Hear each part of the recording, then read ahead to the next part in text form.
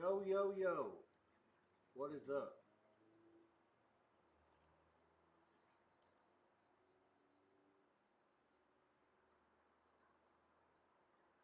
Let's rock and roll. Hell of a day coming up today.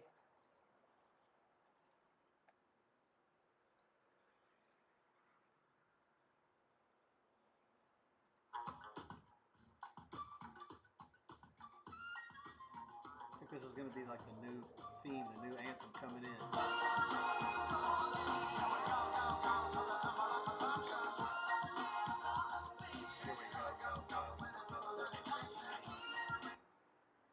All right, here we go. A shocker underway in Kent, Ohio to start the day. And I'm overjoyed that I finally, after doing a Streamlabs last night with my friend Chris, I got the camera back working on StreamYard, and it will not be an issue going forward. I am overjoyed that I finally figured this thing out. Now the key is to figure out what the volume situation is like, and hopefully I'm not muted anymore. I'm going to try to get through the course of the next 12 hours. Strap in, buckle up. It's a long day. Premier League soccer. There's actually more to go in England today. We're not even through it. There were 5 games in a 10 a.m. Eastern window. Those are all final. The first game was Nottingham and Arsenal. That's final. Tottenham and West Ham underway now at the Olympic Stadium in London. And then there's another game. Chelsea is in Brentford in a matchup of West London foes, a derby. So that starts the day. You've also got college football. Michigan is about to run in against Central Mich. I'll go through the scores of the 7 games that are in progress now. An 8th game is about to kick off on the Plains. South Alabama goes upstate to face Auburn. And I'll also give you the closing lines in all of those games in addition to some numbers elsewhere. Alabama is in against Wisconsin, and they lead 13-0 point pending. Could be getting late early for the Badgers. But, again, long way to go in all those games. But the shocker thus far, Buffalo as a 24-point favorite at Kent State is trailing 7-0. They just turned it over inside the 5. Kent State a chance to go up 14-0 at home. So, we'll get to all that shortly. Again, just checking in here. About to start things up. Let's see how my audio tests out. I'm going to check my YouTube feed before we start. Buffalo as a 24-point favorite at Kent State is trailing 7-0. They just turned it over inside the 5. All right, sounds good. Kent State. I think I'm back in the mix here. I've identified a couple of issues. I think I fixed them. Let me work with the mixer here a little bit more. And all right, here we go. So, Wisconsin rushing 4 against Alabama is a colossal waste of time. When the pocket's that clean, the quarterback can step up and make plays. Good things are going to happen. And as a Florida State backer and follower and someone who believes that they can get it done again this year, I guess the better that Alabama looks from here on out, the more I believe that the Florida State win will age well, and maybe that's more good Florida State than bad Alabama in Week 1. So, here we go. Auburn will start wearing white at home with the ball. I'm going to assume that South Alabama kicked, but I'll confirm that first. The South Alabama Jags won the toss and did defer. So, we're underway on the Plains. Let's go through all the games and where they're at on your televisions to get us going here. Memphis State is at Troy State. Troy won the toss and deferred, so at halftime, they will get the ball. Now, Goose Crowder has gotten injured in this game. We're doing a little bit of work on that to see whether he'll be back or not. That's something to keep an eye on if you're going to get involved in both the live and or at halftime. The current box for Troy shows that Kilcrease is now in, and he's only 1 for 5 for 12 yards. So obviously there's an issue there, and it bears worth watching because if Crowder can't go, then Troy State is really up against it, trying to score points and do anything on offense here. So I'll keep you posted here the best I can, but obviously with no audio, I'm up against it. I have all these games on my television, but no audio, so it's really, really tough for me to, I'm not getting an injury report on ESPNU, which is where that game can be found. That game is early in the second quarter. Troy State 3rd and long in their own territory. I'm going to go get through this play, and then we'll explain to you what's happened to this point. It was a long pass over the middle and incomplete, and so now they'll punt. Memphis State, according to my box score, takes over at their own 18. They lead 7-0. The drive summary in this game, Memphis State got the ball first, scored a touchdown. Troy State punted. Memphis State turned it over on downs at the 41. Troy State punted again. Memphis State punted. Troy State punted. So 3 and out for Troy State 3 straight times. They have 3 first downs. Sorry, not 3 and out, 3 straight times, but 3 straight punts. Memphis has outgained them 161-35. Lewis is 6 for 9 for 101, and they've also ran 13 times for 60 yards. Yeah, like I said, Crowder being hurt. There was a touchdown called back for Troy as well, and then the next play, Crowder took a big hit, and he's holding his shoulder. This was also an injury. Crowder got injured, I should say, when these two teams played last year. So something to monitor, but it looks like if you've got a chance to bet on Memphis State live, it would be a good bet, and I'm going to go ahead and do so here. You got Memphis -9.5, -118. At Chris, if you can get to it anywhere else, definitely worth a bet. Official that he's not coming back today. So let's go ahead and get involved in that game first. First game on the board and top on the rotation. I missed that. It's good now at 10. We did get the 10 -07 is what I'm being told. Yeah, I'll double check that in a minute to make sure what the amount is. I got to, before I go in here, confirm anything for the amount. We'll certainly jot it down. 12:53 to go before the half. Memphis has the ball at their own 18. Lead Troy State 7-0.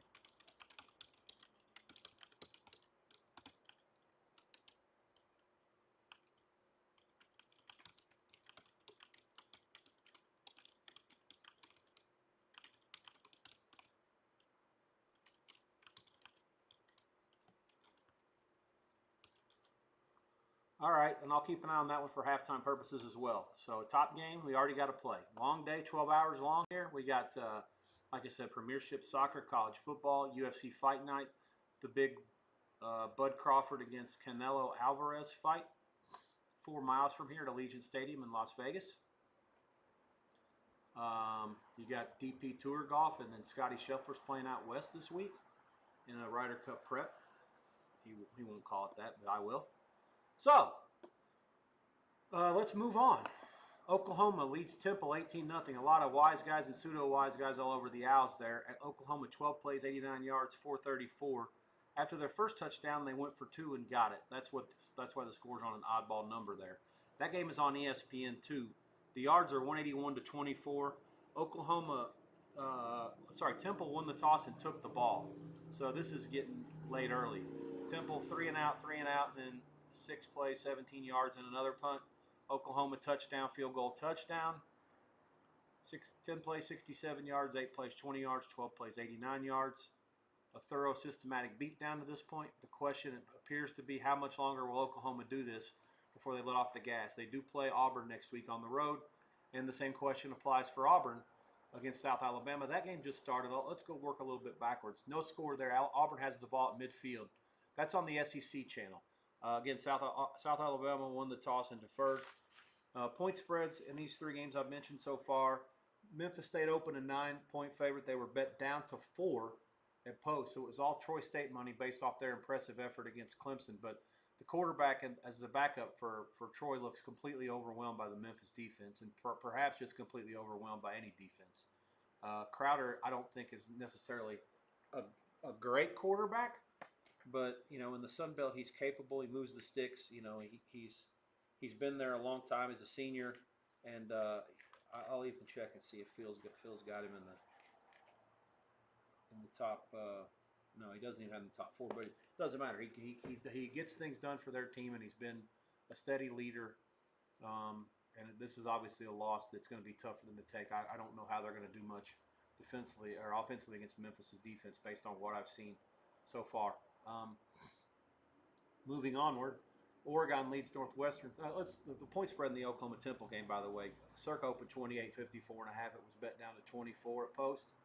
Total 50 and a half, 51. So 18-0 Oklahoma there. 12 minutes to go in the second quarter. Oregon Northwestern. That game is in the lakeshore of downtown Chicago, at Northwestern's makeshift stadium. Oregon has the ball in the near the red zone at the 28. 10:27 to go. Clock on the move. Oregon leads 7-0 over the Wildcats. I didn't think I got the coin toss in that game. I thought I did, but I don't see it here. So let me double check it before I move on. And I can check the drive shortly thereafter. Northwestern did win the toss and defer. In this game, Oregon opened 25 and 49 and a half. Got bet down. Bet up immediately up to almost 28, and then was bet down. Lots of sharp money and pseudo sharp money for sure was on Northwestern later in the week and this morning. 3 drives so far, fairly long possession for Northwestern. They went 12 plays, 38 yards before they threw an INT.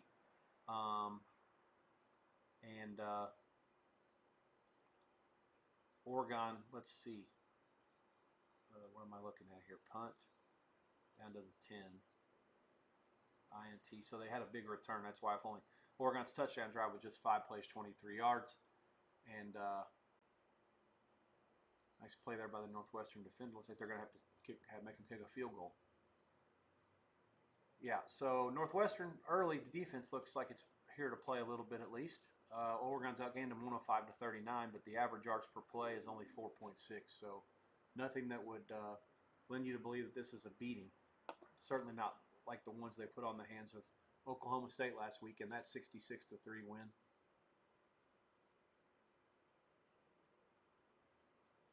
Troy State has forced a Memphis fumble, and they picked it up and run it back for a touchdown. This is comical. Right after I pull the trigger, then their defense gets a score for them. This may be called back. I think it's a fumble, though. It looks like it's going to stand. I don't know. They're reviewing it for sure. Wisconsin has the ball in Bama territory now at the 41. Let's see. So Northwestern, Oregon's field goal is good. 9:28 to go in the second. Oregon 10-0. Buffalo, Kent State, the game of the moment. I'm trying to figure out how Kent State didn't score when they forced that Buffalo fumble. Did that actually happen? Or was it overturned on review? I'll have to look at the drive summary and see exactly what happened. Here we go. Let's see.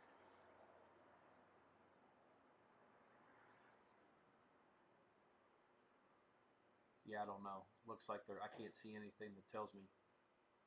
So I guess Buffalo was going in. Is that what happened? Yeah, Buffalo was going in and they fumbled at the Kent State. So, okay. All right. So Kent State has punted it now down to the 1. So it's Buffalo starting at their own 1 now. When we come back, it looks like. I'm trying to figure this out if I read this right. 7-0, 6:45 to go in the second quarter. Yeah, okay, they're at the 6, it says. So they punted it from the 36. That's crazy. Playing a defensive game, obviously. Frank B., who's one of the sharpest sports bettors that I know, entered the VSiN contest with humans. And he can't play a parlay, but he did play both sides of the same game straight in the contest he's in. And he has Buffalo and over in that game. I'd say so far they're up against it. Obviously, a lot of people...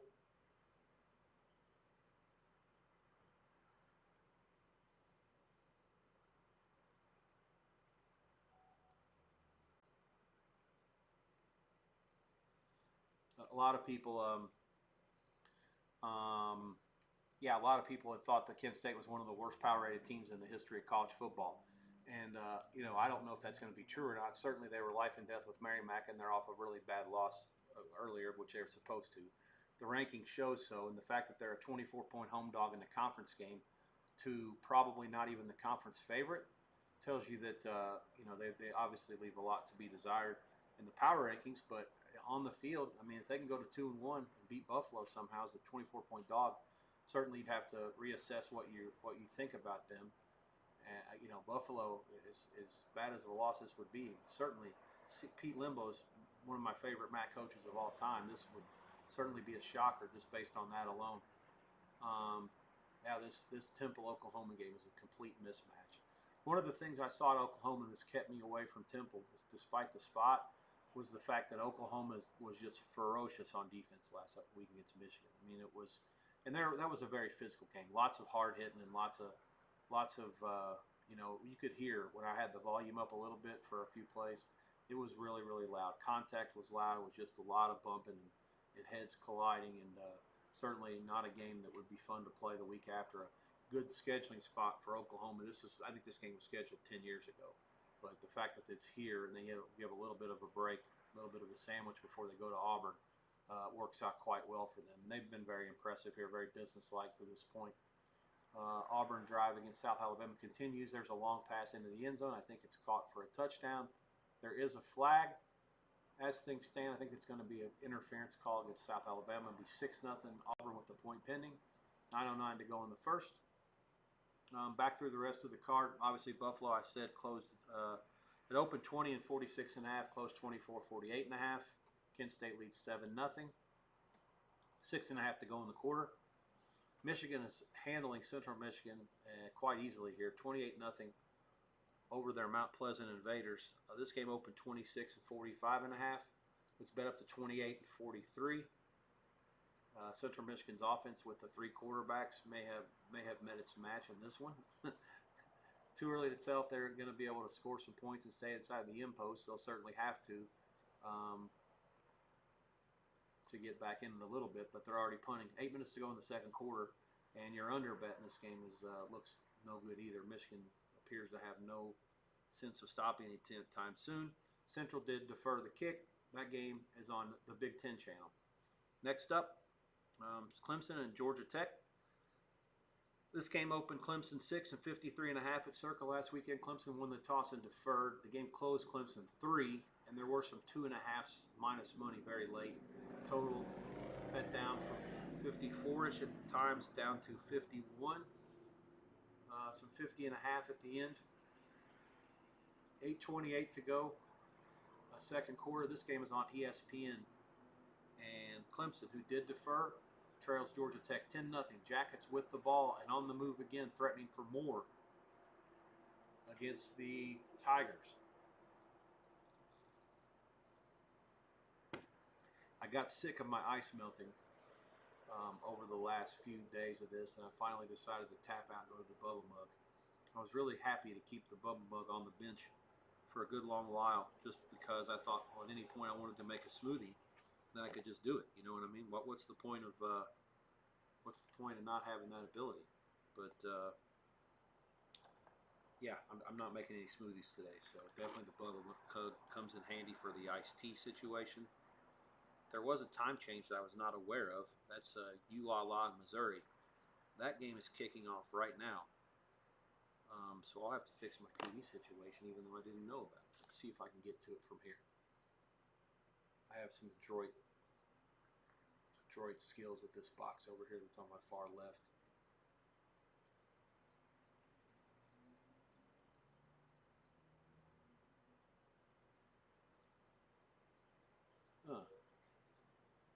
I have to go to maybe ESPN Plus for this one.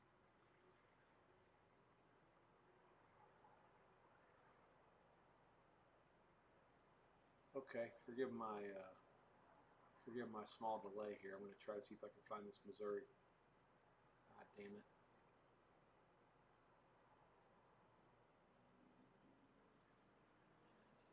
Okay.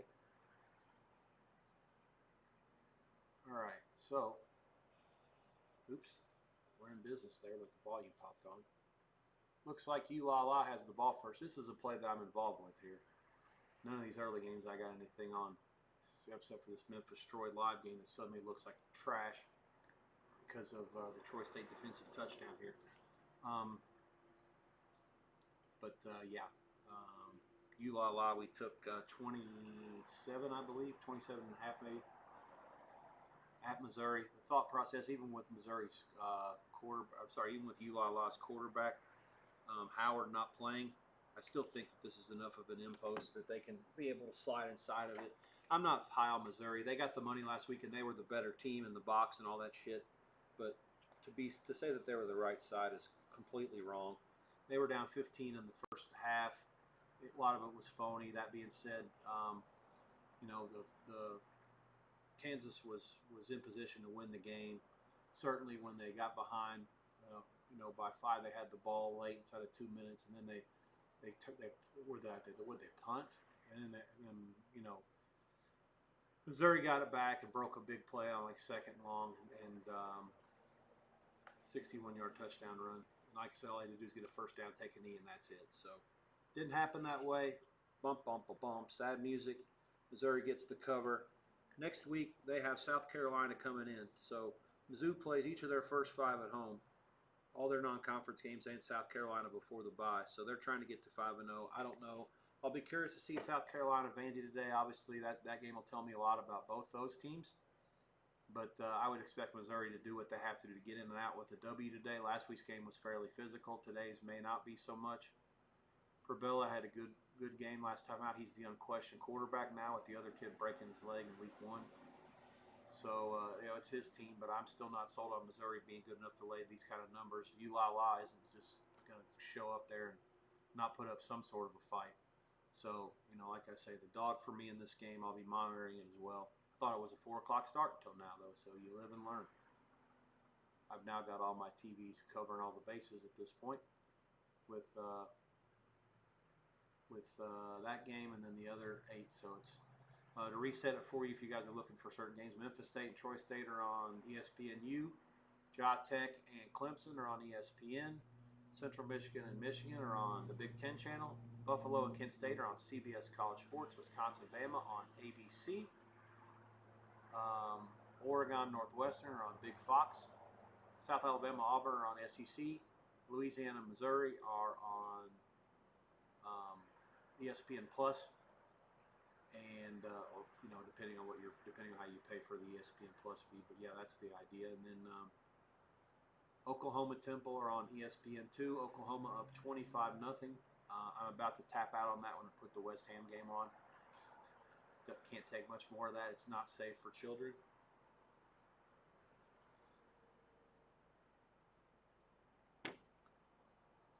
And certainly something to be said. Like I said, this Oklahoma, it's hard to tell whether this was bad Michigan or good Oklahoma, but I've seen enough. It looks like Oklahoma really is this good. I know Temple has a long way to go, and they were power rated very low last year. New coach, a lot of things they've done that I like. So, you know, tough to say for sure here. You know, but this week 3 is when you start finding some stuff out about some of these teams that you're on the fence about. Certainly, I learned last night that Kansas State is a phony, and Richie Bachelari humbled me and put me in my place when he made Arizona a favorite 4 when I made the other team 4. Clearly, I was wrong. Actually, I think I made it 5, but that'll be the last of that. That's the one good thing. When you take your L, you get some humility. You go report to your buddy and you say, "Good call, pal, you got me." And then you make the proper adjustments to get your number towards his, because certainly what happened in that game was way worse than what the score was. Kent State quarterback on 3rd and 9 rolls out. He has an option to throw it. The linebacker sort of made him. He was really close to the line of scrimmage, but he threw it before he got to the sticks. I think it's going to be a first down into Buffalo territory. They are reviewing this. 2:52 left before the half, but it looks like Kent State's going to have the ball first down in Buffalo territory, and what is unquestionably the shocker of the day to this point. I don't know if I'm allowed to say shocker as a pun for flashes or not, but that is certainly a nifty play.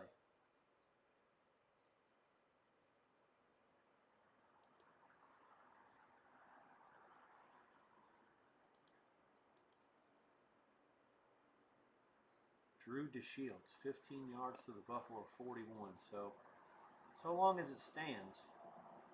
And let's look at the stats in this game. I mean, really, is there anything fluky about it is the big question. No. But Kent State's got 226 yards and Buffalo has 70. I mean, this is just a complete domination.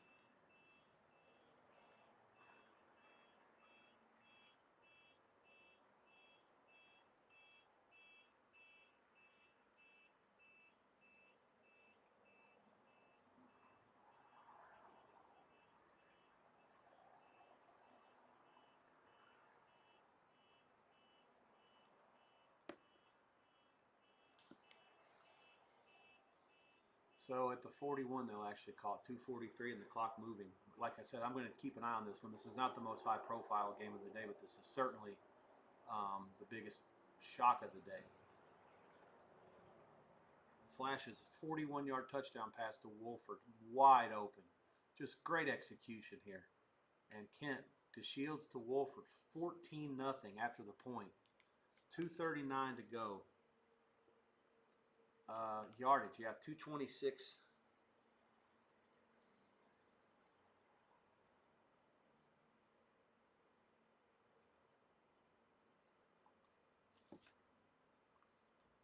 Yeah, I mean, you got guys running around wide open here. Yards per play, Kent State 7 and Buffalo less than 3.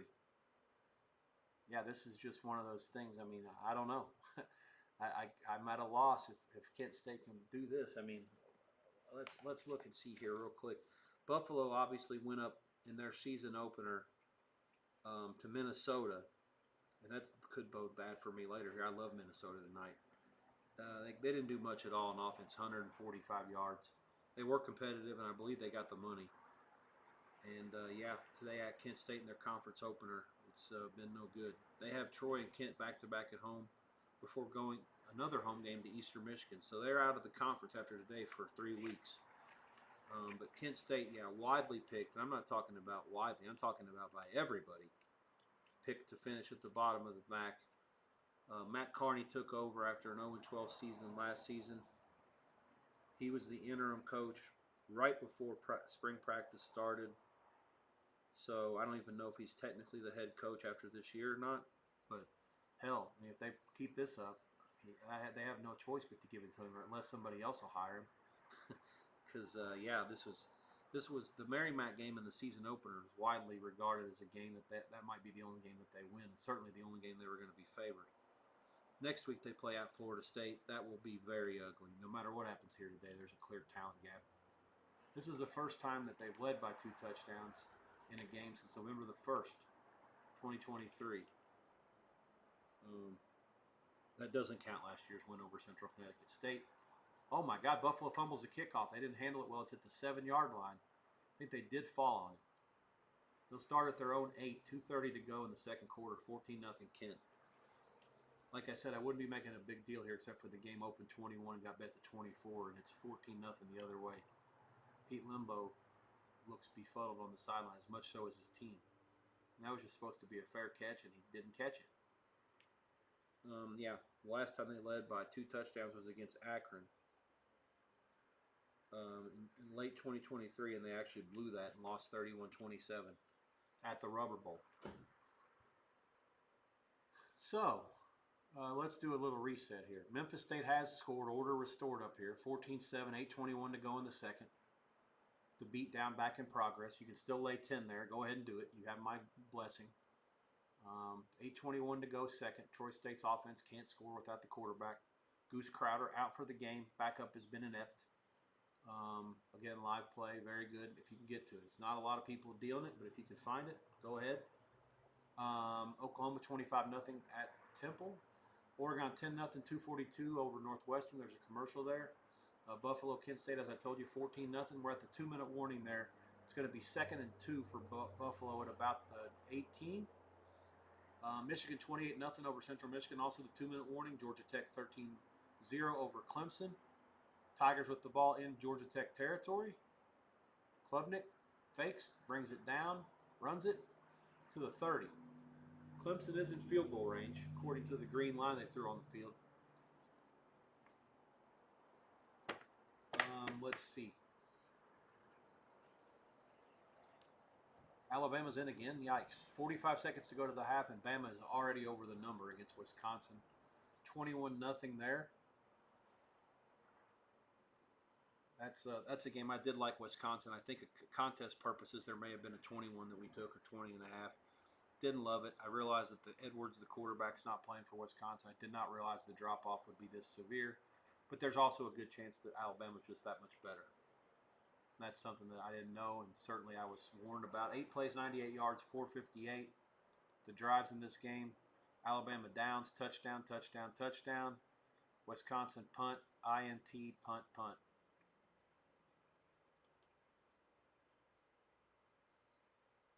Yeah, really nothing fluky about it here. It just is what it is. We're up to 212 to 55 in the yardage.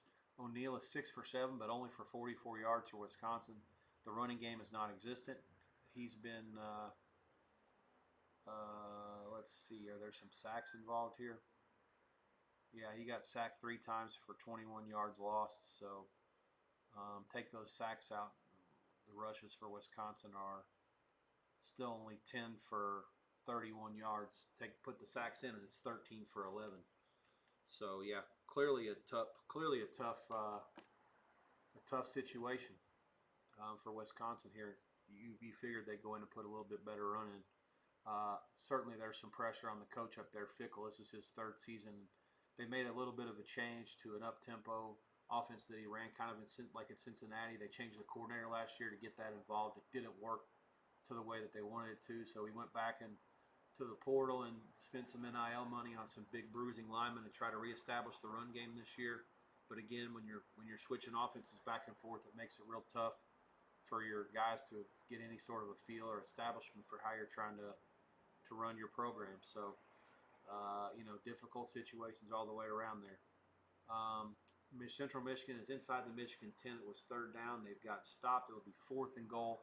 Clock is stopped at 1:52 as Michigan calls their first timeout. South Alabama did kick a field goal against Auburn. Each team had the ball for 12 plays. Auburn went 92 yards for their touchdown. South Florida 64 for their field goal. Second drive for Auburn starts a little bit over 3:15 to go in the half. They're at the 35. 3 minutes to go in the first quarter, 7-3 Auburn. That game is on the SEC channel. Missouri has scored a touchdown against ULala in their first drive. They lead 7-0. 8:28, 6 to go. No bueno for me there, but it's early. We're catching a whole lot of points. Central Michigan does end up kicking a field goal, and they will trail Michigan 28-3. Biff Poggi, the interim coach for the Wolverines today. Biff Poggi was there under the Harbaugh regime. Then he left to be the head coach at the University of North Carolina, Charlotte. He was there for, I think, a year and a half, and then got axed in the middle of the season. Was it last year? They had shown some signs of progress and played a really tough schedule early.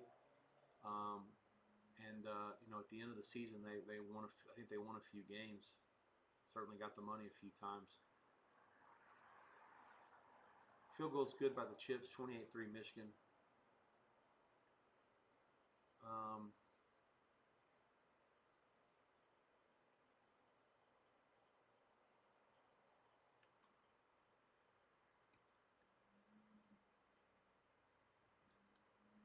Let's see. Like I say, I definitely have one eye on this Kent State Buffalo game. It's hard for me to believe what's happening up here.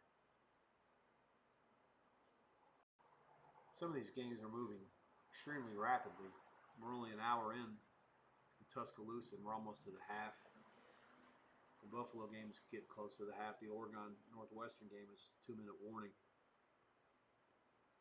We've already got a couple of 1AA games that are at the half.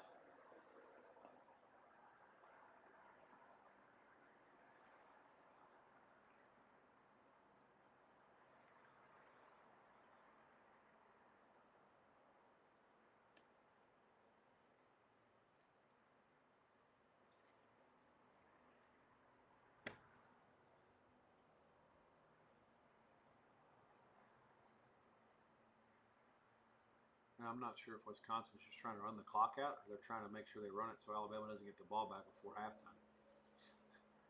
They're running the ball from their own territory with 40 seconds left.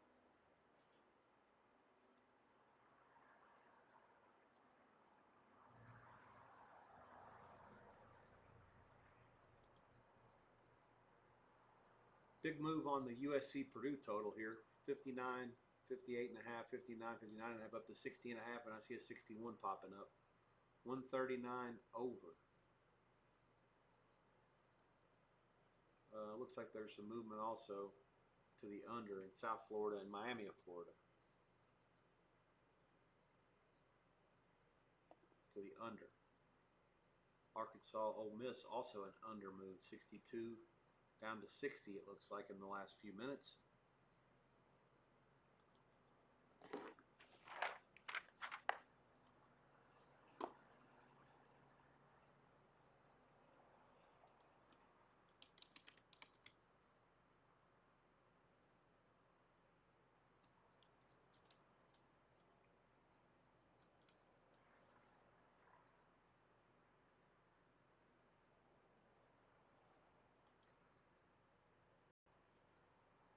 Buffalo, long touchdown pass, and they are in. 1:12 to go before the half.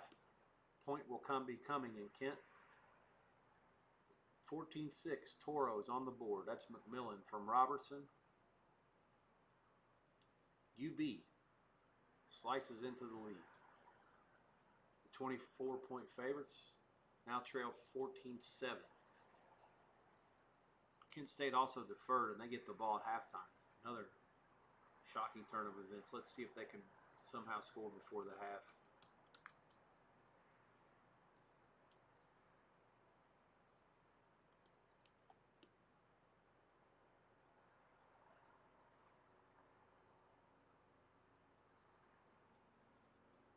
Wisconsin and Bama did mercifully go to the half. Again, Bama deferred, and they'll get the ball first. Bama up 21-0. Halftime price is already up 9.5. I expect it to go to 10. Total 20.5 flat. I would expect it to stay there, go up to 21. Let's see who's got what next week. Just out of curiosity, these things can get ugly, and I don't think that Kalen DeBoer really wants to beat the shit out of Luke Fickell if he doesn't have to. Alabama is off next week, and they have Georgia on the road the week after that. That tells me enough. Avoid the injuries here. Get out. Wisconsin has Maryland at home, conference game. So this is the last of their 3 non-con games. They'll go 2-1 in the non-conference with Maryland coming in. Maryland's supposed to be, most people think, towards the bottom of the Big Ten this year.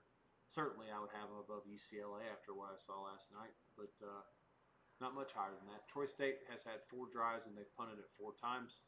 They've got it back again. The only touchdown came defensively. They're down 14-7 with 3 minutes to go in the first half. Again, we have a live play there on Memphis -10. It was made after Goose Crowder's injury. Auburn has forced a South Alabama turnover. There is a flag on the play. We'll see what it is. Michigan is into scoring position against Central Miss. 28-3. They're at the 32. Inside of 45 seconds. Bama line now going to 10 everywhere, as I mentioned it would. Total 20.5 still. There is some 20.5 over money, which, again, these half times like this, back in the day before people paid attention, if you had some offshore accounts, you could really ram it in them with favorite and over, dog and under. The correlation is very clear here. If Alabama are going to cover 10.5 points, there's a really good chance. Welcome to Spot Odds. Opened up spank odds here for you guys. I'm trying to get some more lines available, and some more books, more importantly. Obviously, I've got the ones I'm happy with Odds Logic. I figure we throw a little spank odds on there too. A couple of different outfits to get some consensus prices, both in town and in various other locales in the U.S. and offshore. Curious to see how aggressive Kent State gets here. Down to 66 seconds to go in the first half. 2nd and 12. They're in their own territory. Looks like Buffalo just called a timeout. I believe the Bulls trying to maybe get the ball back here, get some and score again before halftime, knowing that the Flashes get the ball first. Shotgun. They throw it. It's deflected. So it'll be 3rd and 12. Clock stops at 1:03.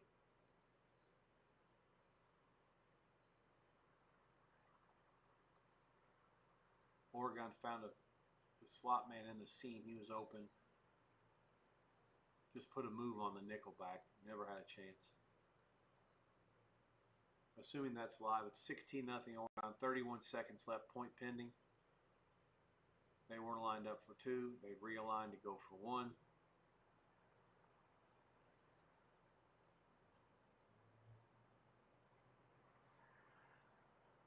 Auburn now in the red zone after the South Alabama turnover. That'll be the last play of the first quarter.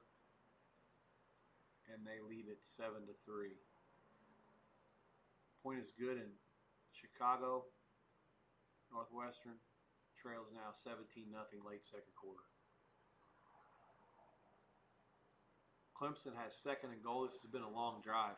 13 plays, 74 yards, 6:17 90 seconds to go before the half. They're down 13-0 at about the 3-yard line. Klubnik out of the gun, the 2-yard line maybe. He gives it to the back. There's really not much there. I don't think he got in.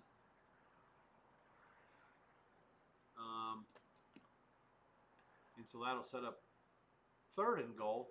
The clock is stopped at 1:25. I believe that Georgia Tech called a timeout to preserve some clock. Michigan will have 1st and goal with 6 seconds left. Knocking on the door before the break. Biff's out there discussing something with the refs. And the refs.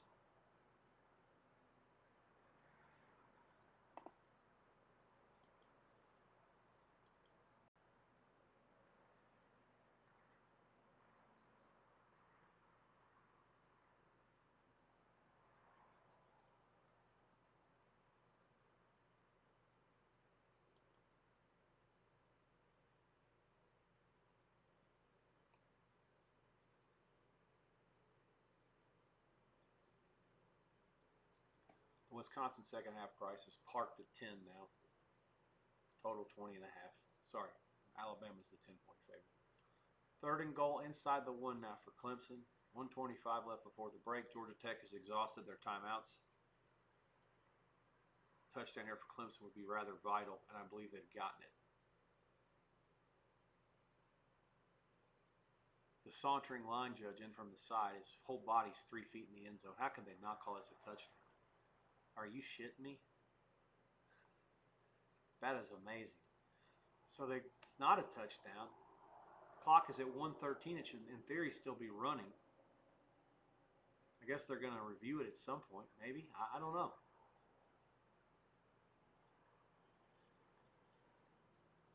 Halftime. I got to figure out a way to mute this shit. Sorry. I'll do better. All right. I believe that's been done.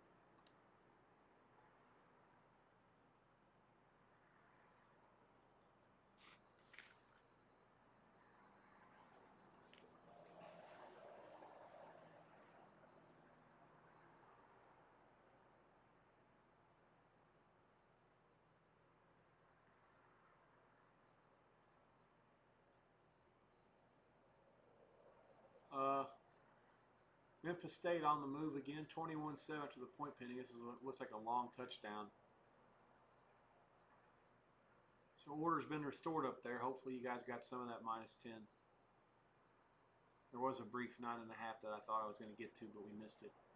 Still, shouldn't matter, hopefully, with quarterback Crowder not playing. Troy State's offense is completely inept.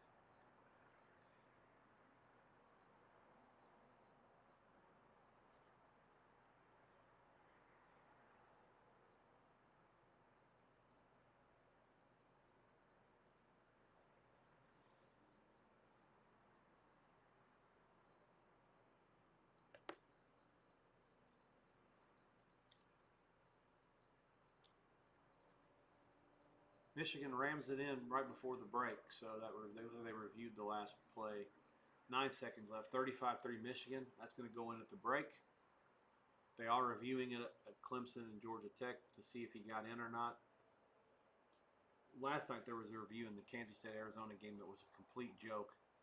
And honestly, it took like 8 minutes. And the TV guys and Pereira immediately said what happened. It took them 8 minutes, maybe longer than that. It was an absolute farce.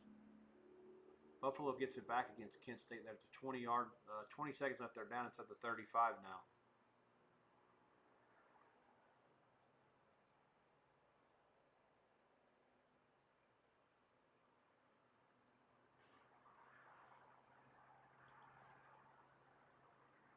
The Buffalo kicker is 0 for 4 from 50 in his career, 8 for 19 from 40 plus, and almost automatic from inside of 40. So kind of have an idea of his range. La! 2:38 to go in the first. Big long touchdown for the Ragin' Cajuns. And they now trail in Missouri, 7-6 point pending. Auburn on the boards again, 14-14 to go in the Plains.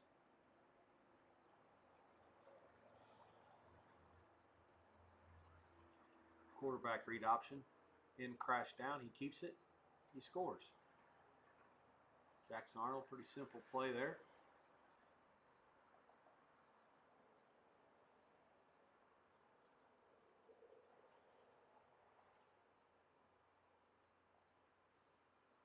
Oh, wait a minute. This is a Missouri. Okay, so it looks like they're going to be a review. They're at the dick line. It looks like a fumble. I'll have to see what happened here. As things stand, it's going to be a long touchdown for La. I'm going to have to see. Yeah, it looks like it's going to stand.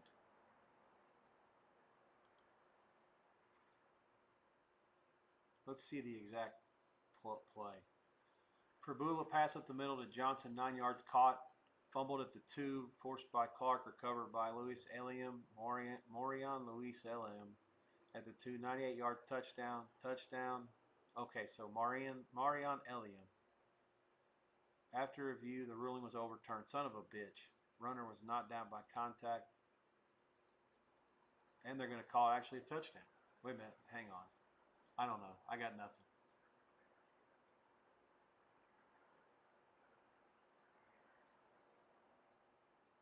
Okay. Yeah, the people that are in charge of the box score. Wow, yeah, it is. It's going to overturn it. It's going to be a touchdown for Mizzou, 11 yards from Johnson to Prabula to Johnson. Man, that's a tough one. I thought that was out. For them to overturn, oh, they're saying the ball crossed the line before it came out. He stuck it out over the line.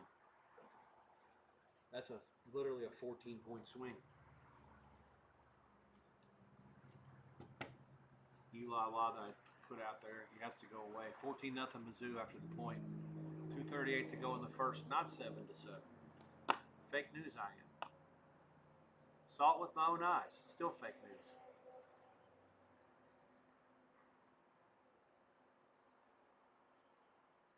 Clemson did get in, by the way, before that fourth down. They reviewed it and they gave it to the touchdown. So it's 13-7 there. Georgia Tech has the ball without timeouts. They're going to run it out. That'll be the halftime score. In Atlanta, 13-7, Ja Tech.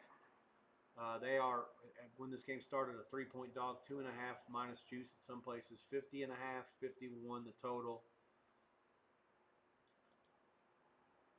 So that's where we stand at the bottom of the hour after the 90 minutes or so of the early games.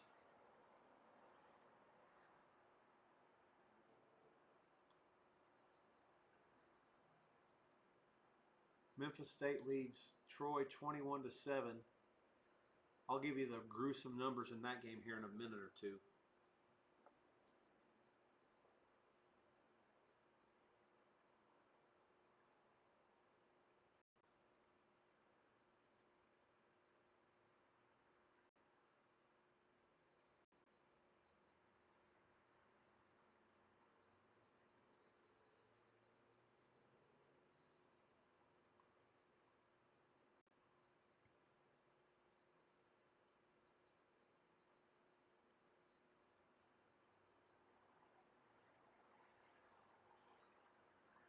Halftime in Kent, Ohio, the Bulls have kicked the field goal at the gun. They had now cut this thing to 14-10 at the half.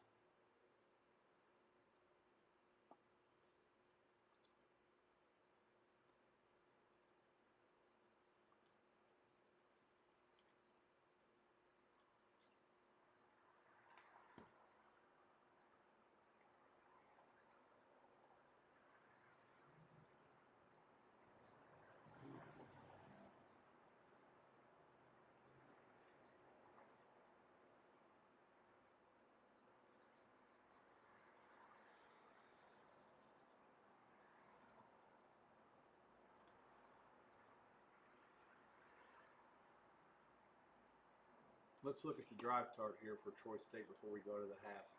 I highly encourage you to bet Memphis as soon as it goes in. Let me make sure I'm not missing anything with the schedule here. I always want to make sure that you don't have anything that, like, when there's so many games, like a lot of times I'll forget what happened, who plays what, or what has to happen, or what has happened to set up a situation that could be good or bad. obviously feel like Memphis' team going into the year. They'll probably have as good a shot as any of these teams. You know, if South Florida starts to falter a little bit, and of course they do not play them this year. Yeah, they do. They play them at home. They'll get their chance.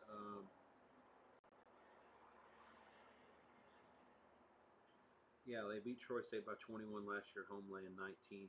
They got Arkansas at home next week, so could be letting off the gas here at some point. That'll be their toughest game in theory by point spread the rest of the year. And if they win it, certainly they'll be favored or close to it to run the table. So I would expect them to let off the gas. Might be worth a good look at the under too.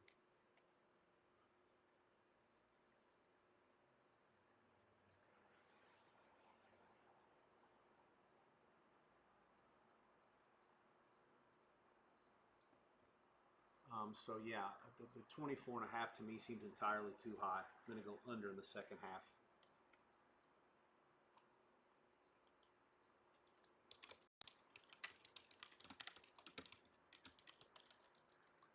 I'll go through all the half times as they're starting to come in here now. They're starting to pop up on the screen. In just 2 minutes, I'll go through them. I'm going to look and see if we have anything else that pops up, and I'll put it in the chat. As we get bigger crowds here going down the road, that will be impossible. Just going to be me talking to my guy on the phone and putting the stuff in, and then hopefully you guys can get it verbally, or you guys can put it in yourselves.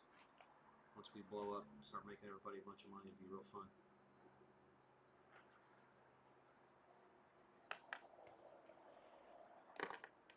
Everything with the exception of Oklahoma Temple that started at noon is now at the half. It's going to be a car crash here for these people trying to put the lines up, and there's all kinds of value that are going to be popping up. Hang tight with me as I read them too, which we may have a couple of bets here real quick before I run them down.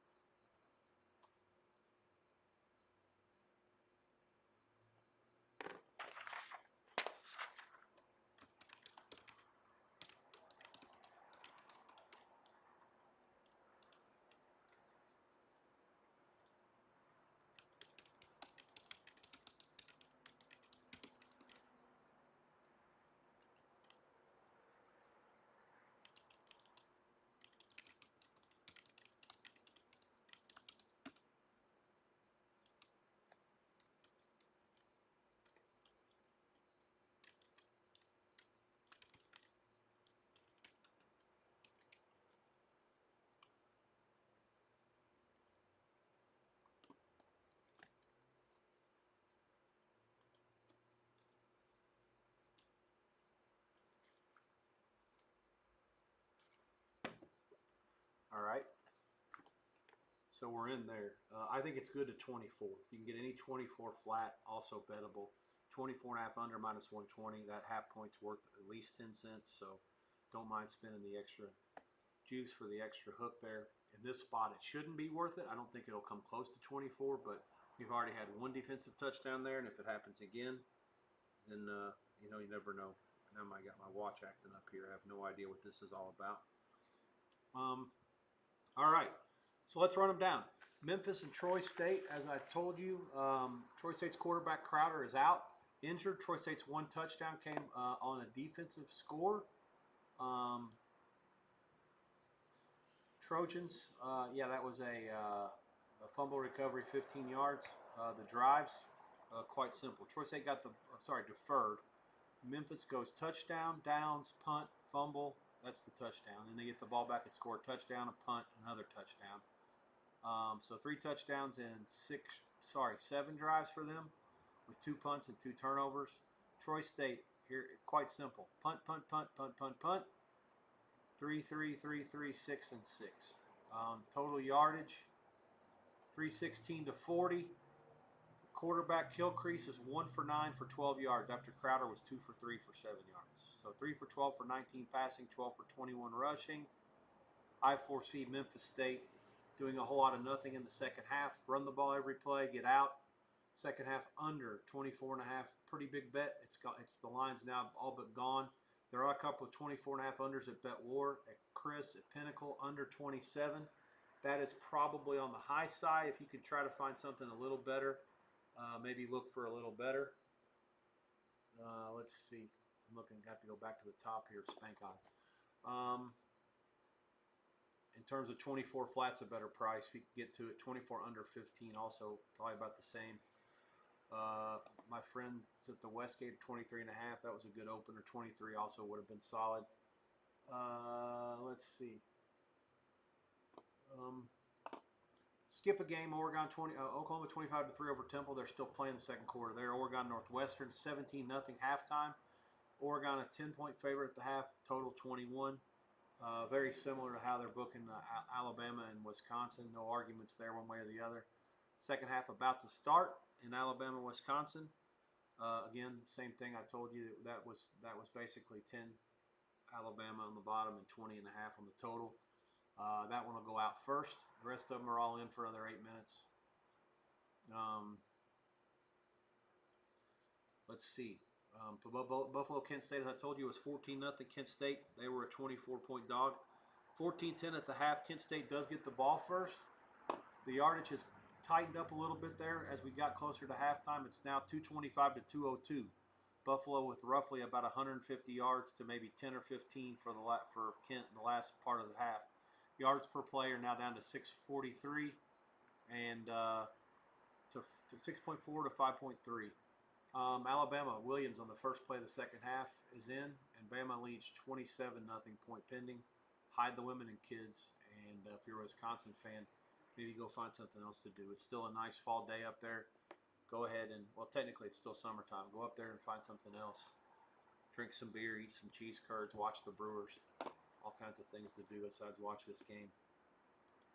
There is a flag on the field. I'm guessing it's some sort of a taunting penalty against Bama for telling Wisconsin they stink.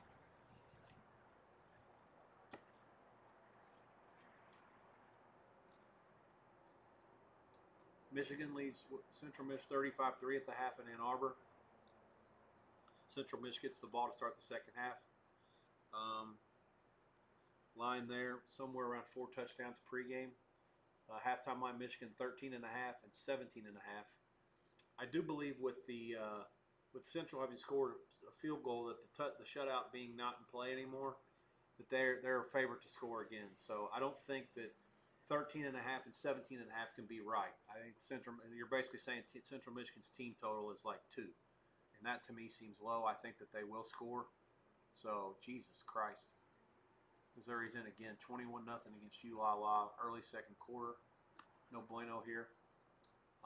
Yeah, so I think Central Michigan over in the second half, 17.5 is probably worth a look.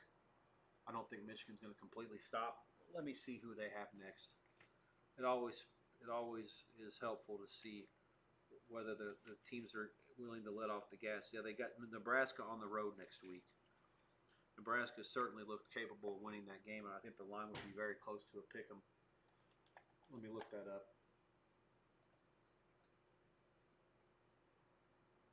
Yeah, Nebraska will be maybe a small favorite as things stand, maybe 1 or 2. And they're in the middle of an early game, taking care of business too. I think they're up 38-0 on a 1AA. So expect Michigan to get out of there. I can't recommend over, but I do think Central Michigan will score again. So it's up to you how you want to play it. There's 13.5s out there. If a 14 were to pop, I would certainly be on the dog. And that may still be the better bet, but over as well I think is good. If you bet plus the points and over, I think there's no way you can lose them both. And good chance. You have a better chance of going 2-0 than 0-2. Let's put it like that. Clemson and Georgia Tech, 13-7. Jello Jackets lead that one. Clemson did defer, and they get the ball at halftime. A quick look at the drive summary in that game. Clemson goes fumble. Let me do this backwards. Georgia Tech got the ball first. They got stopped on downs after 12 plays and 67 yards. Georgia Tech fumbles. Georgia Tech field goal. Clemson misses the field goal. Georgia Tech touchdown. Clemson punt. Georgia Tech field goal. And then Clemson touchdown before the half to make it 13-7. So Tech scored on each of its last 3 drives before the Clemson touchdown, which effectively ran the clock out in the first half. So as bad as it's been for Clemson, bottom line is they did move the ball some on the first drive, and they did get a touchdown on a long drive the second time. scores a touchdown, goes up 21-3 against South Alabama, 9:48 to go before halftime. They're up 21-3. Georgia Tech, again, 13-7 over Clemson. The yardage, 189 to 158. It's tightened up a little bit after that last Clemson drive. They've actually ran more plays than Georgia Tech, 33 to 31. Like I said, Clemson did have the one turnover that led to a Georgia Tech field goal on the fumble. Klubnik 9 for 14 for 72 yards. And one other thing to note is that they did punt on a 4th and short in Georgia Tech territory, which was a very, I would call it a cowardly play by Dabo. You got to let the guy. I mean, he's been there forever. You got to let him make plays. This is their season. If Clemson's serious about doing anything, this is a game they got to win. All right, let's see. Oklahoma and Temple does go in. The score is now normal because Oklahoma, after scoring a touchdown, going for 2 the first time, has scored 2 other touchdowns and has kicked the field goal and another field goal to put it on 28-3. Wisconsin has run the kickoff back after the Bama touchdown, and we have another touchdown. So now, 95-yard touchdown return. We've played 28 seconds in the second half in Tuscaloosa. The score is 28-7, and that's 14 points total. I believe the halftime total was 20 and a half, so yeah. If you head under, you can go ahead and take your shoe off and beat yourself over the head with it repeatedly.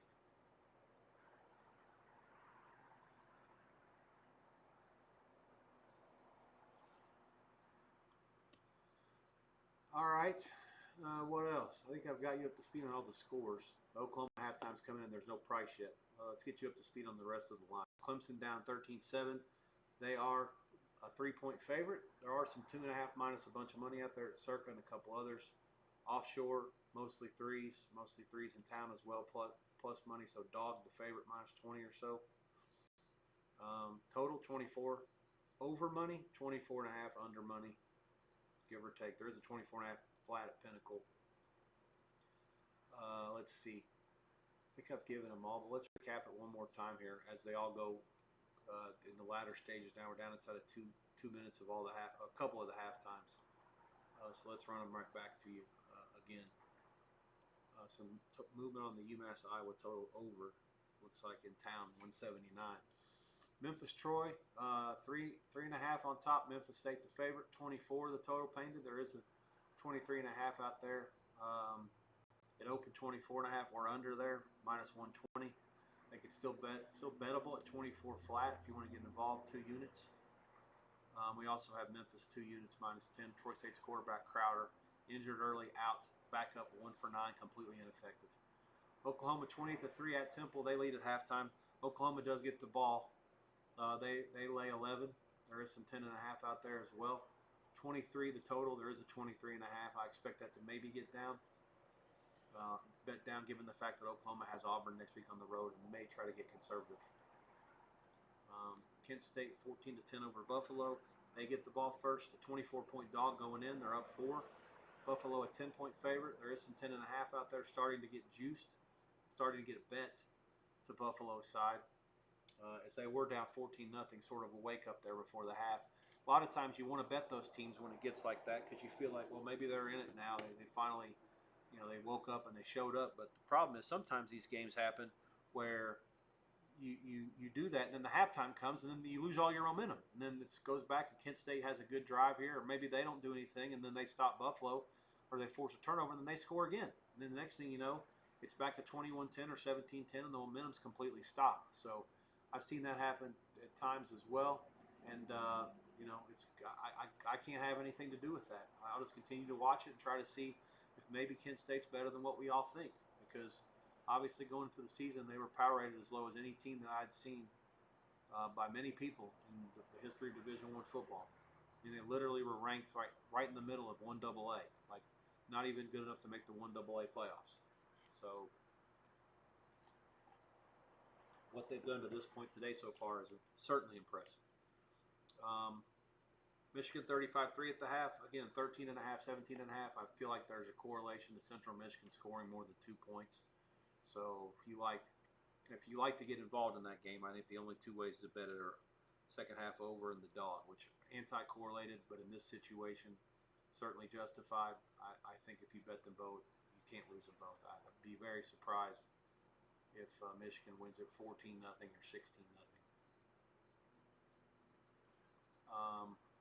Let's see. I say that, and that's probably what will happen. 14, 16, or 17-0. The only three scores, right? Yeah. Let's see. Bama, Wisconsin underway again. As I told you, there's been 2 touchdowns in 28 seconds. Bama actually just threw an incomplete pass. That's the best play for Wisconsin all day. Doubt they've gone backwards much. Oregon has outgained Northwestern 194 to 52. 12 first downs to 5. Slight lead in time possession. 17-0 there. That game. Ball's on the tee to start the third quarter. And Central Michigan and Michigan also coming out. And that'll leave 4 games at the half. Oklahoma Temple just went in. Memphis and Troy, Buffalo, Kent, Clemson, Georgia Tech. The other 3 that are going to go out in the next 5 minutes.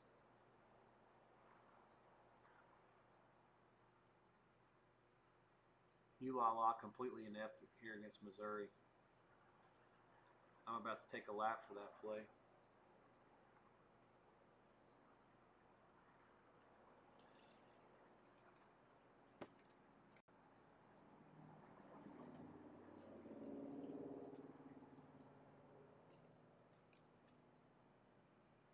It's funny, I was looking at my contest, and I noticed that I didn't have them. I was so happy about not having them that the only team who I put in their place was Wisconsin. Although, to be fair, maybe Wisconsin will get something going out. Who knows? Maybe they won't. Quarterback rolls out, gets about 8. They had another first down. I'm not sure how they even got the first down. Must have been a defensive penalty. Long day. Stop with that yawning bullshit. Tottenham 3-0 at West Ham. That's a London derby too. They got 2. There's 2 of them. No wonder they started this time stagger. I didn't notice that. Tottenham at West Ham and Chelsea Brentford. Those teams are only a few miles from each other, both of them.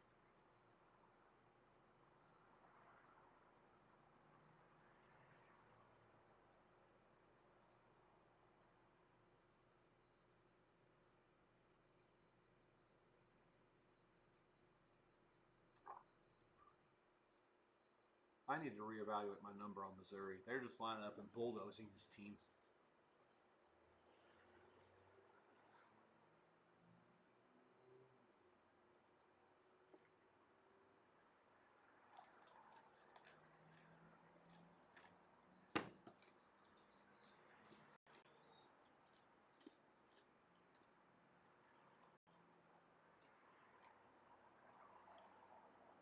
Wisconsin looks like they've never seen the concept of a quarterback rolling out and keeping the ball and doing something with it.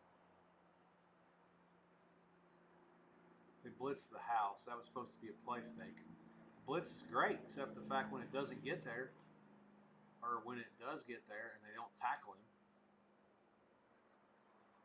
I mean, the idea is good. You beat the lineman, congratulations, but you still got to get 15 down.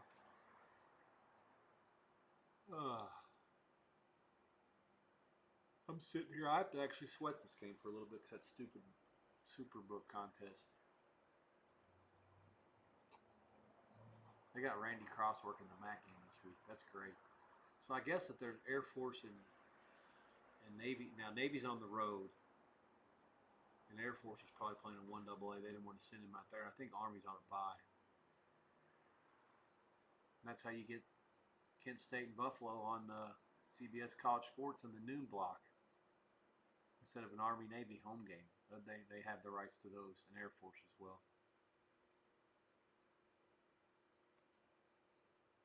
South Alabama is on the move, down 21-3, 6 minutes to go in the first half at Auburn, at about the 25.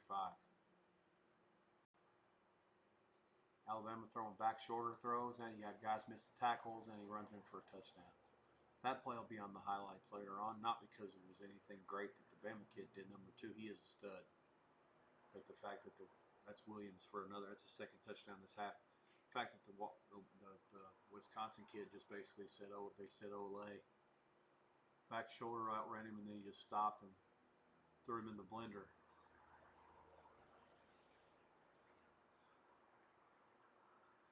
Oh, boy. And the safety was late getting there, and he also put in the blender. Looks like Alabama could score about every time if they wanted to. Unfortunately, a kickoff return for a touchdown may make them want to a little bit more. Second half total is already over. It took less than 4 minutes.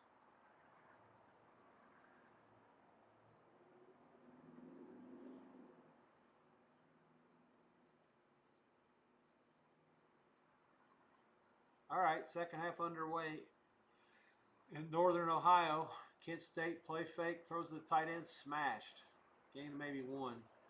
Buffalo kind of flying around out here. The guy got hurt on the first play, it looks like. The smashing for Buffalo's number 5 has rendered him injured, it looks like. McCarthyans? Not sure where it is, but could have lost his breath.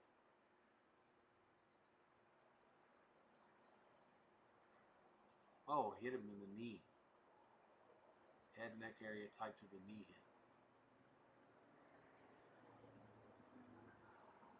The good news is they've rolled him over on his back, but he was moving. He's still moving his extremities. That's good. Certainly we're hoping for no neck type injury. South Alabama's in. 5:24 to go in the first half. 21-9 Auburn. They did not make the extra point, so I don't know whether they went for 2 or missed it. 21-9, kickoff coming. Northwestern has it, and they're on the move. Second half now underway. Kilcrease still the quarterback for Troy State. Good luck there. He's 1 for 9 for 12 yards. Crowder again was just 2 for 3 for 7 yards in the first quarter before getting injured. He's done for the day. Big reason why we have all parts of bets that involve Troy State not scoring any more points. Under 24.5 in the second half, and Memphis State -10, which was bet in the live market. It was also a good bet at halftime. You could have laid -3, 3.5. It would also have been an acceptable bet there.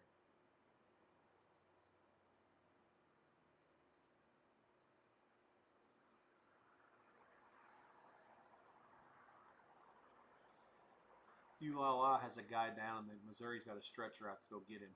10:53 to go in the second quarter. 21-0 Mizzou.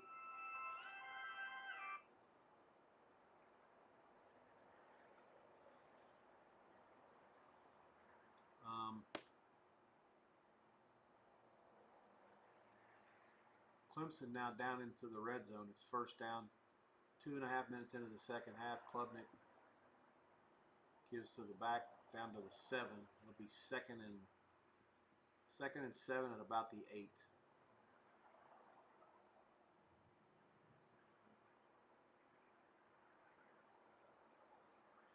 Remember, the feeds that I have live, Oregon Northwestern is on Fox, Wisconsin, Alabama on ABC, so I'm ahead of you guys on those. The rest of my games, I'm on my Magic Boxes, which are streaming, and they are on delay. So something already happened.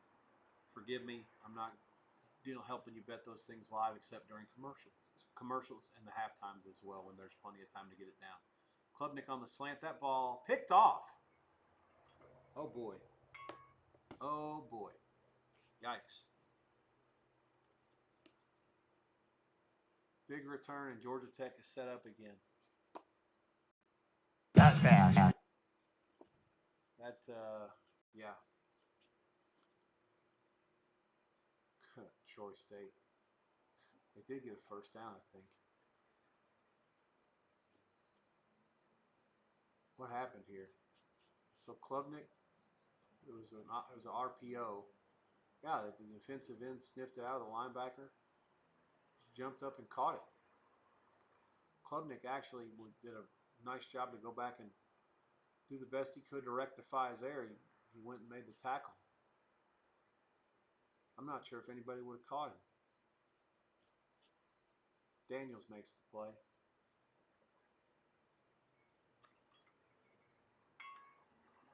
So,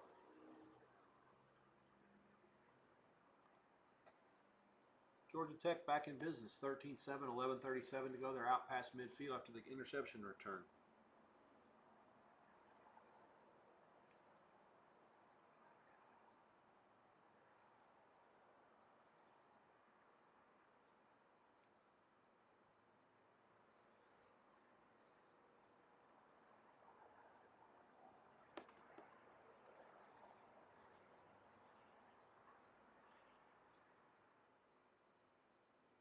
Alabama, as I said, up 35-7 after their second touchdown of the half, both from Williams. Wisconsin with the ball. I think they might be on the move. Just keep scoring, for Christ's sake. Still might get the money.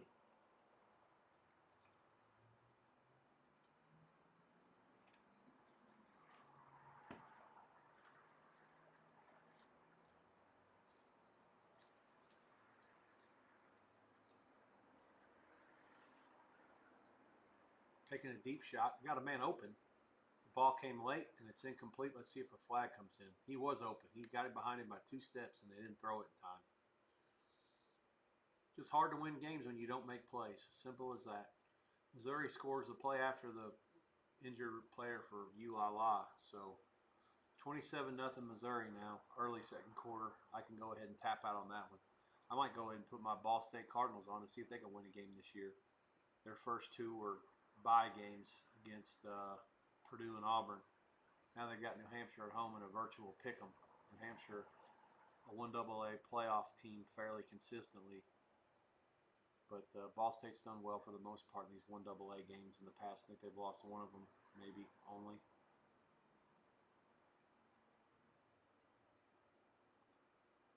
Clemson's defense doing a good job to try to get off the field here. Georgia Tech goes 3 and out, loses 15 on the sack. Will Helt, the junior from Carmel, Indiana, Purdue transfer, is down. Clemson actually had not been taking transfers really ever. They weren't a big believer in the portal until really this year. Last sort of big school to buy in.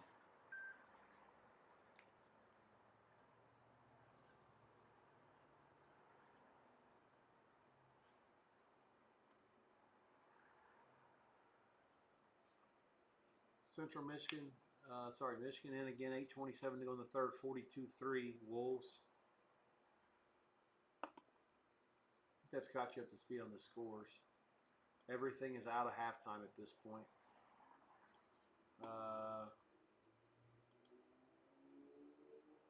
With the exception of Temple, Oklahoma. That's about to kick.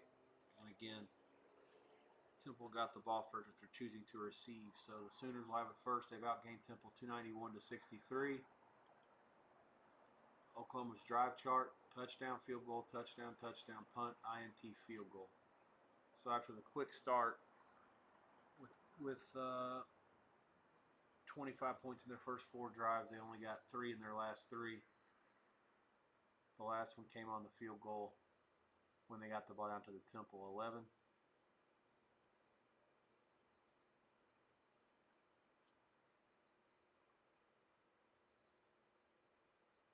Oregon is in against Northwestern, 7:44.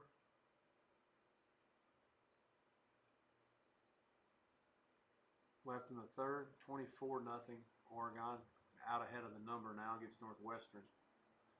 Actually, if I take that back, depending on where you shop, they should not be. Northwestern should be covering all numbers still, but by the thread, the skinny skin, the chinny chin, whatever, the skin of their teeth, any other Oregon points will get them ahead of the number, and Northwestern doesn't appear like they're going to do much on offense. 3rd and 8, Wisconsin. They're complete to the tight end. They're out past midfield. Memphis State with the ball back up 21-7. Clock moving, 10.5 to go in the third there. Nothing would be fine, but I'm okay with Memphis scoring once to go ahead and give me a little insurance on the -10 live play. Until I know the status of the quarterback for Troy State, I can't really ding them too much, just because, I mean, this game doesn't count. I mean, they literally don't have any. I mean, the quarterback being out renders it impossible for them to move the ball. And if the coach is going to let this kid stay in, it just goes to show you how little they have behind him.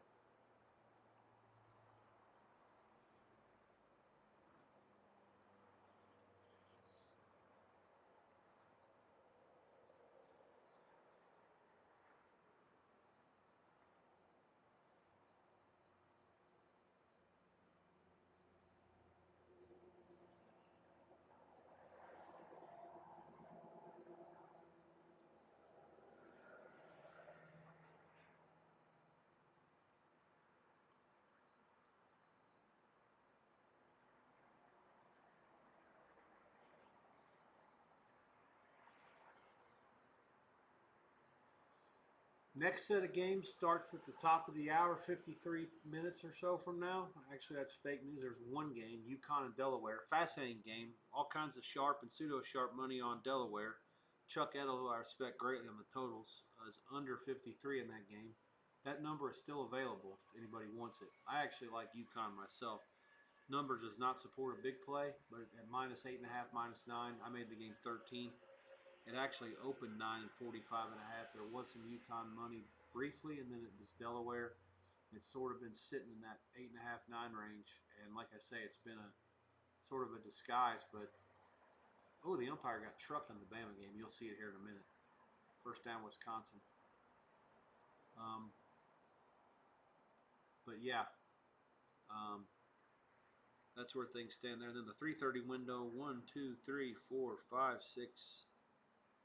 6 games at 3, and then there's a couple of games at 4, 4:15, 4:30, 5, 6, and then a bunch of 7 o'clock Easterns. The 3:30 Eastern window games are on ABC, ESPN, ESPNU, Fox, CBS, CBS College. So they're all on television. And Iowa State, Arkansas State are on ESPN2, UTEP, Texas, SEC. And then, of course, the big one, biggest game in the history of the CW channel, South Florida is at Miami, 4:30 p.m. In Miami Gardens.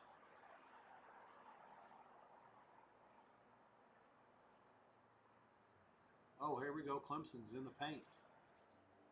That's Klubnik to Wesco. That's 73 yards, and that's Clemson tying the game with a point pending. It's good. And the Georgia Tech Institute of Technology finds itself behind for the first time today. Clemson has sort of awakened from its slumber and now lead 14-13. Good execution there. Klubnik just kind of hit him on a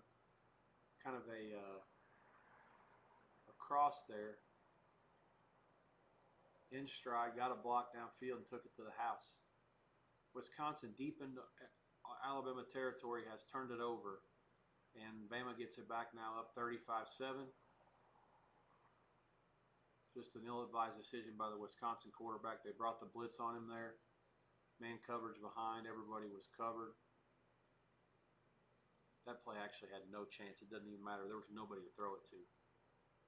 It looked like Bama had 15 guys on the field.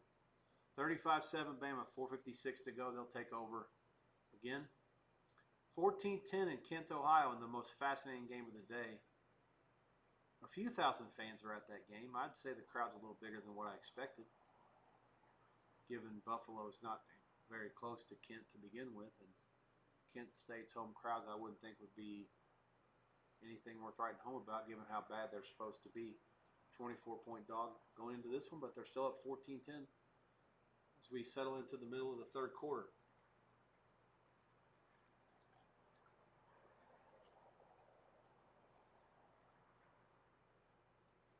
Missouri's first error of the day on 3rd and 12. The quarterback throws a pick. ULA takes over at the 23 of Missouri. Northwestern now into Oregon territory. It's amazing how good Oregon's talent is. This Stone kid, who was a quarterback last year, it's smooth. Basically sprint left rollout, and he pointed to his guy ahead of him to get him a block, and it looked like he was open and he had a chance to, even without the block, beat the guy to the edge. Not only did he not get the block, the guy that was supposed to be blocked beat that guy, and then also made the play. It forced him out of bounds before the first down. It looked to me like it was going to be like a 15-yard gain, and he got 6. So even when it looks like you're going to make a play, Oregon just has dudes that just don't let you make a play. It doesn't matter how well you execute. The Jimmies and the Joes are just too good for your X's and your O's. And that's part of the problem when you're in a game like this. You can't make mistakes to begin with, and even if you do things the right way, the other team has more talent than you. It just makes your margin for error very, very small. They do have first down at the Oregon 32. Trying to get on the board, 5.5 to go in the third quarter. Oregon 24 zap. Auburn is kicking off up 28-9 as we near the half. They just scored again against South Alabama.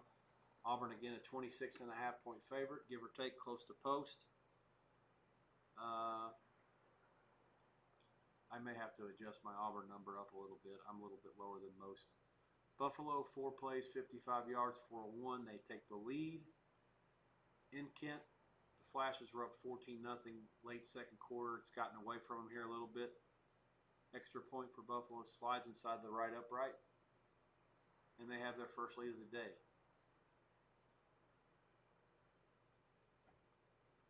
Michigan 42-3. They get it back against Central. And they're out near midfield. ULala, 4th down against Mizzou. They're in field goal range, I think. I have to think they're going to kick here and get on the board. 4th and 5.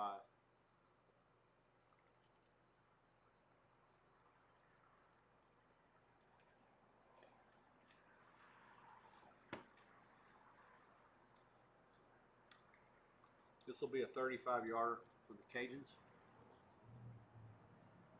Snap down up. Right down the middle.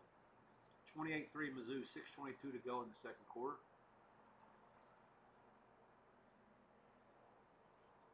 I've seen nothing else that qualifies for an actual play on the first half or any of the games, with the exception, like I said, of the Memphis State-Troy game. So that's the one that I'm eyeballing for live purposes. I hope you are too. That's on ESPNU.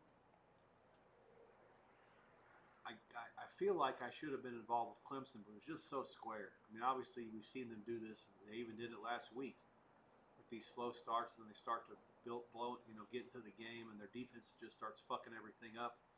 Haynes King's a veteran. He's been around forever. He's a great player. But, this Clemson defense is starting to really assert control of the game and manhandle this guy. And that's not something that's easily said. 3rd and 9 for the Jackets now at their own 25, 26. Yeah, they started. Here comes a blitz. They picked it up. He throws into it. And incomplete. And Georgia Tech goes 3 and out. 9 minutes to go in the third, and things have completely turned around in this game.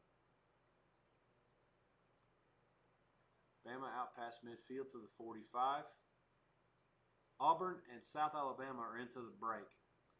I'm going to give you a line on that one, and then I'm going to take my own break. It'll be a short one, and I'll be back with you before these, or sometime after these games go a little bit into the fourth quarter. I will leave the line screen up for you to see the live scores and the lines for the next set of games.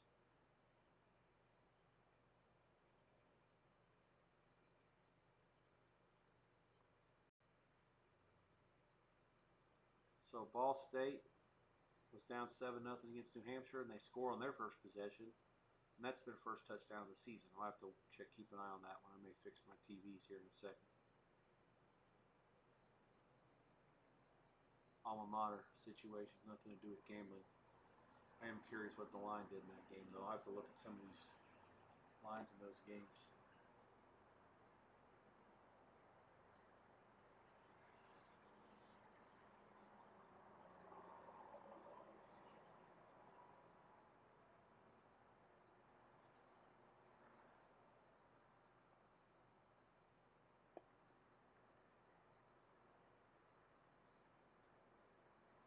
Here's some movement on Florida Atlantic against Florida International.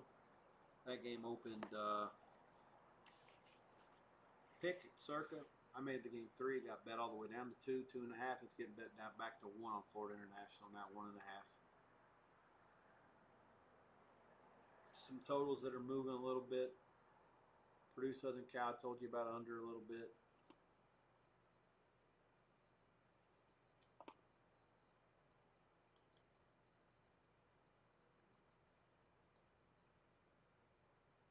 What happened to Northwestern? Oh, man. I look up and Oregon's got the ball in the red zone already.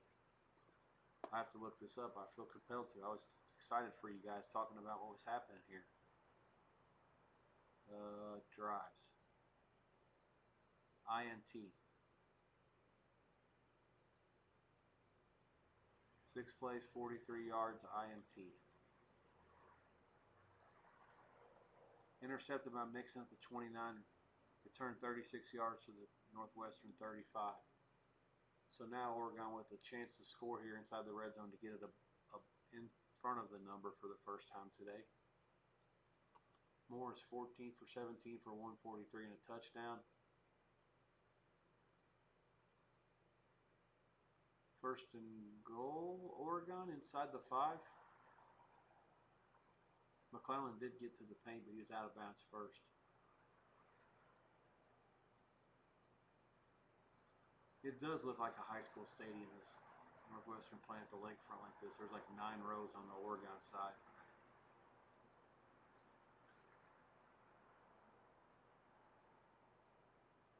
And you can see the lake in the background too, which is pretty cool.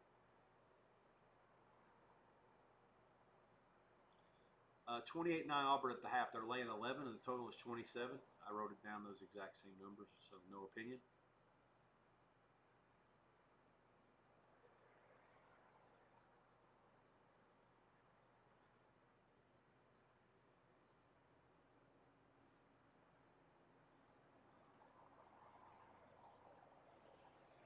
Memphis State has a first down against Troy. They're at their own 39. 7:45 to go. They get about 6 on first down. Up 21-7 still.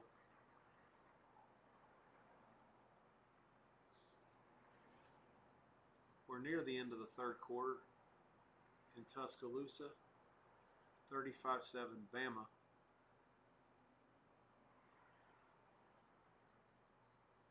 At the Wisconsin 21. Yeah. Davidson's rushing touchdown. Puts Oregon up 30-0 point pending. End of 3, Bama inside the 10. They're up 35-7. Whole lot of shitburgers out there right now. The only real compellingly close game, well, there's 2 that are close one-score games, and that's Buffalo, Kent State in Kent, Ohio. That's on CBS College Sports. And Clemson leads Georgia Tech in Atlanta. That's on ESPN. So those are your 2 channels to watch. If you only got 2 TVs, I highly recommend those are the ones that you go to here. ESPN and CBS College. The rest of the games are bloodbaths, blowouts, or in the process of becoming one. So that's it for now. I'm going to take a little break. I'll check back in sometime in a bit. I'll have hopefully this time next week I'll have a screen for you. Put a timer on it and kind of tell you when I'll be back. I'm guessing give or take 20-25 minutes. So be well, God bless. I'll check back in with you in a bit, and I'll throw up the odds screen for now. Feel free to ask any questions in the chat, and when I check into it, I'll get back to you when I do return from my brief hiatus. Let's clear this mess off and scroll it down to where you guys can see the lines for the later games today.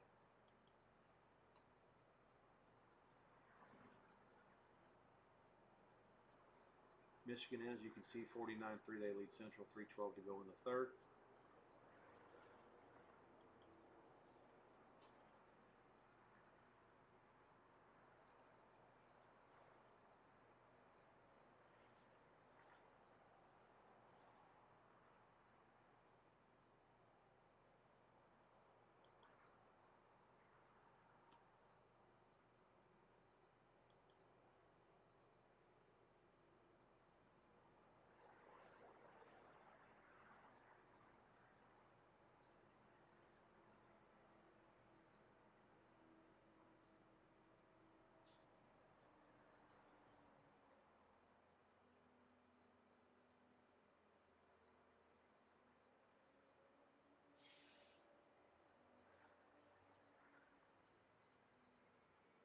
Yeah, this gets you all the way down to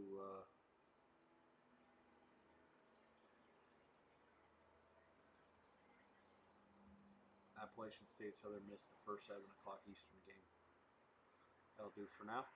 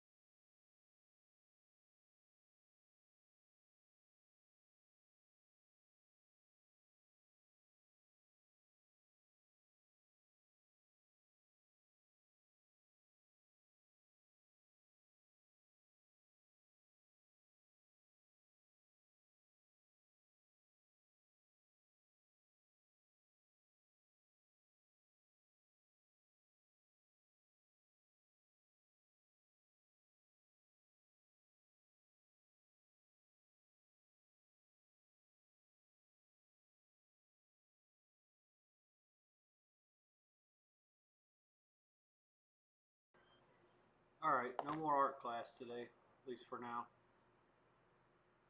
We have some finals coming in. Wisconsin, no effort whatsoever to try to get the money in the back door against Alabama. They lose 38-14. Alabama gets the money.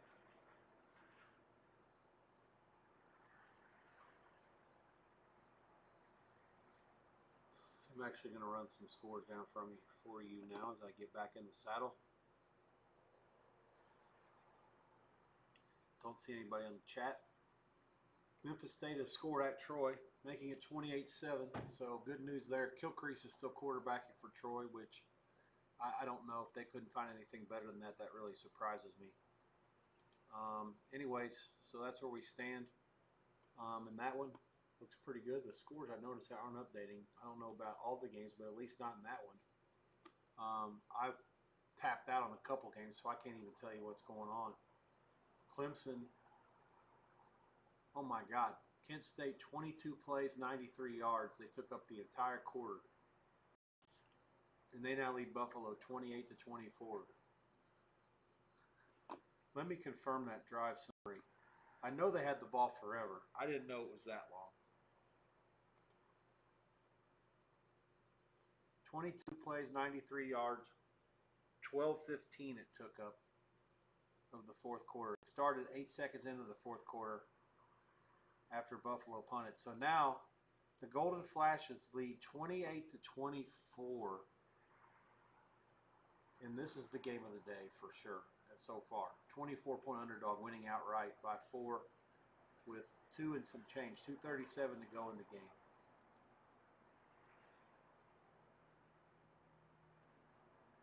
Extremely impressive. Northwestern has reached the paint again, and they are now in the back door after falling behind. I believe it was 34-0. They're now cut it to 34-14, and 1:48 to go. The back door is ajar, as some had envisioned it might be.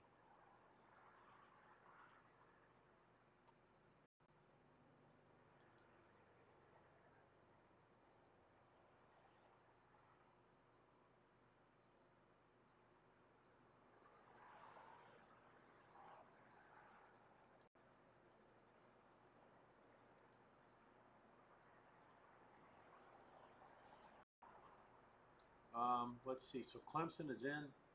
Adam Randall, 2-yard touchdown, 13 play, 75 yards, 6:36. They respond to Georgia Tech's score. Point pending in that game to put it at 21 all.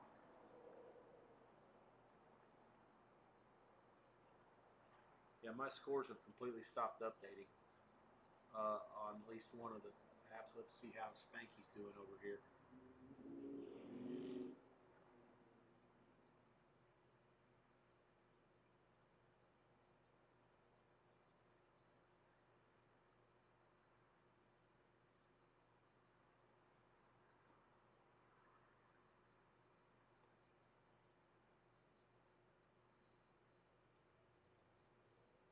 .326 to go, 21 all in Atlanta. It is up for grabs. This one and Buffalo, Kent State. Fantastic finishes setting up. Look, CBS Sports was stuck. They had to take up like a bajillion commercials here because they didn't have the whole quarters ran off and they didn't get a chance to have any timeouts. I have no idea how long they were in break, but it was more than the usual 2 or 3 minutes. 3:26 left. Georgia Tech will take over. Clemson now is back in head of the stats, but again, that means nothing at this point.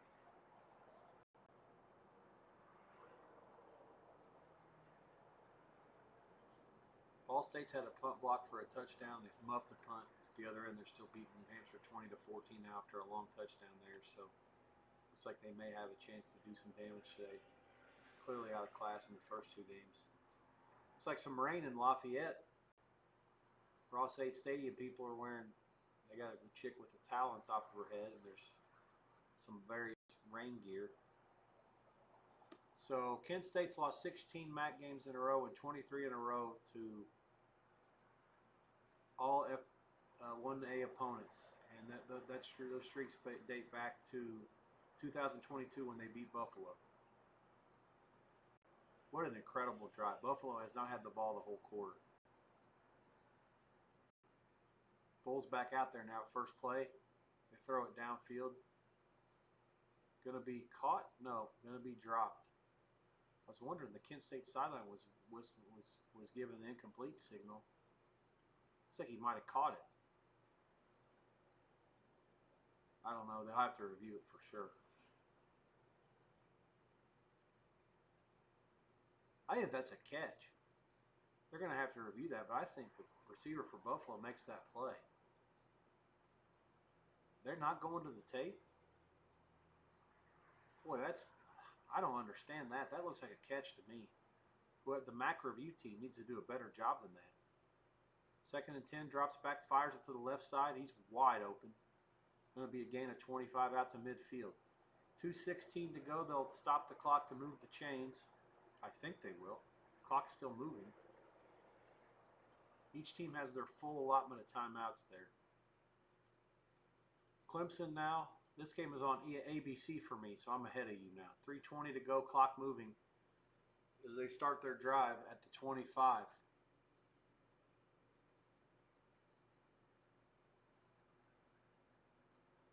Underway in the second half. The fourth quarter on the Plains. It's 31-15 Auburn. There's one game at the half. Missouri leads ULA 38-10. Mizzou second half 13-21 and a half. Not much to it. Georgia Tech RPO. King passes on the slant. Gain of 9. 2:40 to go. Clock moving. Tech has 2 timeouts. Clemson 3. We have reached the 2-minute warning in Kent at Dick Stadium. The Flashes lead Buffalo 24-21. 28-24, sorry.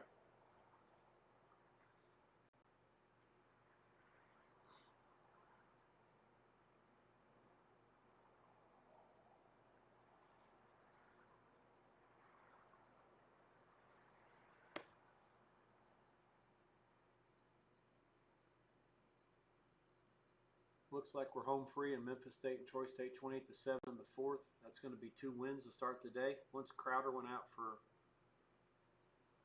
the Trojans, Memphis became a live play. They immediately gave up a defensive touchdown to make it 7-all, unsettling for a minute, but they've taken control since then. Second half also under 24.5.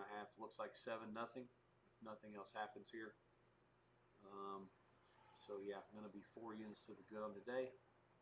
Obviously a good start.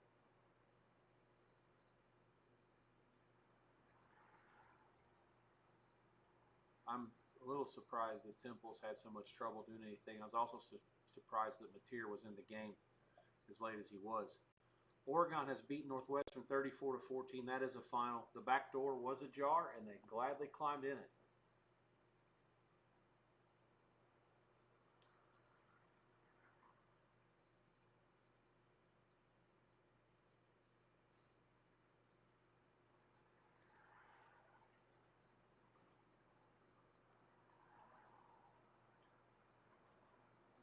Oregon let off the gas. 34-0 field goal with 11:27 left to go. Their last drives were, they punted to start the game. They threw 1 interception. They scored on each of their other 6 drives before punting it, and then the game ended when they took some knees. Northwestern 9-play 75-yard touchdown drive, and then a 3-play 91-yard touchdown drive. The last touchdown obviously got him in the door. 27 would have been a dicey number based on some of the spread implications earlier in the week. The game opened a little higher than that, or around that range, and it closed 24.5. So the last touchdown, obviously a big deal for Northwestern. Reeder, a 79-yard carry against what I presume to be the Oregon backups. Stan Lanning showing no real kill shot tendencies in terms of getting the money in that game. So certainly fascinating, as Oregon was dominant. The statistics, 373 to 313, would tell a little bit of a lie, given that the drives for Northwestern the last two of them netted 166 in the last 6 minutes of the game. Oregon didn't even hardly have the ball. No penalties on the Ducks all day. Let's see, anything else that stands out as I try to figure out what to do with the box. I glanced, or the power ratings, I glanced at the game earlier. It just looks like Northwestern was well coached and did some things well. Clearly were prepared to play. They just, class-wise, they don't match up with that team. I mean, not many of them do.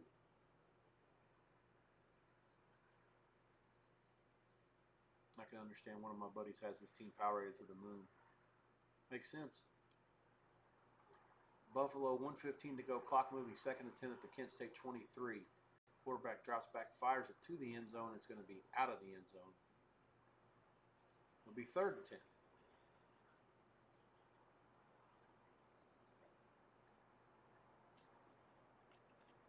Going to be pissing like a Russian racehorse whole rest of the day.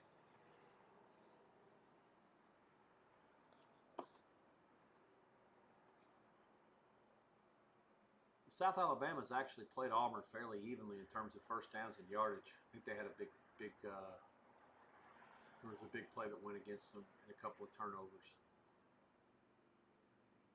But they've been largely competitive here, and they're only down 2 scores in the red zone.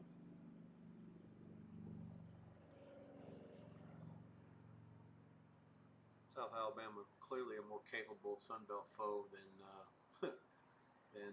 ULA. At least to this point.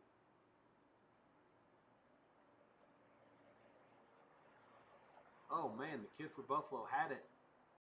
Did he keep it? Did he score a touchdown? I don't know. He lost it after all that.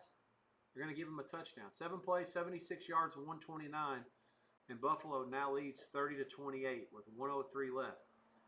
Kent State does have all their timeouts left, but their effort to run the entire 4th quarter out fell a little short. Now it's going to have to be something that comes a little quicker. Auburn has forced a turnover, and danger appears to be averted against South Alabama.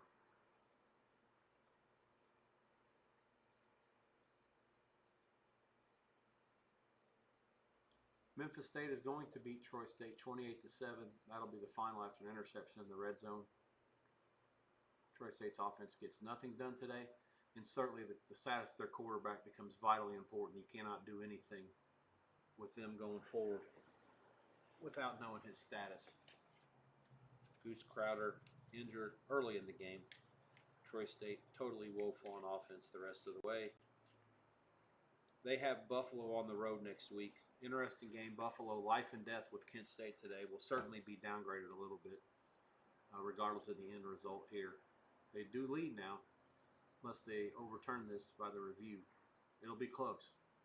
Lots happened there. He caught it, was hit, spun, kind of was close to out of bounds, close to the pylon. The camera views are shit, so I don't really know. Review. Touchdown. I think it was confirmed or upheld is what he said. I think that's what they do now. They've changed the rulings to say like upheld instead of saying confirmed or stands, which is chicken shit if you want to ask me. Like, go to the monitor and then hold the refs accountable for the call. If we're not sure and the ref called it that way, then just say, okay, it stands. And if the ref got it right, then say confirmed. I mean, it's simple. Like, why would they say upheld? To keep the gray area involved. One more wussification of America. Extra point good for the Bulls. They lead 31-28, 1:03 left. Kent State has all their timeouts. They just need a field goal to force them on. Although, to be honest, Buffalo is, I don't know how Kent State's ever going to stop them. At this point, Buffalo is just up and down the field every time. And Chuck Edel, who has his over in this game, to the barn, he's going to lose the side. Or is that's Frank B. Yeah, Frank B had Buffalo and over. He lost the side by, he was never in it. The total they did get back, and like I say, the fact that Buffalo was now scoring at will, I think was certainly part of his handicap when he had in the VCN contest, Buffalo and over. Okay, the scores have not been updating regularly or at all on Odds Logic, and I'm not paying attention to what's going on Spank Odds. I guess I should scroll down and see if they got the updates. 3:30 games are about to kick in the next 10 minutes. I'll give you a quick line update if you're fiending for some action in those. Start down with game 131. That's Georgia and Tennessee. The Bulldogs laying 3.5. That's largely consensus. Total is 50 in that game.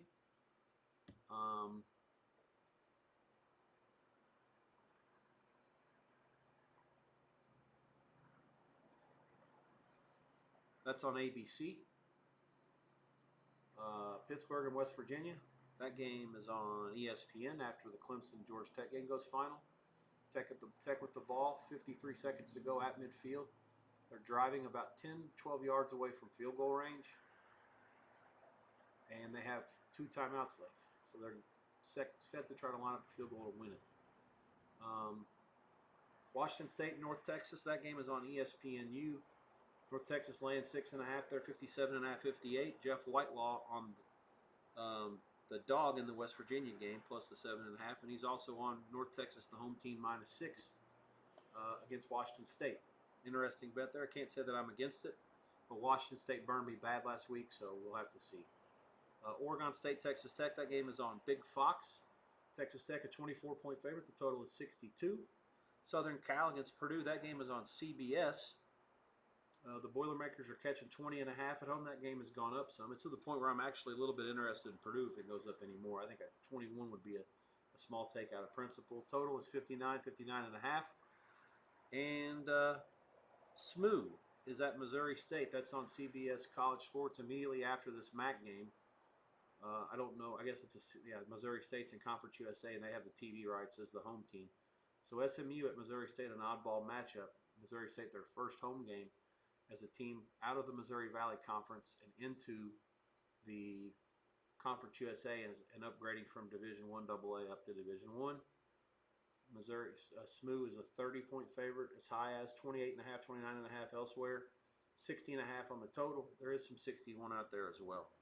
The 4 o'clock games, I'll briefly run those down to you as soon as the 3:30s are gone and we get the kickoff information. There's not much at 4 actually. It's Iowa State, Arkansas State on ESPN2. UTEP and Texas on the SEC channel at 4:15. South Florida at Miami on the CW at 4:30. Lines in those games: Iowa State is 21 in Jonesboro at Arkansas State, 56 the total. Texas 39, 51.5 against UTEP, and Miami of Florida laying 17.5 against the unbeaten Toros of South Florida, who beat Boise State at home and won in Gainesville last week. South Florida trying for 3 ranked wins in 3 consecutive games to open the season. They would be the first team to do that since I believe it was Miami of Florida in 1988. So the Hurricanes are now forced to do that. Georgia Tech stopped on 3rd down, clock running. They're out of timeouts. Field goal team marches on. This is going to be about a 55-yarder. It'll be close to the gun. 55 yards. Snap, down, up. Last play of the game. And it is good into the net, and Georgia Tech has beaten Clemson outright, 24-21. 55-yarder at the bell. Clemson falls to 1-2, and the Jackets go to 3-0. Very impressive execution, and they're going to storm the field. Goalposts come down. I don't know. The kids didn't take them down that fast. I think that was the administration of Georgia Tech has goalposts that go down. Now we'll have to see if they get them off the field in time. So Georgia Tech, an exciting finish, has beaten Dabo and the Clemson Tigers 24-21. Haynes King was trotting off, and they knew they had plenty of time, and I didn't realize they had plenty of leg, but he certainly did. Into the net. I can't believe Oklahoma's throwing long passes up 42-3 with less than 4 minutes to go against Temple. Give me a break.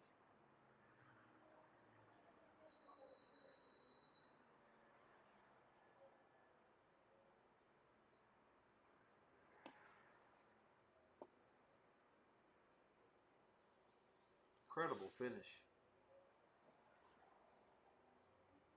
Incredible finish.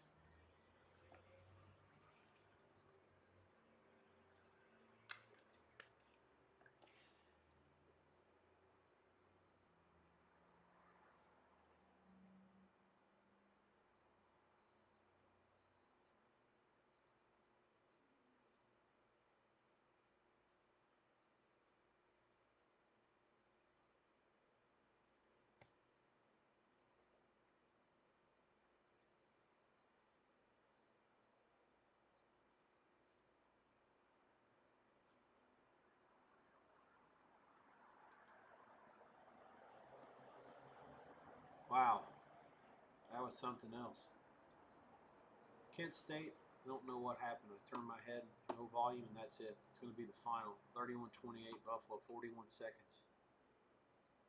I have to see what happened play by play. Incomplete, incomplete, incomplete, and they ran it for 4. The quarterback scrambled for 7 yards. So that's it. They got stopped. So now Buffalo running the clock out. Kent State's going to have to call their timeouts.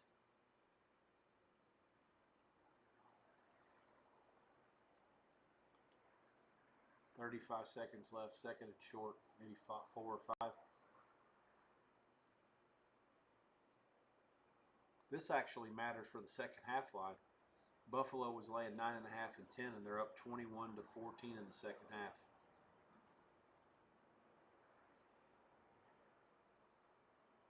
That would be a real bad beat if you had Kent State in the second half. If Buffalo gets points here, and you took less than 10, and even a bad push if you took 10.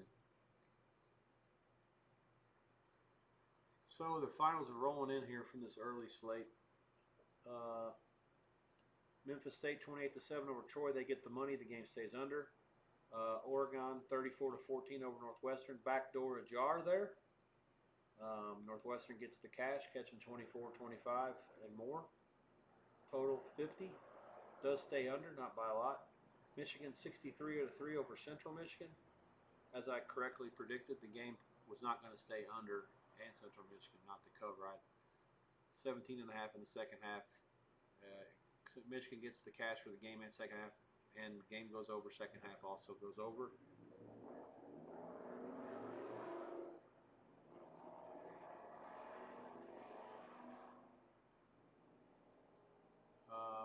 Let's see. Yeah, 63-3 the final there. 24-21 Georgia Tech at the gun on a field goal to beat Clemson. They win it outright as a dog. 50.5, 51 the total. Stays under. Alabama 38-14 over Wisconsin. They get there, hold on as an 18-point favorite at the end. There were some 19s. It did get bet down pretty aggressively. It was as high as 21 early in the week. Let's see. I think that's it for the early. Those are the only 5 that are final. Again, I've told you that Buffalo, Kent State 31-28. Trying to run the clock out. Kent State has 1 timeout left, and they do call it. It'll be 4th and 1 at the 24 for Buffalo. I have to think they're going to run another play. The fact that the block field goal for a touchdown will get them beat, but they can't take that chance. I realize Pete Limbo's a great coach, and certainly his special teams is probably going to be up to whatever task they put out there for him. I just can't see it. It'd be really, really tough to risk getting beat on something like that when you clearly have the game in a 99.5% win probabilities, category like they do now.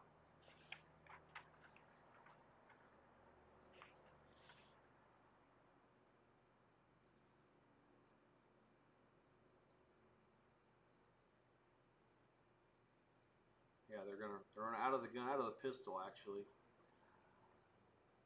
A couple of tight ends, now a third tight end to the right, roll right. Quarterback's going to keep it, and they got him. He loses about 5, so Kent State's going to get it back with 18 seconds left at their own 28. Roberson rolling, and Kent State was not fooled. Complete quarterback keeper the whole time.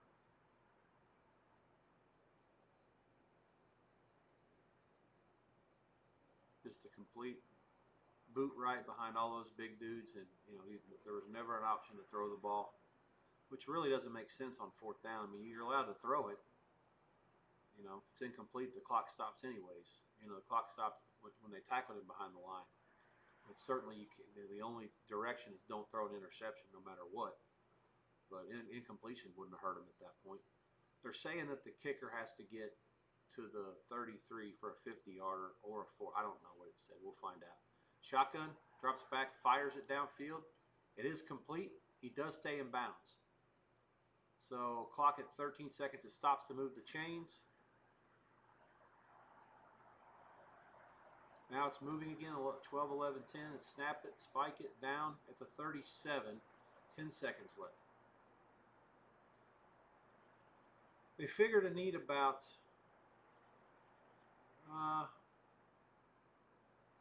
We're at 37, 63, 80. Need about 30 yards to have a chance. Yeah, they need to get to the 33. Drops back, fires it out, incomplete. And that's going to, with 6 seconds left, that gets it. They're going to have to run a similar play to that and get out of bounds without any timeouts to throw a Hail Mary that takes the field goal out of play.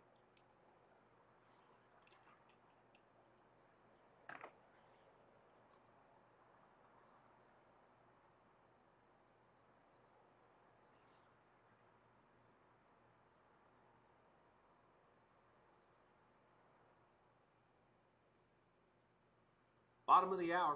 There will be some games kicking off in short order. Again, not a heavy card today, just based on the fact that a lot of these teams are having tune-ups to end their conference, pre-conference seasons before conference play starts. Don't have a lot of marquee matchups. Obviously, a lot of bloodbaths here in the early window. Buffalo has beaten Kent State. It is final. The 24-point favorite. Bulls, 31. Kent, 28.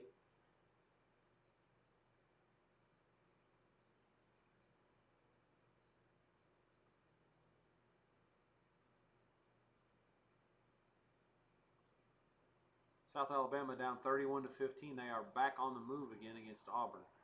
5:18 to go. It'll be 4th and short. They are in Auburn territory. Down by 2 scores. They're certainly going to go for it here.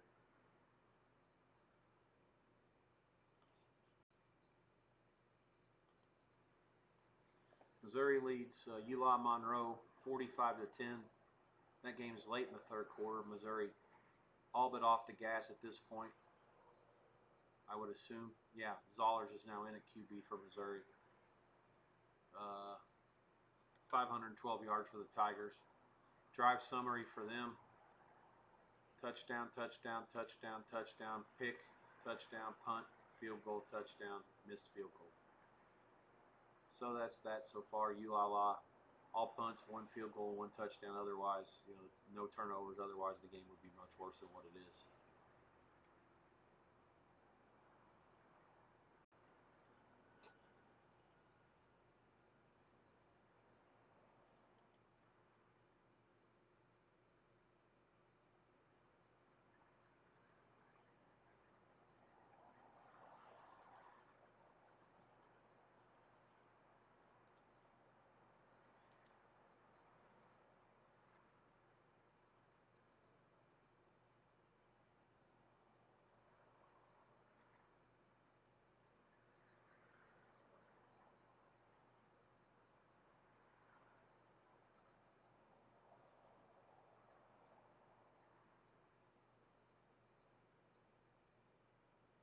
It has gone final in Philadelphia. Oklahoma 42, Temple 3. There was some mercy shown by the Sooners at the end. They did have the ball in Temple territory at the end of the game and let the clock run out. 5:15 to 104 total yards. And they didn't score in the fourth quarter. Oklahoma 42-3 over Temple. That game was 24-51. I'm not going to call it a bad beat if you had over. I mean, the bottom line is that's Temple couldn't do anything on offense. That's kind of supposed to be the way it was supposed to play out once you got to that point. A little bit of luck, you maybe could have gotten a 42-10, but I mean, how? Temple's drives, punt, punt, punt, punt, punt, punt, field goal. Half was over. Second half, punt, punt, punt, punt, punt, punt.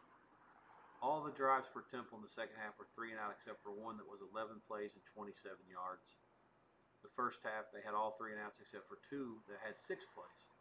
The one field goal was off an INT by Oklahoma, the only turnover of the game for either team, and it was 4 plays and -3 yards. So, I mean, really, like I said, the two drives that they had that were not punts in the first half went 17 and 35 yards. The second half drive that was not a punt went 27. You add those up, at 62 and 17 is 79, and their total game yardage was 104. It was a complete annihilation, just one side much, much better than the other. I won't dock Temple too much for losing the way that they did because, quite frankly, Oklahoma's just really, really good. This is not anything close to the Oklahoma that we saw most of last year. And I guess the Alabama win, even as a 20-something point dog at home, was no fluke. given that some of these guys are back here. I'm not going to compare. That's a foolish statement. But I'm trying to properly adjudicate Oklahoma's performances to this point, because, like I said, I was not high on them nearly as much as others coming into the season, and I especially didn't like them because their schedule seemed to be really, really hard.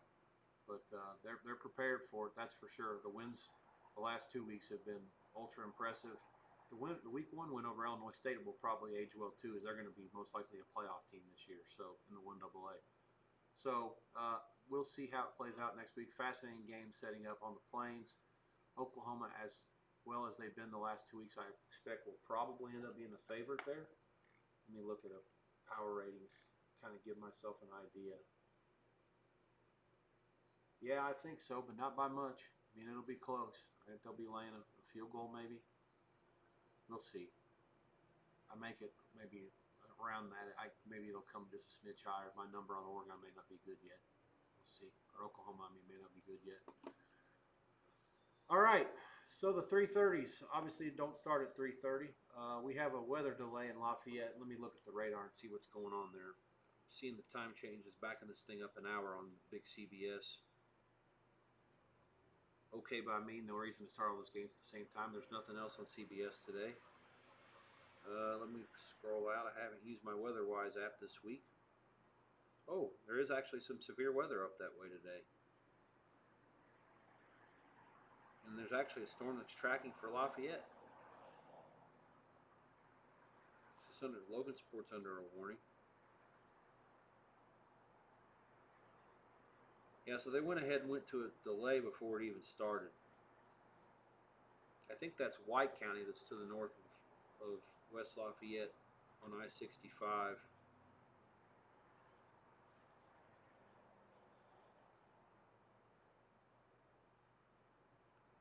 A severe thunderstorm warning was for Benton and Jasper counties, Rensselaer southeast. For my knowledge of the state of Indiana is unparalleled by most, given the fact that I lived in multiple different parts of the state in my life.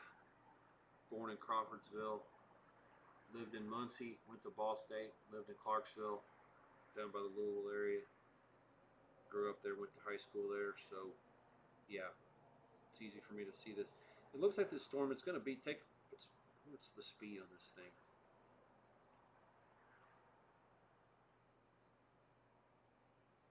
Southeast at 30. Yeah, this game's not going to start at that time. Just based on the weather situation now, these storms are going to move through, but there's still lightning with them. It's going to take maybe an hour to an hour 15. If they don't dissipate, then I'm going to say this game won't start until about 5. So UFC Purdue will be in a weather delay. That's on CBS. It won't start until about 5.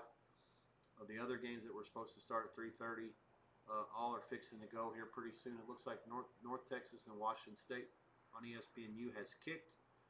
Pittsburgh and West Virginia, I see a fumble by Pitt to start the game. At West Virginia, that's on ESPN. It's underway. SMU and Missouri State in Springfield, 90 degrees, possible chance of storms later. A little hot in the Midwest today. Missouri State kicking. Southwest Missouri State. I got to get that out of my.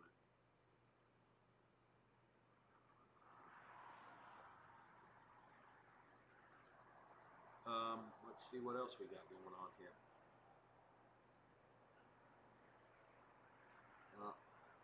Highlights on the Deuce. Nothing else yet there. Auburn's up 31-15 over South Alabama, and they have the ball, so the danger should be over in that game. 2:32 left on the Plains. Auburn has the ball at their own 23. And they should be able to effectively run it out from there.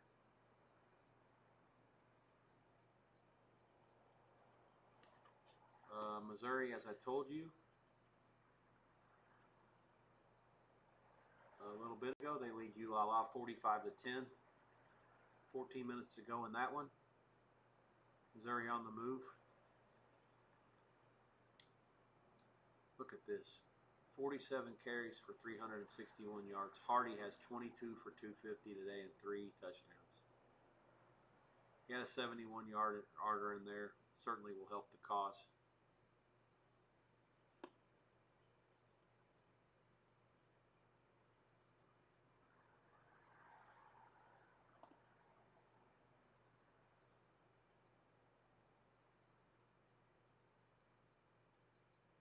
Not allowed to show you the games, but we'll give you the call on this Georgia Tech and Clemson field goal. Let me see if I can adequately amp this thing up properly. Don't know if I can. Trial and error here. Bob Wischusen and Lewis Riddick on the call for ESPN.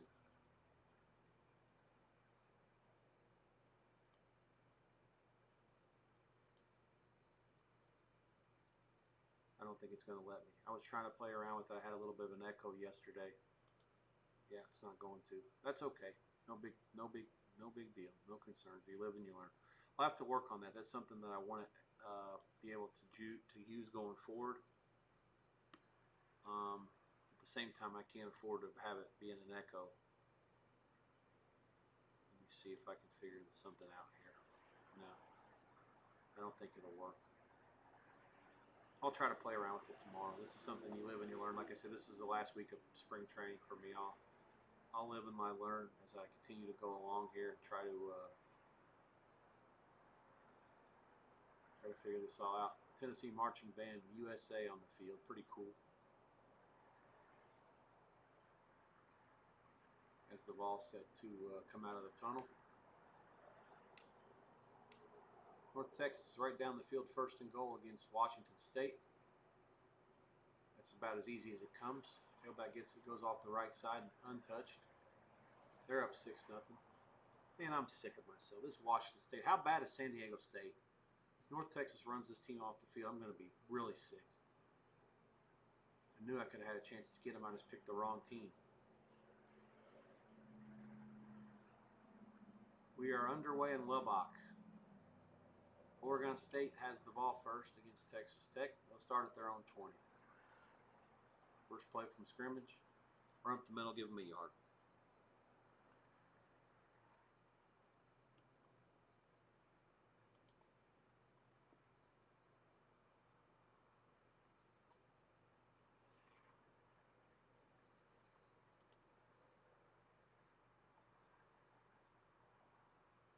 Fourth and 8, West Virginia from 44. Field goal is no good. 11:25 to go, and Pitt will take over. First down after the commercial.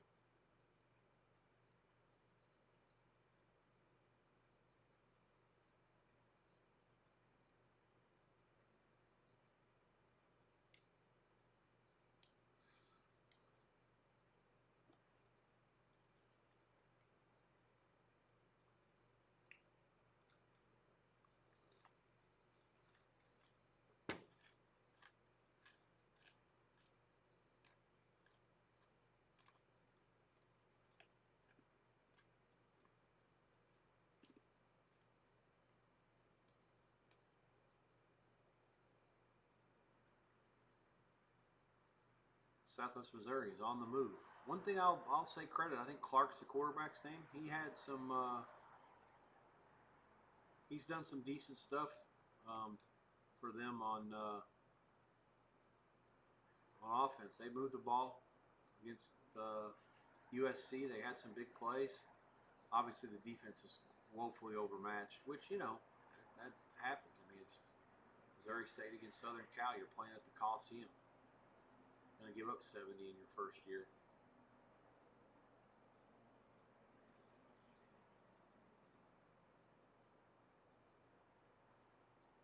I think they could put up a good effort. This is a big number. If they could show they moved the ball in this first drive, then I'd have to give them a chance to get the money.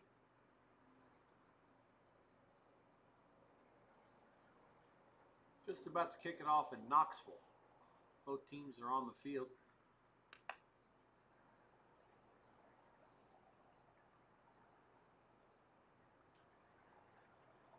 Auburn takes knees. And they have beaten South Alabama 31-15. They do not get the money.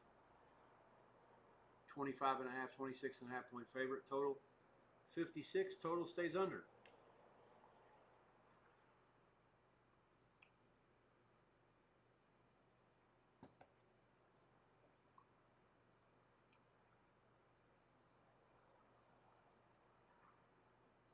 Ball is on the tee in Knoxville, and the Dogs are going to kick off.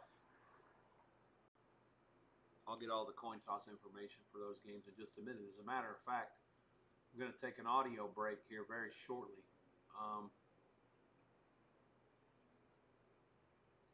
I'll be here. You'll see me. Chat me anything you want to. But I'm going to catch up on a couple of things as these games all kick. And I also will fix the TVs in a minute as well.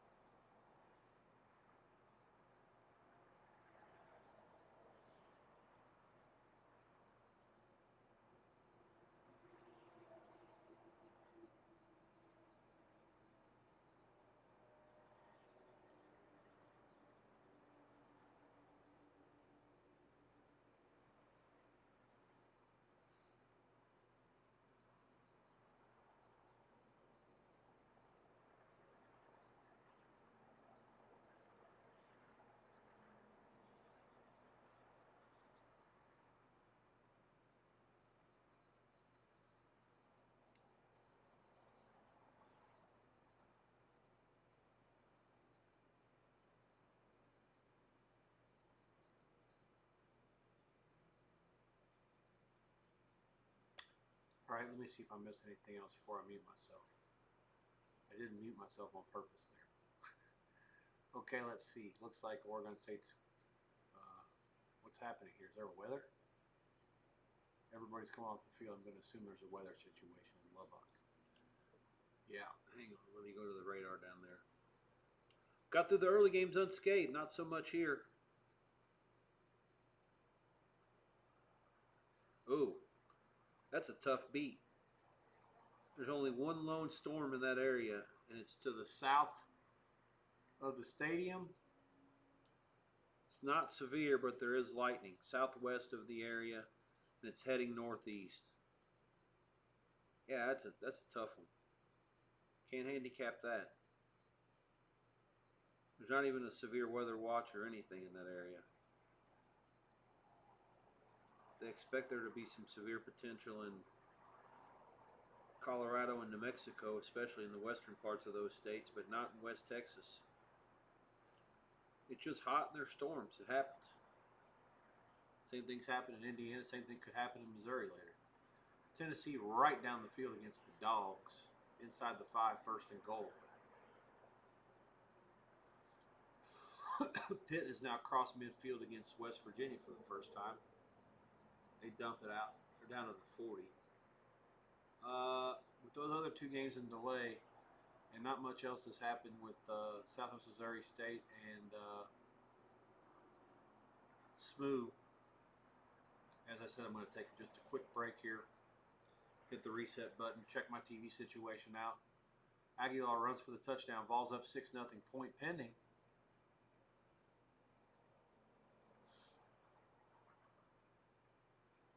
Eight plays, 75 yards, 2:30 off the clock. Tennessee 6, Georgia nothing.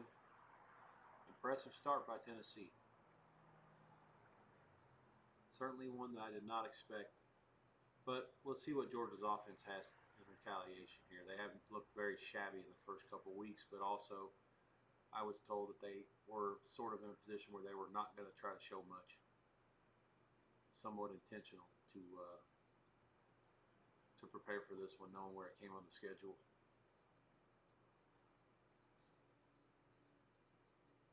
Southwest Missouri State, 10:21 to go in the first. The Bears lead 3-0 over SMU. Again, they're catching 28.5 to 30-ish, give or take. All right, I'm here, but I'm not here for just a bit. Brentford leads Chelsea 1-0, by the way. The Bees at home. Okay, all right, I'm here again, but not here for just a bit. Chat if you need me. Otherwise, I'll be back maybe just like 10, 12 minutes, give or take. Let me mute myself. We'll be back shortly.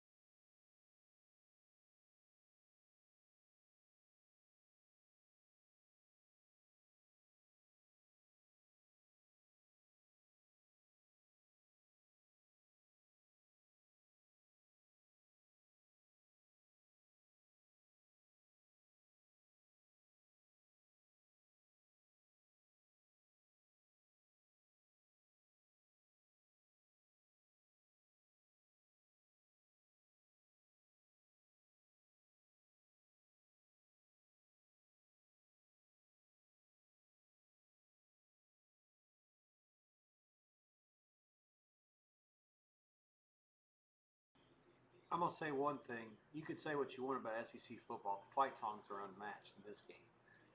Rocky Top's a great fight song, and glory, glory to be to Georgia. Another great fight song. Dogs right down the field. They tie it at 7. 6 plays, 75 yards, 232. That game is on ABC.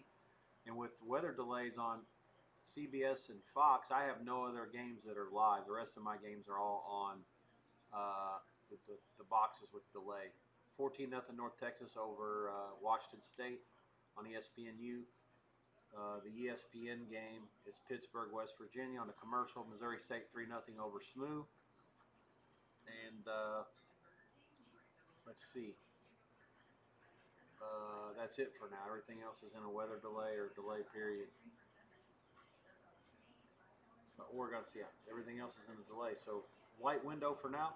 Again, I'll be back with you shortly, working on some updates to some numbers and making some notes of these early games. Get out ahead of this stuff. With the NFL's underway now, it's my workload on Sundays is a little bit more significant. I was up until 4:30 in the morning last week Eastern time. That's not a schedule I want to keep consistently going forward. So if I can knock out some of this stuff in the daytime on Saturday during these 12-hour streams, just take 15 minutes here and there to do a little upkeep, I can maybe save myself 90 minutes to 2 hours at the end of the night. So that's what I'm doing now to give you a little bit of an explanation about that, why you see me hit mute here every once in a while here. This is, like I said, the second time today I've done this.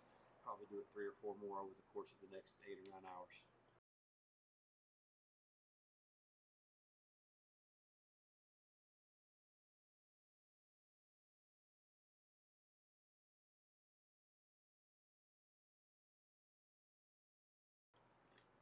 And one more thing, obviously this is the last week you'll see me. I'll be able to put up a message saying that I'll be right back. And you'll see me in the corner, chilling out, working. I suppose I could put the lines up, but the screen's not working right now. The odds logic's messed up. So if and when it updates properly again, I'll get you right back to it. Until then, hang tight.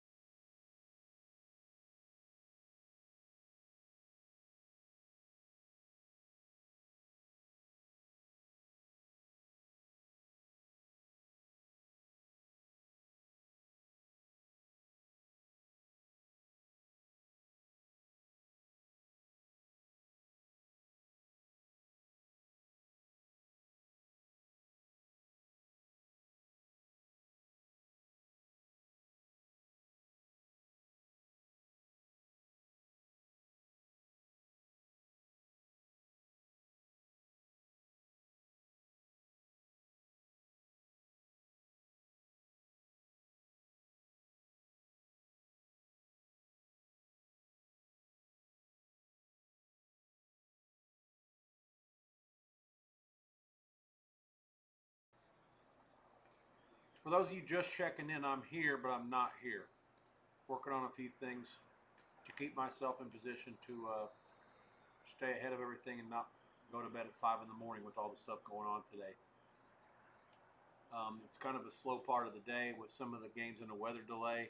I've got my focus on the ABC game, Tennessee and Georgia. The Vols broke serve the last time they have the ball. 6.5 to go in the first, 4:14 to go in the first, 14-7 Tennessee. The Georgia defensive back was early there. It's going to be an automatic first down for the Vols, and that will extend their drive. Southwest Missouri State causing a little bit of wave here. They're up 10-0 over SMU in Springfield as a 28.5, 29-point dog. And SMU is going to have to punt it back to Southwest Missouri State. That game is on the CBS College Sports Network. The CBS is also simulcasting it on Big CBS because the weather delay in Lafayette between USC and Purdue. So that'll continue as the weather continues to act up. There's lightning in that area in west central Indiana. So just by judging from what I see on the radar, let me get back there, and I'm going to put the radar in motion.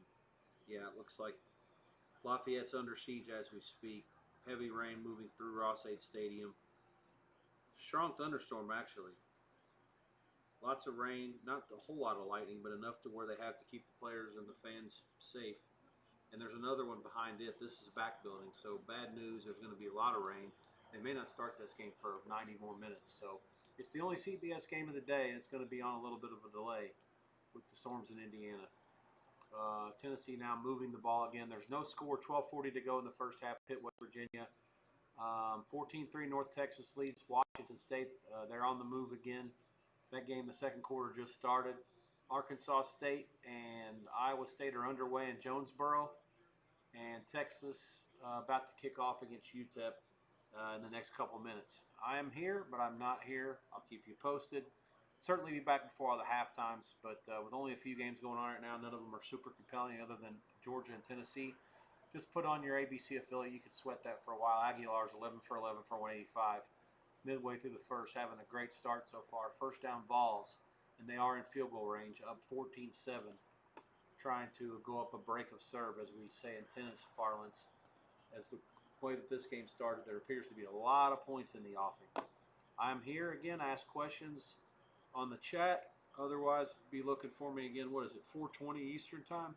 I'll be back in about 15 minutes. Maybe grab a little quick bite to eat and use the facilities. Top up on my iced tea. Maybe grab some chips. And again, I'll be around.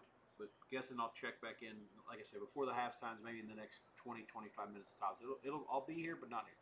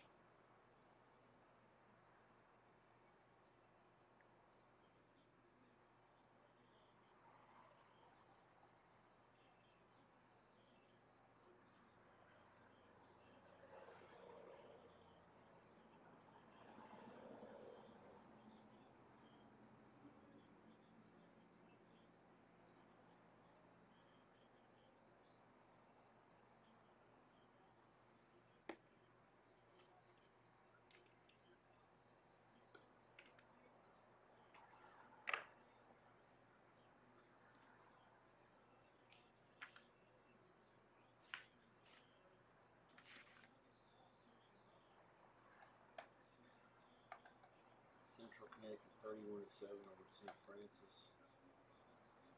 50 and a half to 60 and a half, 10. 24.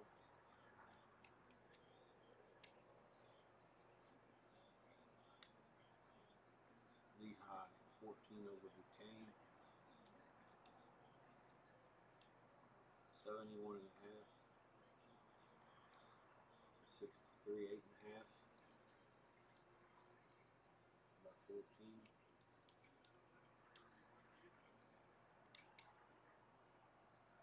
Sacred Heart by 3 at Long Island.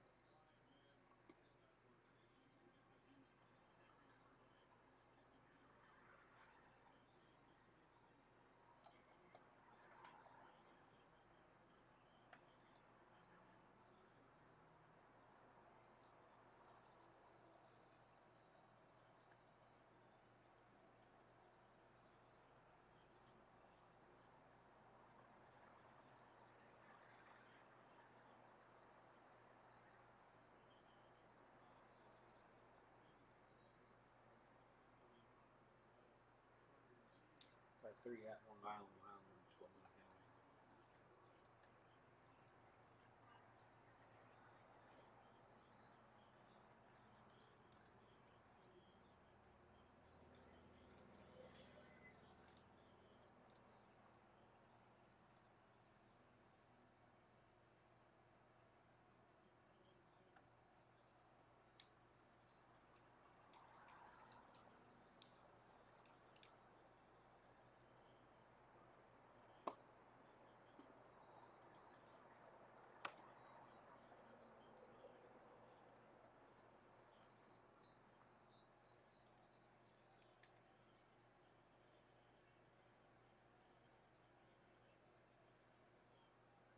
There's 21-10 over Wagner.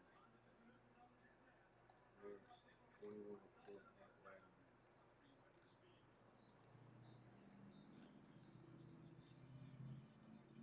40.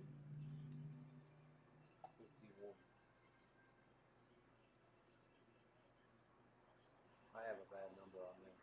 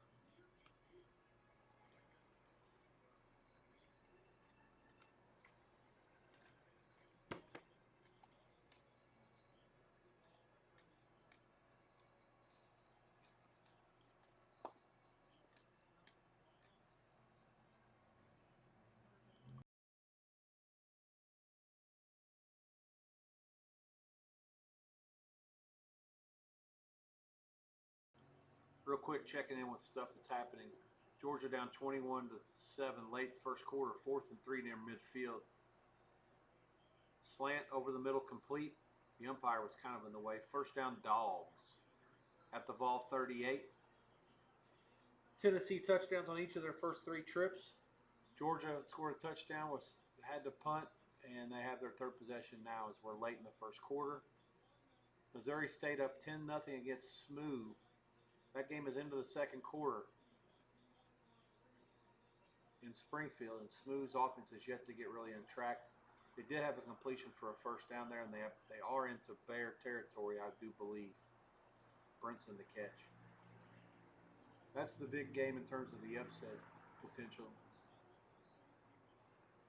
Big Fox is showing Rutgers 13-0 over Norfolk State. They're bouncing around between the 2 Big Ten Network games that are Rutgers and Michigan State are playing against 1AA teams, as the weather also continues to impact things in Lubbock between Oregon State and Texas Tech. Norfolk State actually did outgain Rutgers 67-47 in the first quarter. Michael Vick, the head coach of the Spartans, who have been fairly impressive, to be quite frank, to start the season. They clearly have improved and will be competing in the MEAC this year. And I don't think Vic will be there very long. Clearly, they've greatly improved since he took over at the start of the year. Let's see, into the first quarter in Knoxville. Again, I'll be back for the halftime of that one and several others. Not a whole lot else happening right now. 14-3 North Texas leads, 9.5 to go in the second quarter. They're at their own 30 against Washington State. Things have slowed down there. We're underway in Austin. UTEP in Texas. It looks like the Longhorns are at 4th and 5 at their own 45, and they're going for it.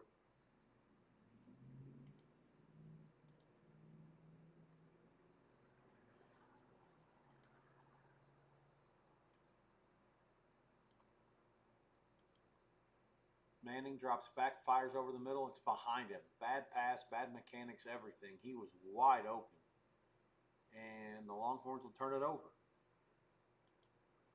Boy, I don't know. That's a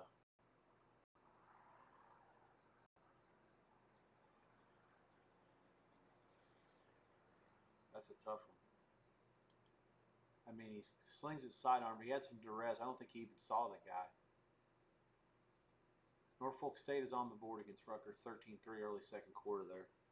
Must have been some sort of a big play touchdown for Rutgers. I'll have to look at the box later if Norfolk State actually outgained them in the first quarter. I need to write down the coin toss information in the Texas UTEP game. Texas laying another absurd number just like last week with conference play coming up. I don't expect them to. Let's see. So UTEP takes over near midfield. They did have the ball first, and they went, I believe, 3 and out. No, they didn't. Texas had it first.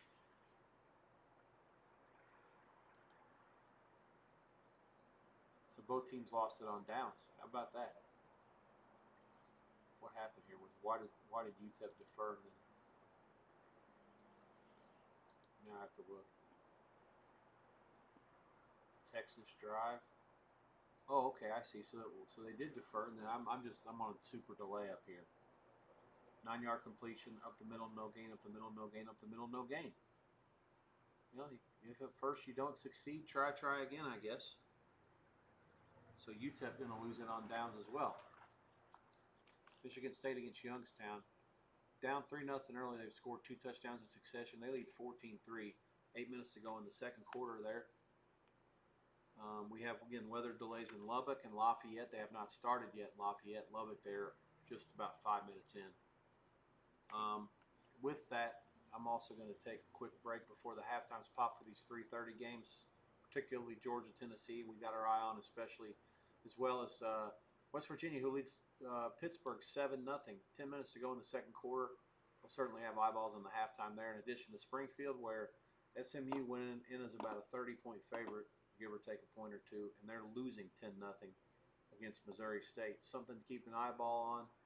just as we did with Buffalo and Kent State when the Bulls were a 24-point favorite and escaped with only a 3-point win. Plenty of chances to lose that one, that's for sure.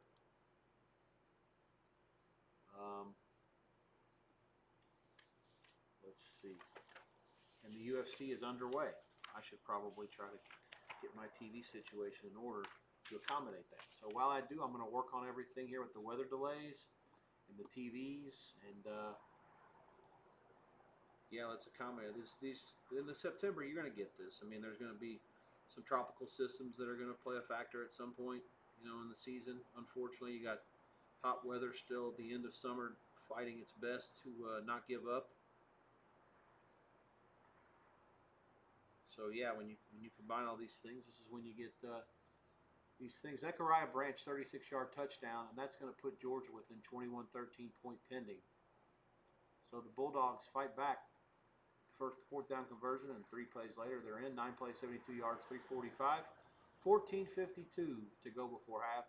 Vols 21, Bulldogs 14, assuming the extra point is good. Again, quick break. I'm here, but I'm not here for just a few minutes.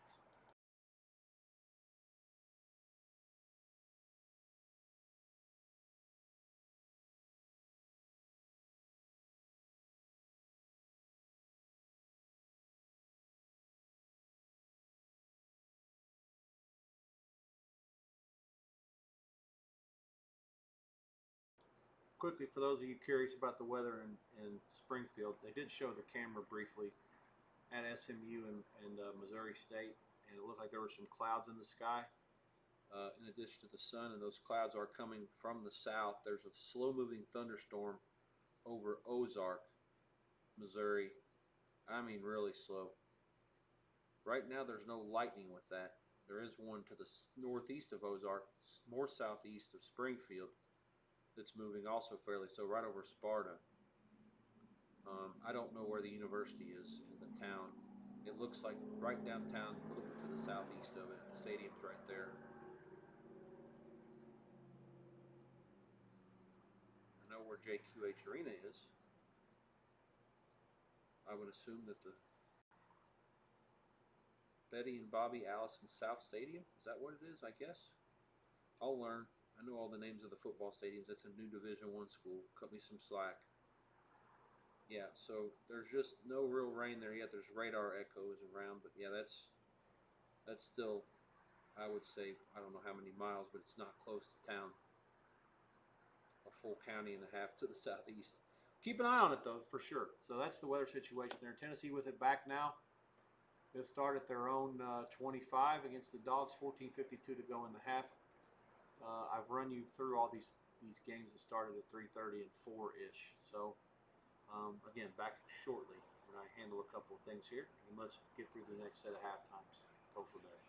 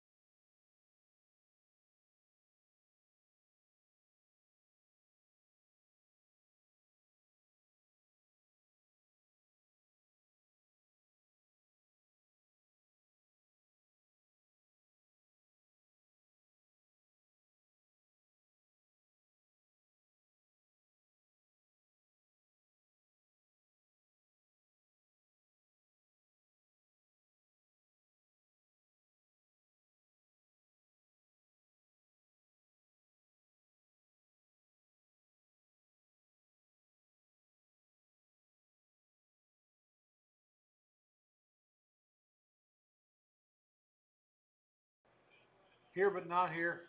South Florida and Miami underway. The Bulls won the toss and deferred. The Canes have taken it right down the pitch, and they're in a goal-to-go situation. Also, we have a halftime score. If you can see it on your screen, congratulations, you have good vision. Top of the screen, the game in the blue, Delaware leads UConn 28-24. Delaware kicked off in this game. They deferred.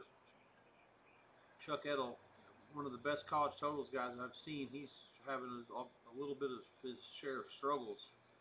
Under 53 in this game. Never in it. They'll need a scoreless second half to win. Touchdown Canes. Beck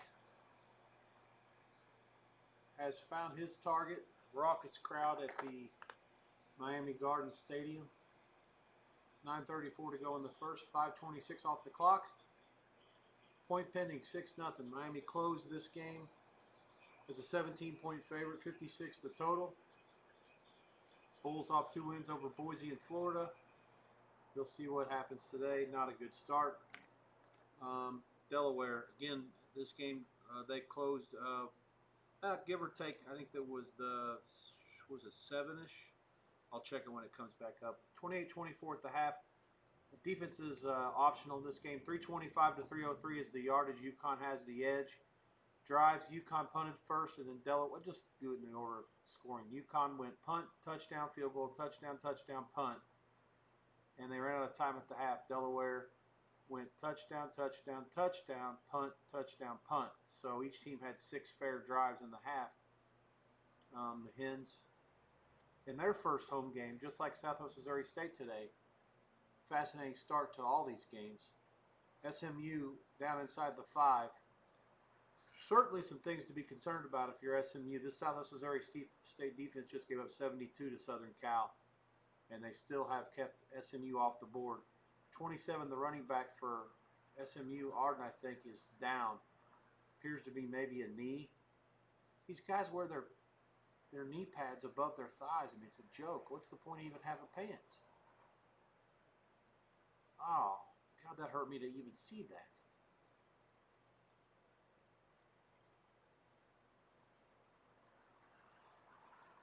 Yeah, that's not an injury if he's wearing his if Harden's got his pads to his knees, that's not an injury. The problem is these guys are sacrificing safety for speed. I respect it, but that's what happens. Can't complain when you do that.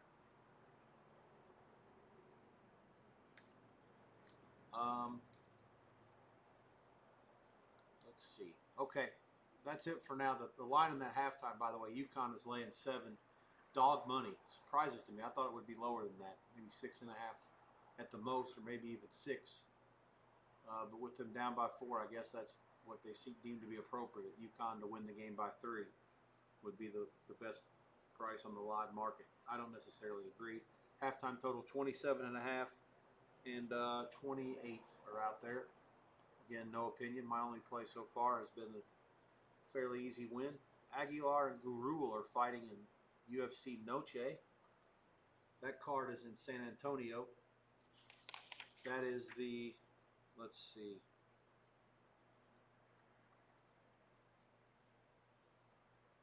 5th fight of the night, I believe. Yeah, there's going to be 3 more on the undercard. Sorry, 4 more on the undercard. Ferreira and Hernandez, the last one before the so-called main card starts. I'll keep you abreast of the situation there. If anybody has any questions or want my fight thoughts, feel free to ask. I'll be glad to share you. They've been choppy. Last week was pretty good. I'm going to try to keep an eye on these radars. And, yeah, as and everything else that's going on. SMU is in. 3:42 to go in the second. Missouri State as a closing 29.5-point underdog at home. They lead SMU 10-7. Again, 3:42 to go before halftime. And Missouri State does get the ball first at the half. They can go down and get some points, then they'll get it at halftime as well. That could be a real situation brewing in Springfield. We still have weather delaying the festivities in Lafayette, have not started yet. In Lubbock, also a delay at 12:28 of the first quarter. I'm going to check a peek at the radar down in Texas and see what it looks like. Let's see. hate to use the radar, the low. How about the Midland radar instead? It looks like there's a storm that's going through Lubbock fairly soon. And once it's gone, that should clear it out. Very little lightning with this one. Once it's through, that we should have a clearing. Roswell, New Mexico is the next threat, and that's couple hours to the west. So they should be playing again, if I had to guess, in a half hour or so in Lubbock. Lafayette, let's see where we stand up there.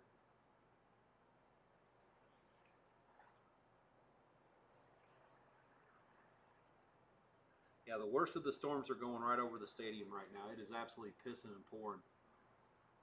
This storm is actually a severe thunderstorm. They're close to it. They have severe limits. Expires in 7 minutes. West Central Tippecanoe County, near West Lafayette. Lafayette's damages. Lafayette's shade land.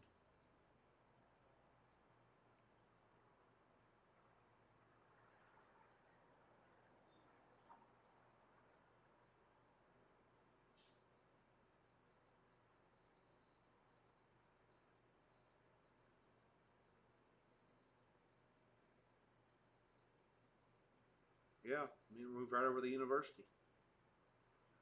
So the worst of it's over. The severe thunderstorm has been allowed to expire. Yeah, it looks like this will all be out of there in the next maybe 10 or 15 minutes, and they'll have to take a little bit of time to let the players warm back up again. And then they say 30 minutes after it expires. That's all bullshit. There's no reason. Once this thing is gone, it's gone, at least for the time being. There's nothing north of it. I would expect them to start playing up there no later, that they do things the right way, than like 5:30 to 5:45 Eastern time. So in the next 45 minutes or so. South Florida has the ball for the first time. 8 minutes to go in the quarter. 2nd and 10 in Miami. Let's see what else. Yeah, you got the halftime in Delaware. It's where they play Newark, right? Newark. 28-24 Hens over UConn. 28 flat, sorry, is the most common total that we see at this point. And again, that'll do it for now. Texas the ball back in UTEP territory, 7-0 late in the first quarter. Missouri State on the move. They're actually out at midfield, 3:13 to go before halftime. They took a shot there. I feel like they should try to manage the clock a little better, but I guess Smooth seems to think that too. They're trying to throw it, and Smooth's almost dared them to throw it. Okay, and then let's see. Pittsburgh has the ball against West Virginia. They're down 7-0 as we near the half. I'll have to look at the box score there. I haven't watched as much as that as I wanted to. I'll be back with you very shortly as the halftimes continue to approach. We'll get ready for them. Make sure you have some numbers and hopefully some insight, maybe a bet or two.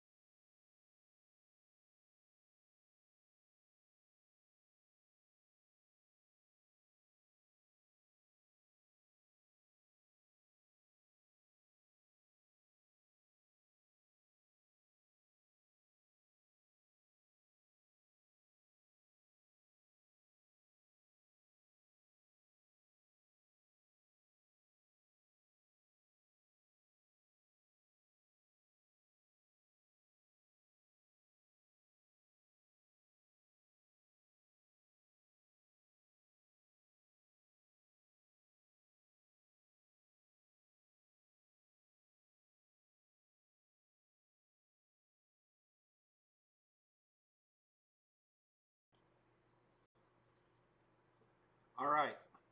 So we have entered the intermission of a couple games. Nico Gramatica from 45 is good in Miami Gardens with the rain coming down. Canes 14, Bulls 3.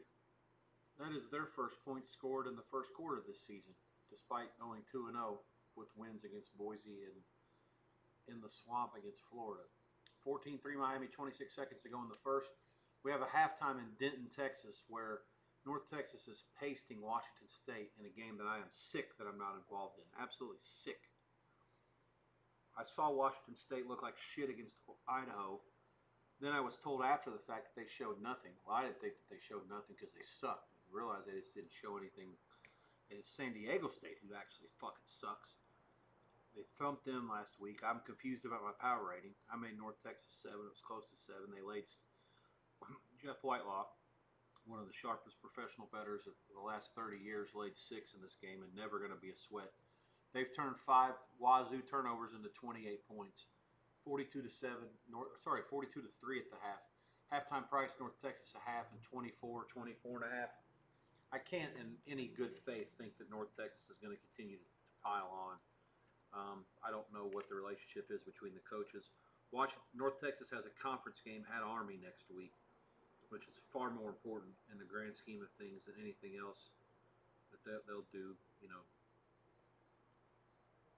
anytime soon. They got South Alabama in a non-conference game at home the week after that. So the Army trip, with Army off a bye, clearly going to be a tough spot for North Texas. I expect them to shut it down sooner than later.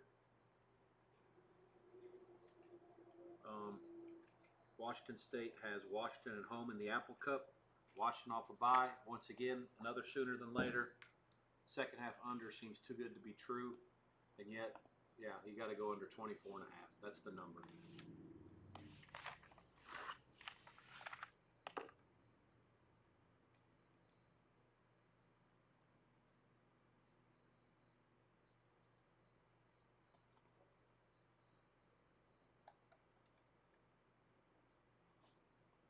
Hold, please.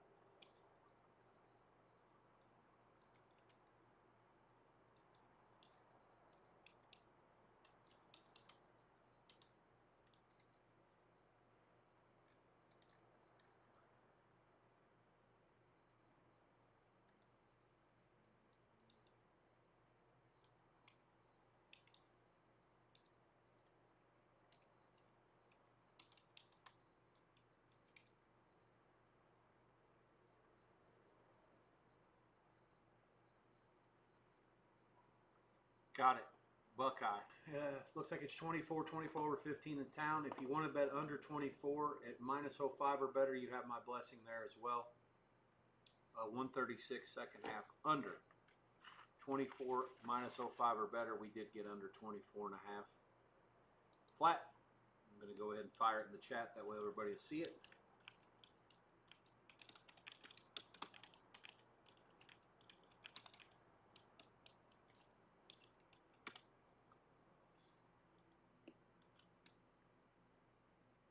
Georgia has kicked the field goal. 1:10 to go before halftime. Vols have the ball back. Georgia gets it at half. It's 21-17 Vols. Georgia's defense, things have seemed to slow down for them. Kind of like the way the game is trending as someone who leaned Georgia beforehand was looking for a reason to get involved live. Might be a halftime bet on Georgia coming here. I'm actually going to give Curb Street Fowler a little volume here as we get closer to the half to see how things are playing out. This Pitt West Virginia game is an absolute slugfest. It's fun to watch. Don't know if it's halftime yet or not. It looks like there's refs going. There's people coming back off the field. Pittsburgh was in the locker room. Now they're kind of half-assed way there. They're trying to jog in now. I have no clue. Twitter's not giving me any defined answers either, which isn't any good.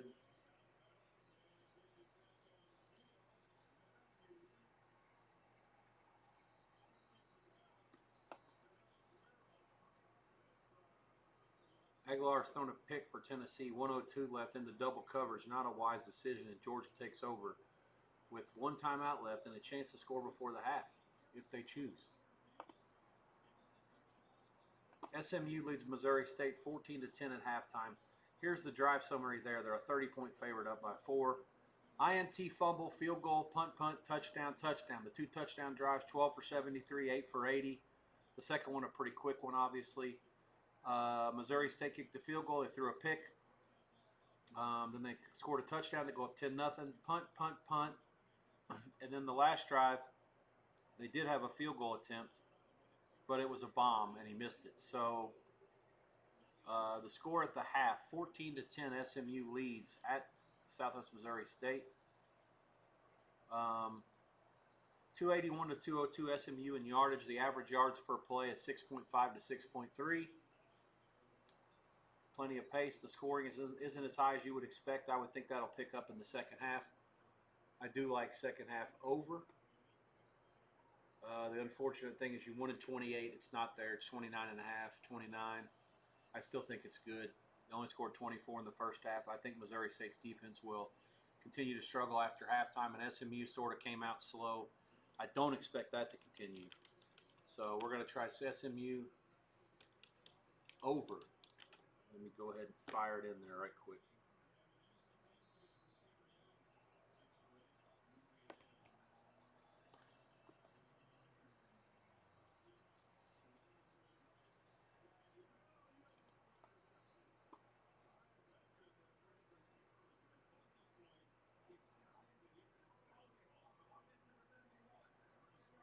Louis Crocker and Patty Donovan underway over in Belfast. Lemos and Suarez. Fight is concluded. I liked Lemos. She was on top of her at the end. I don't know what the decision is going to be. I've been all over the place here the last few minutes. UTEP leads Texas 7-0. The Longhorns have punted again. UTEP, I don't think, could score ever, but Texas hasn't done much scoring either. The Miners will start inside their own 20. 7:50 to go in the second. We're good to go. You can go ahead yourself. Anything better than 29.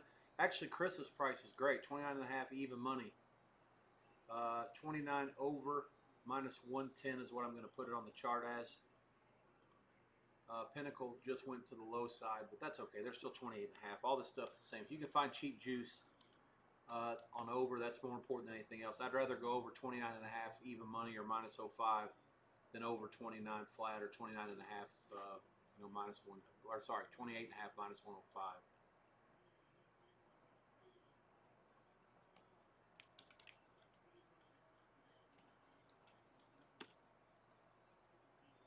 Going to go in the chat as well so you guys can monitor that stuff.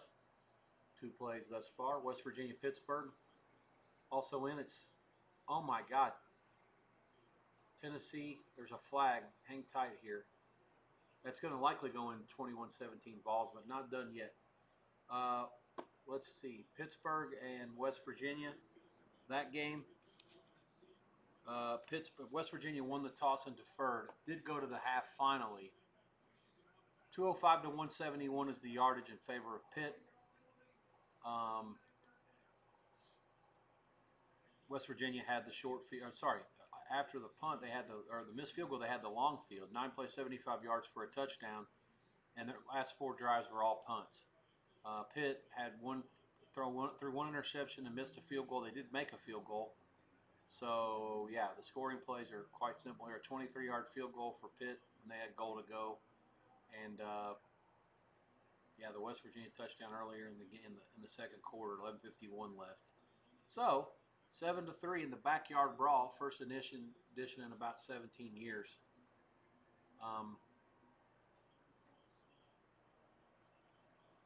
Halftime price Pitt 1.5 and 24.5. There's some under money to the total. I believe Pitt should be a bigger favorite, but Pittsburgh's rushing attack has been largely subdued. 13 of 25 is Holstein, 24 actually, 179 and an interception. Like I said, the Mountaineers aren't doing a whole lot, but they have had some better balance, and they have run the ball 23 times for 95 yards. They're certainly showing. Edwards 10 for 77, certainly showing a lot of patience on the ground, trying to get things going.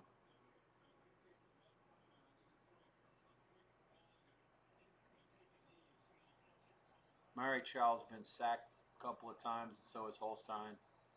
Defenses have been good. I can't say that I'm surprised there.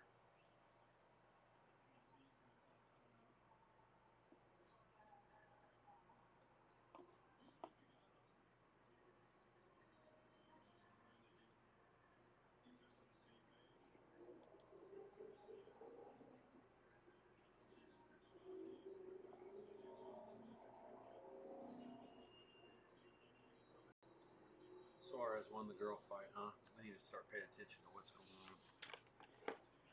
Grade a couple of these things, see how they've gone. Donchenko.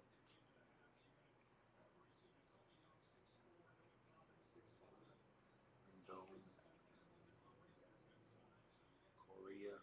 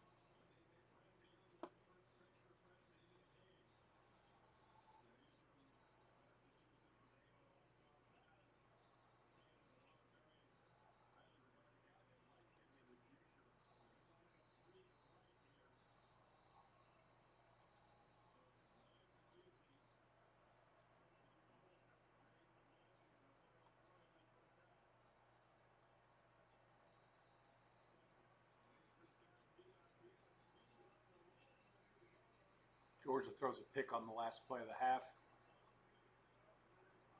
And we now have a weather delay in Miami Gardens, 8 miles within the stadium. Concourses. If you wish to re-exit for additional shelter, re-entry will be allowed. 14-3 Canes, 13:45 to go before the half, and we have a delay on the CW. 21-17 Vols at the half. Halftime will be coming shortly. Georgia does get the ball first. I think I like enough of what I've seen to try to make Georgia win. Let's see what they come with. I'm guessing it's going to be something that still has Tennessee winning the game. Maybe Georgia no more than 3. I think I'll have to be involved at that level.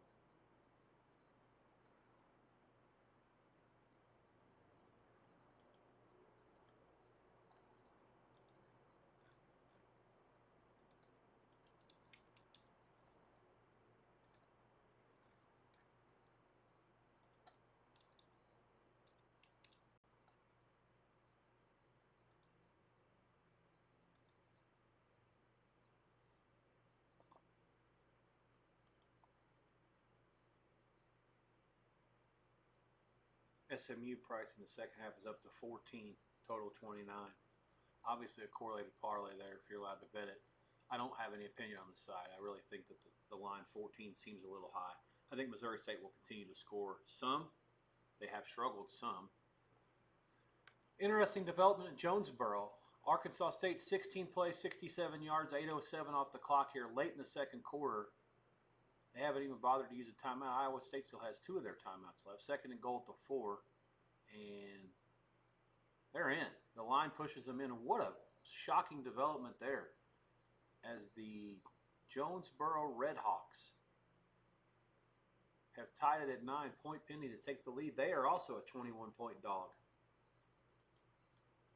Fascinating develops with some of these. There's 3 20-point plus dogs today at home. All of them are giving other teams fits at halftime. Smooth leads Missouri State 14-10. Buffalo and Kent State were in a barn burner. In Kent, Buffalo did pull it out.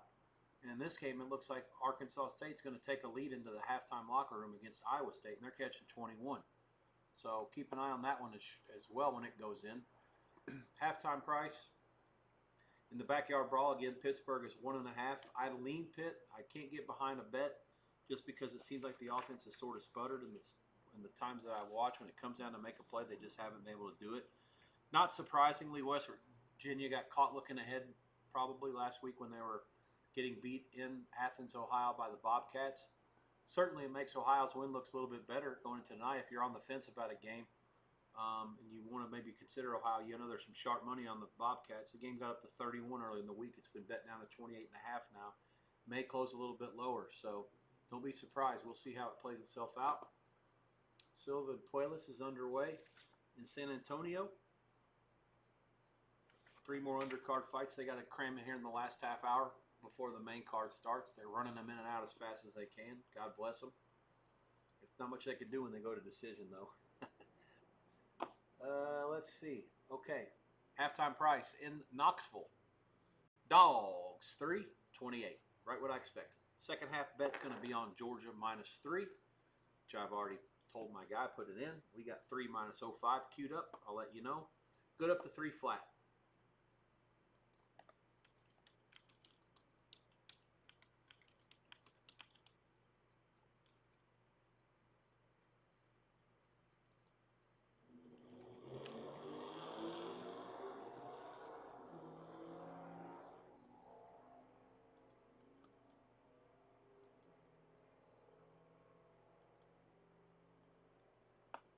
Three halftimes. Let's run them down to you again. UConn first leads Delaware. That game is in Newark. 2:17 to go in the third. UConn 31, Delaware 28. Hens have the ball 4th down now on the move in UConn territory, 4th and 5. I'll keep you posted on that. Let's see. I'll keep you posted right now. They just snapped it. Roll out left into trips. Complete. Great job. They overloaded the coverage. First down Delaware inside the UConn 30. 31-28 UConn, they're laying 8.5, 9-ish late in the third quarter. Tennessee 21-17 over Georgia. Halftime price 3. Georgia pretty much flat, 28-ish flat. There are some 27.5 over juiced on the total. No opinion whatsoever on that. Lean over, but again, part of the handicap is thinking that Georgia's defense has figured out Tennessee's offense a little bit, so therefore I can't like it too much. You know what I mean? It's like one of those, the part of the reason why I like Georgia so much is because I think their defense is going to get them back in it. With the way that those teams play, and both can go super fast, it becomes it's tough to figure out. Can't have your cake and eat it too. Pittsburgh and West Virginia 7-3. Pittsburgh 1.5 on top. There are some ones minus money, which is of course a big deal in a low-scoring game. That means the game falling 2.5 or 3. 24 the total. There's some 23.5 out there as well. North Texas, Washington State 42-3 at the half. North Texas leads, laying 6 for the game. Halftime price 1.5. There are some 2s. There is some half minus a bunch of juice as well. Total 24 under, 25.5 under a lot, and we have a play on that game under 24.5 flat for 1.5 units. Also in the Georgia-Tennessee game, I told you we laid 3 there, -05. It's good to 3 flat, which is widely available. Also, that's 2 units, and then SMU over 29 against Missouri State. I would say any number less than 30 at cheap juice is your best bet there. And let's see what's happening here with the flag and the UConn-Delaware. The third quarter is over with. Delaware scored a touchdown. There's a point pending. So they're going to take the lead of the fourth quarter. The SMU and Missouri State, 14. There are a couple of 13.5 minus monies. The total 29, pretty much painted. There is a little 29 under out there. Again, widely available 29 flat. I actually have a worse number here than you can find if you look around. So that's that. Second half underway in Denton between Washington State and North Texas. Washington State starts with the ball. I highly suggest that they do nothing here, and then we start getting the clock running handily and quickly and get out of town. Both teams have important tasks this week. Washington State has the Apple Cup, and North Texas goes to West Point for a crucial AAC early season game. What's happening up in Newark? 35-31, end of 3. Delaware just scored a touchdown. UConn will get the ball to start the fourth quarter. And Arkansas State leads 10-9 against Iowa State. 19 seconds to go, clock moving. There is no halftime in Lafayette. The game has not started yet. There is no halftime in Lubbock. The game has not resumed yet from a delay 2.5 minutes in. There is also a delay in Miami, between Miami and South Florida. It's 14-3, a minute and a half into the second quarter, and Iowa State has quickly countered Overby in from 27 yards. And after that big long drive by Arkansas State, Butch Jones's defense can't quite hold the four plays, 75 yards for the Cyclones. Beck's touchdown pass puts the Cyclones up 15-10 point pending. They're going to go for two, it looks like. 11 seconds left in the half.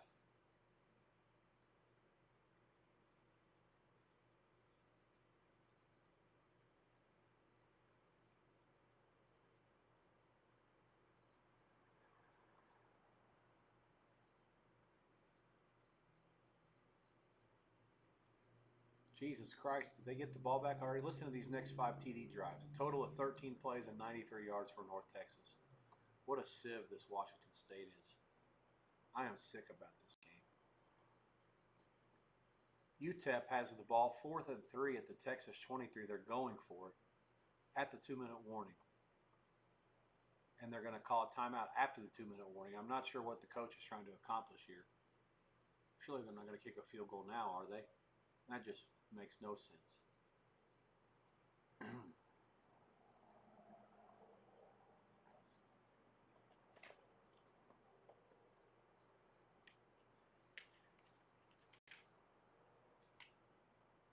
All right.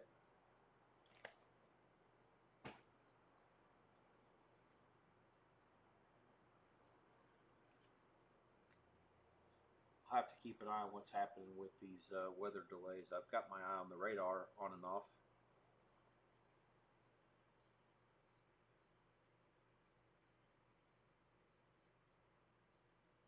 Looks like everything. There's one lightning strike from a stupid straggler storm that's kind of close to the stadium. Oh, you got to be shitting me with this.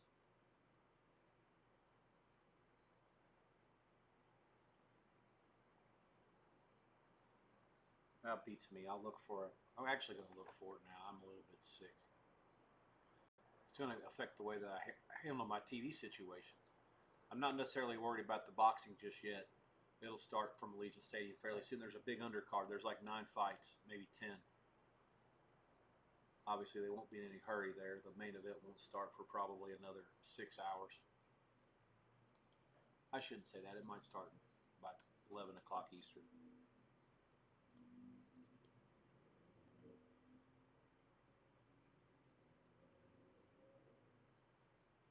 But I mean, some of these TVs can be certainly moved. I've got 42-3 on Washington State. Obviously, I have under in the second half, but I'm not going to sit here and sweat it. I mean, not when if there's real estate to be put on these TVs. It's only 5:37 right now. Nothing's starting yet. FAU and FIU is not one that I'm going to sacrifice anything for. Too hard to find some of these games sometimes. Although I say that, and then if the sweat comes, then who knows? And Missouri State, they'll start at the 47.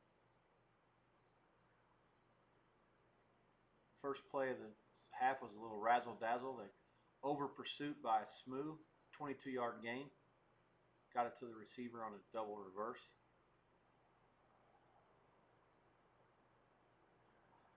UTEP did kick a field goal, so it's 7-3 Texas. They're on the inside the 2-minute warning. Now they'll start at the 22.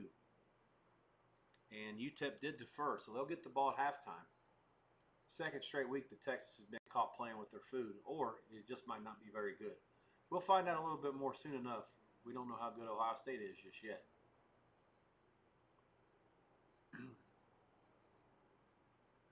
Sure be nice if Wazoo can get a stop here. They have North Texas has it inside the 10. 11 minutes to go in the half. It's third and maybe 4. Third quarter, sorry, not the half. Iowa State actually, despite the close win over K-State, they were never getting beat in Dublin. So they were losing for the first time in 4 games. Sorry, they played every week.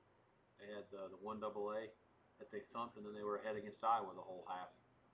So this is their fourth game. I'm guessing there's a bye coming up for them. This is one of the things. This is a spot game. One of my friends was all over that. He thought that Iowa State is significantly better than Arkansas State. He doesn't even like Arkansas State's team at all. He thinks that the spot was really bad, and said that that Iowa State was worth a fade just because this is their fourth game in 4 weeks, and they got the bye next week. So K-State and Iowa State both are the only teams in the country that are playing for the fourth time today. Well, this week K-State actually played 4 games by September the 12th, which is kind of remarkable. 4 games in what, 21 days?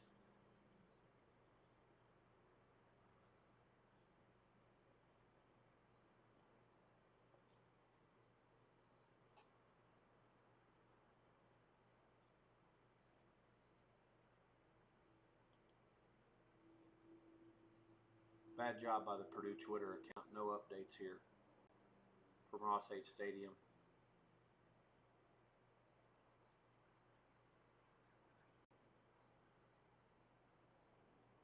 Looks like they're about to start here shortly. From what I'm reading. Makes sense. I mean, like I said, there's that one storm that's kind of hanging around.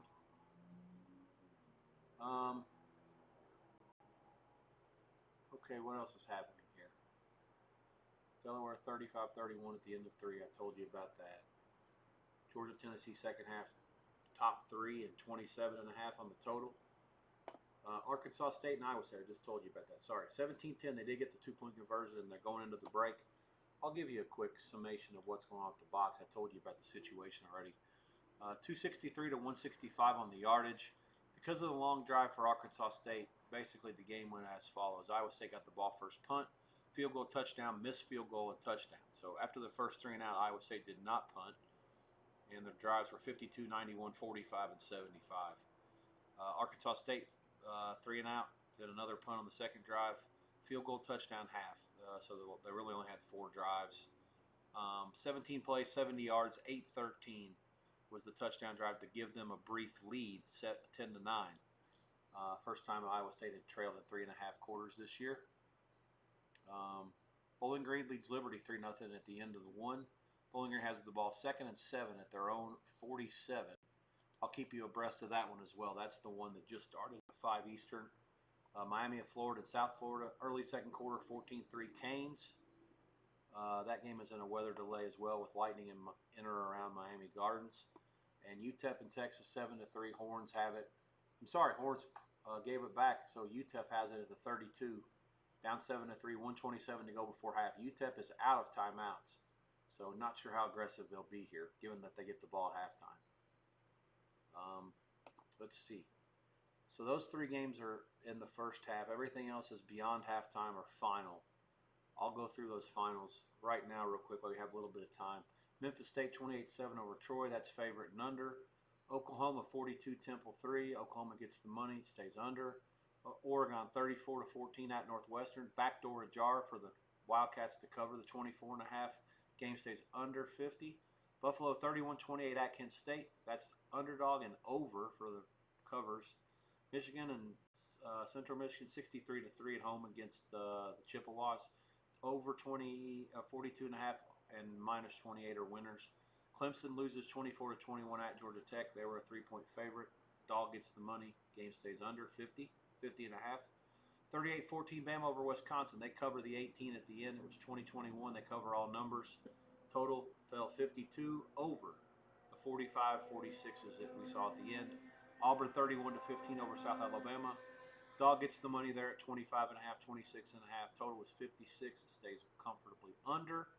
And Missouri 52-10 over ULA, laying 27 and over 47.5 for the final. That's that. There are 2 games at the half: Georgia, Tennessee, and Iowa State, Arkansas State. As I said, everything else will be going in a little bit later. The other game that's live, so the 4th game that will go into halftime in the next little bit, is Middle Tennessee State, Nevada, Reno. No score at the end of 1 in Reno. I'll keep you posted on that one as well. And North Texas was held to a field goal, 45-3 against Washington State. 10 minutes to go in the 3rd quarter.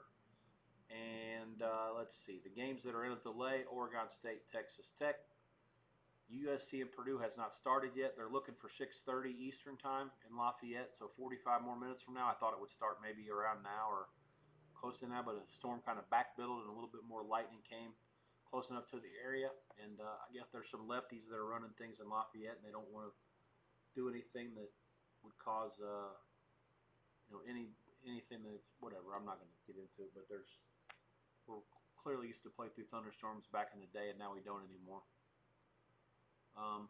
Okay, so let's see what else has happened since I was done. Southwest Missouri State is 5 minutes into this drive, and they have 2nd and goal at the 5. Let's see if they can ram this thing in. That'd be really good, especially for the second half. Oh.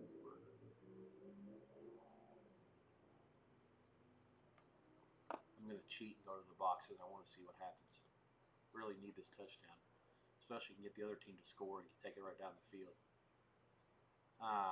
Running play to the short side, no chance. Bottled up. Oh, this is going to get even worse.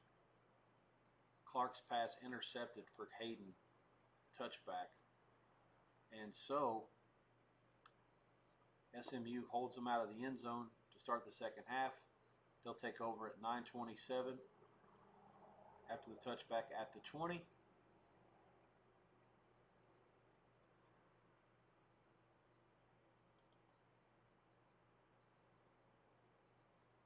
Southwest Missouri State was 0 for 5 on 3rd down. They're now 0 for 6.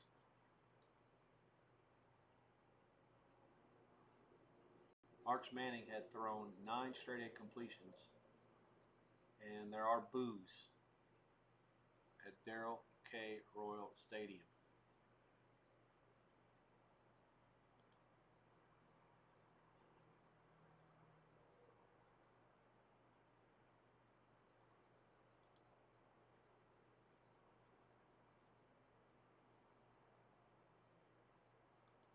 West Virginia and Pitt, sorry. Nurse, Jesus. Scotty Fox is in for West Virginia, quarterback. Not sure what happened to the starter, Martial. Have to look into that.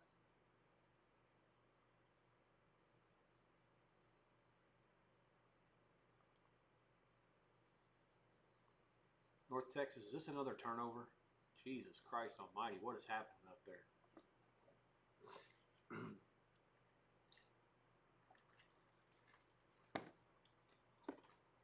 How bad must San Diego State be?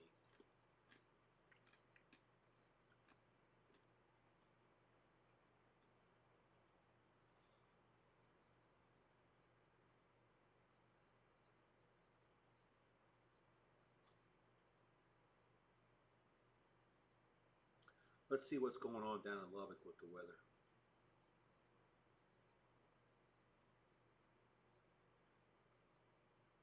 Well, I got fake news myself. I hit the Amarillo radar.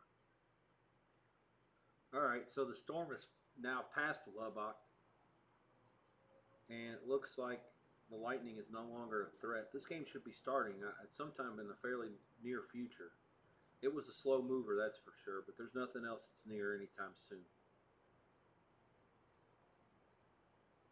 Ought to be able to play for at least a little while. Only a bad break would stop us now, and that would even be like a couple hours down the road. So,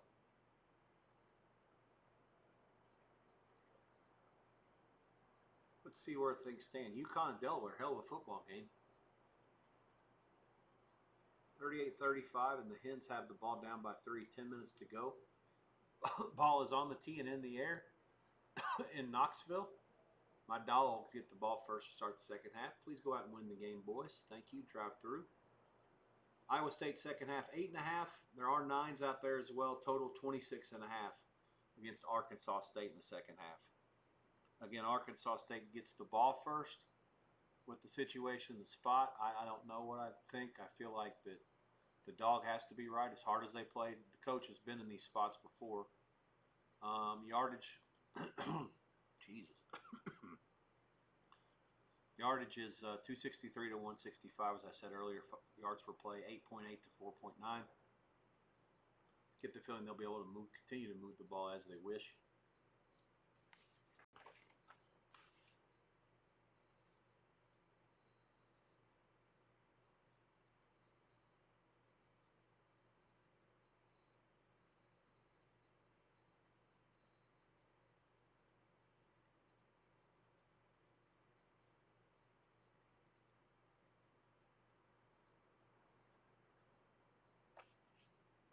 Silva by split decision over Puelas. I had a feeling that can go either way. I actually like Puelas a little bit.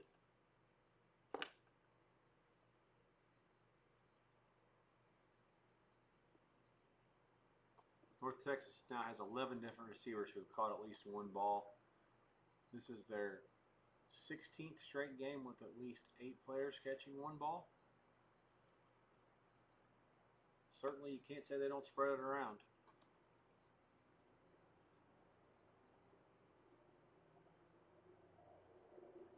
Oh my God, the running back broke 6 tackles and gained like 5 yards on a play they should have been stopped in the backfield. McGill, what an animal. SMU starts now at the 25. They scored touchdowns in their last 2 trips. The second half over and play, it would behoove them for me to get another one here.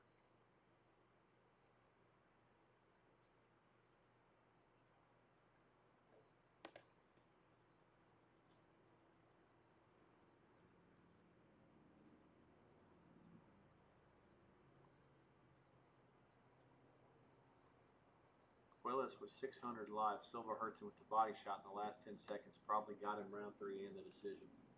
Yeah, finish.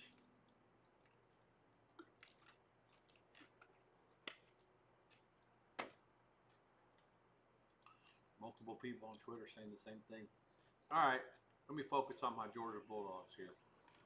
Get a score here and take control of things. Looks like Arch Manning has taken the Longhorns into the paint.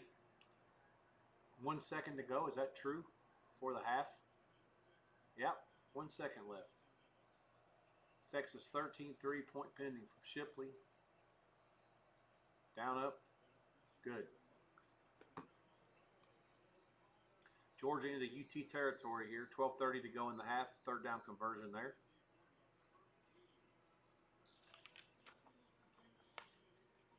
Dusko Todorovic time. My man Dusko. I love this dude.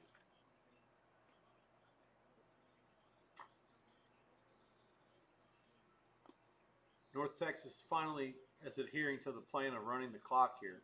Get the Scarbinos in while you're at it.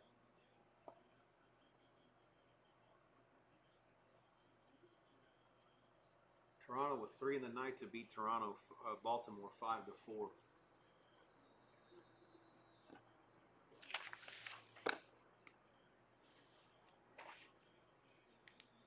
At under 8.5. What a horrific way to lose. 2-1 at the end of 5, 3-1, 3-2 at the end of 8, 4-2 top 9, 3 runs in the night, 5-4, or 4 over 5 as you say it, scoring parlance. Terrible. Baseball has been real choppy, but it runs hot and cold. But the way that I lose some of these games, as I shouldn't say so much, I win some of them too, but the losses outweigh the wins on some of these things.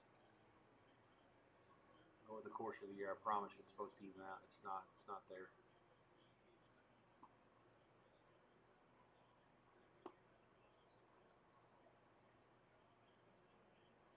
Now I got myself looking at the baseball scores because I'm red asked about that one. Let's see how things are going elsewhere.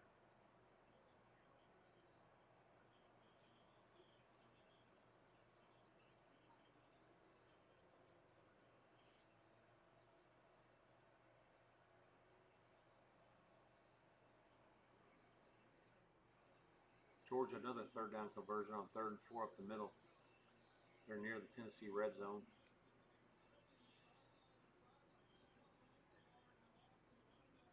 Not enough guys in the box.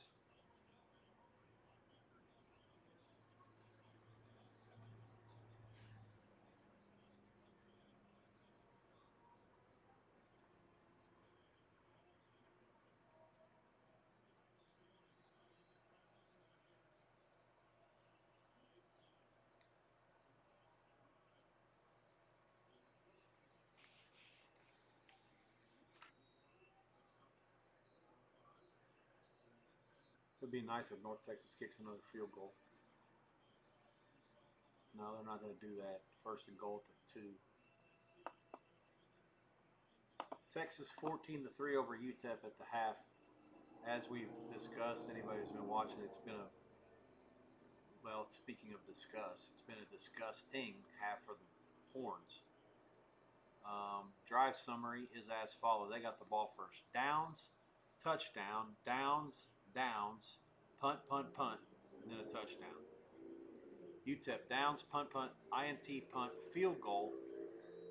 Then they actually got it back and punted again. So somehow, some way, after the 2-minute warning, they kicked a field goal, and then each team had the ball twice more. So there were technically 5 possessions inside the 2-minute warning. Crazy. Arch Manning, 5 of 16 for 69 yards and an interception. He did have the rushing touchdown for Texas, a 5-yard carry.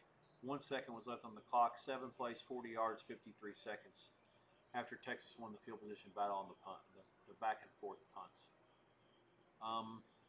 Nelson for UTEP, 12 of 16 for 99 yards. He also has a pick.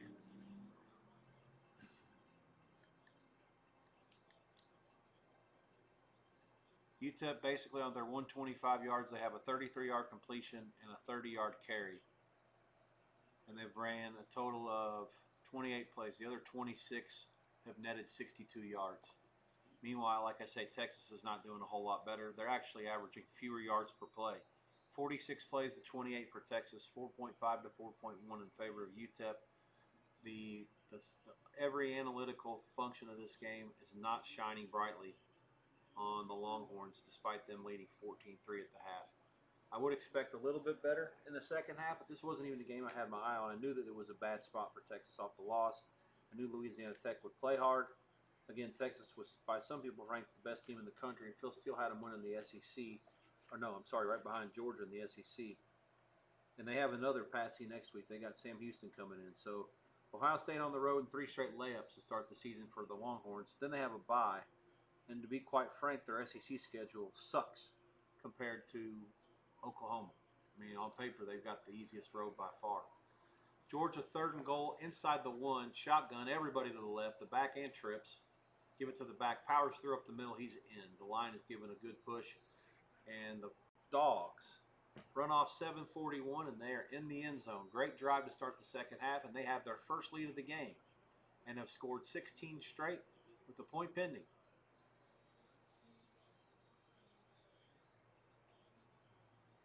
"14-play drive, and 13 of them were running the ball. Just smashing it right up their fucking face. Love it. Banging up their ass. This is what you do. This is a grown man football. You want to play that chuck and duck, all that stuff where you're running the play every few seconds, that's fine. Our guys have grown into the game now. All good, all set. Georgia, 31 rushing yards in the first, 46 in the second, 68 in the third. We're only halfway through the third. That's 145 yards rushing. 17 straight, 24-21. Georgia. West by God, Virginia has made another play against Pitt.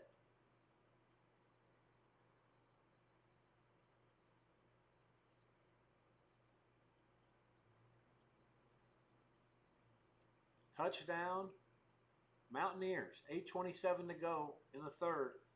13-3, point pending. North Texas did get a touchdown, by the way. They lead 52-3, 2.5 to go in the third. Halftime line in Austin, Texas, 16.5. There is a 17.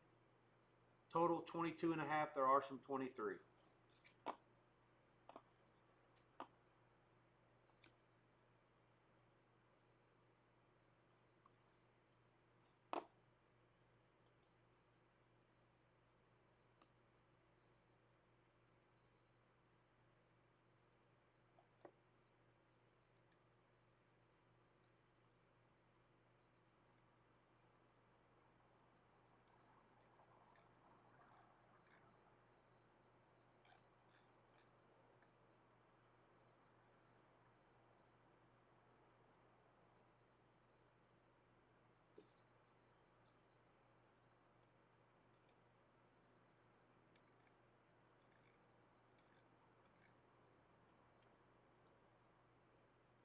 Dusko chokes him out. 39 seconds in, baby. That's right. That's what I'm talking about, Dusko.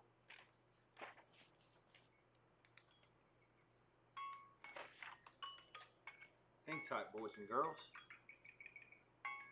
Somebody calling on the old signal.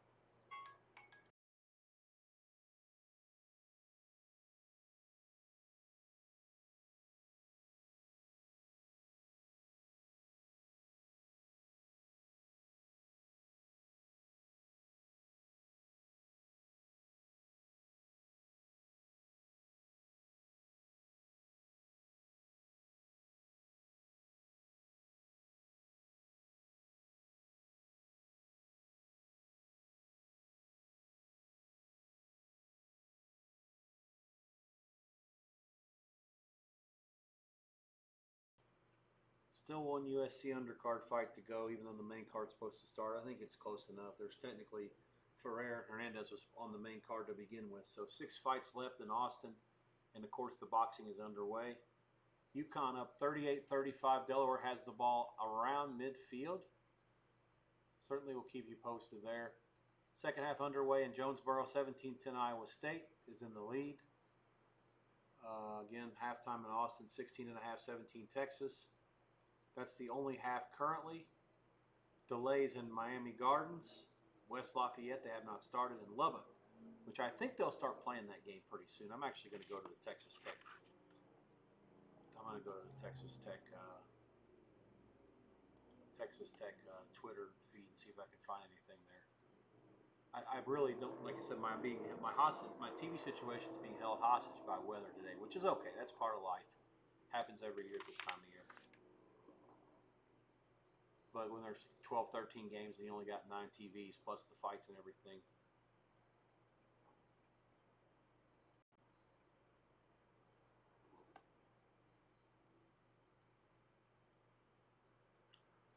.6:45 they're saying. Half-hour warm-up after the delay. So the warm-up will start shortly. The game will start at 3. It's going to be a 3-hour and 15-minute delay off the original start time. Miami and South Florida set to resume in 32 minutes, 6:33 in Miami Gardens. So we're figuring some stuff out here. Let's see about Texas Tech. I just have to treat the Purdue game as a CBS game.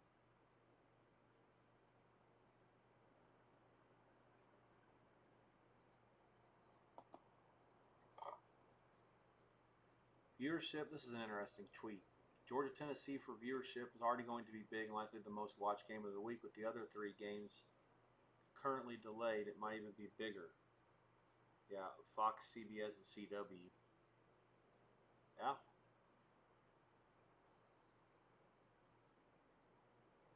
Texas Tech and Oregon State about to kick off in about 10 minutes. So there's the update there.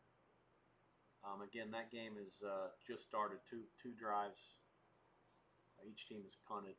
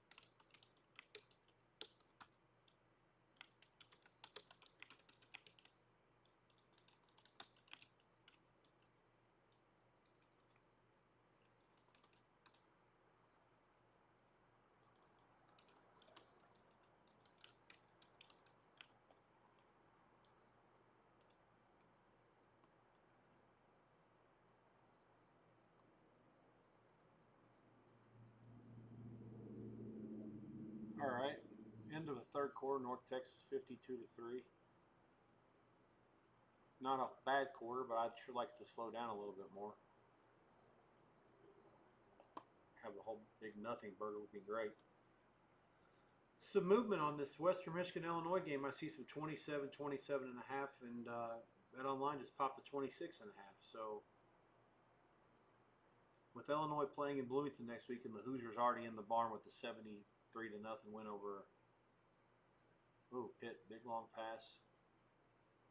Out of bounds at the 5. 7:59 to go. Pitt in goal to go situation. Nice throw, nice catch. Yeah, but Illinois win, get out, stay healthy, get over to Bloomington next week as quickly as possible is probably the goal here. Western Mich, again, incorrect side cover at Michigan State in the opener. I had it. I'll gladly take it. I've lost too many like that before. Tennessee looks a little rattled here. 7:14 to go. There is a flag. There is an incomplete pass. Oh, I thought it was in the backfield. The ref's walking downfield. They're going to call a hold against. Oh, it is against Tennessee. Okay. I was expecting worse.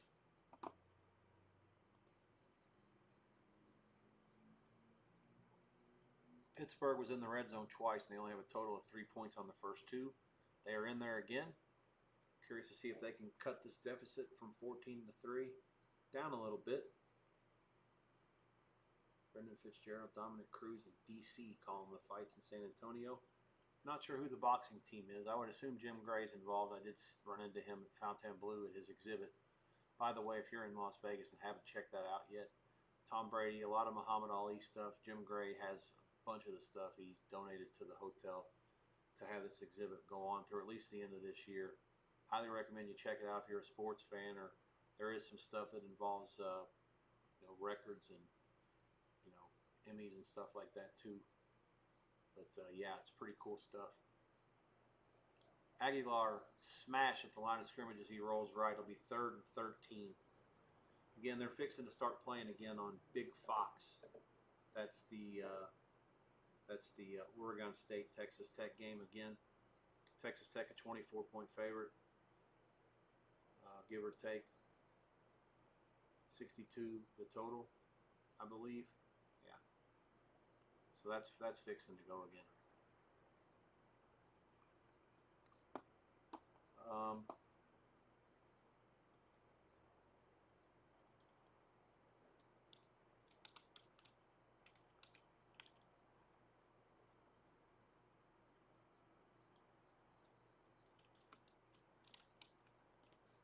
1 second, please. Sorry for the delay.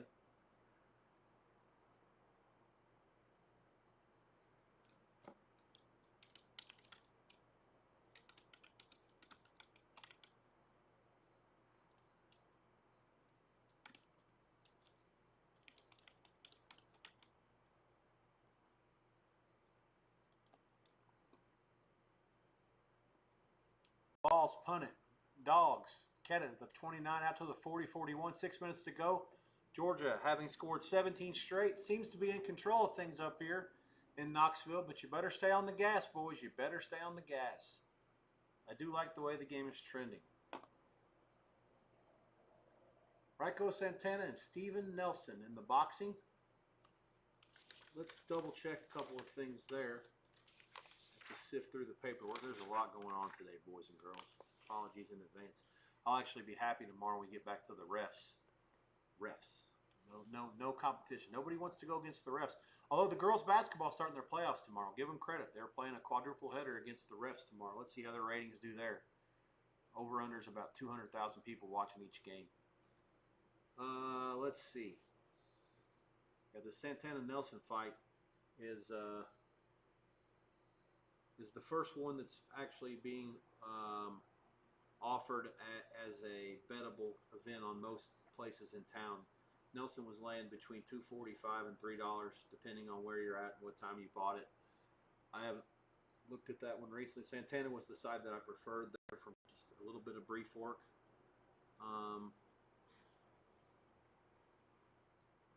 Yeah, this is the 9th. Yeah, this is just the second fight. So there was 10 fights on the card, and yeah, it looks like Tudum has the coverage, and the first fight was at 5:30 Eastern. So they're underway, but there's a long way to go. And I don't have room for the boxing on my TV yet, even with a little bit of an interest there. The next couple fights, there's no betting market that I saw, and then yeah, it looks like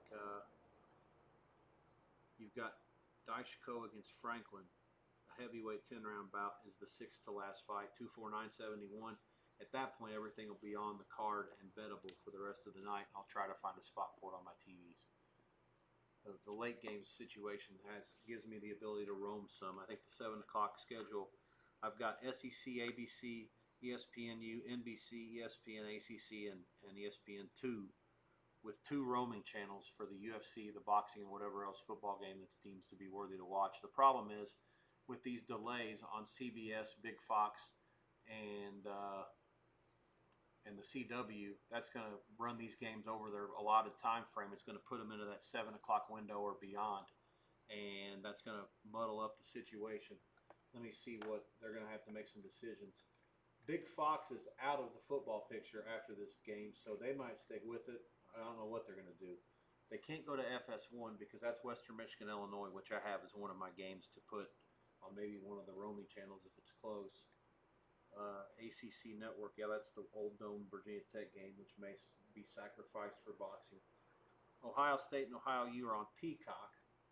That one goes in 50 minutes. I don't know what to do with that one. If it's close, I'd like to watch it for a while. Yeah, so it's kind of a hodgepodge of situations, but it's like I say, Texas A&M Notre Dame on NBC at 7:30 Eastern, and Florida LSU is on ABC. And again, that game, there's no delay in Knoxville, so that's the one game that's on. Everything's on time so far. So you've got,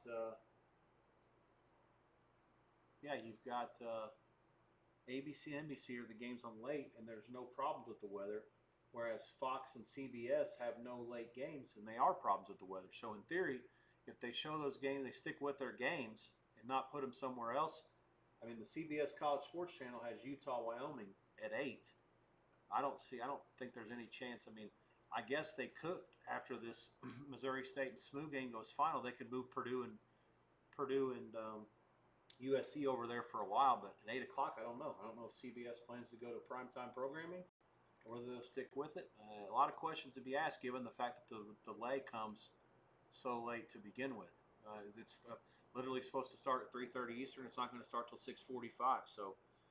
Lots of questions to answer. The TV people, they get paid decent money to make these decisions. We'll see how they end up with those decisions. Texas Tech and Oregon State are underway, and the Raiders have scored a 38-yard touchdown. Eakin from Morton, 5 plays, 50 yards, 46 seconds, right out of the long delay, and they're in the end zone. 3 minutes have passed. Texas Tech 7 and Oregon State 0. I take it back. The first drive of the game was actually a Texas Tech or Oregon State punt, and then Texas Tech got the ball at midfield and scored after the delay. It was 3rd down when they went into the break, and yeah, that looks like they ran a couple plays and then they scored a touchdown. So they had hardly run any offensive plays before the interruption.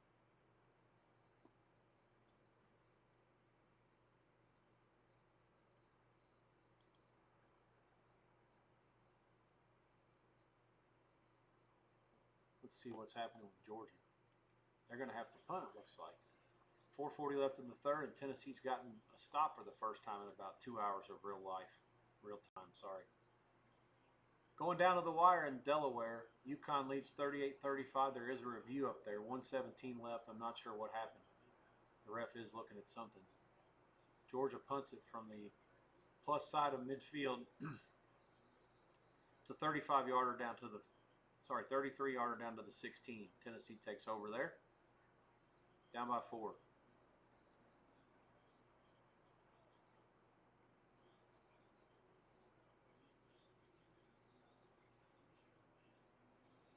So it was a long pass to Delaware, complete.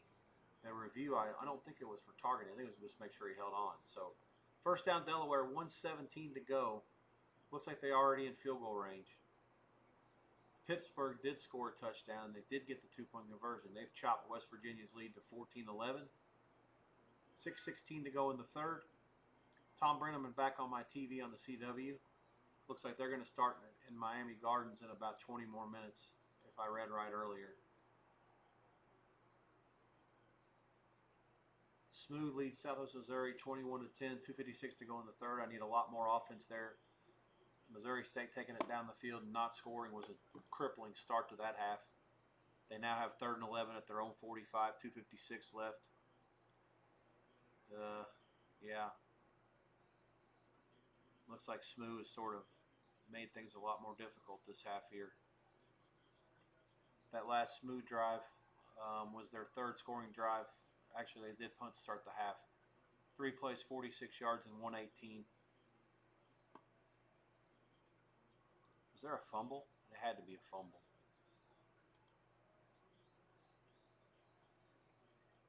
I don't know how they got the ball back. The possession should be different. Missouri State got the ball first to start the half. They're missing a possession somehow. 4th and 5 at midfield. I'm guessing they're going to punt. But down 11, I'm not sure. You don't get moral points for punting at home in a game like this. I hope they go for it. Oh, Tennessee throws a pick. I don't know if it was a miscommunication or what. Just a bad pass right to the defensive back. And the Vols are in, or the Dogs are in business.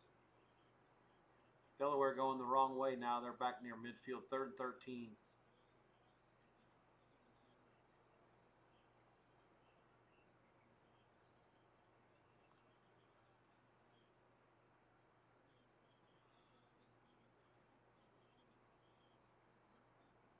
Clock moving in Denton, thankfully. 11 and a half to go there, 52-3, North Texas. Let me see what's on ESPNU. Eastern Michigan and Kentucky.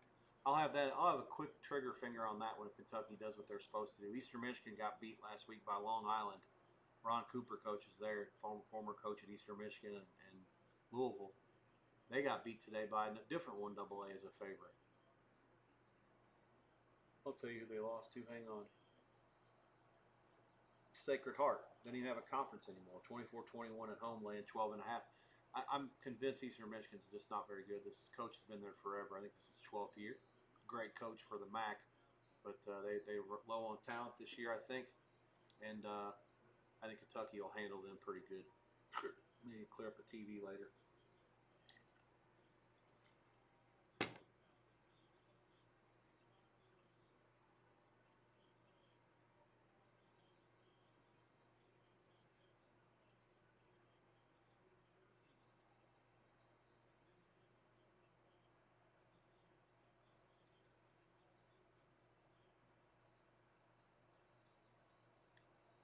Luna and Lee underway.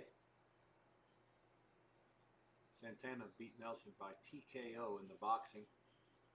Round 1, 238. And my dog gets it done. As I told you, I was a Santana supporter. Backer in that one.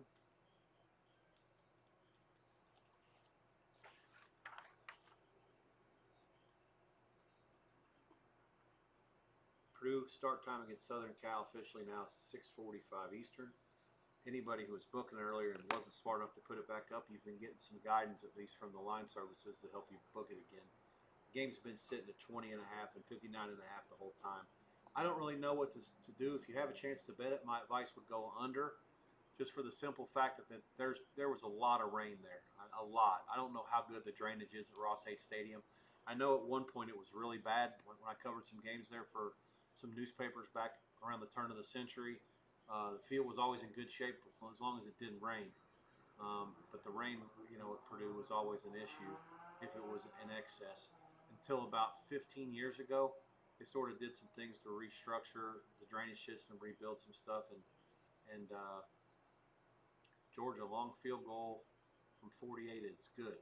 Georgia 27-21. But yeah, until I see an actual picture of CBS showing the field. I know they had Jenny Dell doing some updates from the sidelines during the thunderstorm earlier, but I don't know. Like I say, that's the fact that USC scores a jillion points, and these first 2 games they're playing Purdue today. Purdue shut Ball State out. I don't know what to make of it.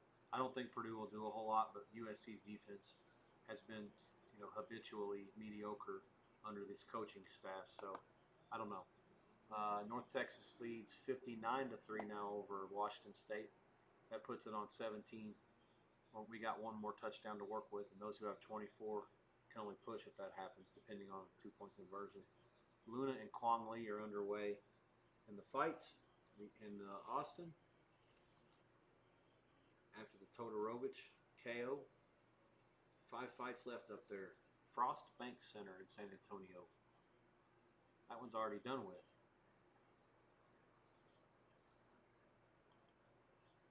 Luna had enough of this guy early. That was a fascinating matchup going in. My guy Lufinacaro, he's loving life. Aguilar points to Luna. Mexico Especial plus 214. It's business. My man Lou. Take it down.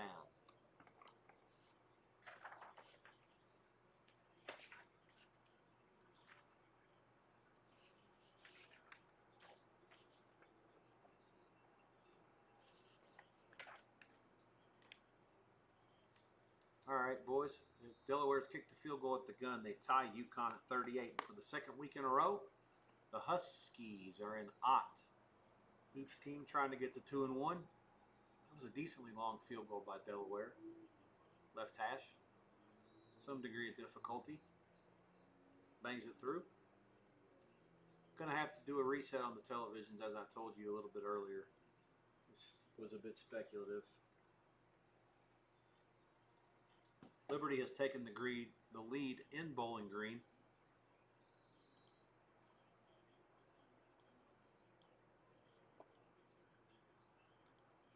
I'll double check the boxes. We near halftime on that game.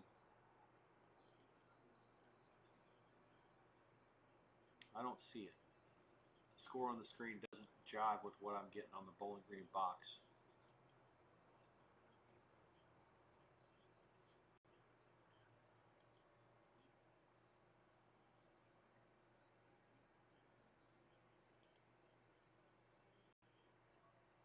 Let's see. I don't know. I got nothing. Looks like Bowling Green had a 4th and 5 at the 48, and they punted it down to the Liberty 11.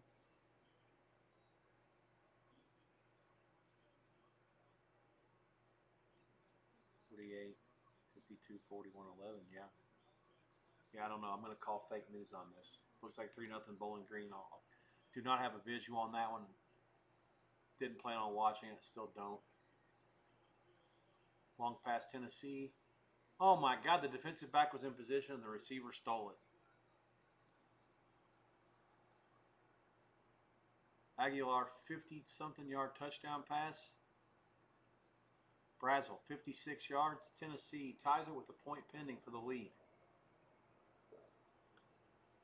That sucks.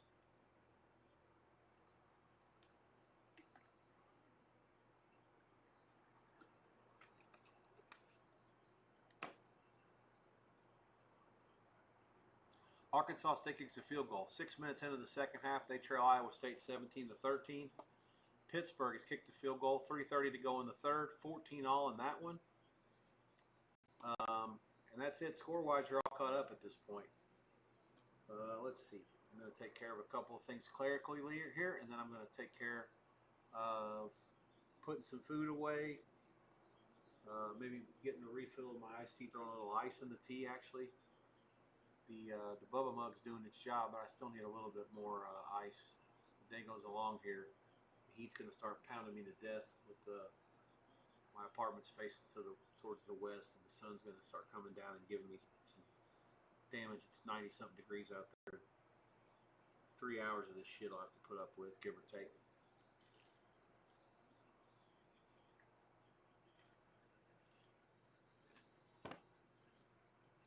Kwong Lee was putting it on him there early, and then Luna said, enough's enough. As Lou correctly said, the Mexican fans are in this thing. It's about business.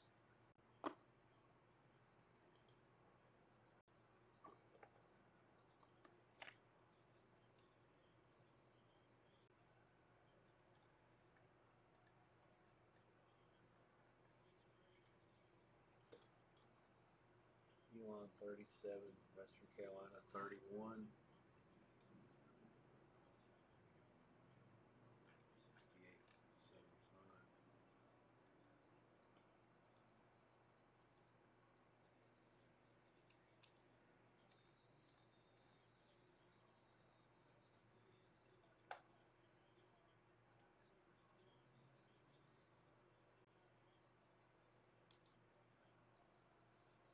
We're nearing the end of the third quarter in Knoxville. It's 28-27 Vols.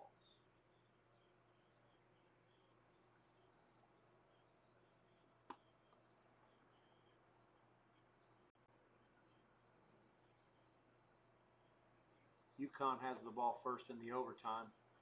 First and goal at the 2 after a nice play. They run it. Cut back to the short side. Not much there. It'll be second and goal at maybe the 1.5.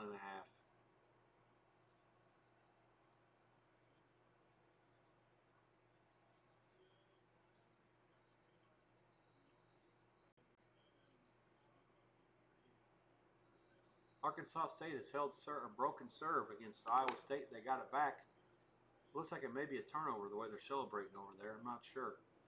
8:16 to go in the third. Oh, no, it was a punt. Iowa State punted. All right, end of the third quarter. Georgia ball down 1. UConn will have third and goal. They're underway in Austin, Texas, 14-3 over UTEP. 4 minutes gone in the third quarter. What else? Pitt game, 2:17 to go in the third. 14 all. West Virginia Pitt has the ball back. Narduzzi's upset about something. Crocker beats Patty Donovan by split decision.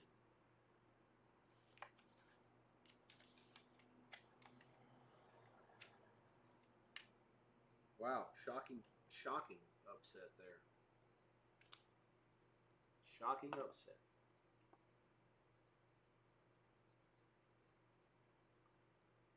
Didn't even have room for that one. I didn't want it. I didn't think that was going to be competitive.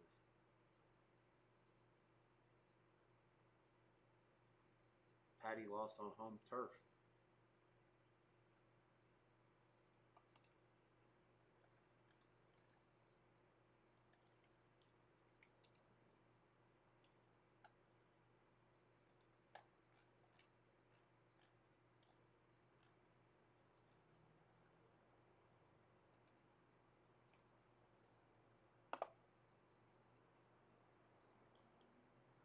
All right, I'm taking just a minute here. UConn kicks a field goal, 41-38. They lead Delaware by 3 only. Delaware, a touchdown will win the game for them. Arch Manning looks like a design draw. Texas on the move, first down at the UTEP 26, 10:34 to go. All right, TV maintenance and a couple other things. Right back with you here. Hang tight.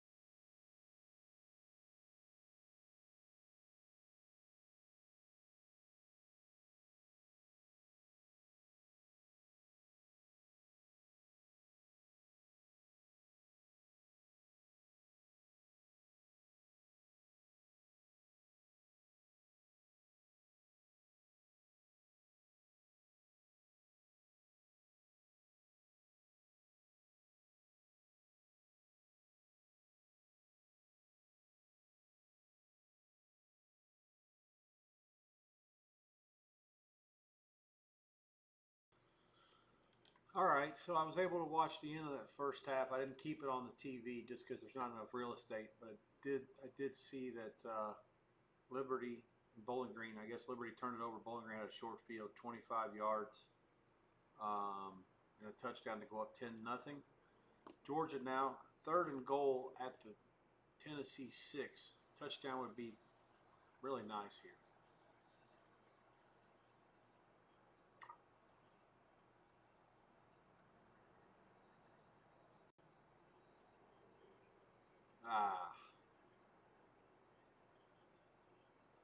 Just out of reach.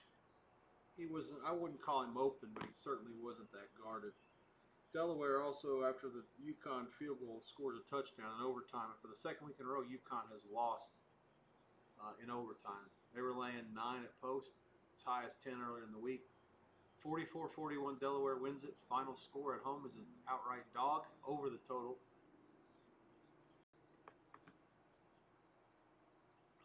Lafayette, they're about to kick between USC and Purdue. And there's a delay that's been added on to the Miami and South Florida game. It's now 7:07 is the resumption time, so another half hour there. That's going to give me a chance to reassess the TV situation in that game. So now I can find some more real estate. I give up. I'm not going to sit here and watch nothing. That's one of the TVs I'm using my antenna on. Let's go Texas Tech and Oregon State for a bit. So the Bowling Green leads 10-0 over Liberty at the break. Hernandez Ferrer underway in the UFC.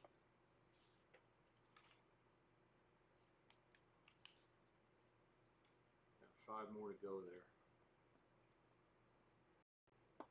Iowa State was on the move, but Dickerson has another interception for Arkansas State. And yeah, that was bobbled and intercepted. The receiver should have caught it right at the first down mark on 3rd and 12. Arkansas State takes over at their own 15. First down, 3:20 to go in the 3rd quarter. The Harris touchdown for Bowling Green with 8 seconds to go in the half puts them up 10-0. Rather listless game on offense, both ways. 153 to 131 yards. Liberty averaging close to 5 yards a play. Bowling Green not even 4. The one Liberty turnover set up Bowling Green. Set up Bowling Green in the short field for that touchdown. So Georgia kicks a field goal. 12-17 left. They take a 2-point lead. Knoxville. Pittsburgh kicks a field goal. They take a 3-point lead. 17-14 at West Virginia. Early 4th quarter there. Texas Tech 14-0 after just scoring against Oregon State. 6:27 to go in the 1st. I'd say the crowd in Lubbock, they lost some people, but they're still an okay crowd there, given the opponent and the weather delay.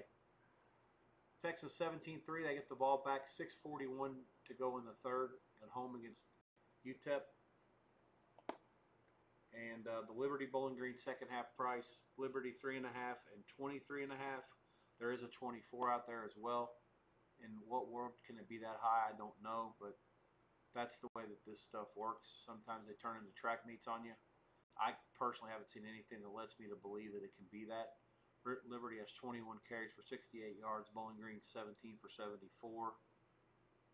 Neither team has thrown for much either. 71 to 57. Again, Liberty threw a pick. That's really the difference here.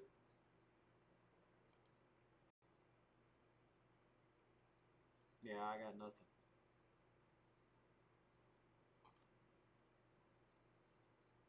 Arkansas State out on the move.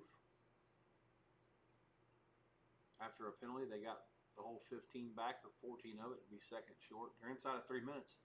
That's the new upset alert, as SMU has taken control against Missouri State now. Oh, long pass incomplete. 28-10, I need points in that game. I need Missouri State to hold up their end of the deal. That's the problem in this game. Over 29 in the second half, and I really thought Missouri State getting the first drive 7 minutes long and then not getting anything out of it was a backbreaker. I thought if they could give me at least 10 and maybe 14, we'd get there. It's not out of the question, but their chances of scoring go up a bunch if SMU can go ahead and score and go up more than 3 scores. And the funny thing about this is SMU has an outdoor chance to still get the money. That would be a significant front door cover as a 29-point favorite, 30-point favorite, down 10-0 deep into the second quarter. It's 28-0 now with 8 minutes to go, so I don't think that will happen, but I've seen stranger things certainly in this racket over the years. Oregon State first down on 3rd and 4, nice conversion there.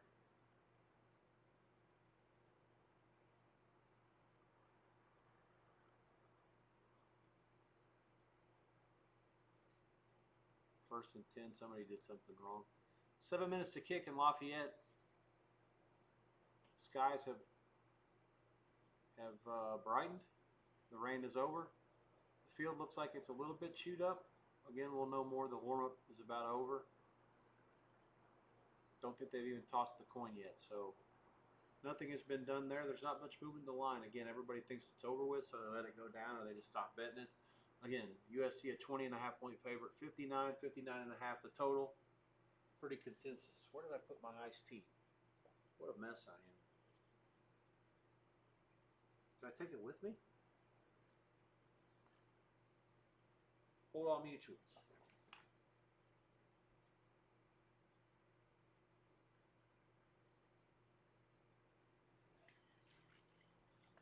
What was that about? Can't be fatiguing yet. We're not even halfway home. Although we are technically 6 hours in today and some change. Started a smidge late, had troubles with the video issues. Tennessee wasted very little time in scoring a touchdown. 11 minutes to go now. The momentum has completely shifted in this game. Tennessee didn't do shit on offense for about 4 straight drives, and then they throw a jump ball, and the defensive backs for Georgia for about the 3rd time today get mossed. And now Tennessee's up 34-30, point pending. 4 plays, 75 yards, 116. Georgia has to go back and convert, preferably a touchdown. Let's stop messing around. Washington State has scored a touchdown against North Texas. Oh boy, sitting on 23. 59-9. I have under 24 now. Please kick it. All right, it'd be nice to miss it. If you guys have 24, you're only going to push if he makes it. Yeah, so 157 to go. I have to think they'll take knees from here, I would hope. And that'll about do it up there. A little bit of cleanup over here. I'm here, but I'm not here for just a couple minutes. Middle Tennessee State, Nevada also at the half. That's one that I haven't gotten to you with. They're about to kick off. No, they're not. Fake news. They're still in a delay at Florida Atlantic and Florida International. Not sure when they'll kick in that game. And that will also clear out depending on how long they delay it. The TV situation later on could be fascinating with the real estate situation. There's a lot happening in the 7 o'clock and 7:30 windows, and then a few games at 8. If any of this stuff goes beyond much later than that, there's not a whole lot going on once the 8:30 Akron UAB game kicks. That's by itself, obviously, an ESPN Plus game. So anything that goes after the 8 o'clock games, we'll have room for real estate depending if we can get some of the 8 o'clock and the 7:30s out if the scores get out of hand anywhere, especially after halftime. End of 3 in Jonesboro, 17-13 Iowa State leads Arkansas State.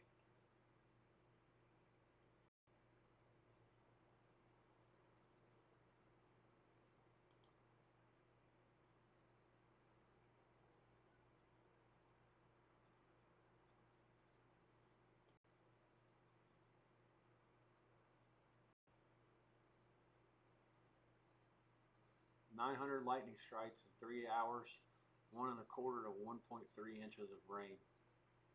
Yeah, the radar didn't look pretty. I'm actually impressed by the crowd at Ross-Ade Stadium.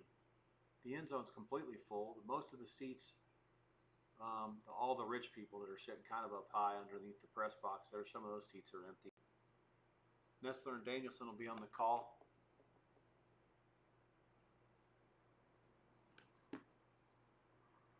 Purdue was winless in the league last year.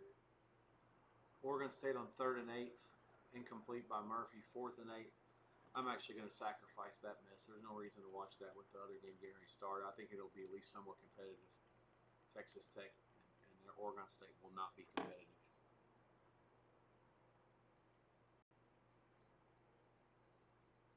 3 hours and 5 minutes the delay. 72 degrees of kickoff.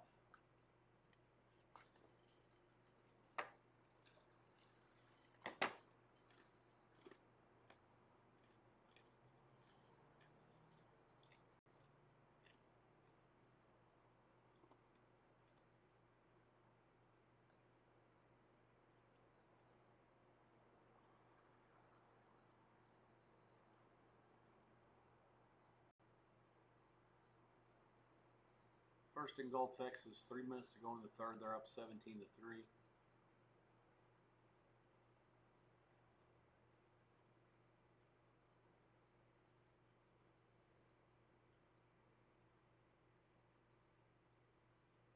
Smoo actually punted to Missouri State. That will end any chances of me getting second half over, and also any chances of Smoo to get the money. Tennessee kicks off the Georgia 35-30. 11 minutes to go. I can't fucking believe that jump ball touchdown. Totally changed the game. Georgia was up, control of the game, up 6. Needed just one stop.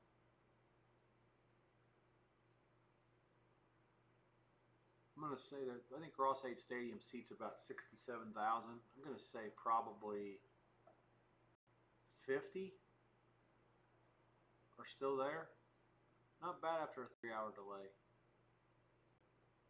Maybe a little bit less. Some of the seats are disguised as people. I'll say 40. No, maybe not. 40, 45. There we go. Doesn't matter. North Texas wins it 59-10. Second half, we hook them. Amen.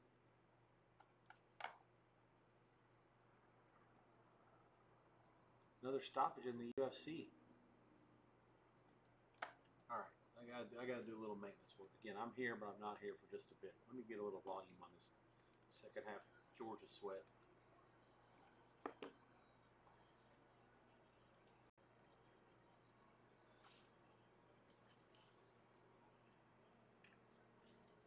Big game this Georgia is. 4-1's a whole lot better than 3-2 on these halves.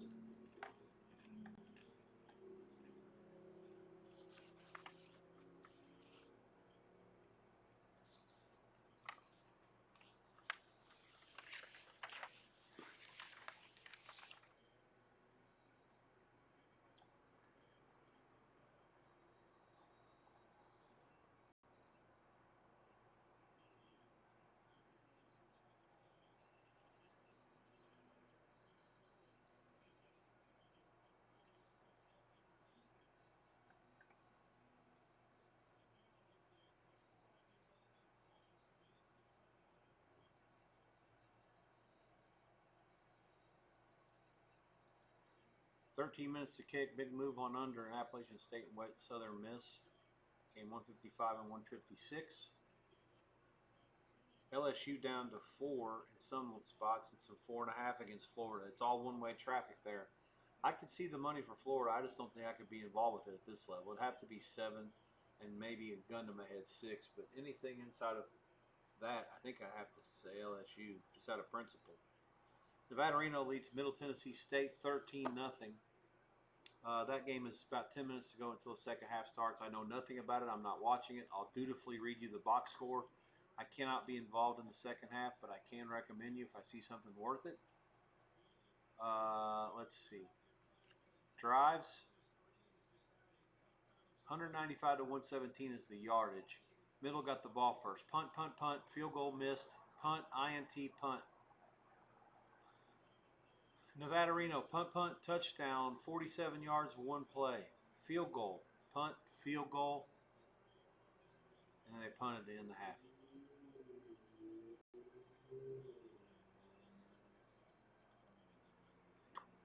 So, 1 turnover by Middle to lead to 3 Nevada points. 195 to 117. Neither team can run. Well, Nevada runs it some. That's probably the difference. Third downs, they're combined 3 for 16. Just a shit fest. Middle Tennessee really can't do much unless the other team does them favors. Pittsburgh has scored again. They're now ahead of the number. They were down 14-3. And they've now scored 21 straight. 9:23 left, and they are up 24-14, catching laying a touchdown in Morgantown. 35-30, and Georgia has third and a long way to go. 14 yards at their own 34. Stockton in the gun, running back left, trips right. 100,000 plus, loud, orange and white clad. Snap, they only rush forward, drop out. Oh boy, sack, fumble, Ball's got it at the 35. 8:21 to go, they'll take over up by 5. Quarterback had no clue.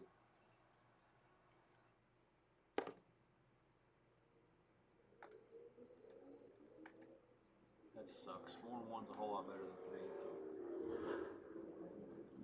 Oh well.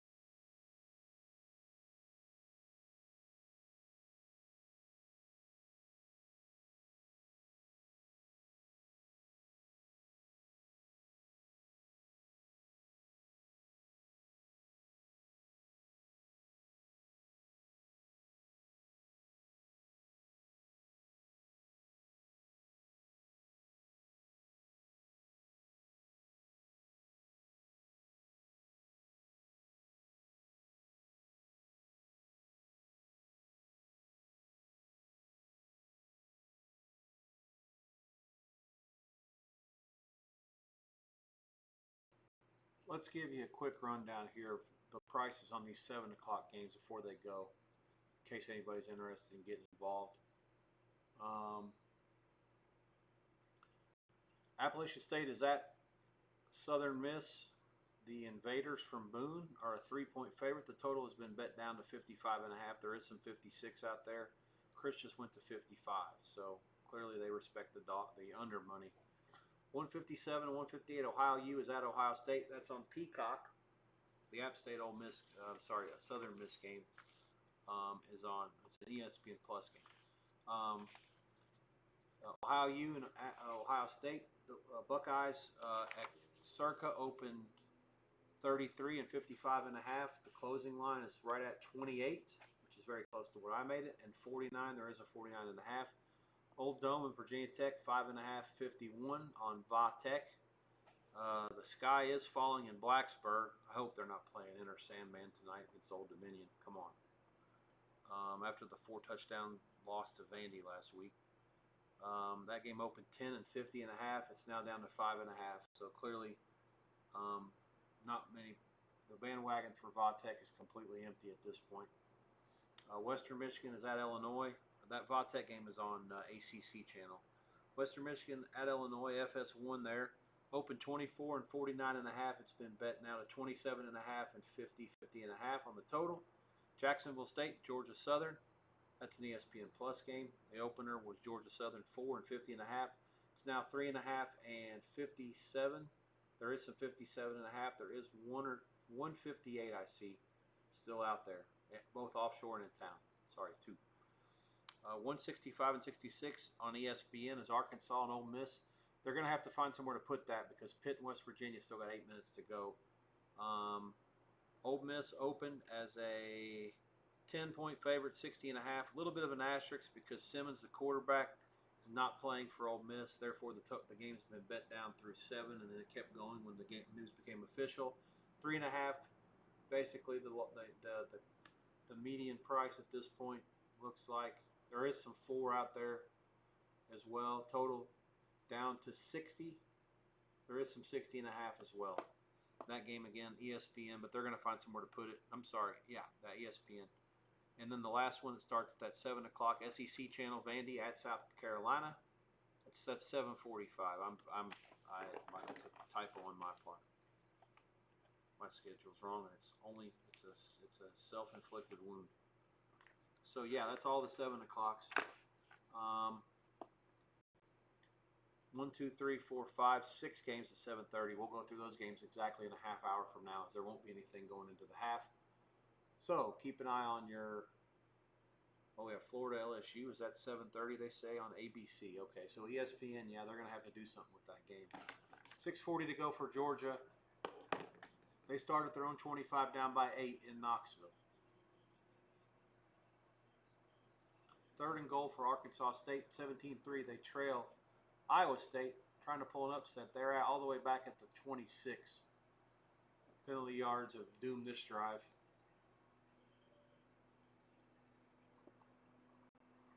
But a field goal wouldn't do them bad. Cut it to 1. They'll have a chance to kick one from about 40 yards.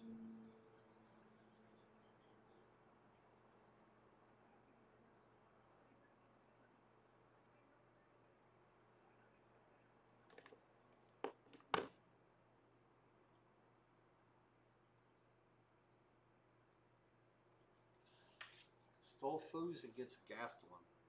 I like Kelvin in this fight. He's laying a big number. Let's see what happens.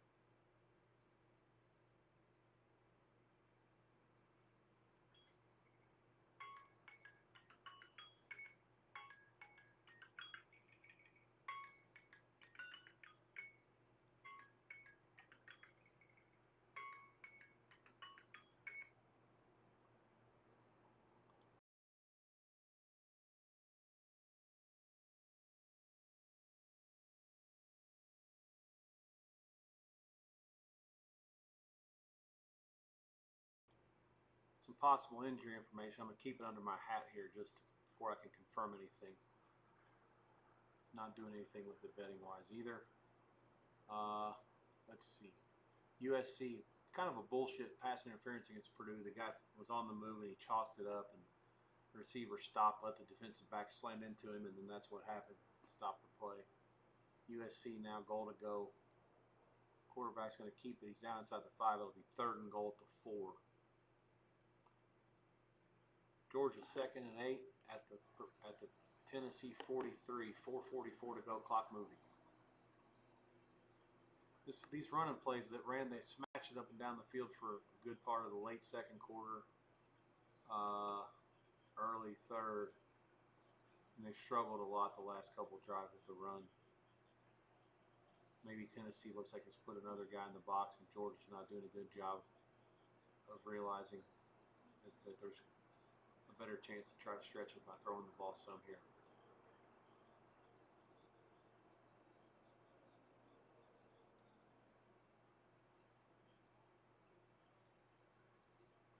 Big play, cut inside, 1st down to the 32. 4 minutes to go. Clock continues to move after the chains get reset.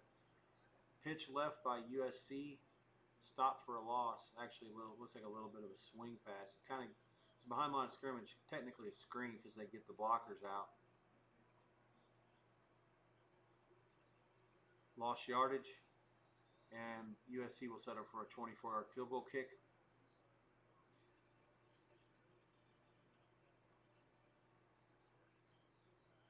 It's up and good.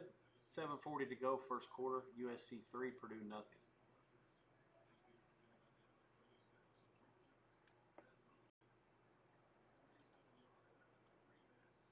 Furman Campbell.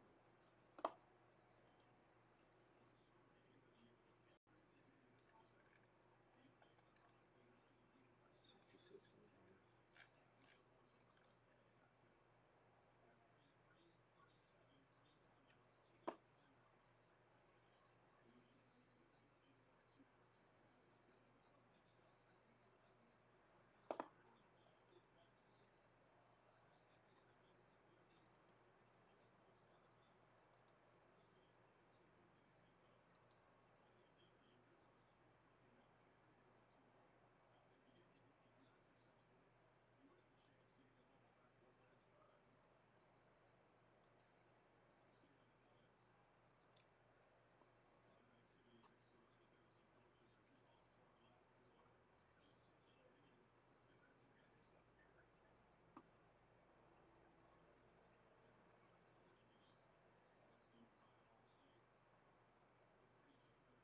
I'm here, by the way. Chat if you need anything.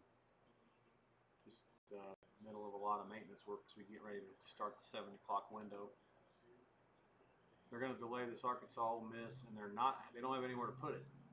That surprises me. I thought they might put it on the U, given that Eastern Michigan and Kentucky don't start until 7:30, and there is some free time there. But for now, nothing.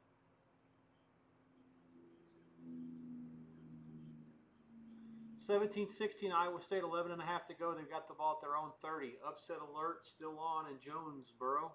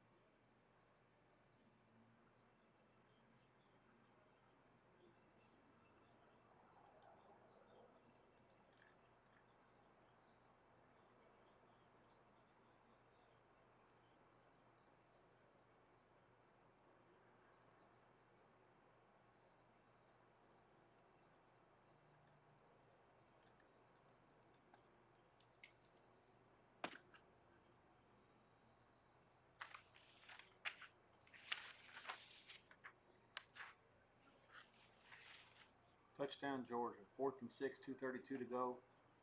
Down by 8, now down by 2.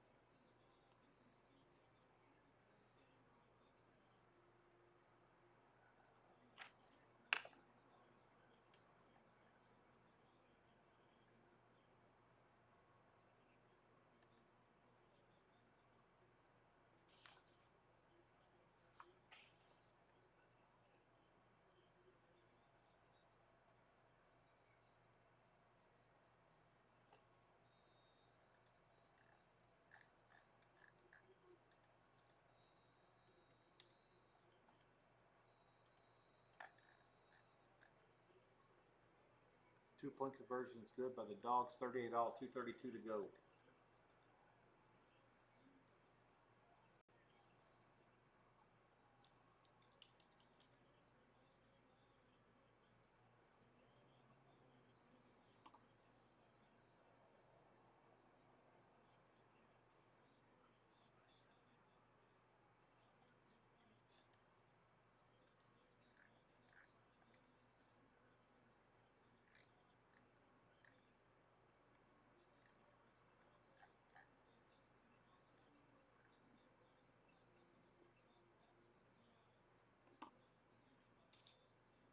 State 17,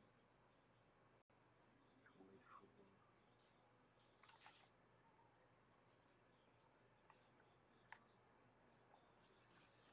6.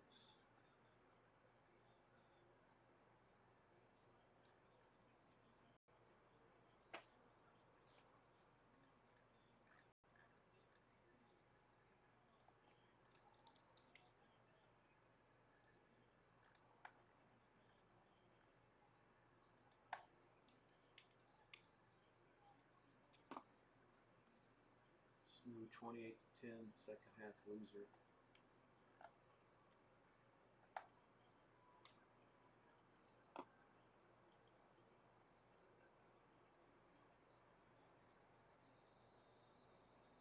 Sloppy game.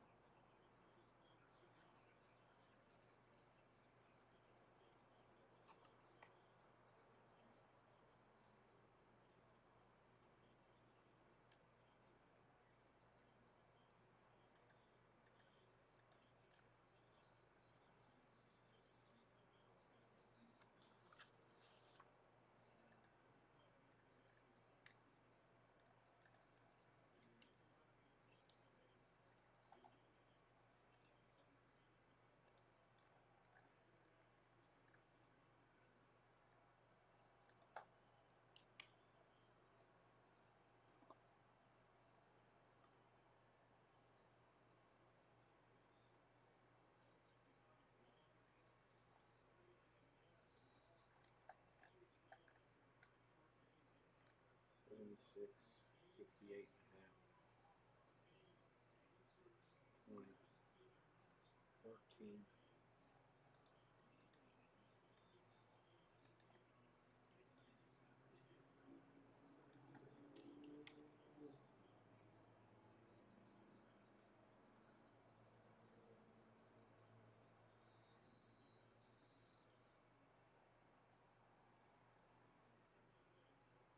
All right, let's run everything down here.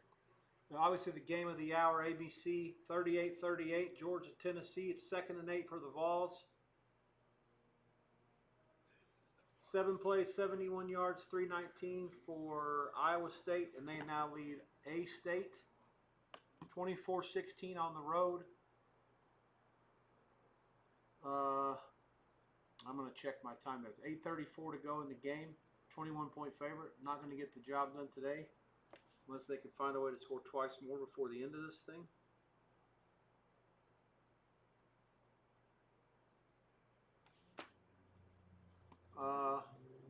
Texas is up 20-3. That game with 12 minutes to go in the game, Texas has the ball in the red zone again.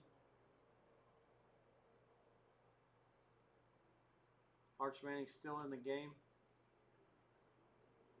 They have yet to throw a pass touchdown. Last time they've done that, November the 25th of 2022 against Baylor. They'll have first and goal at the 9 after a 2-yard carry. 4th and 4 for Pitt, 2:58 to go. That's on ESPN. And as I predicted, I should be the TV programming guy. There's probably a lot more money in that than to try to stream here. Arkansas Ole Miss is an ESPN game. They're going to start that on ESPN News before Kentucky and Eastern Michigan go at the bottom of the hour in 20 minutes. 7 o'clock games are underway. Miami and South Florida has restarted. Texas is in. They now lead 26, 3-point pending. Texas Tech is up 21-0 over Oregon State on Big Fox. 10 minutes to go in the first half. And the 7 o'clocks are all started. App State at Ole Miss, Ohio U at Ohio State, Old Dominican at Virginia Tech, Western Michigan at Illinois. All no score. And Jacksonville State is at Georgia Southern. We do have some Jacksonville State exposure. I do at least. Plus 3.5, and they are losing 7-0 in Statesboro to Clay Helton's Georgia Southern Screaming Eagles. No bueno. Arch Manning does throw the touchdown pass. The graphic mush worked in the Texas game. 24-17, 4th and 9, Pitt. Narduzzi looks as confused as a turtle in the middle of the street. I'm not sure what they're doing.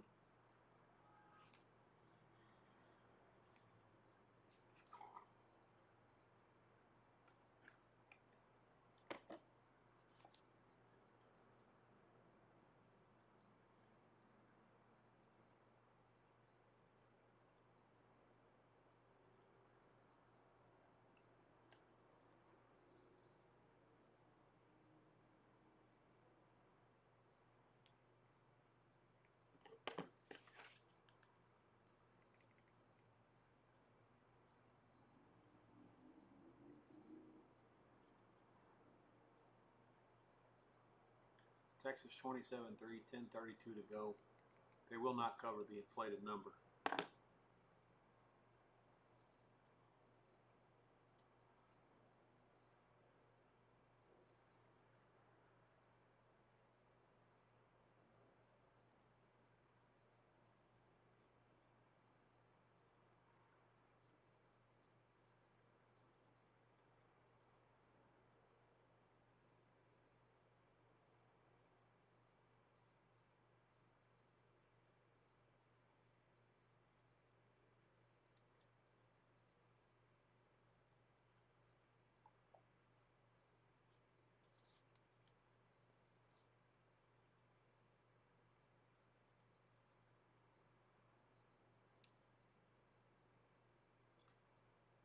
Pitt did punt to West Virginia. The Mountaineers have got the ball. They have done nothing with the ball for a good long time. Big first down by the Vols on 3rd and 8. They're inside of 2 minutes. They've got it out in position where they can work with it now. They'll probably go fast here. Each team has both their timeouts. Tennessee at their own 39. West Virginia working out of their own territory has again done really nothing yet. It's a draw. They made the first guy miss. First down, Tennessee. Maybe not. Going to be a gain of 9. So 2nd and 1. Clock moving. Again, both teams have all their timeouts left. Miami once again on the move against South Florida. 14-6. They're in South Florida territory. Bulls have kicked the second field goal. Now they're about to give up another touchdown. Wow, the Miami guy just ran the dude out of the shorts, and he's in. Big long touchdown, Miami, assuming there's no flags. 20-6 point pending, Hurricanes.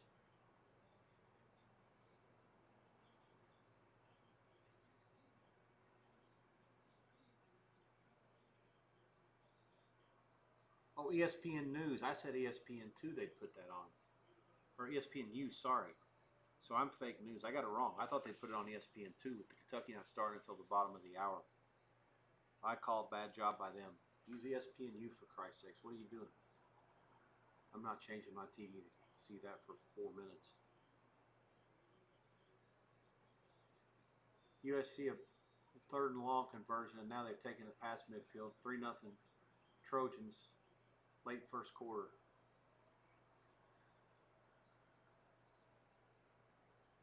First down balls at the.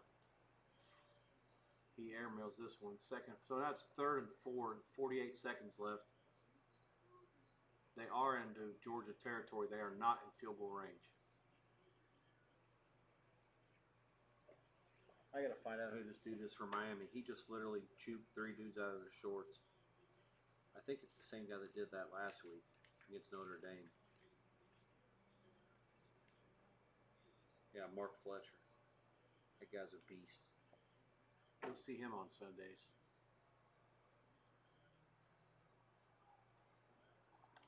I can't believe Rutgers beat Norfolk State 60-10. Michael Vick. Oh wow, Vols get a first down, and they are into field goal range. He ran it.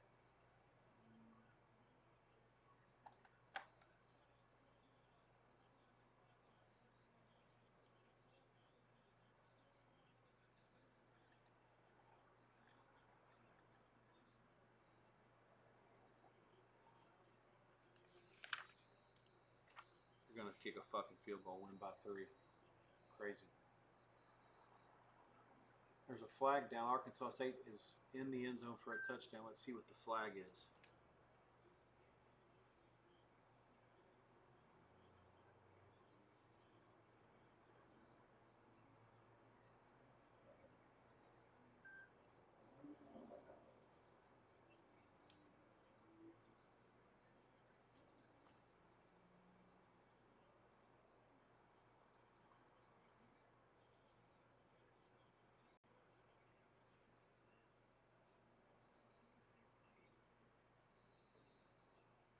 Yeah, Tennessee's beaten them one time in forever, and that was lucky.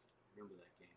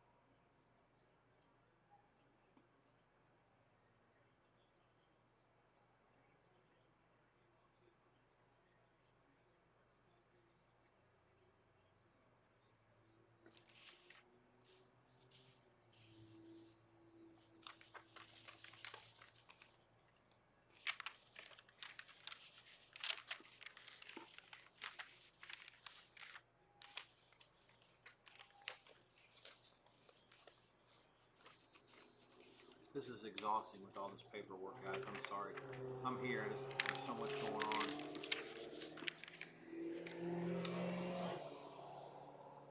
Tennessee down to the 26 now. 30 seconds left. It'll be 3rd and 2.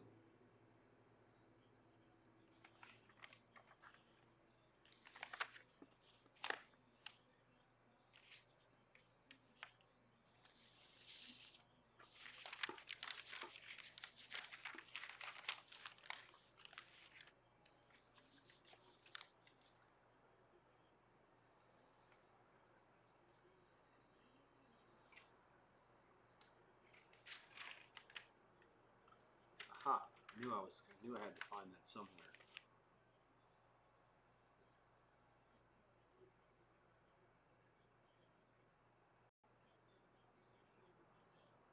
Oh, they gave him a good spot. First down, Tennessee. 22 seconds left.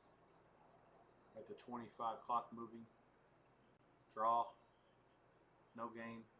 They put it on the left side of the field with 12 seconds left. They call timeout. Now it's just a matter of where they put it and where he wants it.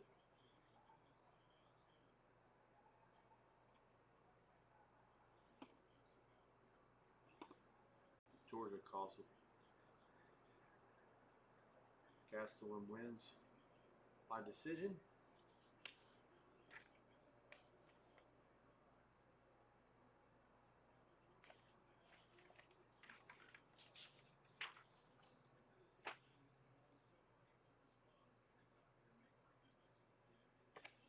How does Chris Fowler have a cold in the middle of September? I don't understand that.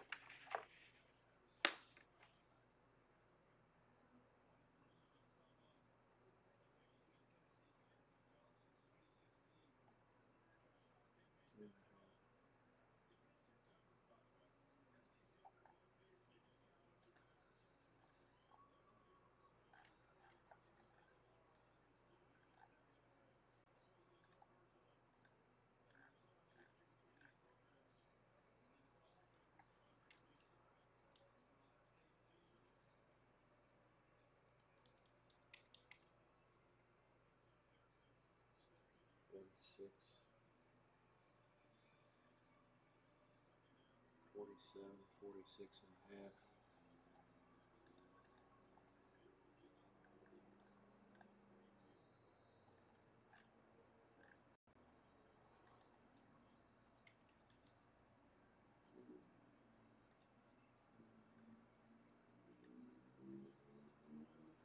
Tennessee down, 7 seconds left. They're at the 20 now, making it a little bit closer. It'll be 3rd and about 4. That's irrelevant. This will be the play they kick it. They do have all 3 timeouts. If they have a bad snap, they can kick it again. 21-6 Miami over South Florida. They got the ball back. I'm not sure what happened.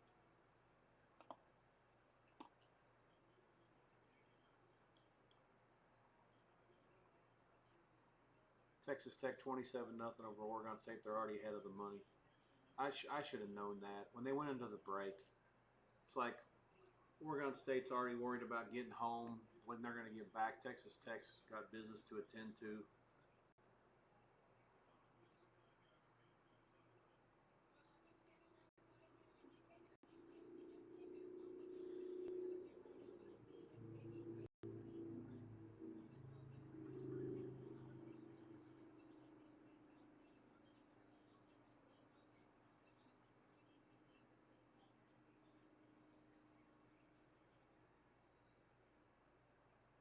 Purdue's Rose Bowl champions of 2000 are at the game today.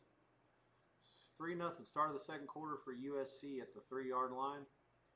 And the quarterback is faked to the back and ran it in himself. First play of the second quarter, USC 9, Purdue nothing, point pending. 28 seconds left for West Virginia. They're at the 15, 1st and 10. Over the middle. Oh, almost there, incomplete, knocked away. 23 seconds, 2nd and 10. I don't know how they got it down there. There's too much going on, man. Too much going on.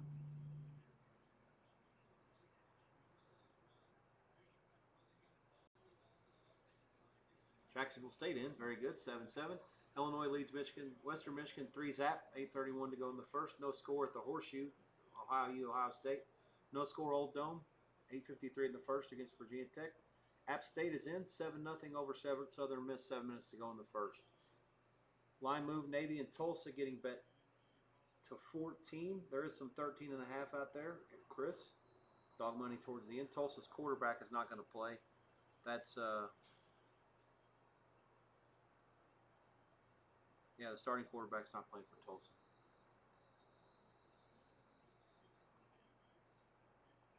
Miami is punting against South Florida. 6 minutes to go in the second there. Tennessee false start. Back them up 5.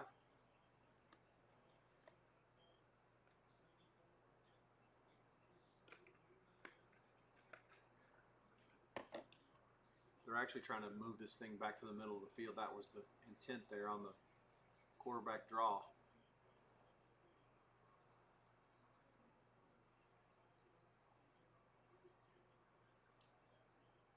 Now they're not even going to do it. 7 seconds left.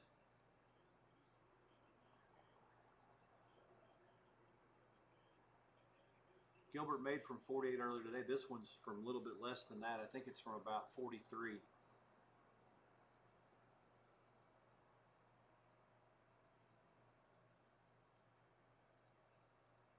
Snap, down, up. He's missed it. And we're going to go to overtime in Knoxville. 38 all. Wide right. Never had a chance. Touchdown, West by God, Virginia. And the game will not fall 7, at least not in regulation. 24-23 point pending, unless they go for 2.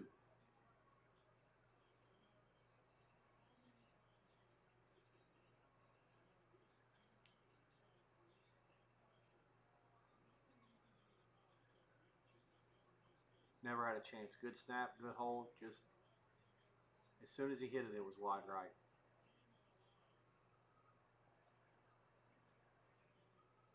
Extra point is good in Morgantown. We're 24 all, 11 seconds left. What a football game. That touchdown also is going to probably put it over the total. I shouldn't commit to that yet. Game was 58 or so. It got bet down to 55. It's now sitting 24 all. headed for overtime. That really is a tough one to swallow if you got under. The game has been a dead nut under the whole way. Iowa State leads Arkansas State 24-16. They have the ball. The clock is moving. 3 minutes to go. Up 8, and they're at their own 36. Just trying to work on the clock. A-State has 2 timeouts left. First play is a 5-yard carry.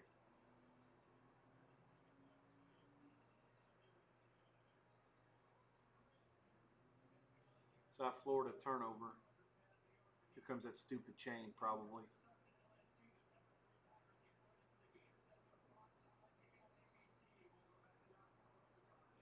.726, the 7:30s I've run to you, I believe, but in this case not. Let's go through them right quick. Vandy and South Carolina. I think I gave you that one. The South Carolina 3 and 48, 48.5. That game's on the SEC channel in about 20 minutes, give or take. Eastern Michigan, Kentucky on ESPNU.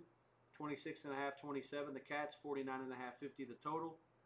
Florida at LSU. That game's been blasted down to 4.5, and there was a 4 out there earlier. It's now up to 5 in a couple of venues after starting 7, 7.5 earlier this week. All Florida money. Every sharp and pseudo sharp are on the dog. 173 Texas A&M Notre Dame on NBC in a few minutes. Notre Dame is laying 6.5. It's been that 6.5, 7 range all week. 49.5, 50 the total. Again, sharp money on both sides of the total as well. My friend Paul Stone is on Notre Dame in that game. He actually laid 7, I believe, or he gave it out earlier this week. Probably laid better than that. He's got Notre Dame higher than the world. I do know that. 175 East Kakalaka against Coastal Kakalaka. Chuck Edel on East Carolina. Me as well. We had to lay 7.5 there. There's actually a 7 out there late, but we laid I guess you'd call it a bad number. But we like East Carolina pretty good. I made the game much higher. Coastal's bad. But they drew some support again here late in the week. We'll see. Game of 7, 7.5. The total 57.5. Circa's opener was 8, 52.5. And West New Mexico State, Louisiana Tech, Circa opened 7 and 45.5. The Bulldogs are 10 and 42.5 against New Mexico State. UMass at Iowa. Iowa laying 35 points is the funniest thing I'll see all day, given their offensive woes. But UMass is clearly the worst team in the country going into this game by power rating out of 136. 34 and 44.5 was the Circa opener, currently 35-45. And that's it for the 7:30s. There's 1, 2, 3 games at 8, and then things are really going to slow down. So the 7 o'clock window and the 7:30 window will be very busy. I'm going to have to rearrange my televisions here shortly and figure out what I'm going to do based on how close some of these games are, the weather delays, just a barrage of factors that'll play into what I'm going to do here. Obviously, the boxing's going, but I don't have room for it yet. I've still got the UFC on. I'll probably just keep the UFC there and throw the boxing on behind it. Yeah, not much else to do. Still sweating out the overtime situation at Neyland Stadium. Second half Georgia -3, -105. So it's going to come down to the overtime here to see how that finishes. Second half SMU was a loser on over. Second half North Texas was a winner on the under. And earlier today, Memphis State live and under second half were both winners. Coin toss coming. Let's see what happens. Live price is up at a couple places. Georgia's a small favorite from what I see.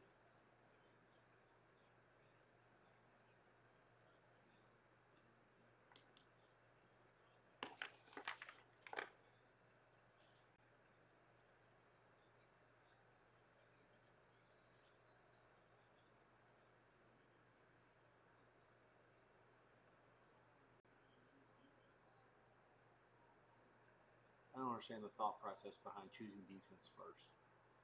Like, why would you want to know what you need? If you have a good offense, just go score first and put pressure on them.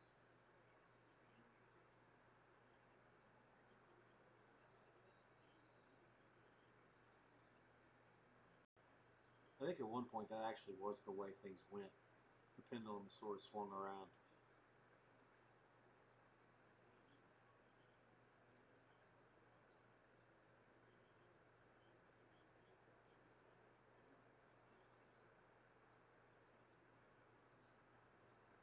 Overtime in Morgantown, overtime in Knoxville.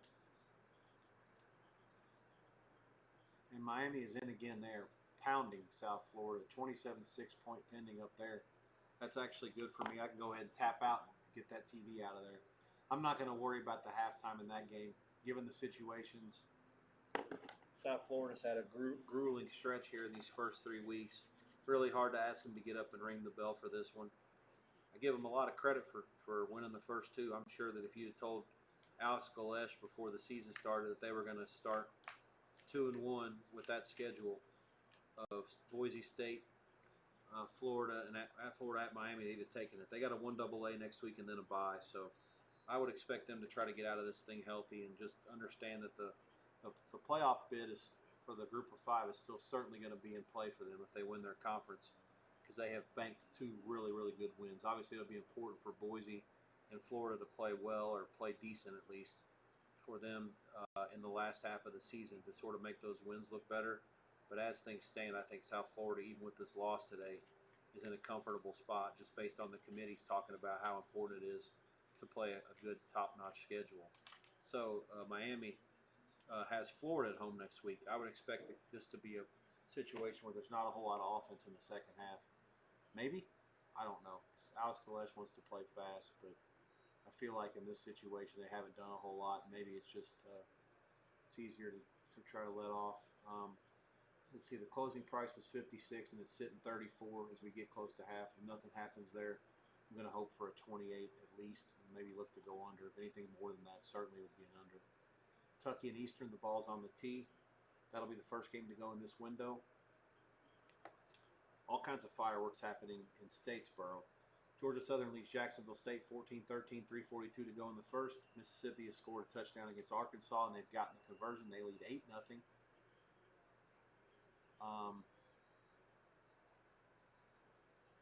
Let's see. 7:14 to go in the first. Old Dominion 7-0 over Tech. 4:29 to go in the first. Illinois again 3-0. Ohio State 3-0 late first over Ohio U. And those are all the updates. Liberty and Bowling Green 13-7. The Falcons lead Liberty. End of 3 in Northwest Ohio.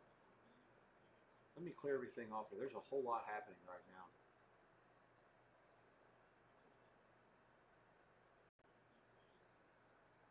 Rafa Garcias and Gordon are underway in the UFC. That fight's on at the end of the first round. Tennessee field goal. This one is good from 42. Until the Vols take a 3-point lead, Georgia can win it with a touchdown.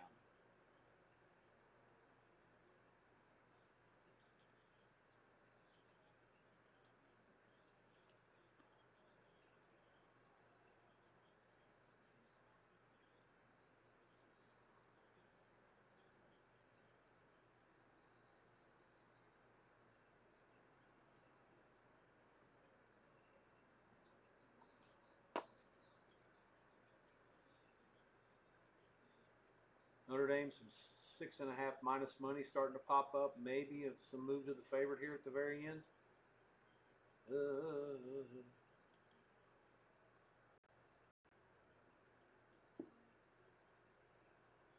Overtime underway. West by God with the ball first.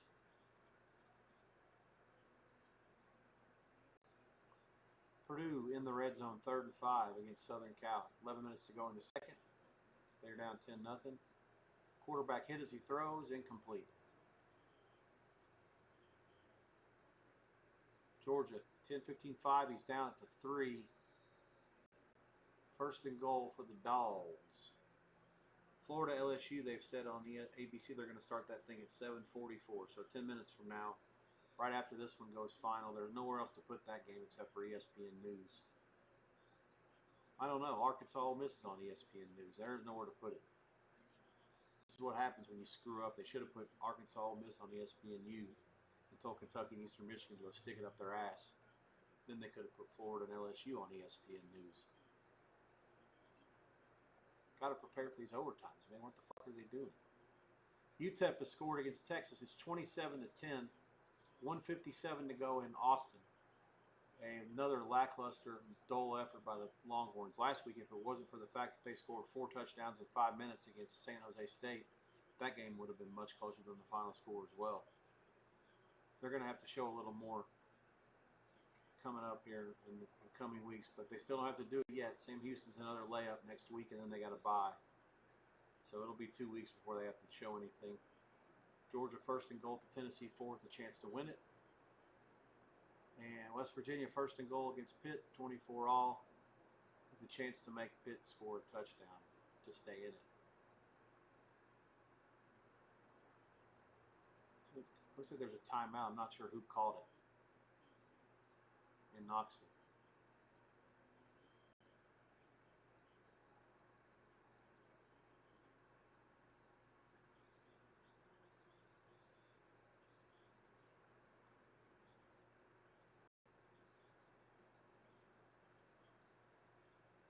Iowa State runs it out 24-16. They will beat Arkansas State on the road.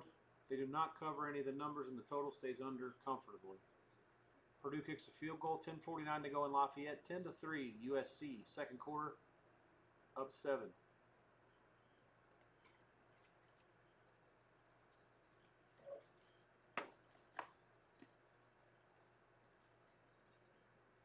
Rich Rodriguez doing all kinds of weird shit with these formations for West Virginia. I mean, they basically just ran a quarterback power play with like half the line right in front of them. It was crazy. It was an easily formation I've never seen before. He didn't quite get in, so it'll be second and goal inside the 1. Georgia second and goal also. They are at the 1 as well. Shotgun here, big formation, one receiver out wide to the right, the running back is to the quarterback's left. They give it to him, and he pounds, and I think he's down. He's close. They're not going to give it to him. They may review this. I thought he reached the ball over the line. Let's see. Here's a good view of it. No, he's not quite there. He didn't reach it, and he's short. It's going to be third and goal at about, I'm going to say inside of a foot. We'll say 8 inches out. It's dangerous. It looks like he did reach it out. I just don't think he got there. And you have to be careful. You can't fumble there. You lose the game. You go from literally winning it to losing it based on that. I thought he stuck it out in real time, and then it looks like on this replay he might have, but this one replay where they show it at the line, I can't see it getting there. I don't think he's there. Yeah, it is there. It's just a matter of whether he's down or not. It looks like his knees are not down. I think it's a touchdown.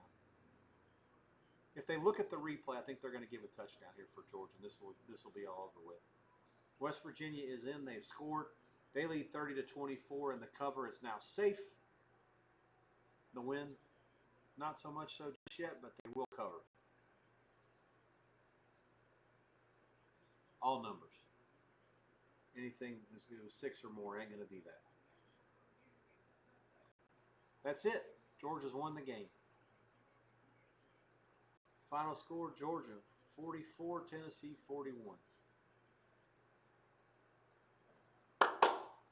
All right, 4-1 so far today with the second half and live stuff.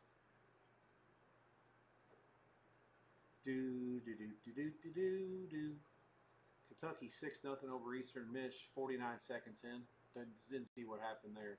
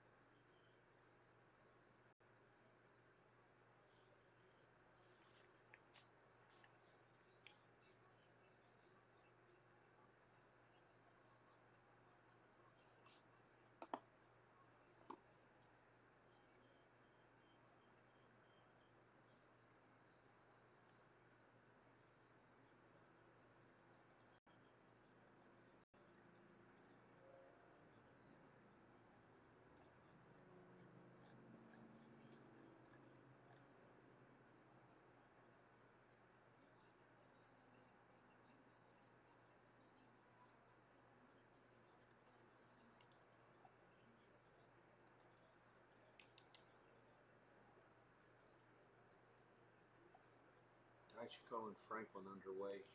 So the boxing now, this is the 6th to last fight. Daichiko, Franklin.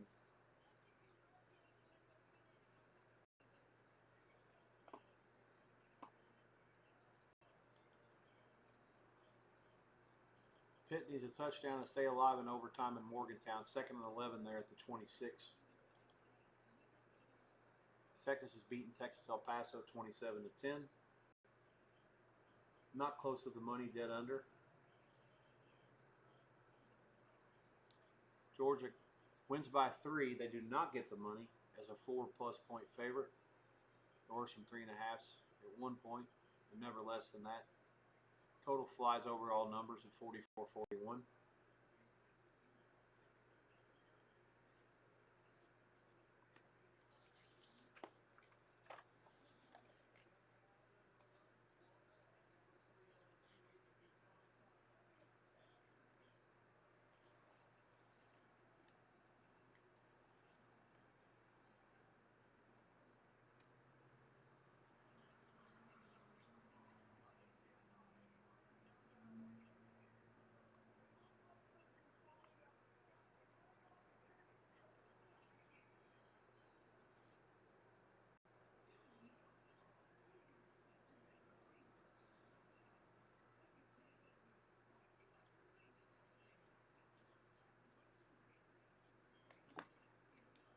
I'm here, boys. Chat me if you need anything.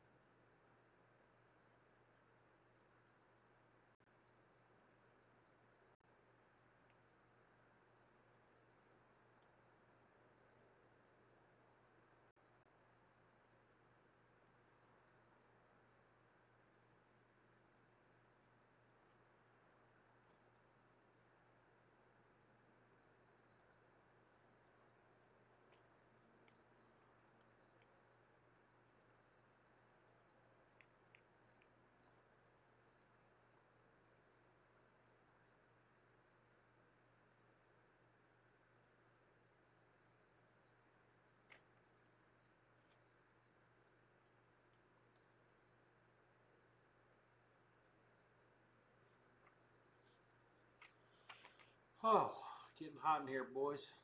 So take off all your clothes. USC 10-3 over Purdue. A commercial timeout there. 28-6 Miami. Inside of a minute to go in the second quarter, South Florida punts it. I suspect that'll be the halftime score. I don't know how. I wouldn't expect Miami to get greedy here. 4th and 24 for Pitt. Clear issues here to try to get back in this thing. Ball game on the line. Got to get to the 15. They're at the 39. They're down by 7. I would expect this will be a field storming for the Mountaineer faithful. They have really busted their ass here. And after the loss to Ohio U last week with the injury to the running back and the receiver, this will be a great win for them. Trips left, one right. Quarterback drops back. Plenty of time. They're only rushing 4. Throws it over the head of everybody. That's it. Pitt loses to West Virginia 31-24. Rich Rod. His first game in the backyard brawl since losing as a 27-point favorite to this team in 2007, where they were playing for a right to go to the national championship. Florida has kicked off to LSU. The ball is on the tee in Baton Rouge. 3 yards deep. LSU brings it out. Down at the 21. They'll start right there. I'll start to gather some kickoff information from the 7 and 7:30 games. I'm going to take a brief break before all this other shit gets going. I'm already in a mess. Iowa 6-0 over UMass. 90 seconds in. Louisiana Tech 3-0. 5 minutes in over New Mexico State. No score. Eastern Carolina and Coast Carolina. Kentucky 7-0 early against Eastern Miss. Arkansas ties it up against Ole Miss late first quarter, 7-all. Georgia Southern 17-14 over Jack State late first quarter. Illinois 3-0 over Western Mish late first quarter. Old Dome 7-0 over Virginia Tech early second quarter. Ohio State 3-0 over Ohio U early second quarter. App State, Southern Miss early second quarter, 7-all. Bowling Green 16-7 over Liberty, 13:43 to go in the game. And I just told you already, Miami of Florida 28-6 over South Florida. That's a weather delayed game. The other two weather delayed games are all ready to go to half as well. Texas Tech 28-0 over Oregon State. That will probably be a shortened halftime as well as the other one. USC over Purdue 10-3, 7 minutes to go in the half. USC on the move, probably another game with a shortened halftime. Be ready for it. West Virginia wins it 31-24. ESPN now showing Arkansas and Ole Miss into the first quarter there. I've gotten you up to speed on scores. I need to reassess my television situation, go to the can, and I think I'll be back with you in just a couple minutes. I'm going to throw up the score page for now to let you see what's going on with this stuff. There are going to be a couple of halftimes again. Oregon State and Texas Tech about to go in. I'll let you look at everything that's going on here for the games that just started. I'm going to clear the screen off so you'll be able to see everything clearly. And yeah, that'll do that for the time being. Be back in just a couple minutes.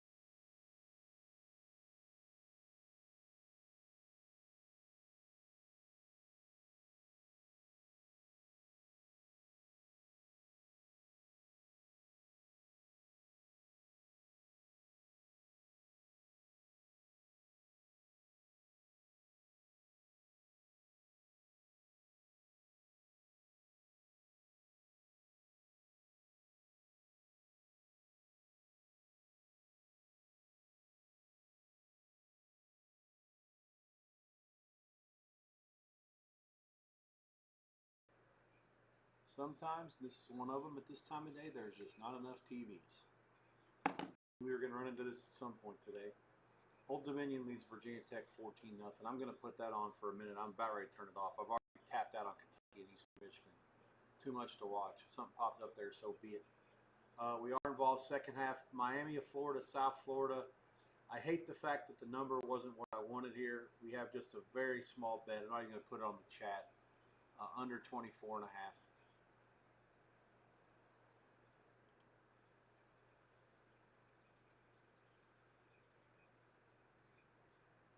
Ole Miss first and goal against Arkansas. They're going to run it in. They go up 13-7, the point pending there.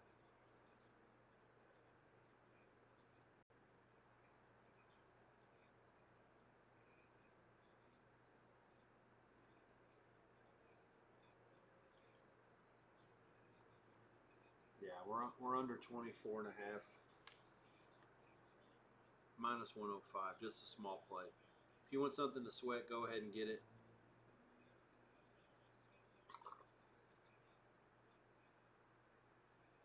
Under 24.5, minus 105. Small, not even going to put it in the chat. Notre Dame blocked the punt and scored a touchdown. They lead Texas A&M 7-0. Less than 2 minutes into the game, and they're already forcing a Texas A&M punt again. I don't know what's happening up here, but Notre Dame went off a bye last week, clearly red-assed. Kind of comical that Kansas State has played 4 games before Notre Dame has played 1.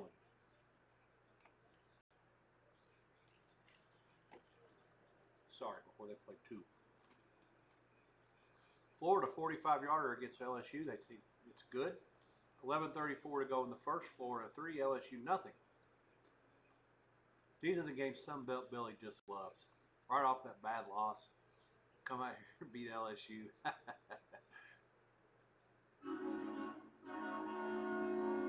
Vandy in South Carolina, a game I'm very much looking forward to in this late window, about to kick off on the SEC channel. I've got Jacksonville State, Georgia Southern, 24-14. Jack State, touchdown pick. Georgia Southern again up 24-14. That one's played. They played 1 quarter. It's beautiful Statesboro. Big crowd tonight. I'm really impressed by that for Georgia Southern, given their shit poor effort out in California the first 2 weeks. They were thumped by Fresno State, especially in the second half, and then they went out and gave up a big number to USC last week as well.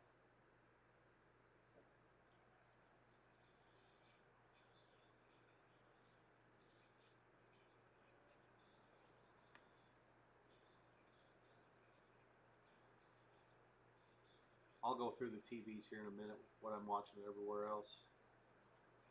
I put Old Dominican against Virginia Tech on in place of Kentucky. That might have to go soon. The Ohio State-Ohio U feed might have to go up there somewhere as long as Ohio U plays close.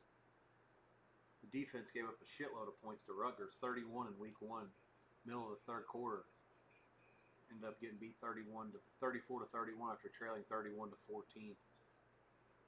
And again, I'll catch up on the kickoffs here in a minute. Vandy receives. They take it out to the 28. Fascinating game between 2-0 sides at Williams-Brice Stadium in Columbia.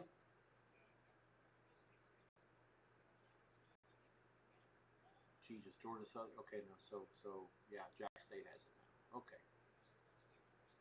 Let's restore some order here.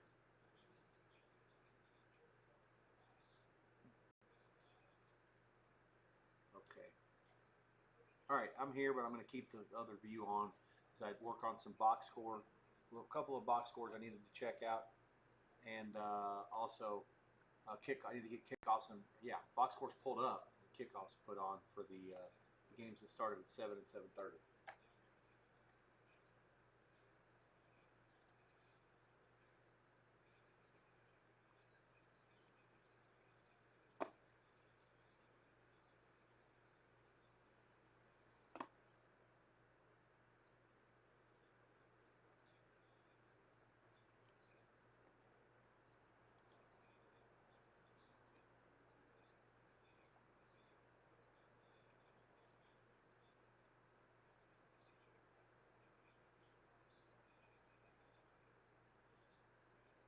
I am mistaken. It looks like Georgia did close actually 3 and 3.5.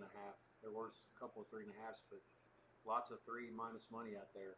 I don't know how bad of a result that will be for the sports books yet. It's too early to tell. I have to talk to some friends. I was certainly not involved until the live, and obviously in the second half, Georgia did get the money, 27-20 outright.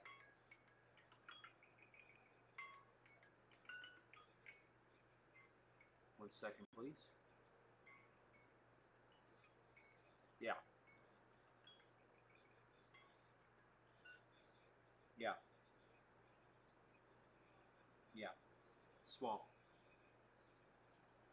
Under 24 and a half, minus 105 for a unit on Miami second half. Correct. Okay. All right. So just confirmation on the Miami order. Rafa Garcia, ground and pound against Gordon in the third. To chart that real quick.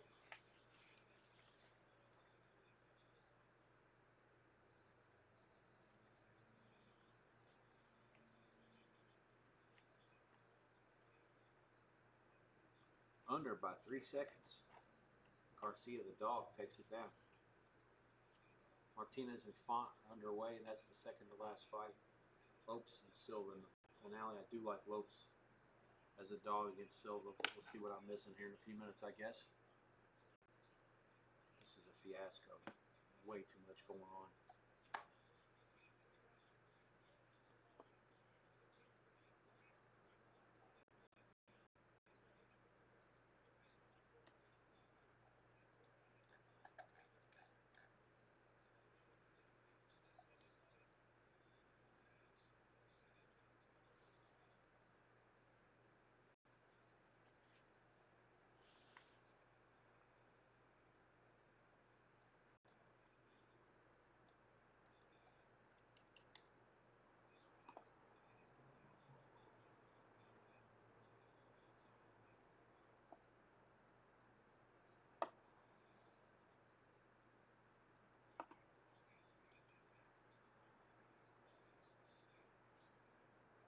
Kind of crazy that Pitt game. They were down 14-3 and neither team could do shit on offense.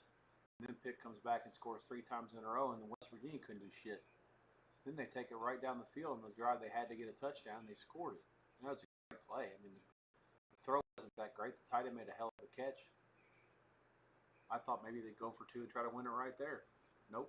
Stayed the course. They knew they were at home. Rich Rod did it. Give him credit. Give him credit.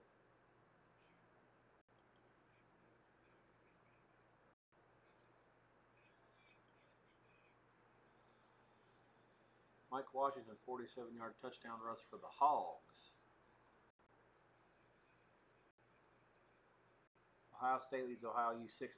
The yardage is 236 to 30. They missed a 4th down conversion. That's the biggest difference in this game, but that's a comical stat, 236 to 30. Ohio State once again on the move.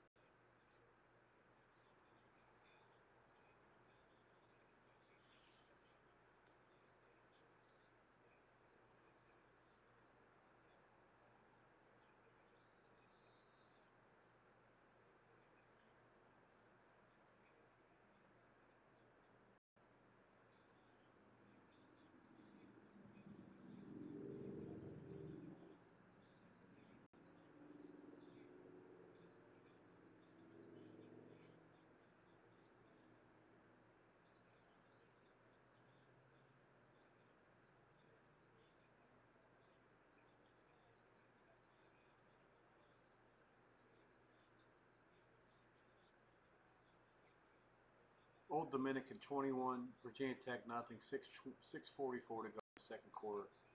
Tech is officially broken. Vandy right down the field in the first drive. 5 minutes and 36 seconds, and they've scored a touchdown. 9:33 left in the first. 5:27. Sorry, Cedric Alexander, the 18-yard catch and run from Pavia. Vandy 6-0 point pending.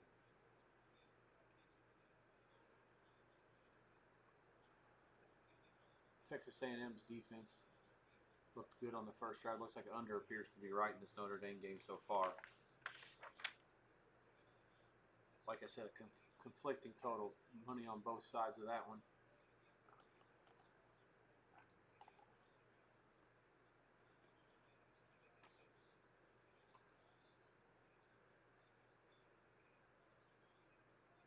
Uh-oh, A&M's going to score. Yeah, once he got there, Notre Dame missed one tackle, and that was it. He gone. 86 yards, Mario Craver. All it took was one miss, and A&M is now, I take back what I said, 2 plays, 90 yards, 47 seconds. Notre Dame 7-6 point pending. I am on a fast feed on that game in Florida LSU. The ABC and NBC games, I'm ahead of you guys with the antenna, rabbit ears, feed, everything else I'm behind. Bear with me.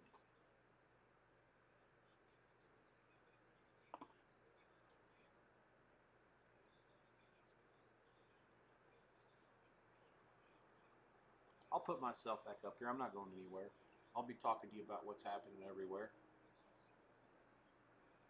I'll update the scores here in just a couple minutes as well.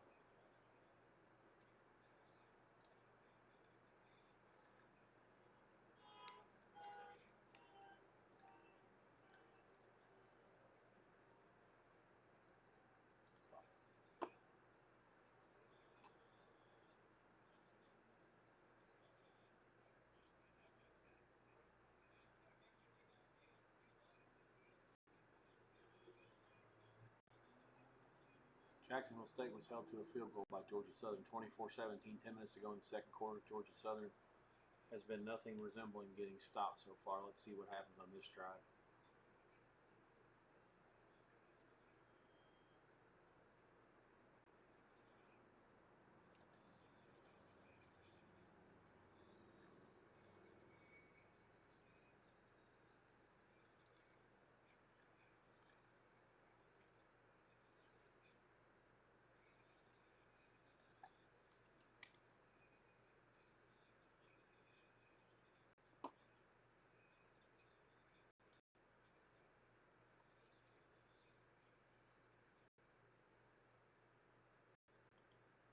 Inner Sandman, get the fuck out of here.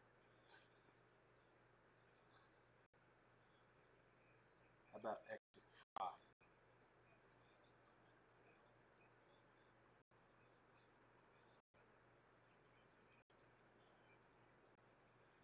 Ole Miss 14-all, 13-19 to go in the half. They start at their own 35 here.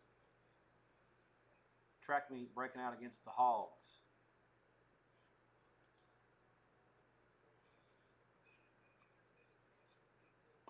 Miami of Florida and South Florida is at the half, as I mentioned, I believe more than once. Miami laying 7 minus money, 24.5 the total.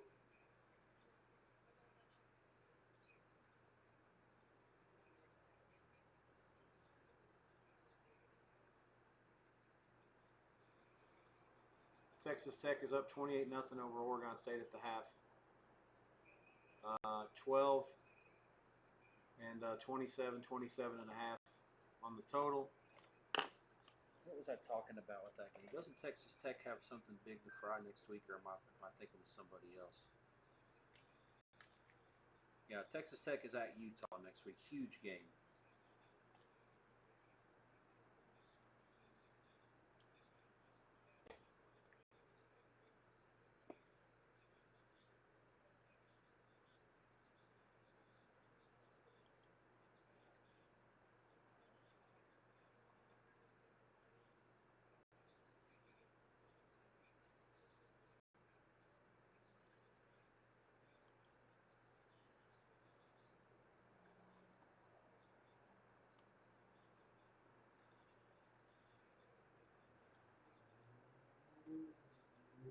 I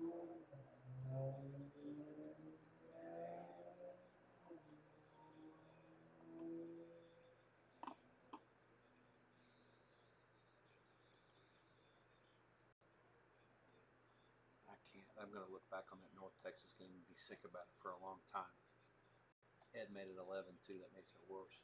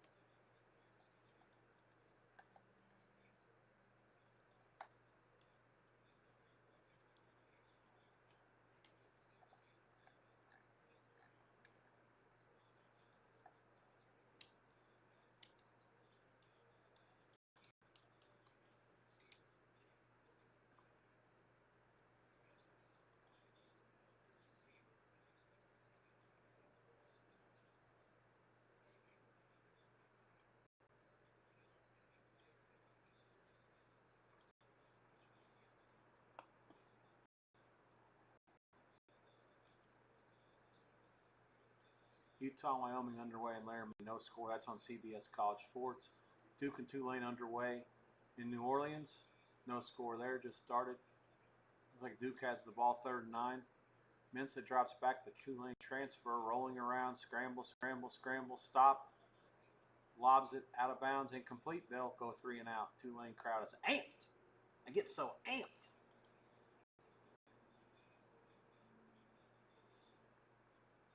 Dave Chappelle, John Skid, of course, one of the best of all time. Illinois 6 of 14 passing for 59 yards. I got news for you. You're not beating IU if you don't throw the ball better than that next week. I actually hope they do a little better. I'm really looking for Indiana at a reduced number. What happened last night was certainly not helpful.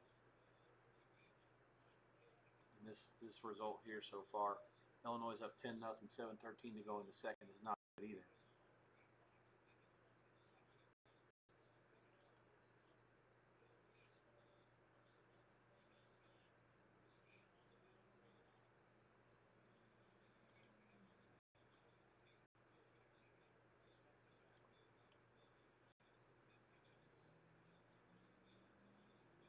Southern Cal leads Purdue 17-3 at the break. They've outgained Purdue 263 to 134.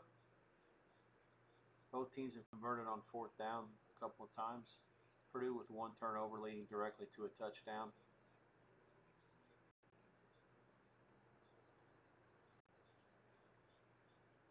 Brown has taken a few sacks. 4.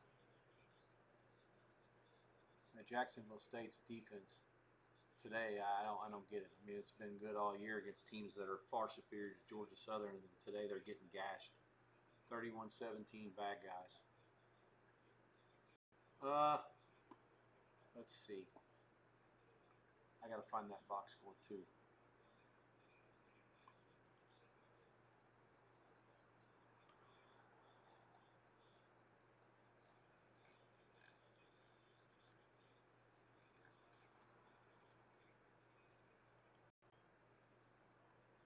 Notre Dame down at the dick line. Forget what I said about under. I did say they were sharp on both sides. It just looked like a dead under for a minute. Now it's exploding. Thought the sharper money was on under for a minute. Now I think the sharper guy's on over. South Carolina 1st and goal. 6:15 to go in the first. They try to answer Vandy's quick score, or Vandy's long score, not quick.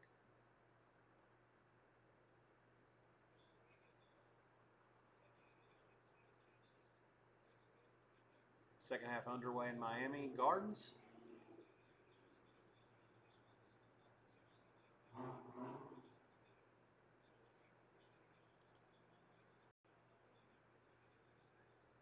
Tulane, a decent investment so far, so good. I love these uniforms. They got the light blue pants with the green tops, the blue helmets with the green wave. Top 5 uniform. Florida blitzed the corner, incomplete LSU. 5:49 to go in the first Gators, 3-0 there. One thing about Florida's I don't care what their offense did. Like, their defense is no joke.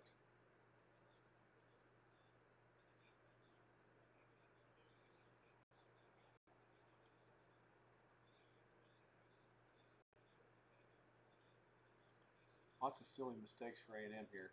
2nd and 7 for goal for Notre Dame at the 7. That's a draw play. Counter play, actually. Touchdown Notre Dame. 6:30 to go. 13-7 point pending.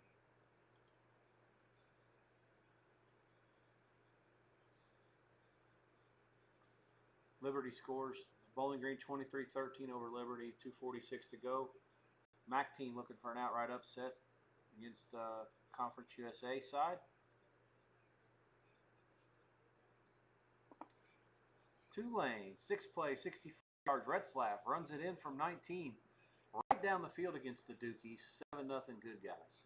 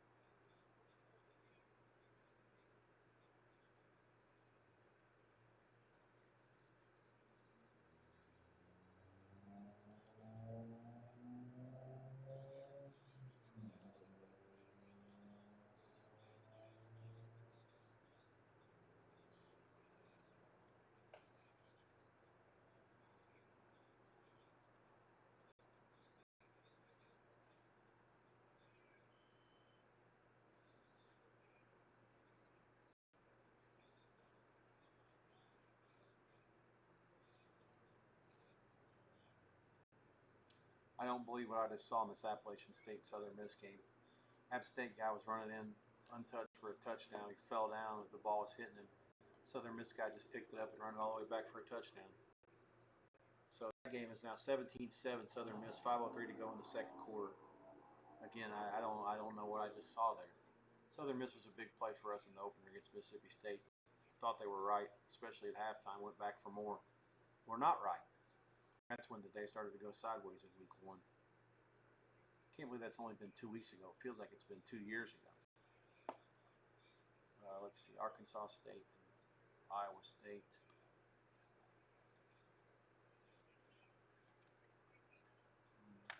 One.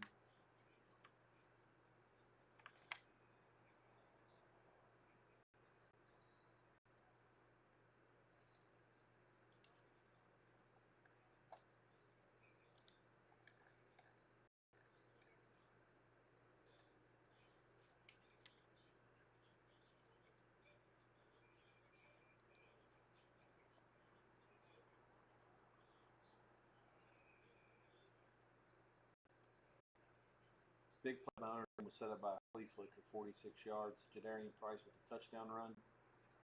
14-7 Irish. I got to turn the volume off of there. There's too much going on.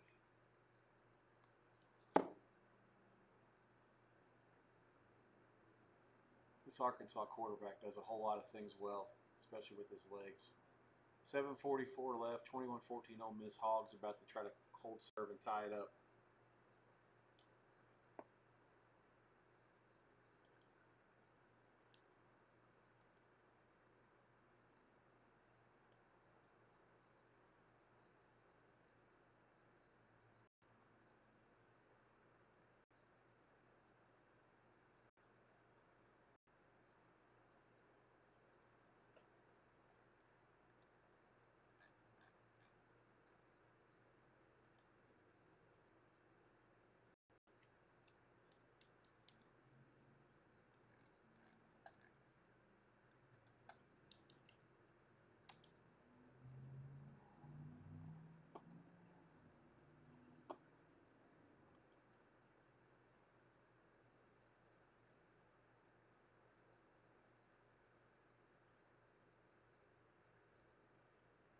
South Carolina did score against Vandy. The Commodores start back at the 16, or the 15.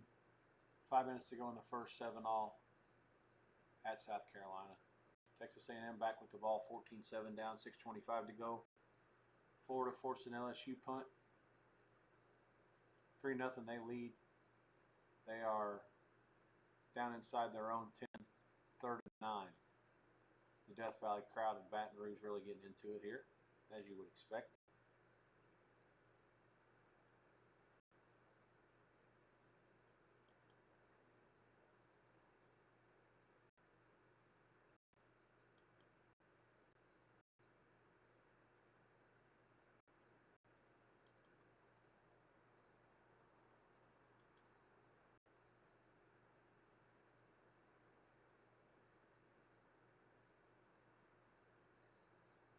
South Carolina forces a 3-and-out.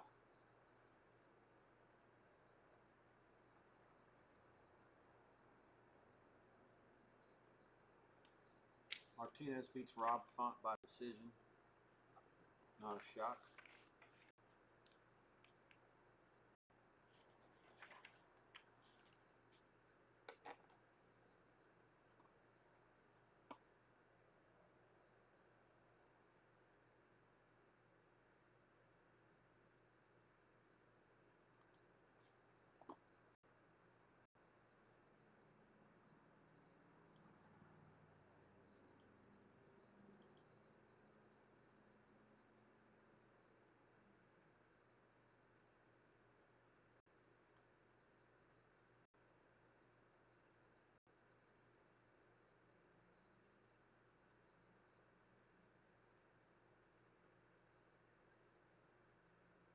Wyoming playing hard early. Let's see if they can get points here against Utah.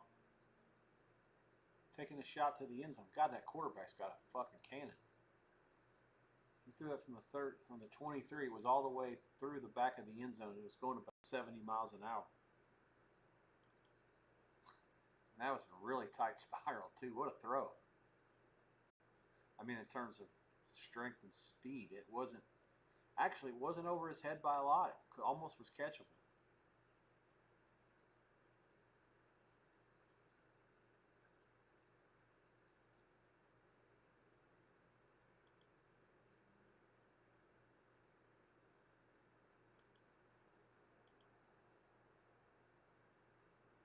What happened in the Nevada-Reno game? It was 13-0 late. Middle Tennessee scored 14 at the end. I have to see this. Nevada kicked a field goal from 57. They missed it. So the scoring, this is going to be fascinating to work on the box score in that game later. I do have to see what happened before I call it a night. I was going to clean it up and put something else in that spot.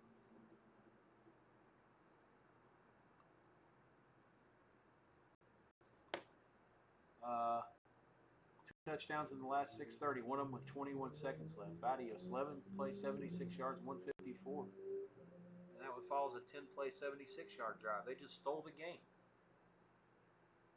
Total head scratcher. I don't know how Nevada-Reno could lay 9 points to them, or 9.5. That's totally nuts.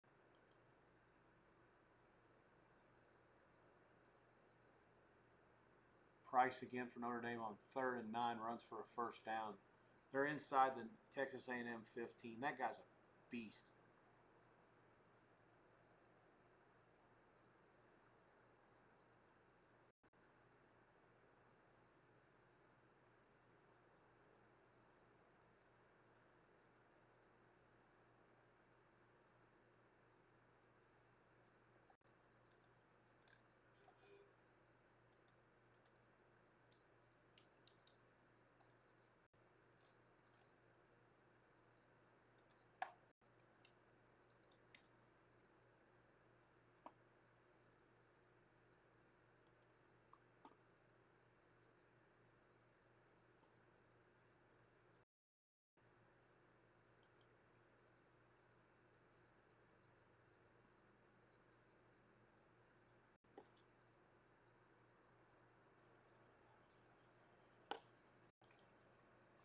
LSU has it at the Florida 34 now, 2nd and 18.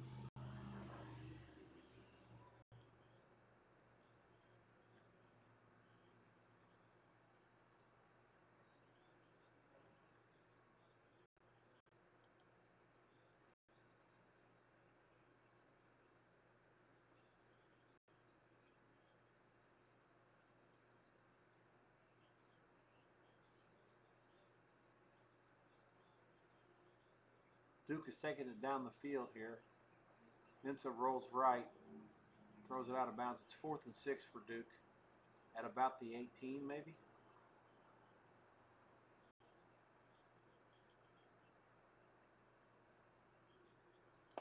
Let's see what the holdup is in FAU, FIU. I'm going to look at the radar in Miami and see what they're waiting on.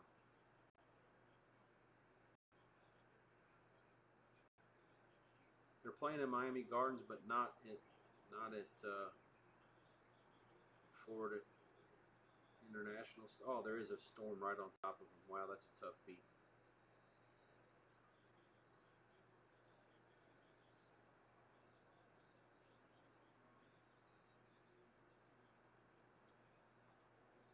Pitbull Stadium.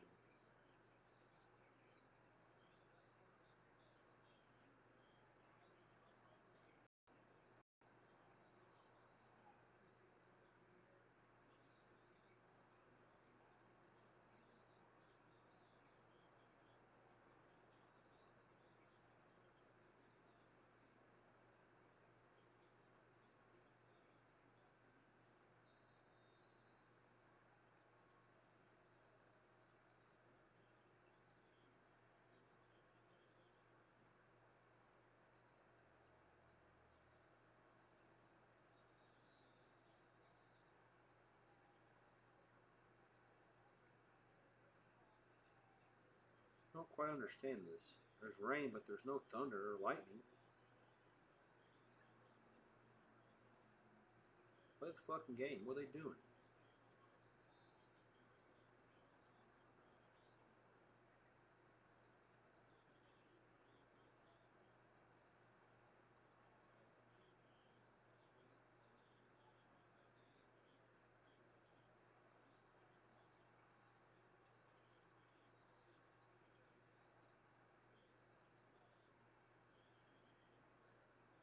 Yeah, I don't quite understand. FIU football.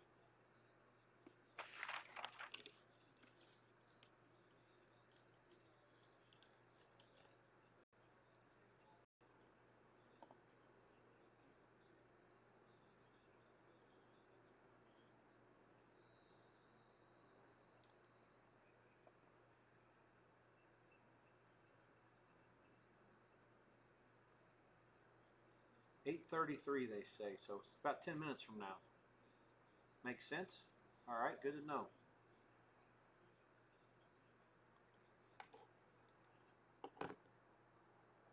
Arkansas and Ole Miss 21-all, trying to make sure that Georgia Southern and Jacksonville State don't get too far ahead of them in the scoring. Most points in the first half.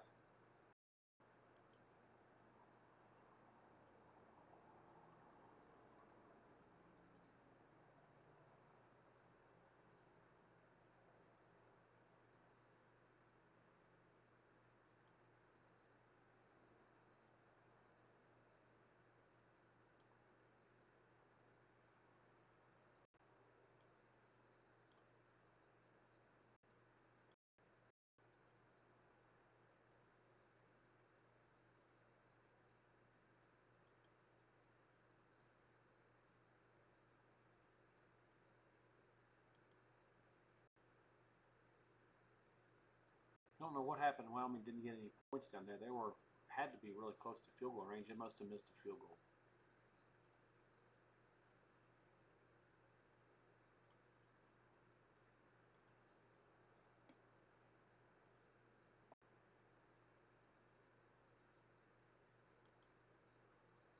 Ole Miss right back down the field here against Arkansas.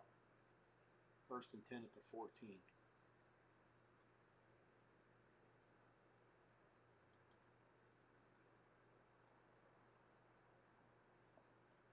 East Kakalaka 10-0 over Coastal, early second. La Tech 10-0 over New Mexico State, end of one.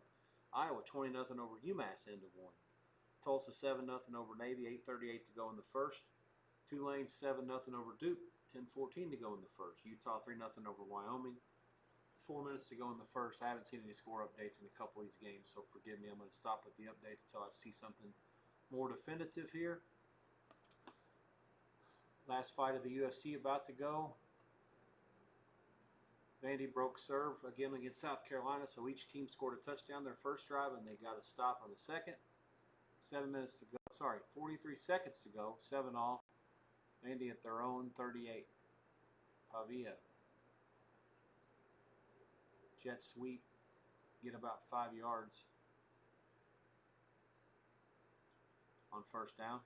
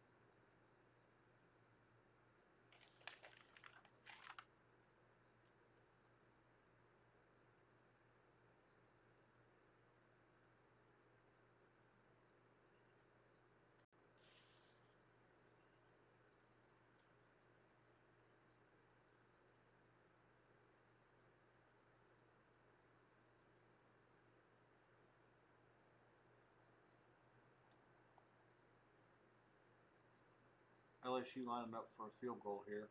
First play of the second quarter from 48. Right down the middle. LSU 3, Florida 3. One play into the second quarter.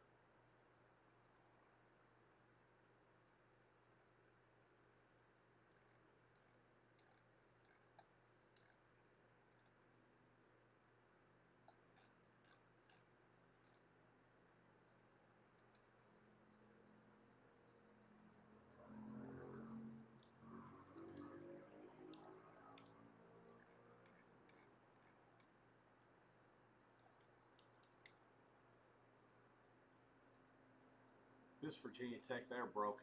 There's some teams that are broken. K-State's broken and Virginia Tech's broken. 28 zap, Old Dome leads. There's a flag on the field. Looks like it's against Virginia Tech.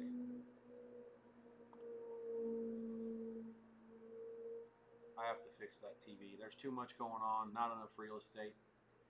Virginia Tech, as soon as that one goes to the half, that'll be 86 from the 86 from the situations. Got some games going to the half. The line screen's not updating. Let me hit a little refresh and update everything here and see if I can get everything up to speed.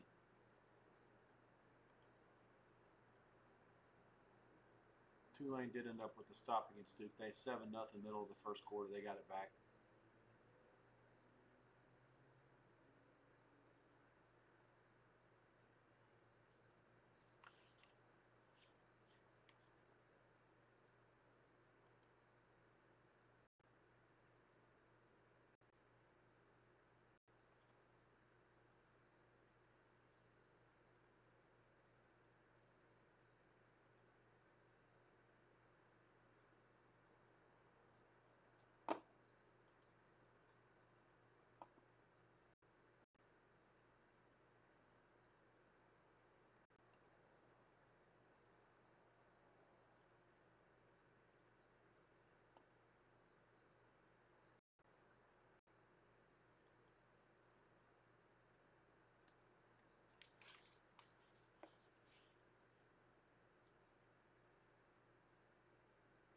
Adams against Wahachuk underway.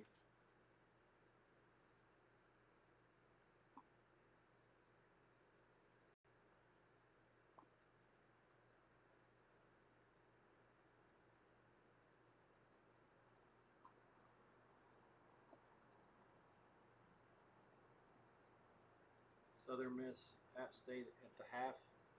App State 17-7. Again, that was a... Sorry, Southern Miss up 17-7. Again, there was a 14-point swing in that game.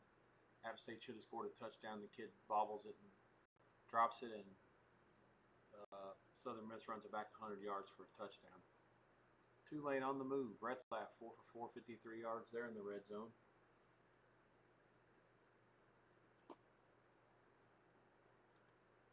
Ohio State leads Ohio U 13-3 at the break.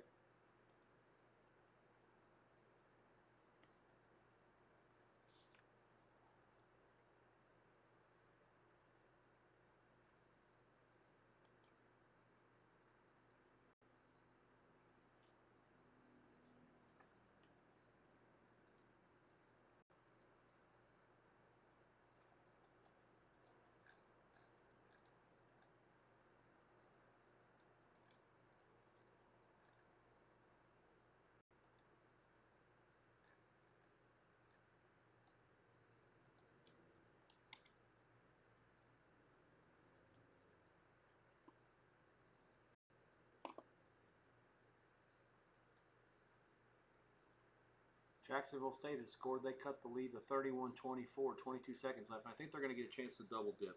I do not have the coin tosses of all these games, and I can't help you out so much. A lot of this is sheer just guesswork and trying to see what I've seen. Some box score info and some help from a couple of friends that I'm talking to as they're watching different games than I am.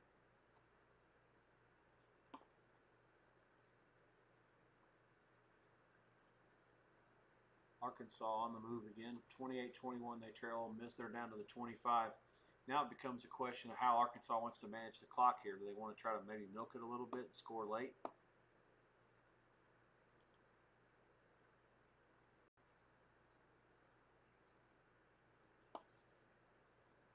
Ohio State 13-3 at the break. Illinois 10-0 over Western Miss, also at the break.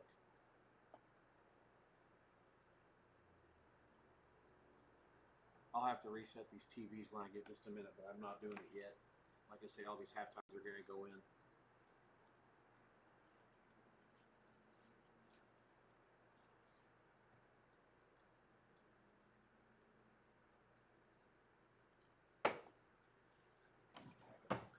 Got a little power jolt here before these halftimes. Little Mike and Ike.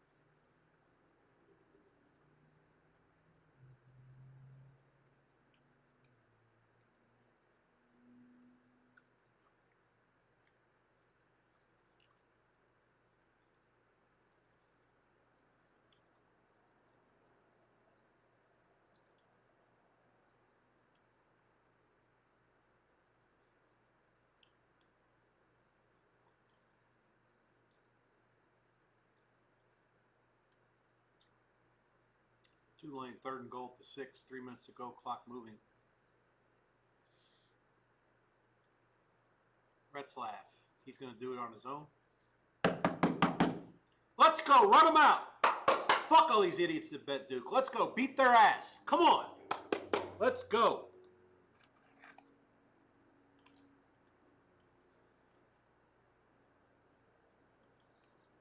Excellent.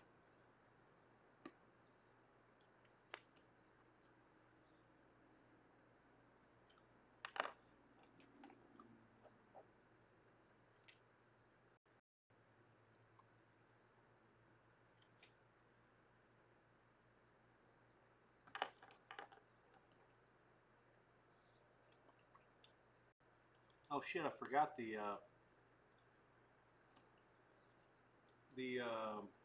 NASCAR's on tonight.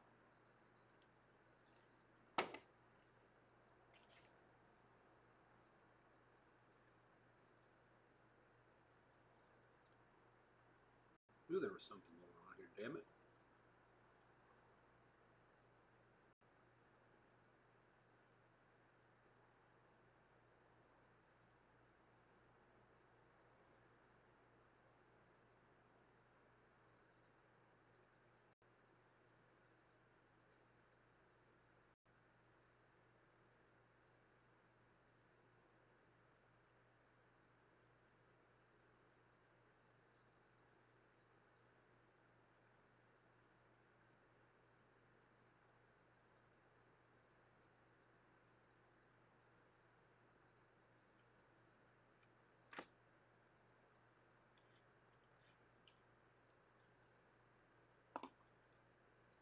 Halftime prices are coming shortly, boys. Hang tight.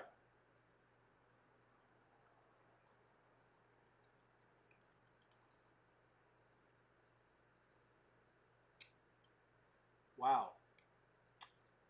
Notre Dame let the guy get behind him. A&M's going to score.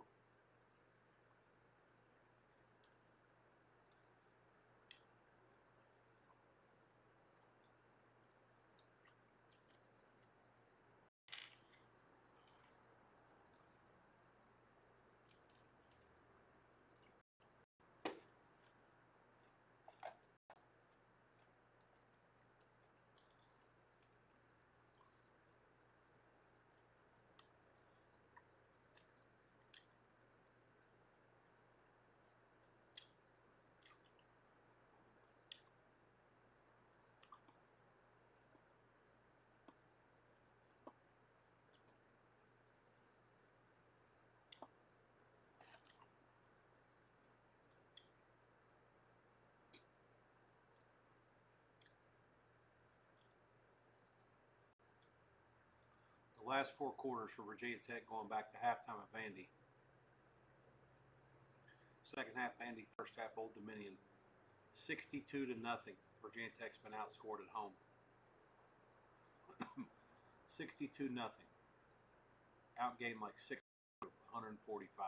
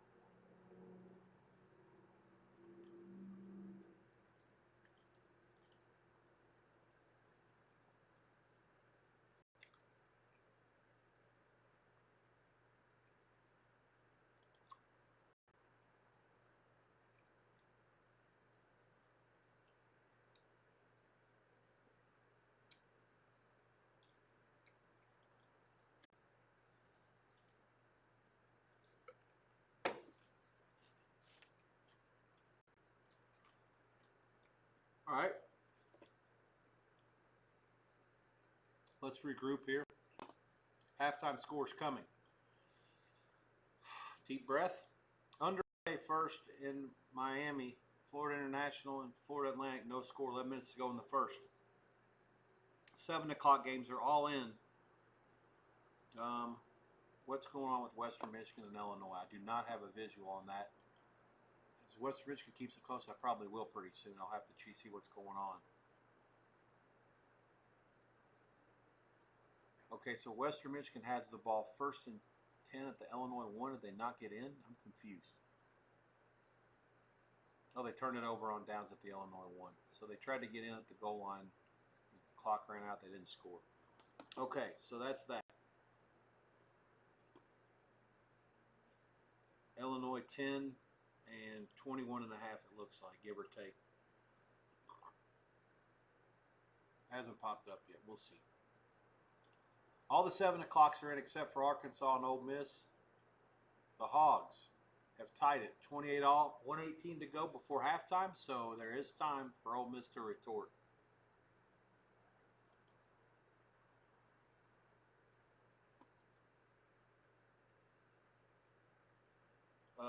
All right, let's run down the whole shit and caboodle.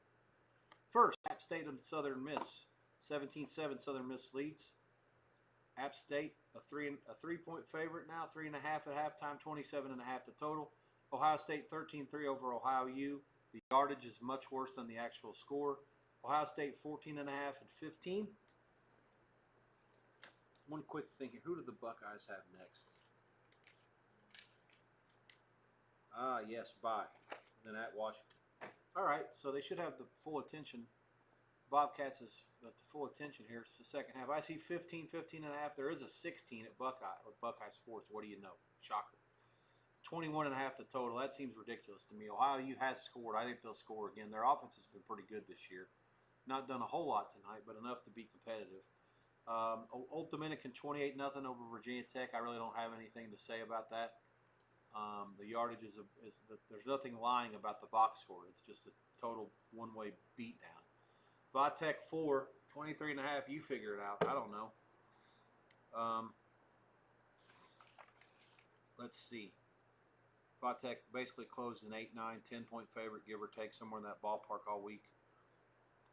Western Michigan, Illinois, as I told you, 27.5 there. Illinois is up 10-0. Just trying to get out of the week, get to IU next weekend. That'll be the NBC game on Saturday night. Jacksonville State, Georgia Southern, 31-24. That's the track meet, but Ole Miss in Arkansas has passed it up. Yardage in that game, 282 to 200, so it's not like it's that bad in terms of yards. The scoring plays are as follows. Georgia Southern ran a kickoff back for a touchdown to make it 14-7 after Jacksonville State tied it early.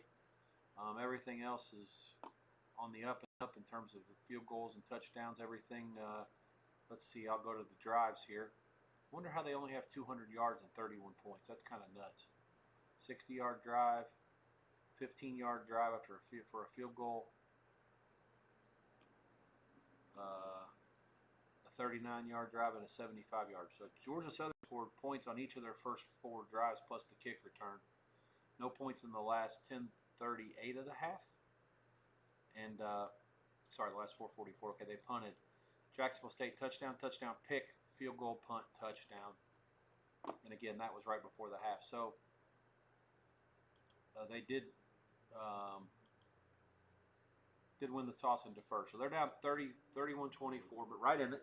I give them a halftime.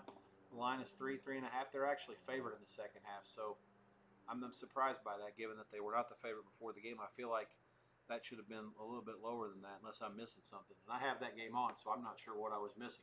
I'm really surprised by that price.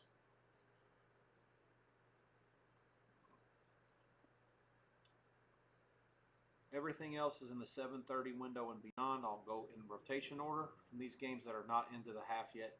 Purdue has scored a touchdown against Southern Cal. 8:47 to go in the third there, 20-9, point pending. Texas Tech leads Oregon State 38-0, end of 3, close to the end of 3. Miami of Florida, as I predicted, we should have bet more in the second half under. 28-6 South Florida, 2 minutes to go in the third, nothing happening after halftime to this point. And all the games that started after 7:30 are as follows. Vandy 7-7, 8:22 to go in the second. Kentucky 21-6 over Eastern Michigan, 5 minutes to go in the second. Florida LSU 3-3. 8.5 to go in the second. Notre Dame 17-14 over A&M. They have the ball up 3. East Carolina 10-0 over Coastal. 3:31 to go before the half. Louisiana Tech 24-7 over New Mexico State. 4 minutes to go before halftime there. Iowa 23-7 over UMass. The Minutemen trying to hang tight there inside the 35-point end post. Tulsa 14-7 over Navy. That's early in the second. These are the 8 o'clock kicks Eastern. Tulane 14-0, end of 1 against Duke. Utah 3-0, early second against Wyoming. And they got a first down after the 20. They'll move the sticks. 13 minutes to go. Akron and UAB underway. That was at 8:30 Eastern kick. The last ESPN Plus game of the night. 7-all. 4 minutes in. So the track meet underway. The irresistible force of Akron's offense, not able to do shit ever against the immovable object of UAB's defense, cannot stop a nosebleed. Ole Miss, 25 seconds to go. Once again, they're on the move down inside the Arkansas 40. I guess this makes me feel better about Kentucky's defense after seeing them just shred them like this. Touchdown Irish. 9:43 to go. 23-14 Notre Dame. Point pending. Boy, the guy that bet under in this game, he needs to go take a lap. This guy's sharp. There's two sharp people on this total. It had me confused. I thought at first the under guy had nutted, but no way. No way. Oh, the Georgia Southern Fighting Eagle died. Freedom. 21 years old. Tough beat. Live mascot.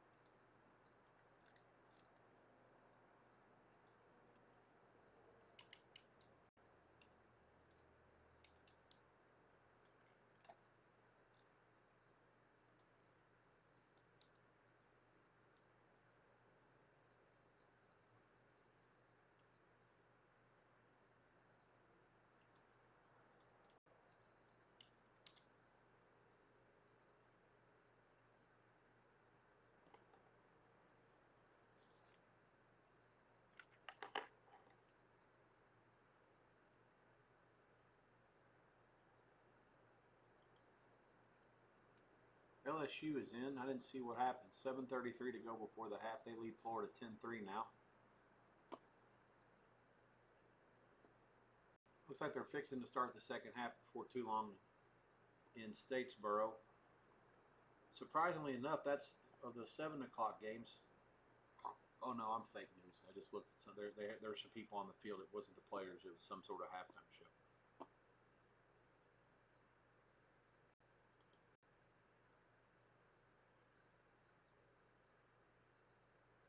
Miami does score.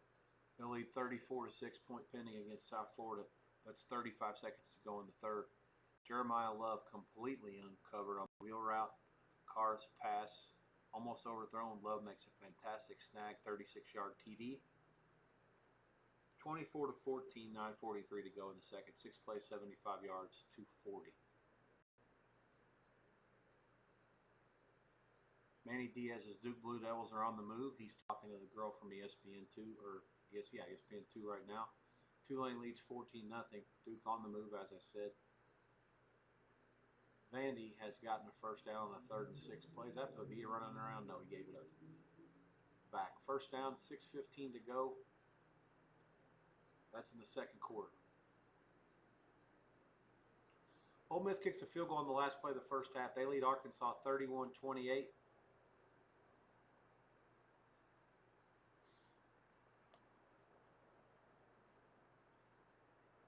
A hell of a crowd in Oxford tonight.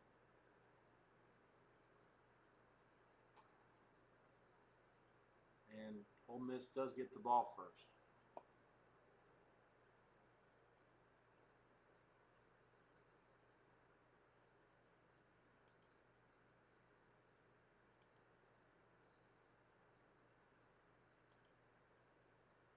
Nothing for me yet on these sets of halves. Hang tight. May still end up with something.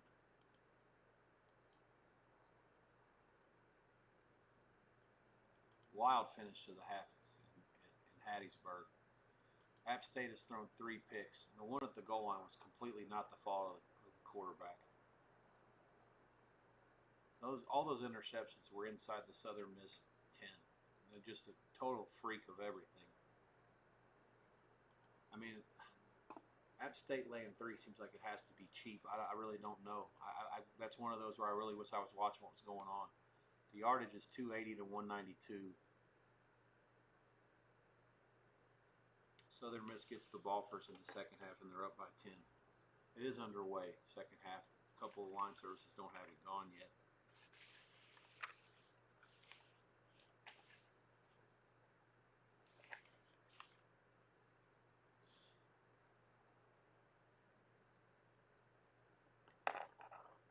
Gillen was 0 for 3. I don't think that he's in because of ineffectiveness. Surely to Christ, Swan's on the bench because of 3 picks. The one of them was not his fault. I'm fascinated to see how that second half plays out. Again, Southern Miss naturally on the move, already out to midfield. 1 minute into the second half.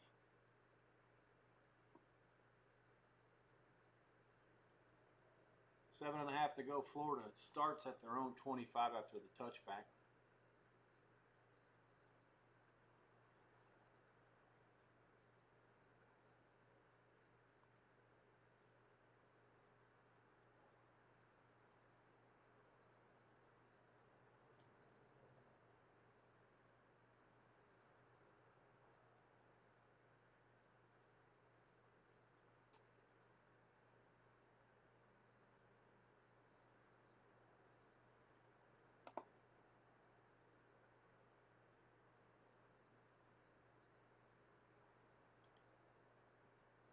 Nussmeier with a really nice pass there for the touchdown to Thomas. Little in and out route, or out and in route there near the goal line. Made the Florida defender fall down. Gators first down. Lagway gets it out to Sturdivant. That's out near midfield. Gators on the move. Diego Lopes. Golf claps for old Dad Sports. They're taking that one to the house. Never understand the price in that fight.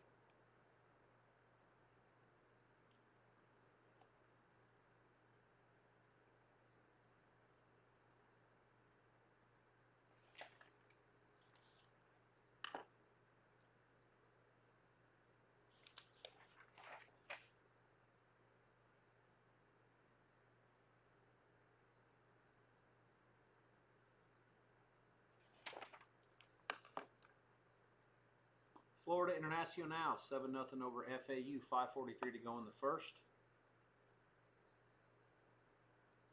UK 28-6 over Eastern Mich. Mexico State has trimmed the La Tech lead to 24-14. Duke did kick a field goal against Tulane. Tulane 2 for 2 on third down. They're 3rd and 8 here. Duke 0 for 3. It's 14-3 in New Orleans. Akron 14-7 over UAB. We've got our answer about the irresistible force against the immovable object. Total in that game opened 52, got bet up to 59, and it appears the UAB defense really is that bad. If Akron can literally not do anything on offense at all last week, and the week before I don't think they did either, and now you're 14 up in less than 7 minutes against UAB. I mean that's fucking terrible. There's no other way to say it. You just can't hide that. You just can't hide it.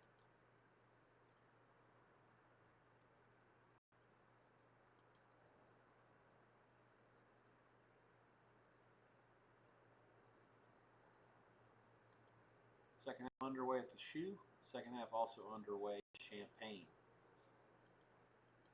Again, nothing doing for me in any of that shit. Old Dominican, same thing, nothing.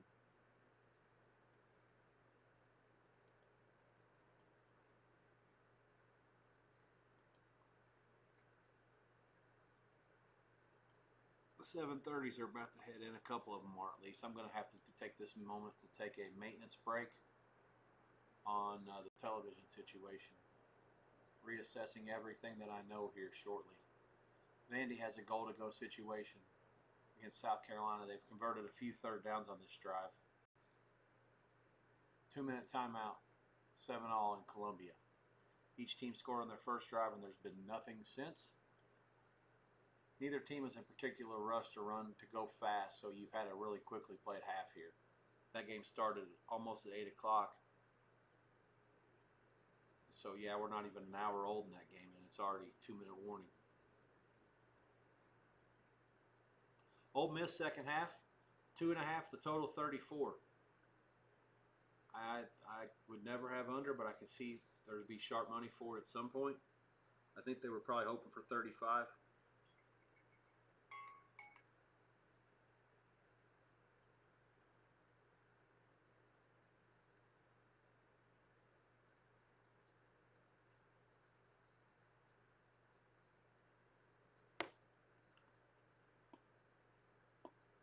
I think Ole Miss 2.5 is cheap. Clearly the quarterback, there's no drop off, and that's the whole reason why the game was bet down to begin with. The problem is they let Kentucky in the back door last week. I mean, Who do they have next? I want to say this was the spot for them. Arkansas is at Memphis State. That's a big game for Memphis State. Ole Miss has Tulane. Yeah, Ole Miss has Tulane coming in. That all ties into what Tulane's going to do with Duke too. When Tulane was laying 4 or 4.5, like I thought they would, or maybe up to like 5.5, I really wasn't wanting to have a big part of Tulane because of the fact that they do have that game next week against Ole Miss. I thought, well, shit, they just want to get out of this one alive. Just get a win against Duke. They don't care how they do it. But obviously, you got the angle of the quarterback Mensah coming back to Tulane after he transferred to Duke. And the line went bet all the way down to 1, and that was for me or even pick. That was for me. It was a tap out situation. It was like, all right, Tulane, all I want, just take my money. We'll see how it plays out. Florida is in the red zone. They're 2nd and 9 at the 10. Lagway rolls right, fires across his body. Could have been caught. 86 was in the back of the end zone. It was not a good pass. And so Gators face 3rd and 9, 3:30 to go before halftime. 10-3 LSU. As I promised, East Carolina's up 10-0 against Coastal. Let's look at the box there. We do have a significant East Carolina bet -7.5. They're laying 3, and the total is 27.5.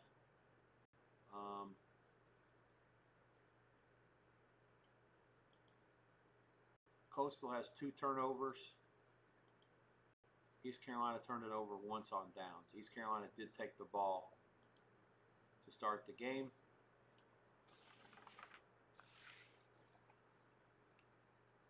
This is one that I wanted to watch, and there's just not enough room on the TVs, even though I have a significant. It's one of our bigger plays of the day, actually.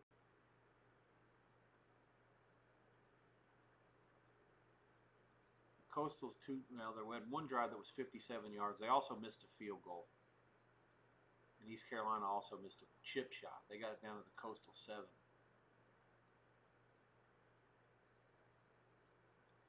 And their one drive where they had it started at the 38 after a turnover, they turned it over on downs at the 19. Yeah, disappointing half for East Carolina. They've had chances to extend this lead, and they haven't done it. Both teams averaging a little over 5 yards of play. Nothing to it for me. Hauser's 21 of 25 for 193. Just taking what they give him. They're not going to make mistakes. It's up to East Carolina to do that, or Coastal to do that, and they will. Hudson's 9 for 16 for a pick. They've also lost a fumble. 10-0. Ole Miss again, 2.5. There is a 2 out there. It's circa. I like -2 on Ole Miss. The defense sucks so much ass. Oh, Florida scored. I didn't see what happened. 10-9, point coming. Ohio U is in. And that's a game that's going to go on the TV. Maction, baby. The defending Mid-American Conference champions have scored at the shoe 13-9. Oh, wow. Nice catch by 11 for Florida.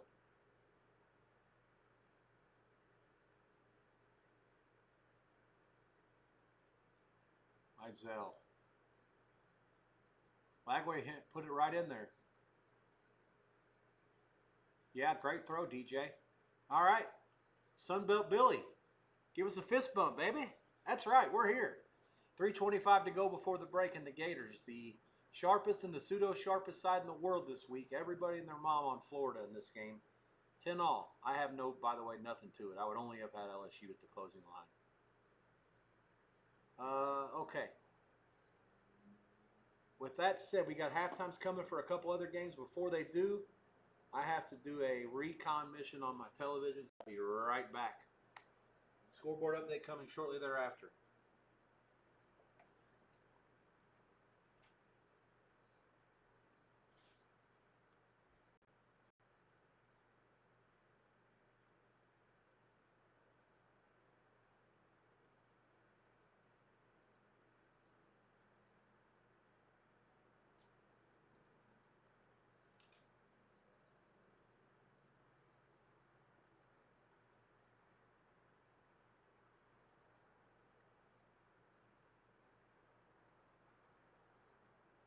think he's got something planned. Yeah, I think it's a little hand around.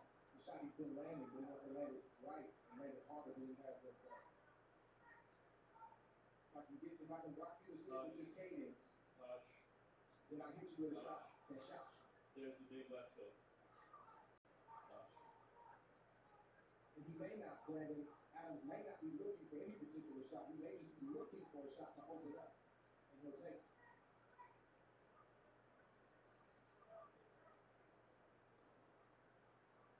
Truth is still coming.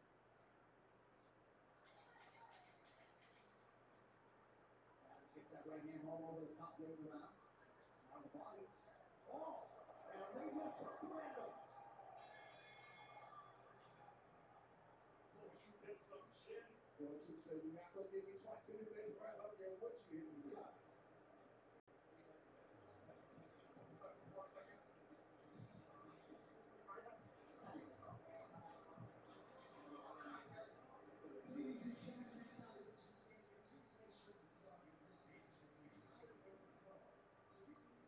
There's the hook to the body.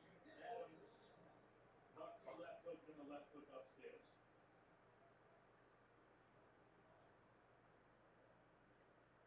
Remember the first fight, it didn't look like a particularly devastating left hook that started the knockout. Put them together.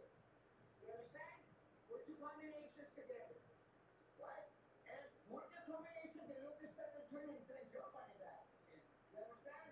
Every now and then, generate a little bit of space. Take a step back and get them over your radar for that. Okay?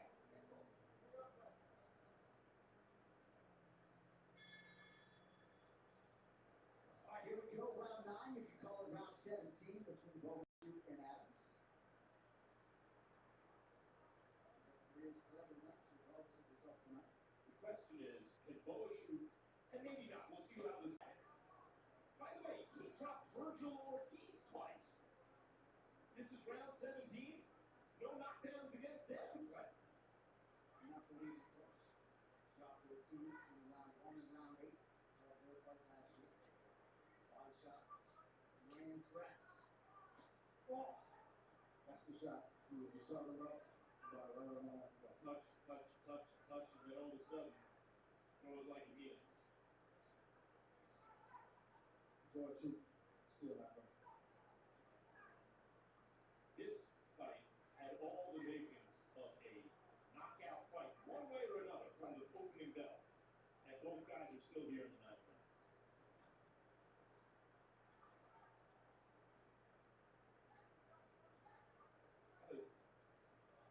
Talk to Dana about a BMF belt I'm telling you. because this is the BMF fight of the night so far. Oh, for sure.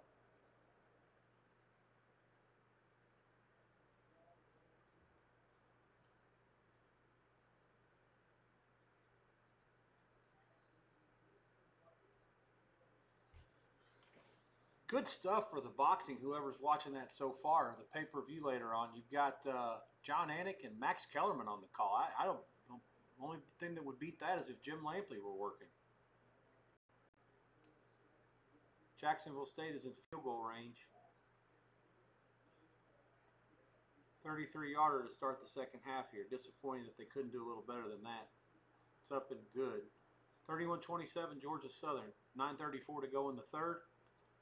Commercial in Columbus, not sure what's going on there.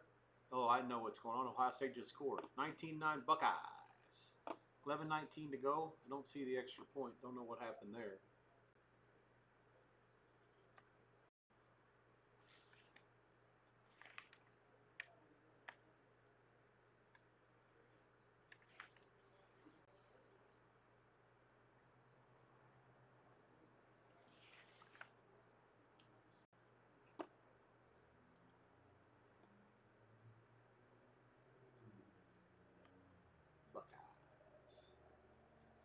Just as I go sprinting to put it on.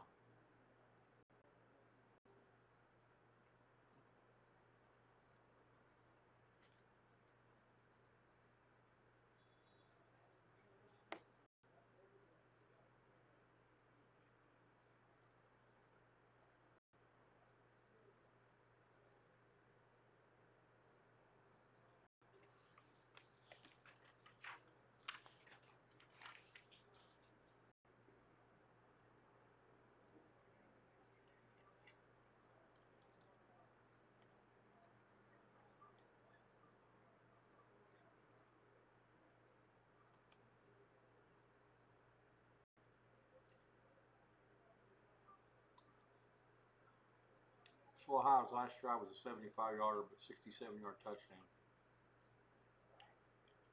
So Ohio State leads 16-9, 11-19 to go in the third.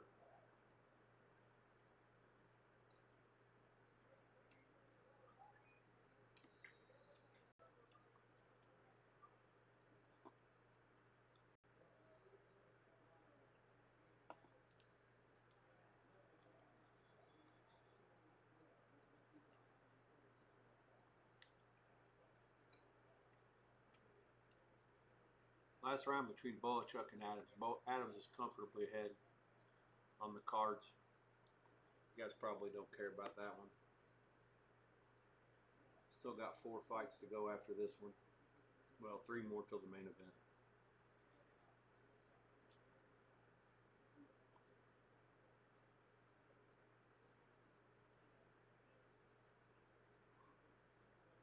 LSU has it out past midfield. 93 seconds to go before halftime. 3rd and 5.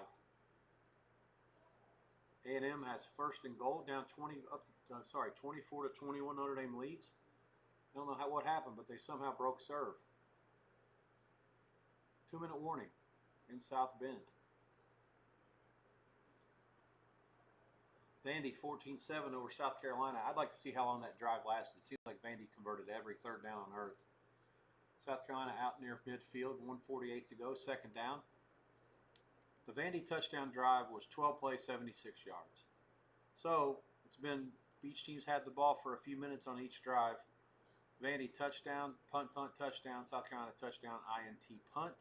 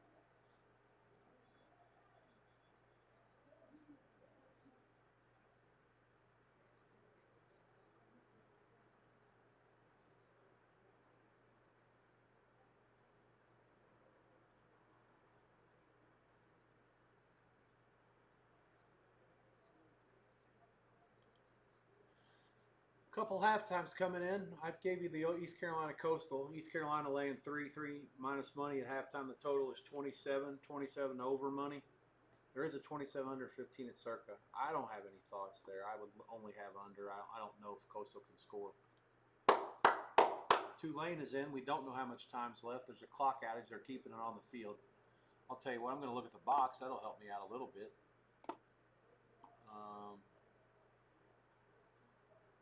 Let's see. I got to pull that one up.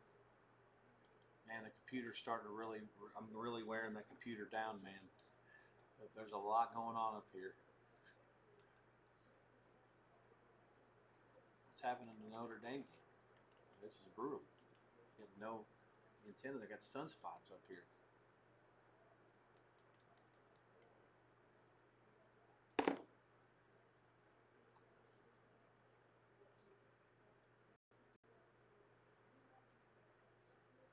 What was I looking for? I mean, I hate myself. Oh, yeah. Okay, Tulane.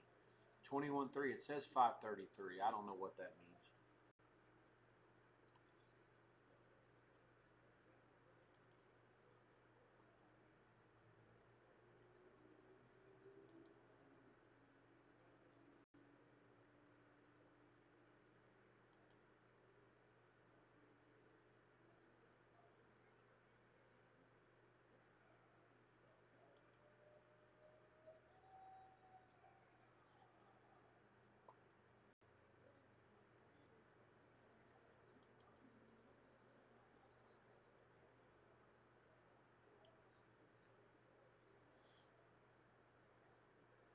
Ohio U first down at the 37. 10 minutes to go in the third.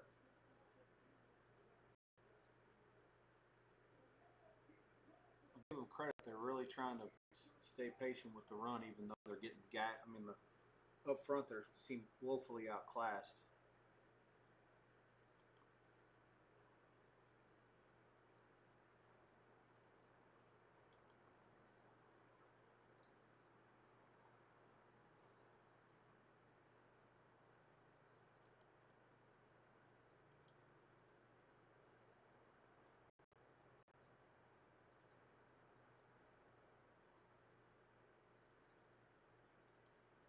Iowa's outgained UMass 254 to 46. Touchdowns on 4 of their 7 possessions. They did kick a field goal, punted once, and missed another field goal. UMass 1 touchdown on a short field. And then they also turned it over on downs once with 4 punts.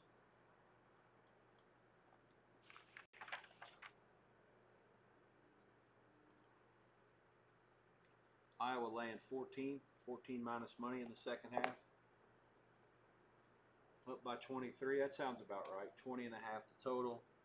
With UMass on the board again, these teams not getting shut out. I don't like making it insinuate that UMass is going to score 3 points total in the second half. I feel like that's too low, and these teams in theory should do better than that. UMass is off next week. They go to Missouri the week after that. That is no fun. That'll get a lot uglier than this game.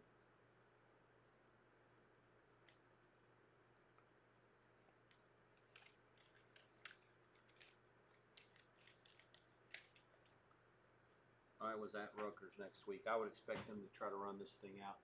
Under would look good for the most part, and UMass's offense can't do a whole lot, but it's very hard to go under 20 and a half or 20, even 21 when the favorite's 14. I mean, what the fuck? I mean, all it takes is one defensive touchdown or some other bullshit, and the next thing you know, it takes nothing for it to get to the number.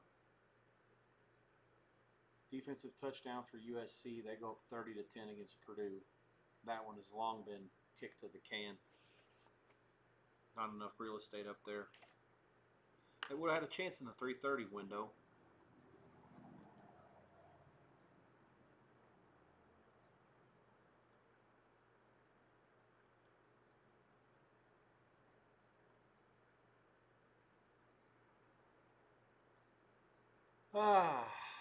We're in the 10th hour here.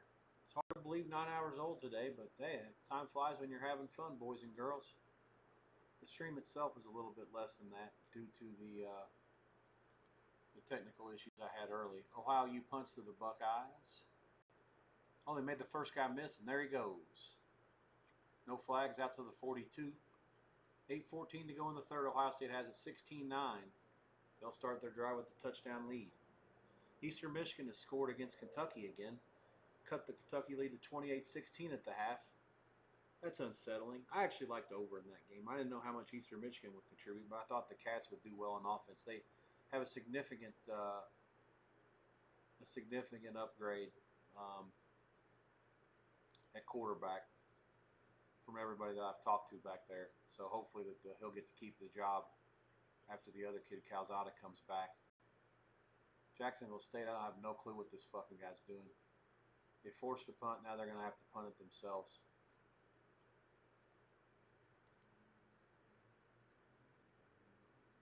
The 8 o'clock games are fixing to go in shortly. Notre Dame, Texas A&M, and Florida LSU will be the last two from the 7:30s. Keep in mind those games didn't start at 7:30. Let's see what's going on. Give me a little volume in South Bend. 3rd and goal up there. They're at the 1.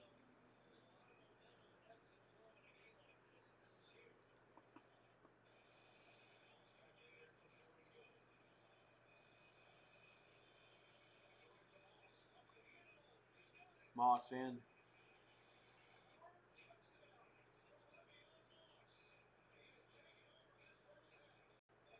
Le'Veon Moss. Third touchdown for him. 27-24. A&M, 7 plays, 47 yards, 220.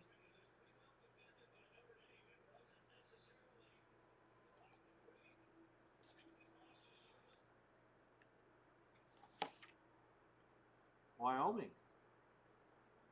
I'm not sure what happened, but they have 2nd and 10, and they're in the red zone, I'm almost sure of it. South Carolina misses a field goal with 20 seconds left before the half. That one was the game that was way ahead of all the other ones that started at 8, and then it slowed way down. It's taken 20 minutes to play less than 2 minutes.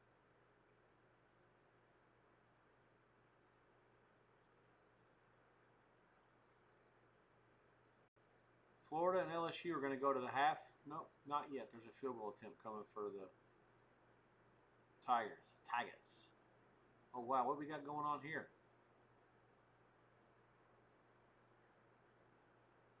Hang on.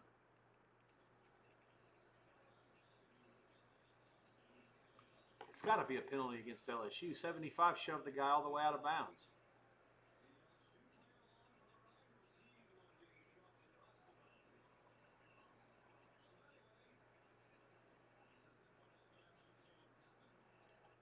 Oh, it's going to be a two of them.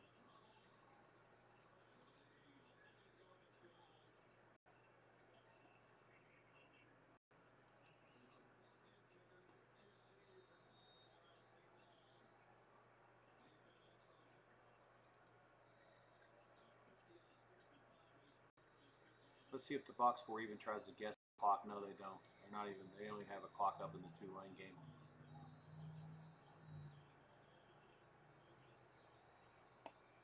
LSU is about a 42-yard. There is a flag.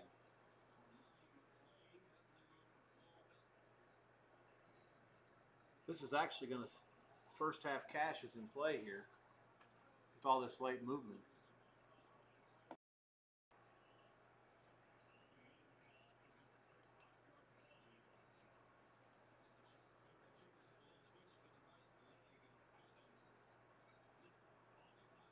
Oh, Wyoming's not in the red zone. I'm fake news. I guess Utah was going in and they forced a turnover.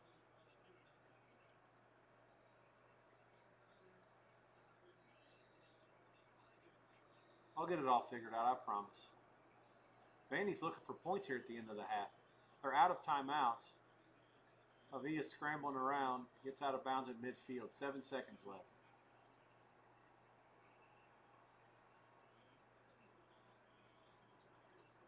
LSU's field goal at the gun is good. Ramos. 13-10. Florida gets the ball first. Tigers by 3 at the break. I expect it to come 2.5, maybe 3. Probably 2. Maybe 1.5. Total, I don't know, 23 under, 21.5 over a little bit.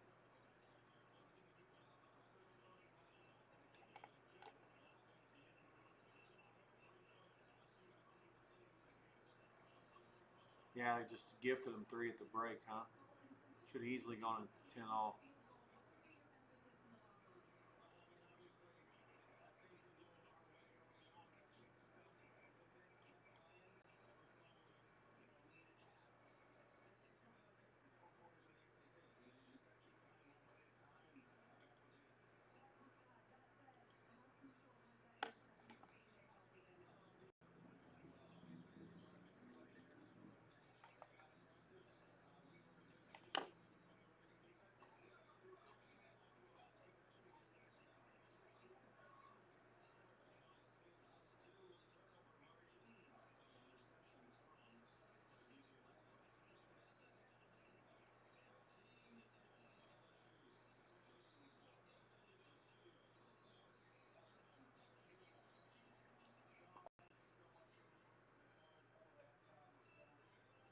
Halftime in Columbia. Vandy 14-7.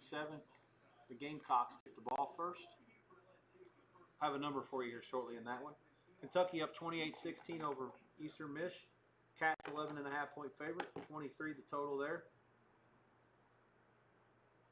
There is some 22.5 over a ton. The 22.5 to 23 is not that valuable. Certainly if you liked over, get it at the 23 price minus 110 instead. 22.5. If you like under, go under 22.5 plus money. It's out there.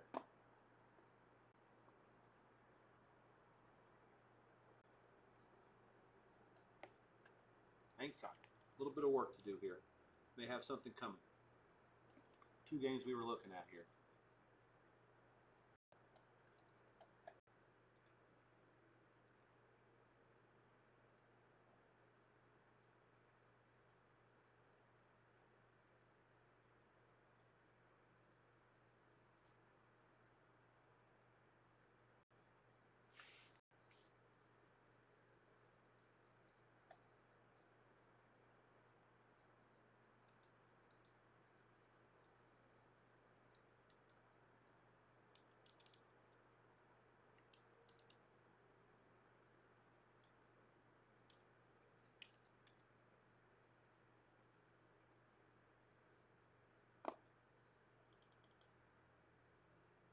Tulane second and goal. I don't know how much time is left. Again, 21-3, third and goal.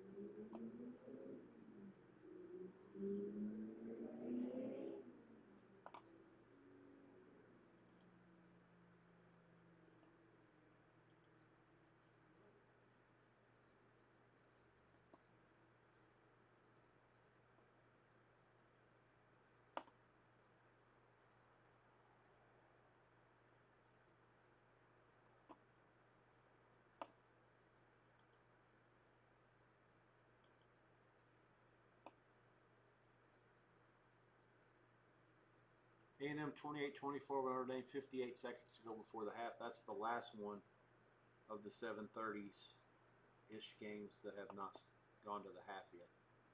The 8 o'clocks are going in now, as I said.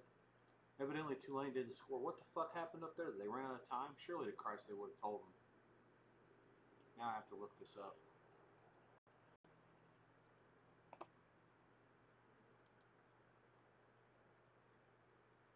Damn it, I'm even watching that game. I have no clue what happened. I'm fucking watching it. That's agitating.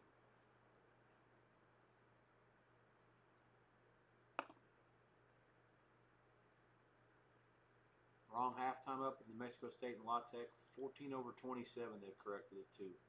Louisiana Tech 27-14. Hang tight. That's one of the ones we were looking at.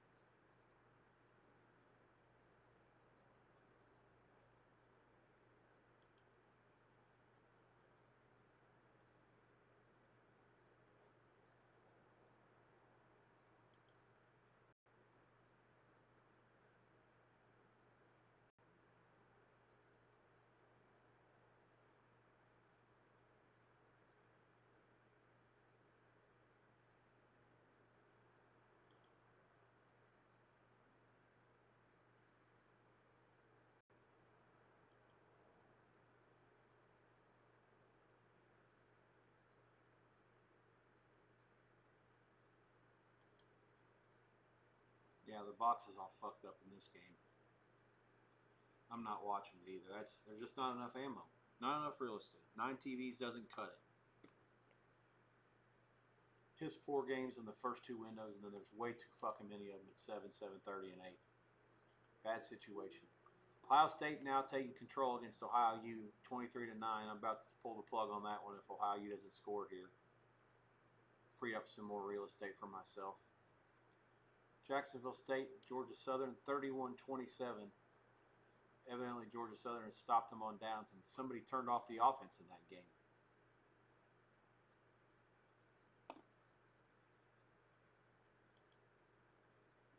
Nobody scored in the third quarter other than a Jacksonville State field goal. 1st and 10 for the home team at their own 27 as we down to 34 seconds to go there in the third. Certainly have to sweat that one out. Notre Dame has a first down. There is a timeout. Looks like there might be an injury. I see a bunch of people huddling. Might be praying. I'm not sure. No volume there. Vandy, South Carolina. Again, I think I told you South Carolina laying 2.5, 23.5 the total. No real opinion there. I mean, South Carolina gets the ball first with the point spread being the way it was. I thought South Carolina would be 3, maybe even 3.5. So it seems like it's a little bit cheap. But I don't want to go against this fucking Vandy. I mean, look what they did to Virginia Tech in the second half last time out. No thanks. Hard pass. Ole Miss 1st and goal, 6 minutes to go in the third. There has been nothing doing in this half after, again, this is what happens a lot of times where the scoring doesn't start in the first half and then somebody turns on the spigot like with the West Virginia-Pittsburgh game. And then conversely, you get this game here where they scored 59 points before halftime and now we're more than halfway into the third and there's a big fat 0 up there for both teams in the third. Ole Miss 2nd and goal. Lane's trying to get the quarterback's attention. Simmons has obviously played a very good game. He's not the starter, but the way that they were betting Arkansas like they were stealing when this guy was announced to play, I thought was really surprising. He got some run last week against Kentucky. He clearly can play. He just ran for a touchdown, but that will come back. There's a hold. I told you Kentucky's 11.5, 22.5, 23 on the total against Eastern Michigan. They're up 28-16. LSU, Florida, 13-10. Exactly what I expected. 1.5 and 23 there on the total. Absolutely no opinion whatsoever. Yeah, the coach for Georgia Tech lost to shit. I don't blame him. That's the one team that they don't beat. But as much good as Georgia Tech has done over the years, they just hadn't found a way to beat Clemson. That was their boogeyman. Skip down to Louisiana Tech, 27-14 over New Mexico State. They lay 6 and some 5.5 at the half. Seems a little high to me. 24 the total. Given that game 178, the line was like open 7. Louisiana Tech. I really don't know how they come up with Louisiana Tech laying 6 at halftime when they're up by 13. Can't be that high. Math-wise, it just can't. Mikey, second half, Mikey system play Southern Miss. Oh yeah. The only problem with that, Mikey, is that Appalachian State, it's a total freaky game. Appalachian State had 3 picks, and one of them was a 14-point swing at the end of the half.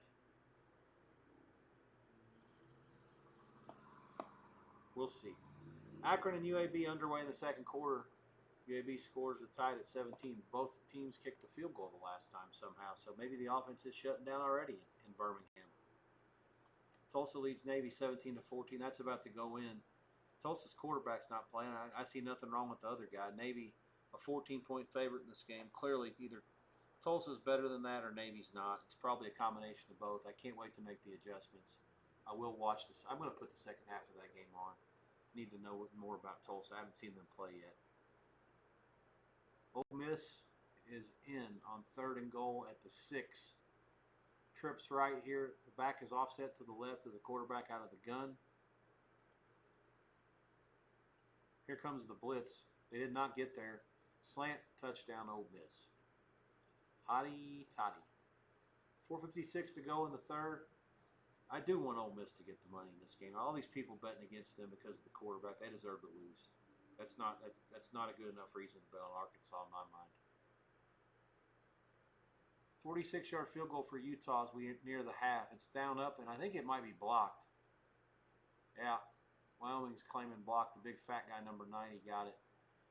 3-0 Utah. Totally dominant half, and they will go in only up by 3 in Laramie.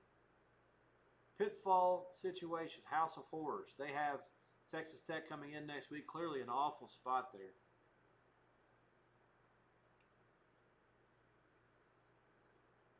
Tulane, what's going on here? It's 24-3. Fake news on the screen about the halftime. That game is not at the half. It's 24-3. Duke has the ball, and we have no fucking clue how much time's left still. I mean, not even an idea.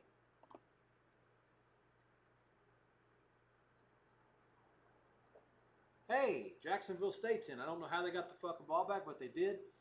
33-31. Gamecocks. 22 seconds left in the third quarter.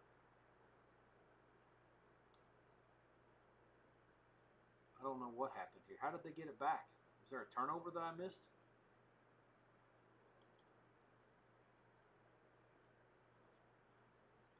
Looks like it. Yeah, they fumbled. So then Jacksonville State got it back at the 42. Georgia Southern. 6 plays, 42 yards. They're in. 22 seconds left in the third. 34-31 JSU. That's their first lead of the night. Notre Dame is at the 35 of A&M, 3rd and 5. Carr drops back, and he is sacked. All the way back at the 44. A&M has one timeout left if they want to call it. Notre Dame's going to have to hurry, and they're out of field goal range. They don't have to maybe hurry. Kind of they do. I guess it's 4th and 14. 12 seconds left. Clock moving. Shotgun trips right for Notre Dame. They're not in a rush. This looks like it might end up being a Hail Mary. Oh, they fumble the snap and they lose it. And now, at the 45, they've fallen it. 5 seconds left. A&M now has the ball, and it'll be a 62-yarder if they kick it from right here.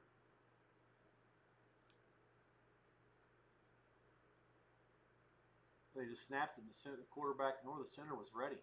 Or the quarterback was walking away. The running back had to fall on it. Let's see where they spot this. It might be around the 47. Yeah, I got no clue what was happening there. They may end up giving Texas A&M a free third. I don't know. If they thought they could run the clock out, Yeah, they could have run the clock out. They didn't have to snap the ball. That's what the miscommunication was. Wow, what a shocking turn of events in this game. If A&M gets something out of this somehow, it'll be a real stunner.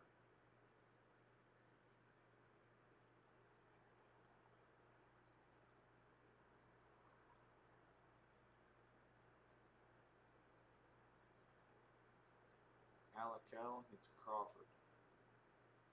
Alakal, a huge favorite. That one's underway.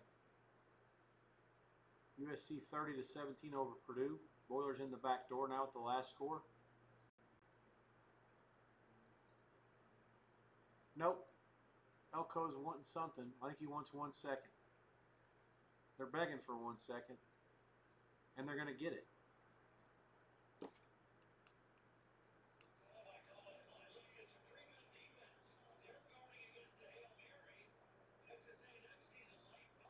Wow. Yeah, he's down at the 34. Nobody in the box. And because he's down and the clock stops on the first down, they're able to call their timeout and get the clock. They actually put 2 seconds out on the clock. So Bond will have a 52-yarder here.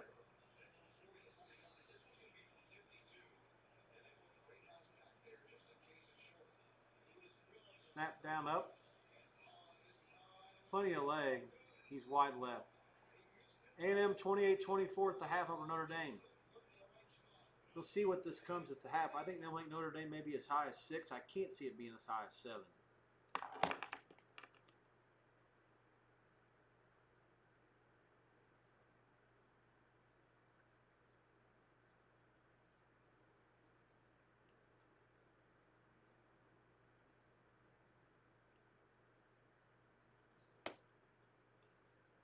Navy does score at the end of the half against Tulsa, 21-17 there. We'll get to the line here shortly.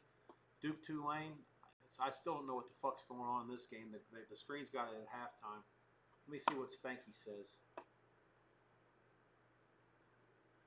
I'm watching the game. It's 3 over 24. Duke has the ball.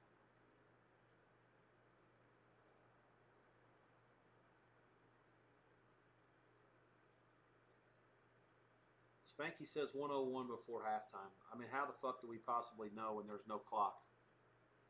I respect the hell out of the ESPN score bug that says clock outage, official time on field. I mean, at least they're telling you what's going on, not trying to guess.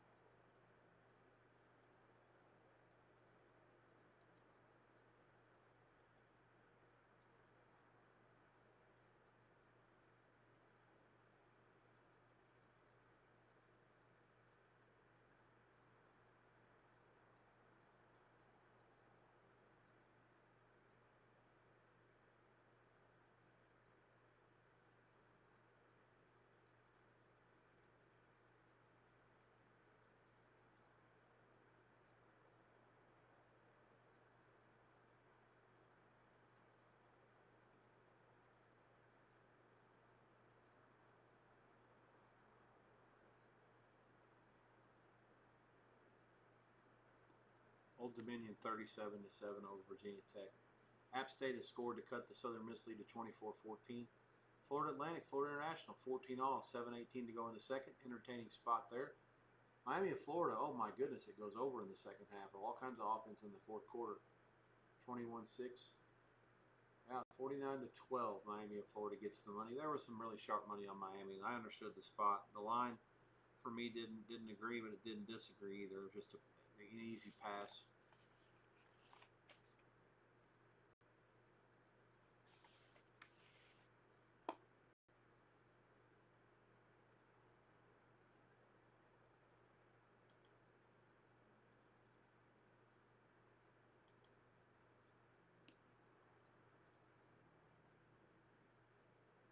Arkansas now down 10. They're going to have to find a way to hold serve here to get back in the game. Oh, man, dropped it.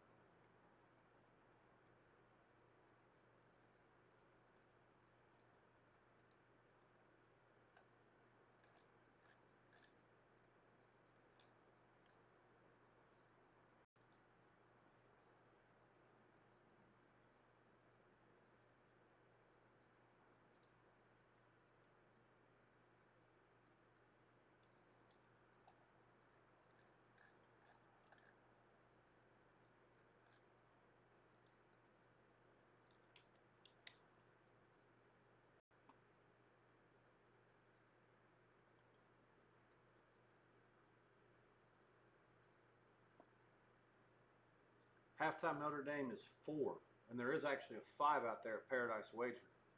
So the 4, it's a dead number with the game sitting 4. I don't have a problem. There's also a 5 at Bet War. Buckeye 5 lay 15. There are some 4s. 4.5's a dead nuts. All the shit's the same. There you could use. I shouldn't say that. 4 and 5 are not the same. If Notre Dame wins by 1, then it's a push. 3.5, 4, 4.5 are all the same. Duke scores a touchdown. It's now 24-9. I have no clue what the hell's going on now.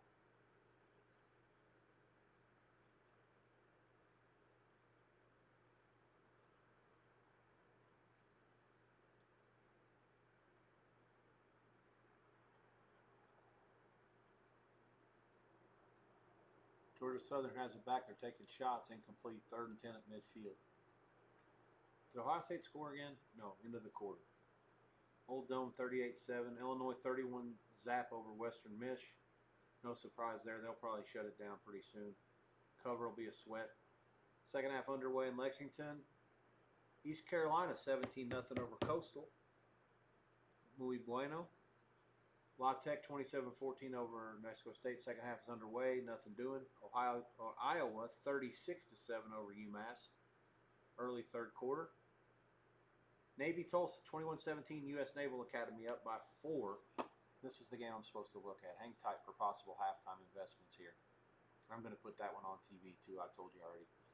The Ohio State-Ohio U game is going to get the hook if the Buckeyes score this drive. That'll be that.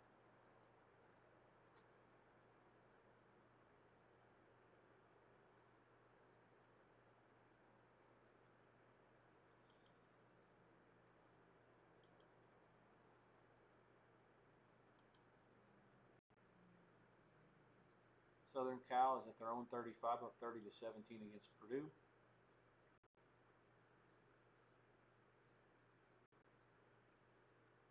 Tulane, I guess they must have told them the clock's going to run out because it's halftime, 9-24. Tulane by 15 at the break. The U.S. Naval Academy against Tulane. That's the reason why I was told to look at that game. They had turnovers on each of their first 3 drives. Tulsa's never going to stop them if they don't turn the ball over. That is about what I expected. Let me look at a couple things here.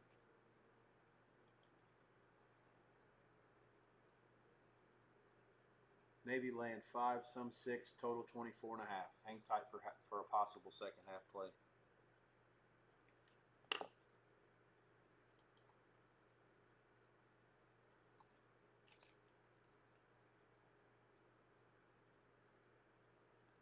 One second, boys. I got to mute you here right quick.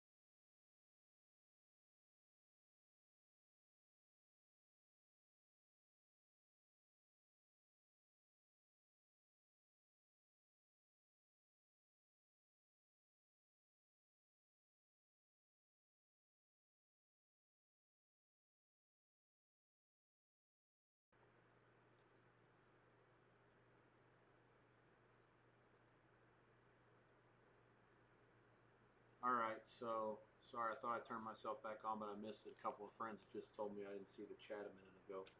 Um, yeah, second half Navy was a play at -5 flat. It's still good, up to 5.5. There is some 6. I would lay it there, but for less. Um, Dominating Tulsa, as long as they don't turn the ball over, they'll do something to extend this thing in the second half. Tulsa does get the ball first, still cheap. As I'm just kind of recapping everything else, the Utah second half against Wyoming, they're up 3-0. Second half line is absurd. I don't care if they cover it. 13.5, 14 in Laramie's wrong. If the game was in Salt Lake City, I'd have no problem with it. Up there, just some crazy shit happens. That's why it's only 3-0 to begin with, despite the fact that they're dominating. The people that are making the market see the same game I am. They're totally smashing them, and the score is not close to what's actually happened on the field. But that's the way it happens up there sometimes. Separation is awful tough. It comes difficult. Just a weird place to play. Utah clearly with an eye, probably peeking ahead to Texas Tech next week coming in, and just a struggle. I don't see them pulling off and drawing away. Wyoming's defense is very stingy. They play hard. The total at 21.5, 22.5 to me seems absurd. Wyoming's not going to score. I have to give them an invitation to get to the end zone, but I don't think Utah's going to score. I mean, they'll have to have Wyoming gift them points. It's just going to be a knock it out, drag out thing. The South Carolina quarterback Sellers looks like he's done for the day. And to add insult to injury, Vandy 4 plays 75 yards and they're in. 20-7 point pending there. And that's big news because Sellers was probably, I'd say in the SEC, you got him right there with Lagway as the most exciting player. The LSU quarterback is among the highest, among the NFL top draft choice favorites for a quarterback. So, outside of that, he's in a very short conversation as one of the more exciting players in football. If they lose him, that will really put a dent in their season. It's an illegal hit by the Vandy defender to knock him out, by the way. So we'll keep our eyes on that game. But Vandy may be paying a small price for a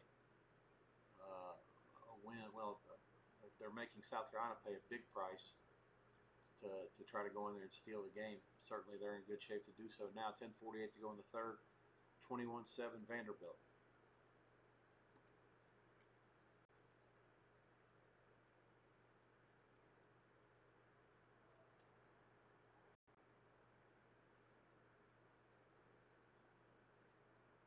Let's see what else went in the Duke-Tulane game. Okay, they finally got it right. Tulane laying a half-point dog money in 27, under 15. This odds logic has made a mess of this game for an hour. They finally got it fixed. 9/24 is the correct halftime score. Did watch a good piece of that one. Tulane, my side, for fairly big play there, was correct. Duke had a couple of things they did well towards the end.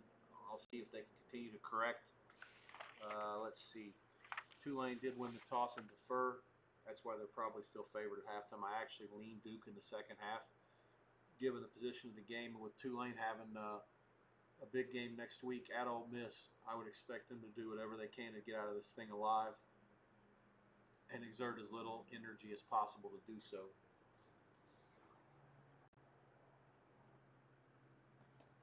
The argument against that is that the quarterback for Tulane last year now plays for Duke, and they want to kick the shit out of him. So we'll see. Ohio State's up 30-9. I have to do a recalibration of the televisions here shortly. Ole Miss is up 38-28 against Arkansas. If they somehow score again to go up 3 possessions, that'll be the 86 for that game. Although I have to be careful because ESPN's got another game later, and I'll have to go back there in about 40 minutes or so.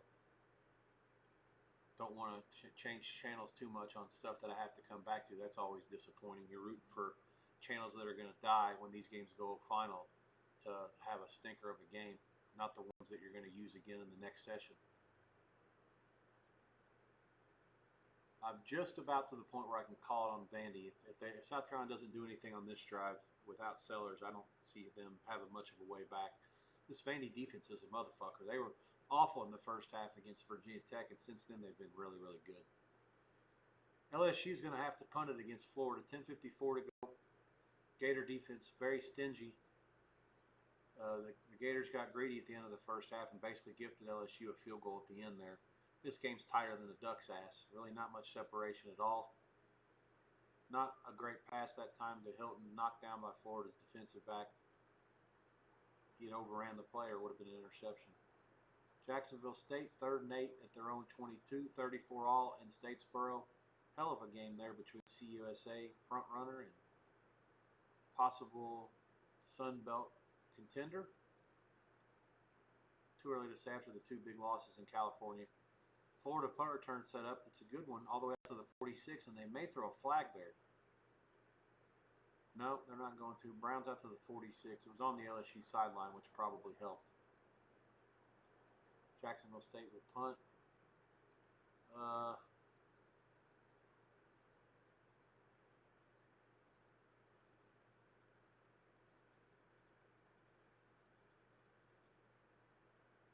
Wyoming second. Oh, what is this? Turnover?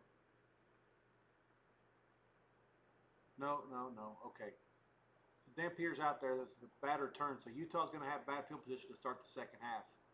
I would only have had Wyoming, but I think I liked under the best there. No play. Again, two at the halftime now. Navy's up 5 minus money. There is a 6. There are some 6s. I see Bet War has a 5.5. 24.5 the total. There is a couple 25s. There are 24s over a bunch of juice, 33. Duke Tulane, half dog money. Got to lay a half even money you get back on Tulane, or you can take a half and lay minus 120 on Duke. 27 under 15, 27 under the totals. There, I have no opinion. Everything else is out for the time being. Utah, Wyoming in the third. All the 8 o'clocks are gone. And I don't know what the hell's going on in South Bend. Okay, I don't know. I have no clue there. It's fake news on the time. Let me refresh.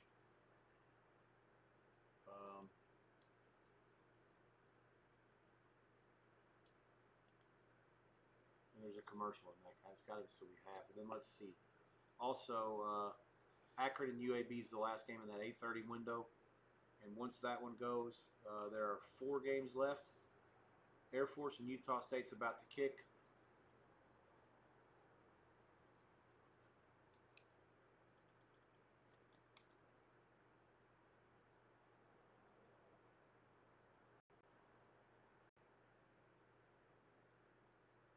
Ohio U 4th and 10 near midfield, 30-9. They're getting beat. 9 minutes to go. Dump off.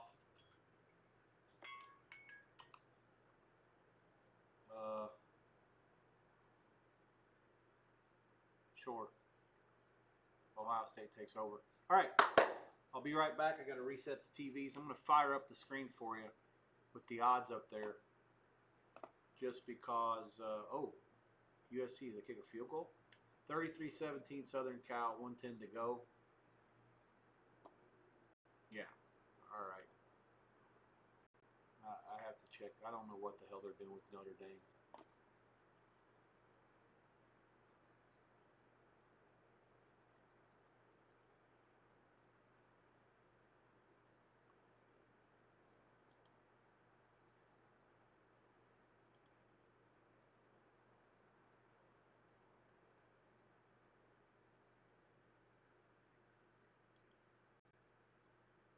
Yeah, still halftime, 28-24 A&M. Again, it's just a matter of whether you want to use 4 or 5 in that second half. They'll kick it here shortly. It looks like they just came back on NBC.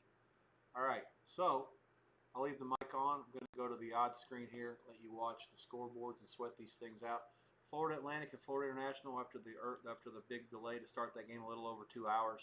That game's also getting ready to go to the half in addition to Akron and UAB. So I'll set it up where you guys can see those as many games as possible that are in progress now. All the other games that are final are off that. Yeah, A&M, Notre Dame is 4 and 27 and a half. The ball is kicked, and the second half is underway in South Bend. Nothing's happened yet. If you're still booking, you can deal it. No big deal. Nothing's happened. And of course, it's easy for me to say I got the game on the good feed, so I can say it with all certainty that no one's going to pass post me here.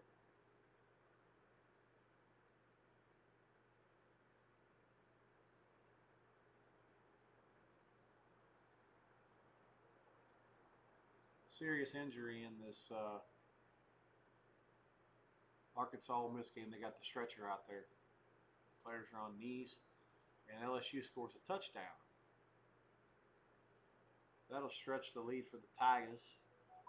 19-10, 8:08 to go in the third, point pending.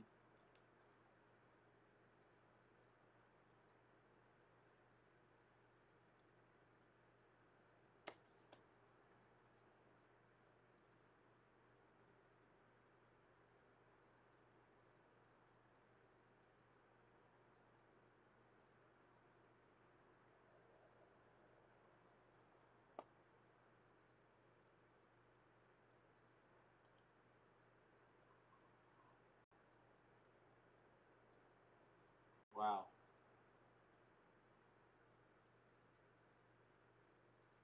Wow. I need volume here. I don't know what happened here.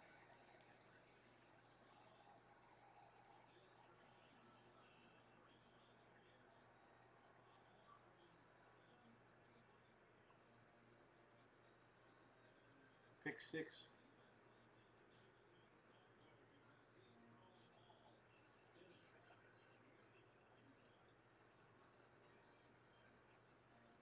Lagway just threw one to the other team for a 54-yard pick six.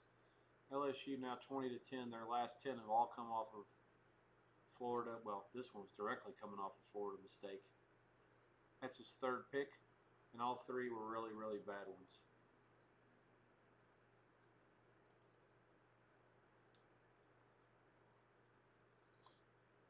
Second half underway in South Bend. The Irish have it at their own 23. Love 12 carries, 45 yards. It's 3rd and 13. Here comes A&M disguising their blitz or showing a blitz. Let's see if they back out or they come. Notre Dame might be checking here. Shotgun trips left, back to the right. They only rush 4. Long pass to the right side, and he catches it. Just threw it right over the coverage. Good throw, good catch. First down, Irish. Big play there. Did not want to give the ball back to A&M. Down 4. That would not. I don't think that's happened all night. They jammed him at the line. He just got off the jam and made a play. Kudos to him. All right. Okay, I said I was going to fix this crap. I'm going to do it right now.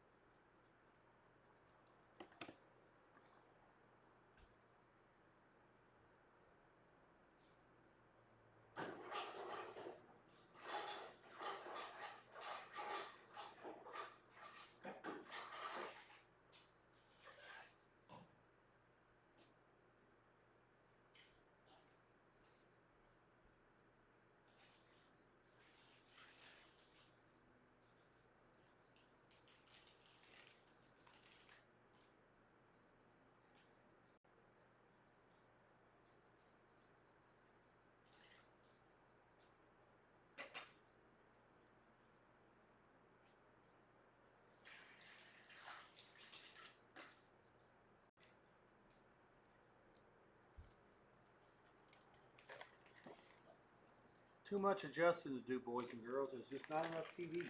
Boom. And then you got dipshits at FS1 that leave the Illinois-Western Michigan game on, even though it's 38 zap with 2 minutes to go. Put the fucking Air Force Utah State game on. What are they doing?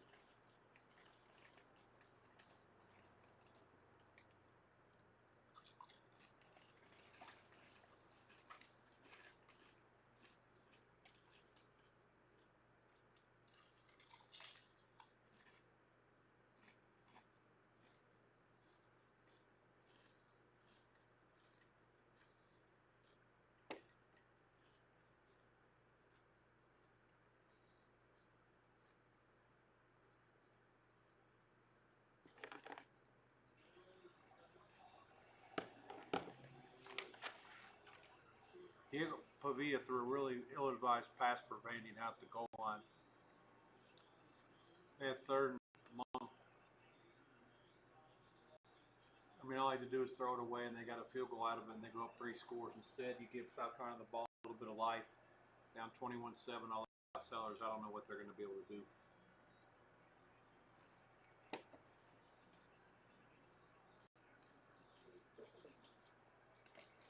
Florida punt formation again, down 20-10. 2:39 to go in the third.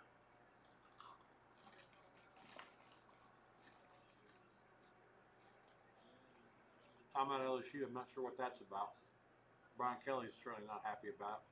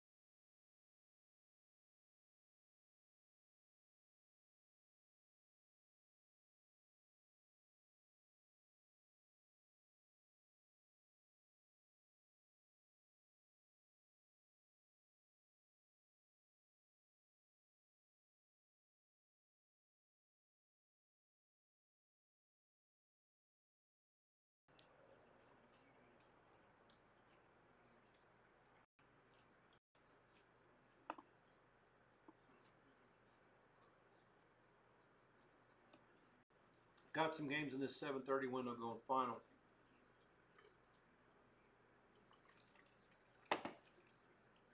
Seven o'clock, sorry. Florida was backed up inside their own 5. Big play to get it out to the 12. It's either first and 10 at the 12 or second and maybe half a yard, one or the other, depending on the spot. 20-10 LSU at the end of 3. Georgia Southern beats Jacksonville State. A painful loss there, 41-34. Going to have to win all 3 in the contest to go 3-4 at this point. Second time in 3 weeks I've started out 0-4 in this stupid thing. I do think East Carolina is good, and Tulane should be good, but long way to go there. Duke has the momentum. Just need another first down or 2, maybe some points on this drive. 9 minutes to go in the game. Third quarter. Tulane's got to keep firing bullets at them. Duke's got some things going on offense to get back in this thing. Air Force, Utah State. 7-0 in Logan. Aggies.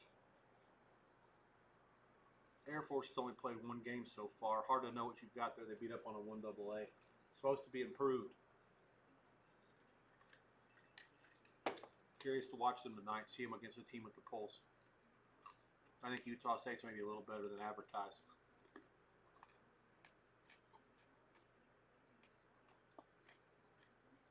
Arkansas has sliced the Ole Miss lead to 41-35 with 4:44 to go.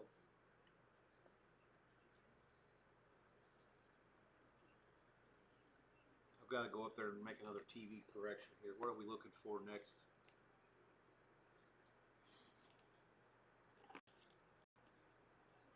Notre Dame 31-28, first down, 6:11 to go. They have successfully stopped A&M twice to start the second half. That's a good start to a game that they were kind of up against it, given the way that the game was trending going into the half.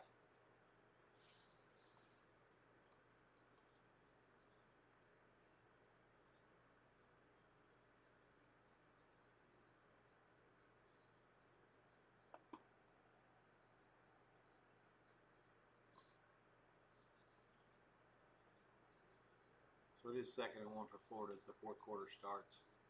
Uh-oh. Oh, big play for Florida almost. One guy to beat, get through the secondary, and that would have been interesting because he can fly.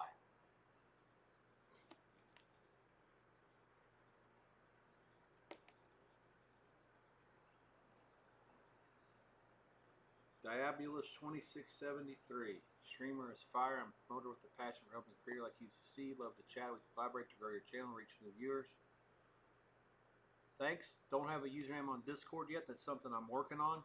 I appreciate the compliment. Obviously, I'm new at this. I'm still working on a lot of things. This green background you see will hopefully be gone next week. I've got some things in the work to set up my scenes on the Twitch. I'm sorry, on the Streamlabs and on the Twitch. And then I'm going to work on some sources to possibly get some guest integration as well going forward. Obviously, on Saturdays there won't be. It's just me talking about games, sports, betting, all the things that you see when you look at the headers. Always interested in conversations, but yeah, like I said, I'm sort of interested in trying to build this thing organically from the ground up. We'll see how it works out. I'll have to figure out a way to get you, like I said, without Discord. Yeah, there's got to be another way you can contact me. I might throw my email in here. There's not a whole lot of people in the chat yet, as you can tell. Let's see. I'm going to fix the TV situation. Okay, take Tulane scored again. So 31-16 there. I got to find 2 things to amend with the televisions as we enter this stretch of games with Air Force underway and the 10:30 game's about to kick. The lines in those games are as follows. Just if you're looking for a late sweat. Arizona State laying 13.59.5 at open. It's been bet up to 17.5, 18. Sharp money on Arizona State all the way up to even 17.5. So I don't know what they think this game's supposed to be. I thought it should be 14.5. I actually like the dog at this level. Minnesota and Cal has been bet up from 2 to 3. It went down as low as 1 and pick. I got some -1, not some, a lot of -1. I made Minnesota 7 in this game. Biggest play. I was muted a little bit ago and I was explaining my thoughts here. Minnesota's defense was awesome in the first 2 weeks. Obviously, a 1AA last week was nothing. They held Buffalo to 145. Two teams combined in 2 games, they've held to 195 and only 10 points. I think they'll go to Cal and handle business. Cal's got a true freshman quarterback. Minnesota bigger up front on both sides. I expect them to wear them down, beat them up, bludgeon them, and in the end take care of business. I think it'll be rather comfortable. So Minnesota, it's up to 3. I don't like laying 3, but I still would, gun to my head. You're late to the party if you bet it at this level. But yeah, bottom line, yeah, minus, like I say, -1, -2, all that good stuff earlier the whole week, really, Minnesota. Look forward to it. It's going to be a good sweat. ESPN coming up after this Arkansas game. They'll probably have to throw it somewhere if they don't start it. It'll be a little bit of a delay. The Texas State-Arizona State game is on TNT.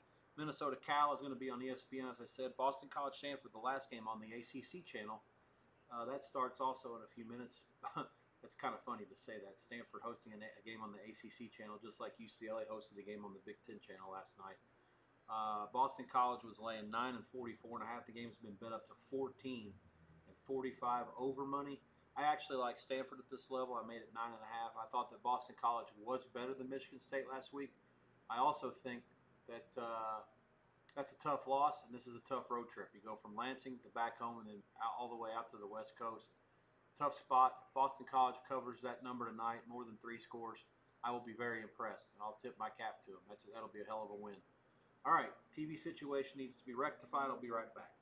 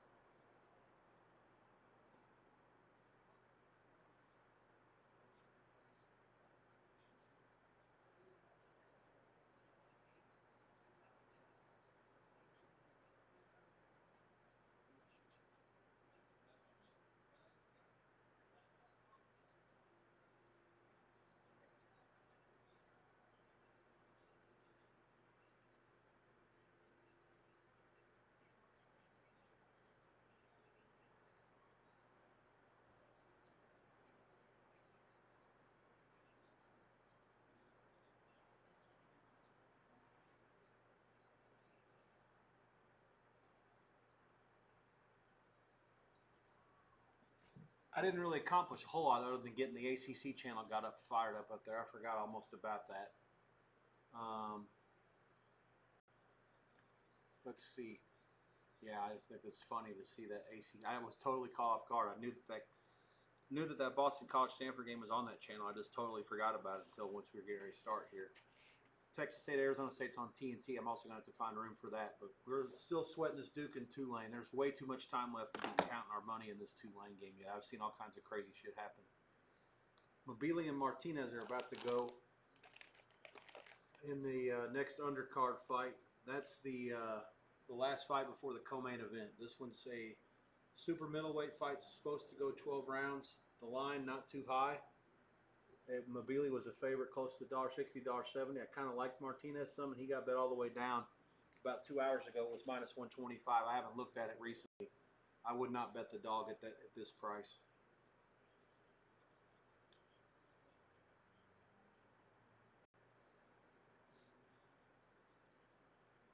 There are a couple games that have gone final. LSU's about to finalize Florida here at this point.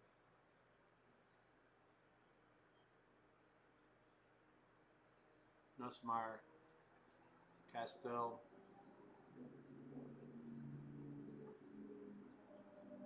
Navy taking over against Tulsa, 35-17, end of 3. They're at the Tulsa 23 to start the 4th quarter.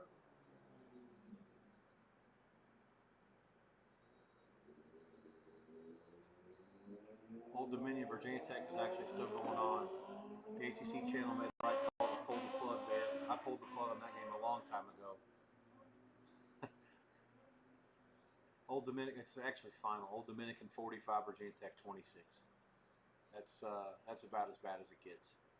Utah starting to draw off against Wyoming 17-0. The yards are like 500 to 100. It's a total joke. Wyoming did just cross midfield, but this guy's going to get killed. And Utah's in a situation as bad as this has been. They are actually only one touchdown away from getting the money if you shopped and got a good number. That game opened Utah, actually no, 25 and 49.5, and it closed 24. I do think it was inside of 24 at one point. Don't quote me on that.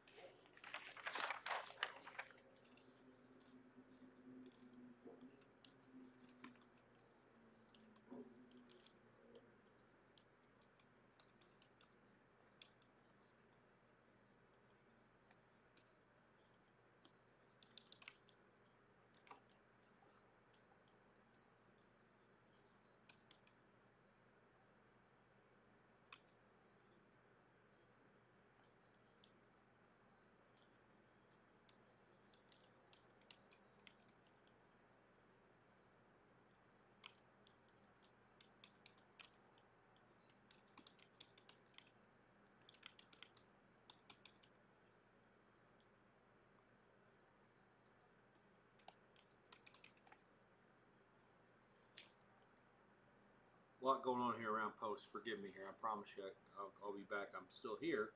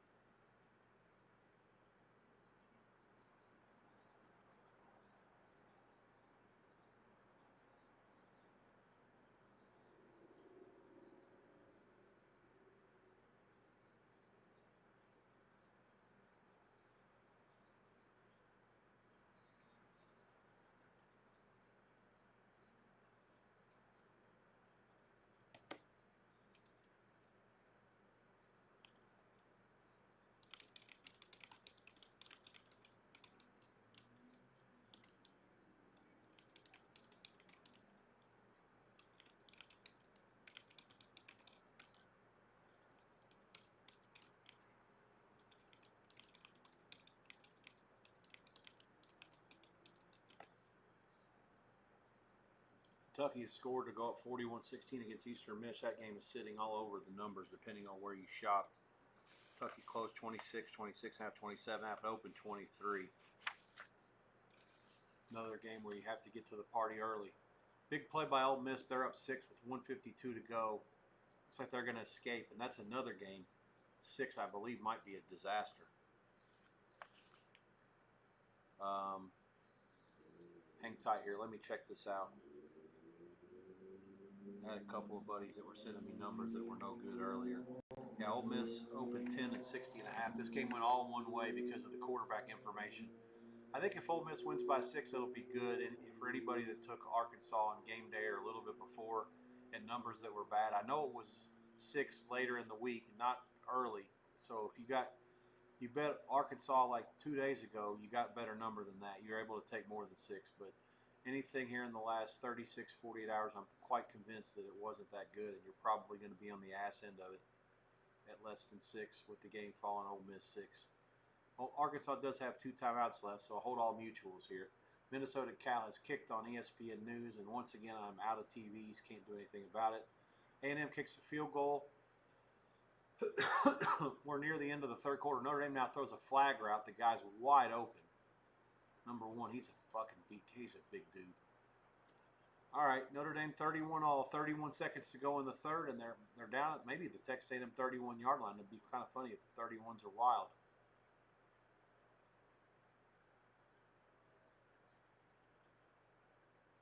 Ole Miss forces an Arkansas timeout. It'll be second down. I think it'll be second short. If that's the case, they'll just need a first down to run it all the way out from here.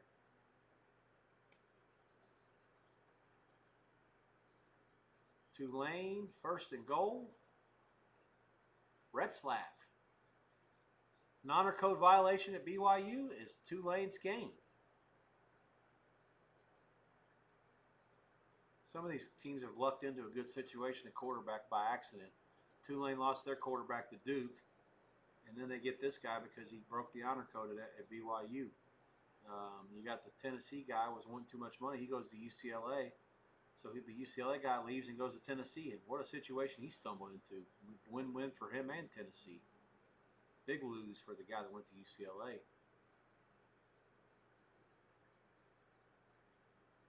Fourth down, Florida, 8.5 to go. At midfield, down by 10. This will effectively salt this away if Florida can't do anything here. Actually at the 44, 4th and 2.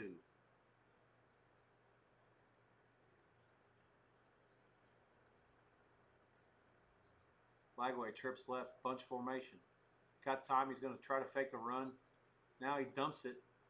Nice play and read. First down Florida down to the 36.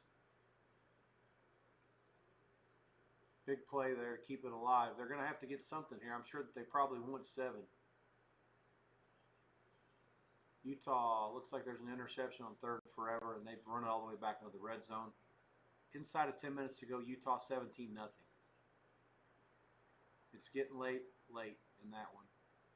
That's going to allow me to change the I'm not. The point spread's in play. I'm going to leave it alone. Navy against Tulsa. I think if Navy scores here, I can go up there and get that out of there. Underway. Stanford, 3rd and 6 in BC territory. Oh, the quarterback's got room to run. He's going to get a first down inside the 30. Stanford moves the sticks. This will be good. These 10:30 games I got to really keep an eye on for halftime purposes. There's only 3 of them, and there's nothing else after that. My night will end, but it won't because I'll be around with you for the fight. I'm going to stick that out, and anybody that's curious can sweat the fight with me.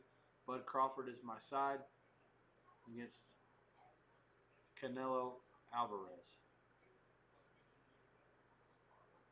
Clock moving for Navy, 11.5 to go there. I've tapped out on Vanny. I'm going to give you a scoreboard update here in just a minute. Yeah, let's go through them all here shortly.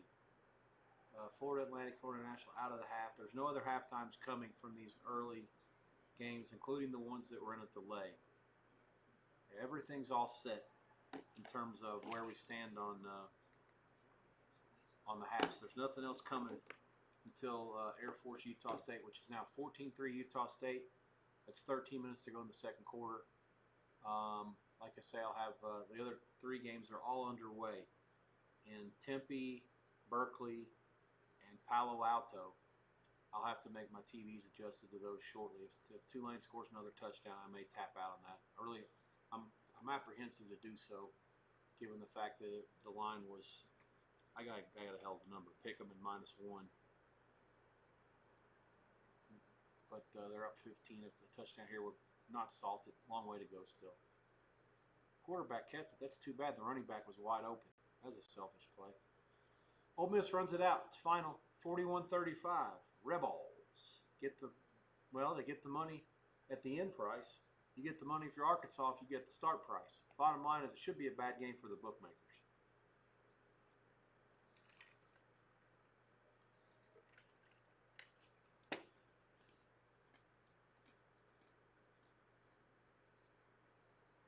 Utah scores and goes up 23-0, 8:35 to go. I don't have to watch any more of that one, regardless of what happens. We know that Utah is clearly the right side. This is a thorough beating.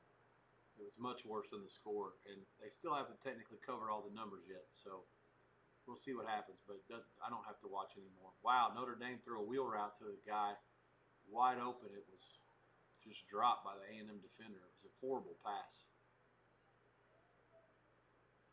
Stanford is now second down near the goal line. Be 3rd and 2 at the 3. Impressive drive here. It'd be a shame if they didn't get it in. BC closed again. The line went all the way up to 14 at the end.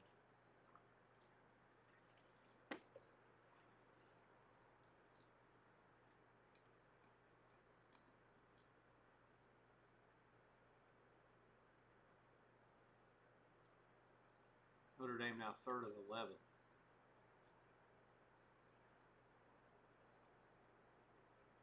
Not sure what they're reviewing in this LSU. That's a first down, I mean, in any world.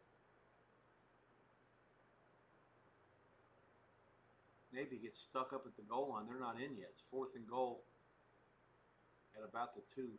Maybe, I'm sorry, about the 1.5, maybe. Lagway drops back. He's going to go for it all. No chance. Double coverage back there. Sturdivant was back there, but he would needed a ladder to get to that one.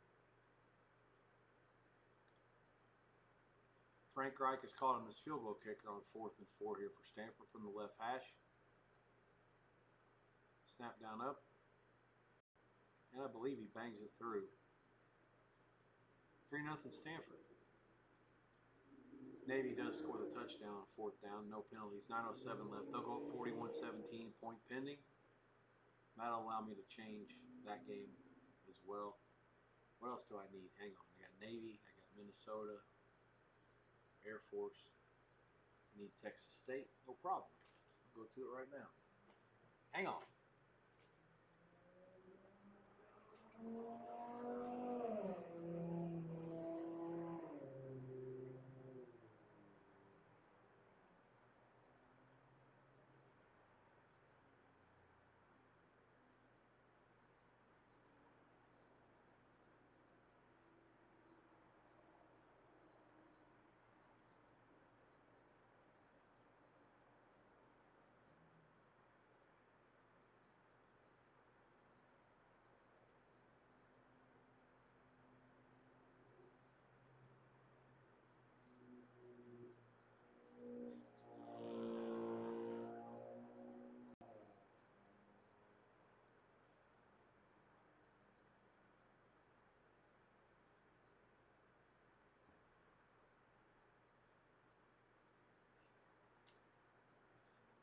Looks like Wagway threw another pick.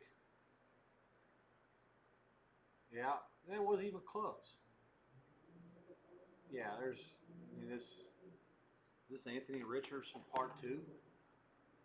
All the hype and then can't make the throws? Well, I'm sure he hopes it is. He'll get drafted 4th if that's the case.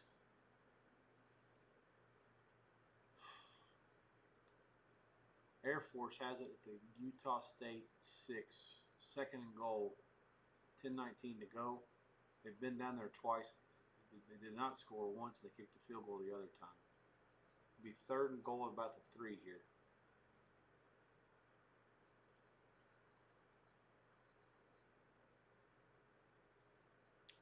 Okay. FIU leads Florida Atlantic 31-21. That game was delayed about 2.5 hours for weather.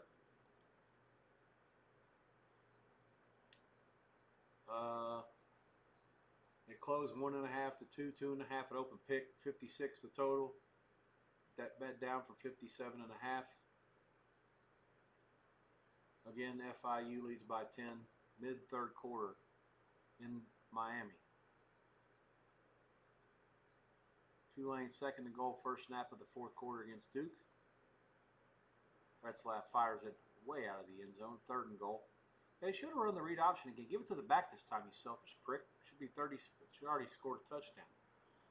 Vandy 31-7 over South Carolina. I should have had Vandy at half. I sat there and talked myself out of it. I'm a fucking idiot. Of course, it's easy to say that now with Sellers getting hurt.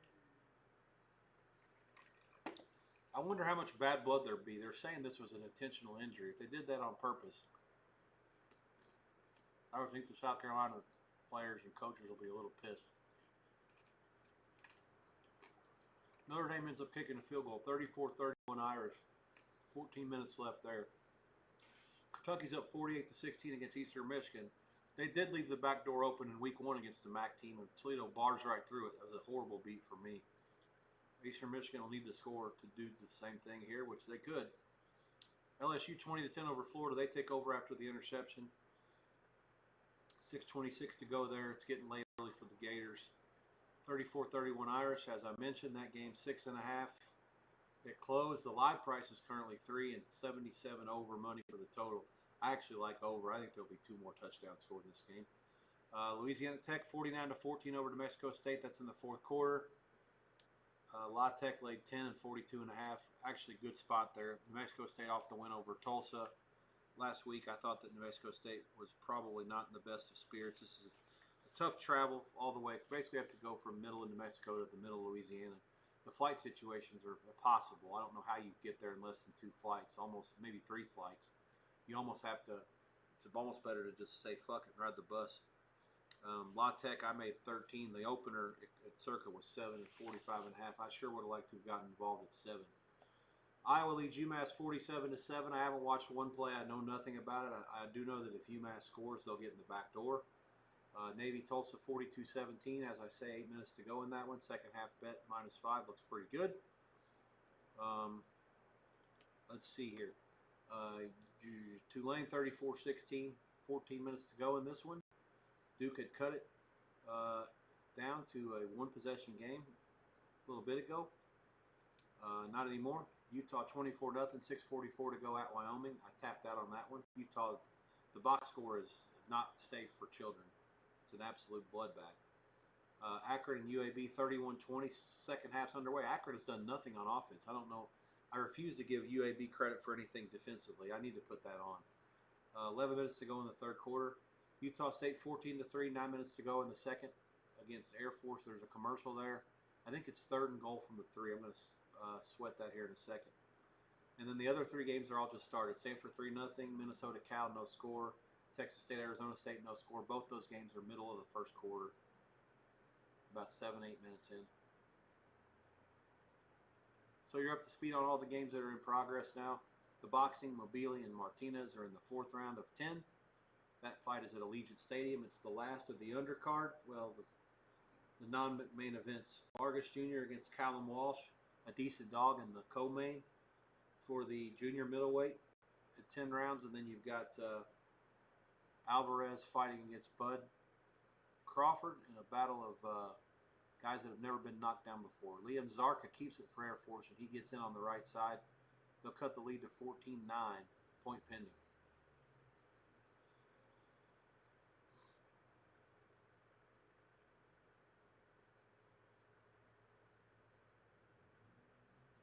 Dive play by BC to start their drive. 5 minutes to go in the first quarter.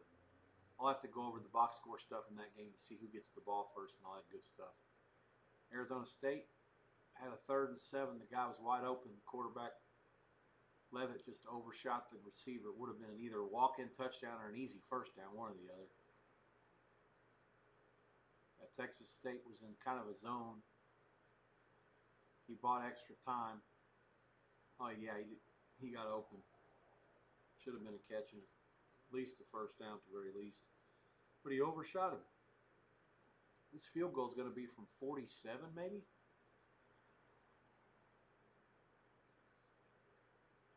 Snap down up. Bullseye. Sun Devils 3, Texas State 0. 6:40 to go in the first.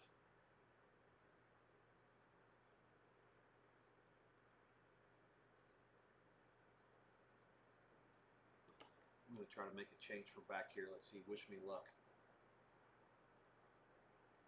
What time did that game start? 8. Okay, so UAB's below it.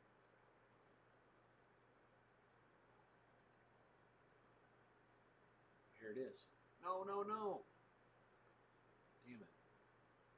Hang on.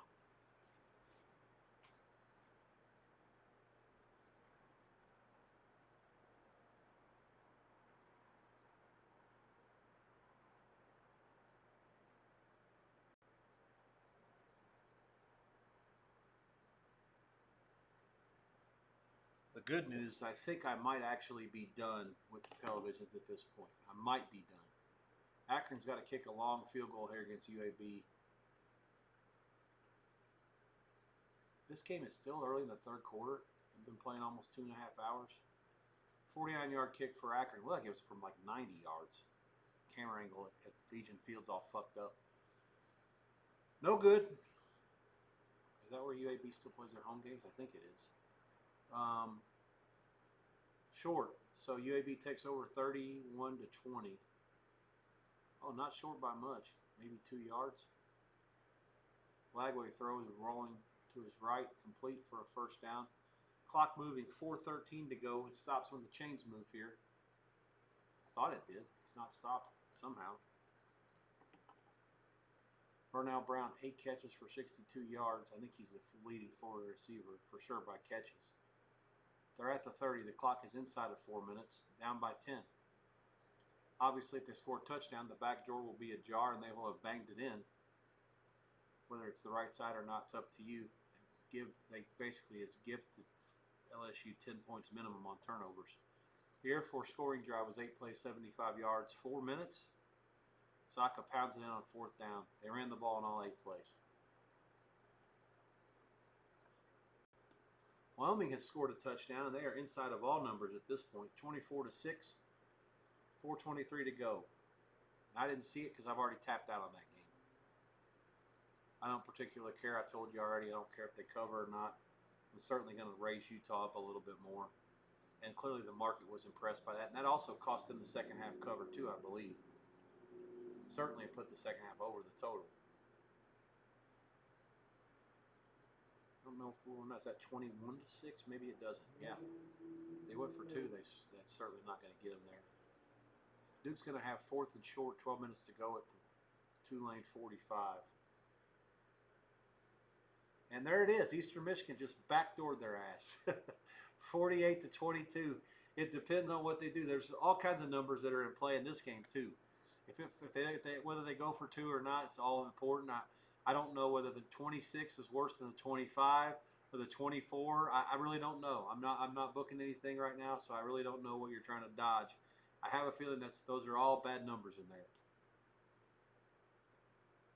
I mean, shit. It depends on some guys. Just need the one side. They're not gambling. They just have they don't care about the number falling. They got so much more money on one side or the other, based on the fact that the game opened 25 and closed 26, 26 and a half. Circa actually opened 23, but it got bet up to 24 and a half, 25 pretty quick.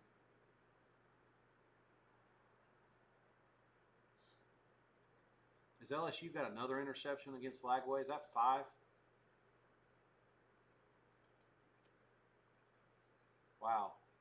Well, I'll say one thing. Florida's defense played their ass off.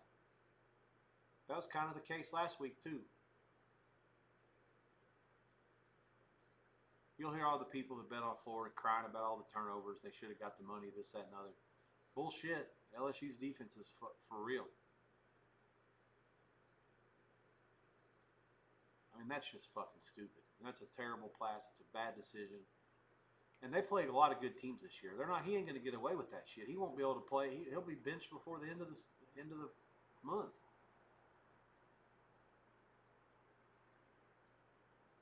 Listen to this shit. You're going to have to tell me who's got a tougher schedule between Florida and Oklahoma. I'll wait. I'll let you tell me. I think as things stand, Oklahoma's conference games, they got 8 of them. They're all against teams that are currently ranked. All of them. Here they go. I'll tell you. Here we go. You tell me. Name that schedule. One team's got Auburn, Texas on a neutral field. That already gives it away. At South Carolina, Mississippi, at Tennessee, at Alabama, Missouri, and LSU. The other team, after tonight at LSU, oh, by the way, they got Miami and Florida next week.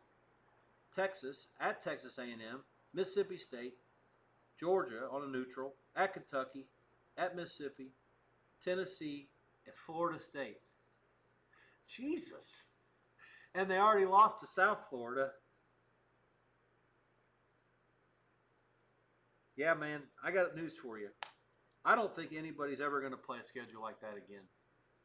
I don't think so. Even with 8 conference games, because you got 2 non-conference games against Miami and Florida State that are seemingly built in. I mean, the way things are set up. And, I don't know if the Miami game is going to continue or not after this one. I'm curious to see what happens. I hope Florida beats them next week. I think that would be poetic justice. But to have to go to Miami after what happened today, I don't know. I mean, Miami looked like world beaters against the same South Florida team that Florida just lost to. And that's the other thing. South Florida, I mean, that's a game they scheduled probably a while back and didn't think nothing about it. And,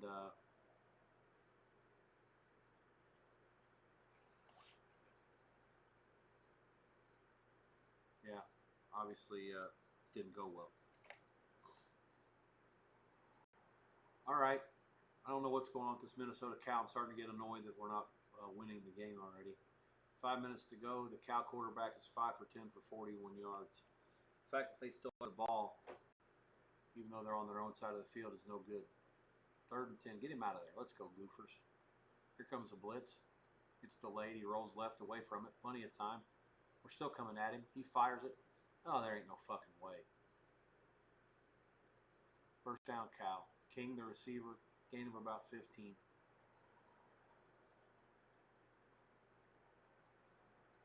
How this kid ended up at Cal and not at Oregon is totally beyond me. I mean, that's a throw that like 6 people can make in college.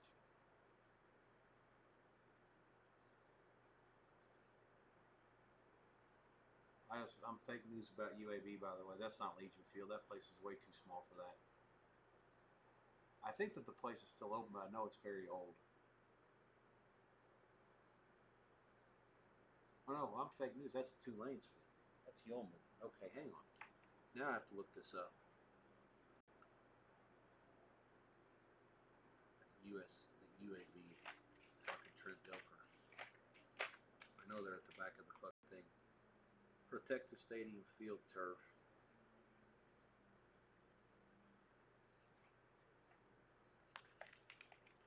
Yeah, Protective Stadium field turf built in 2021.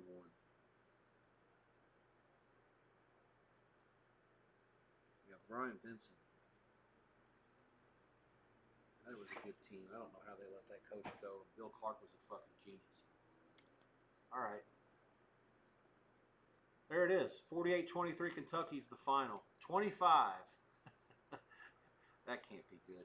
Marcel Reed pops up, walks it off, moving his neck around. There is a targeting under review. They didn't give it to him. It's 3rd and 11.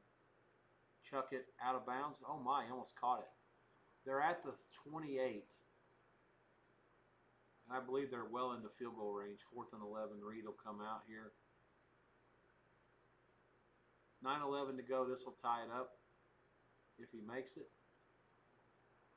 Look at this shit. Cal's on the move inside the 5 now. Defensive back from Minnesota just whiffed. 1st and goal at the 3. 3 minutes to go. Clock on the move. LSU now gashing Florida as they pound the clock into oblivion. 3rd and short. 1:52 to go. Gators have 2 timeouts left. Clock is stopped. They may have called their second.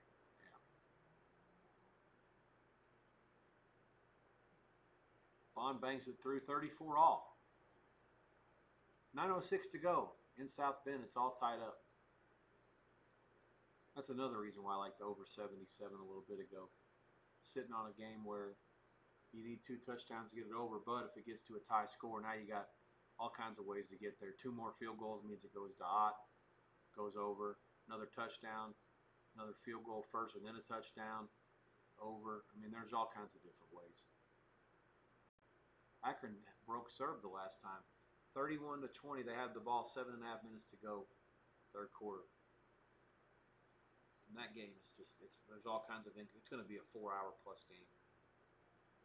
You have them sometimes. 2:58 to go in the 1st, and I don't know what happened, but Cal hasn't scored yet at least. Stanford is up 6-0 against Boston College. 2 field goals so far at home. Less than a minute to go in the 1st quarter in that one.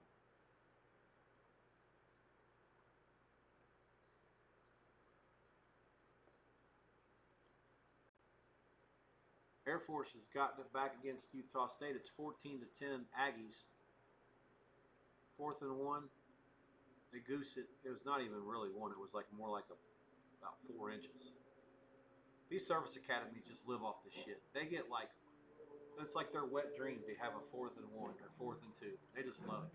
It's an automatic go for it no matter where you are in the field unless maybe you're inside your own 5.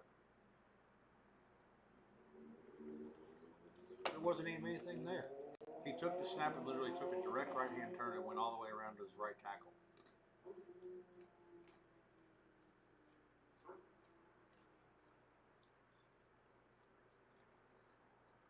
LSU puts the finishing touches on it. They're going to take a knee inside the Florida 5. Big, long play there. Now we got some fighting possibly going on.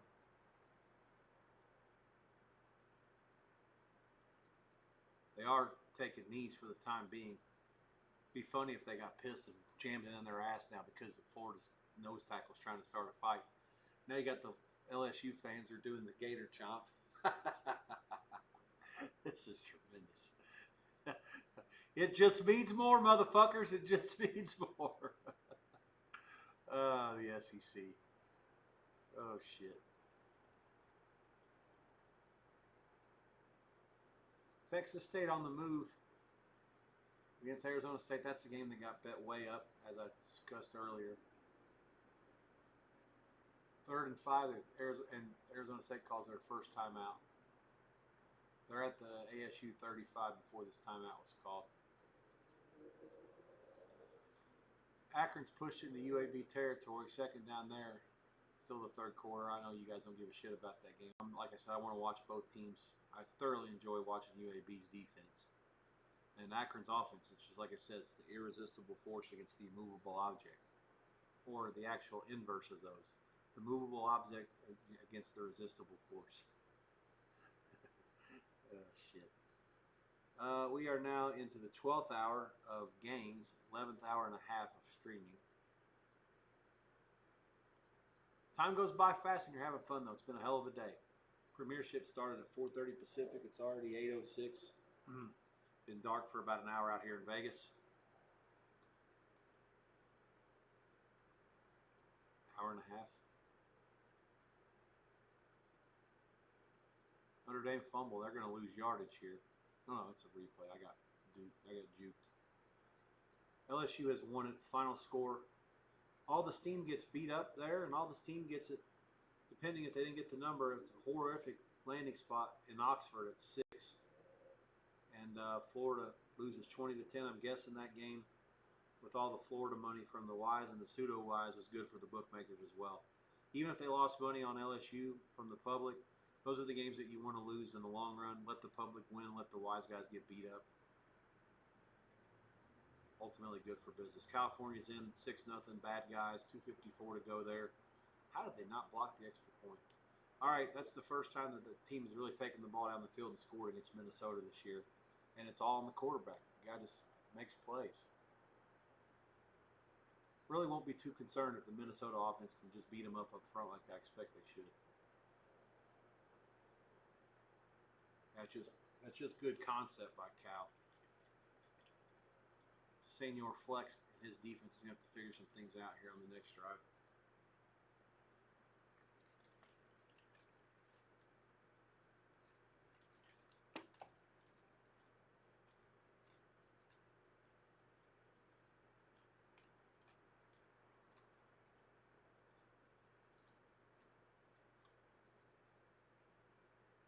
Second and 7 for the Irish, trying to run a fade.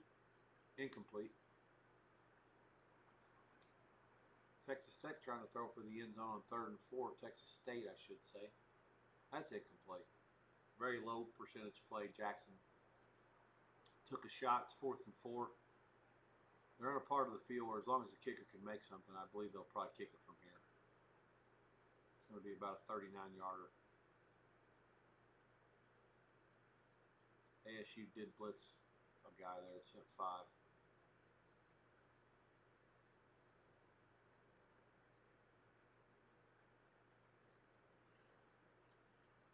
Snap down up. It's good. 3-3. Texas State, soon to be Pac-12 team, and Arizona State, former Pac-12 team.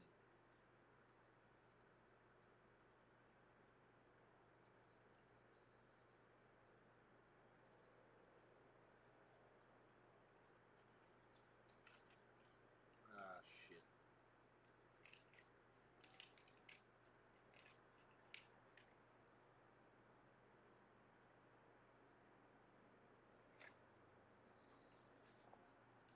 Curious to know why the capacity of Sun Devil Stadium is down to like 50-something thousand now. I wonder what they did.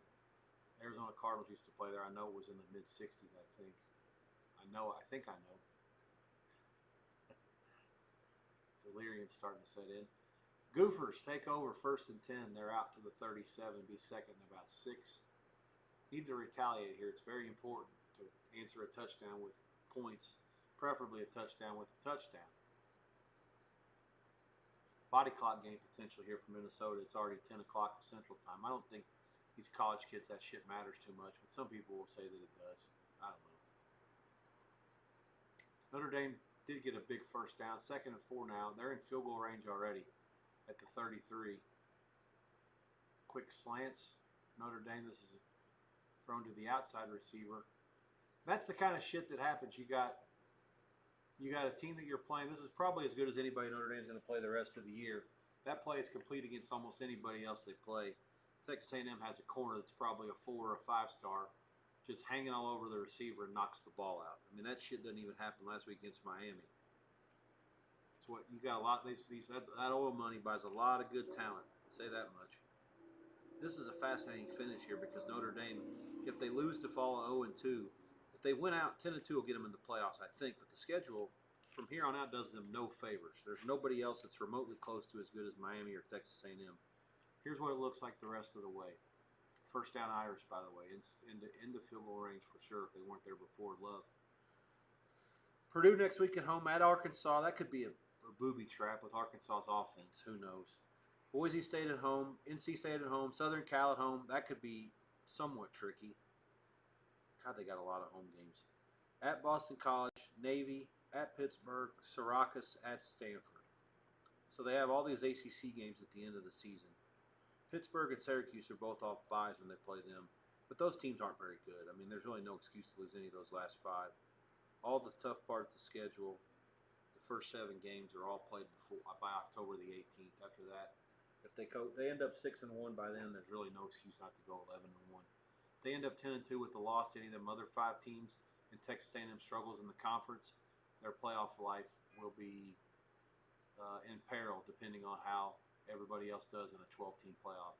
I think 10-2 for Notre Dame would be automatic in a 16-team playoff. I think in a 12-team playoff it might not. 3rd and 22 for Minnesota, all the way back at the 21. I have to assume that they took a penalty. Fuckers. 4 wide. Drop it off to the back. Can't even complete that. They'll have to punt it. No harm done if you get stopped here. Got to make sure they don't follow a score up with the score. Oh, Utah scores. 31-6 now, 1:11 to go in the 4th, and they are now covering every number.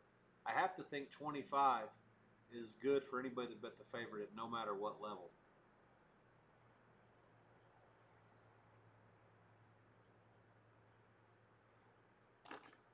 I'm going to do some... No, I'm not. I'm not going to do anything. I do need to make one change real quick.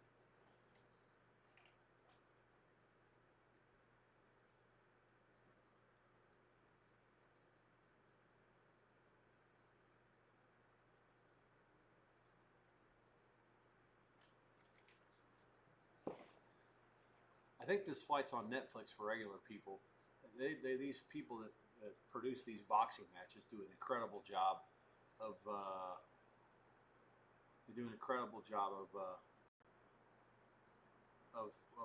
getting people to get excited about all this shit. You can start to see now the seats near the ring are filling up. It's kind of crazy. They've been fighting down there today for about 5.5 hours. I mean, if I'm going to that fight, I don't know what the cost to get in is. I'm sure those ringside seats are so expensive. The people that are buying them or getting them comped or whatever got more money than God, and they don't care. If I'm spending any kind of money to go to that shit, I mean, I'm going to almost all of them. Especially if there's a way to bet. The 9th fight from the end had a lineup. I would have been there. I had action on it. I'd have been there for sure for the whole thing. It's crazy to me that all that thing costs if you wouldn't go for all of them or close to it.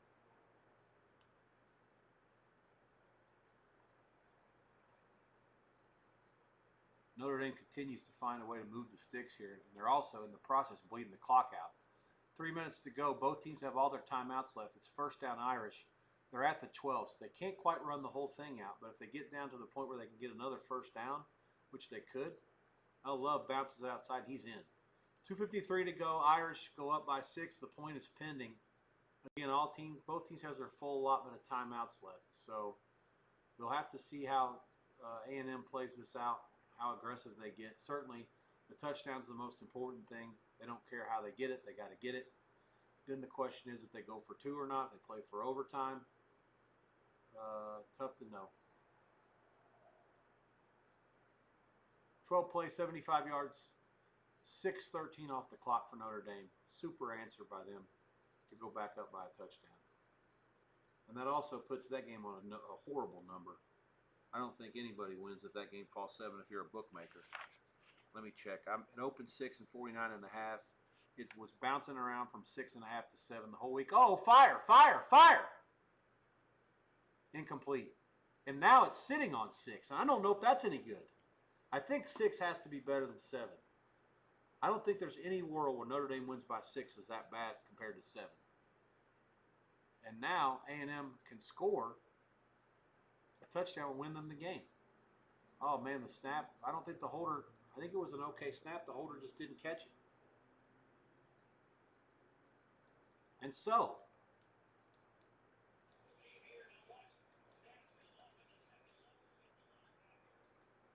is that Jason Garrett calling the Notre Dame game?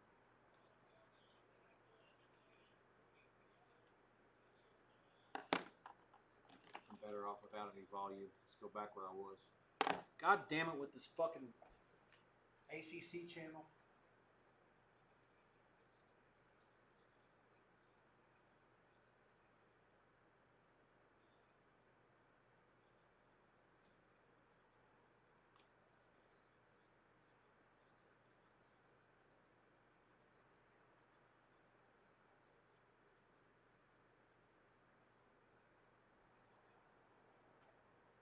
Sorry about that. I'm about to blow my shit here. Getting a little impatient as the night continues to grow a little older. That's my oldest box. I've had it for like 3 years. Look at this. They ran the kickoff back. There is a flag.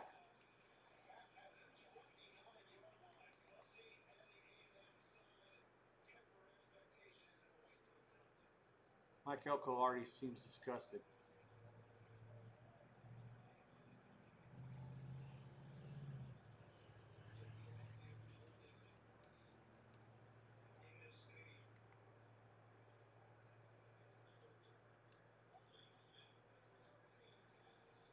Wow. Those who want to sweat this thing and not sweat me sweating it can watch NBC. Orstrom, the penalty. And so A&M's kickoff return for a touchdown to tie the game with a point penalty to take the lead has been erased with a hold. Still pretty silent in South Bend. They know how close it was there. Wow. That wasn't even a hold. That was like, yeah, a wrestling move.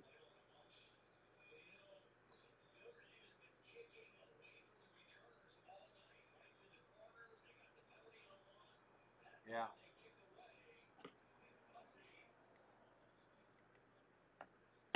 So A&M has it now to start the drive at 2:41 to go in the fourth. Let's see where they called that hold from. I think the field position's not going to be all that bad. Yeah, they get it at the 26. And that's where they'll start.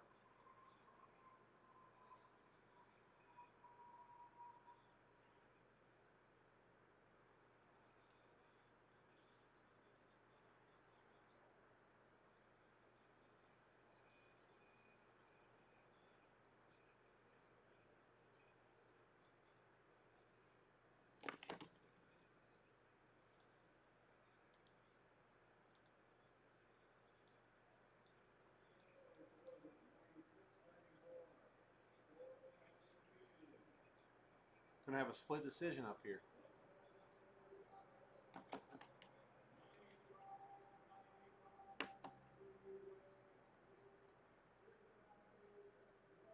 Draw.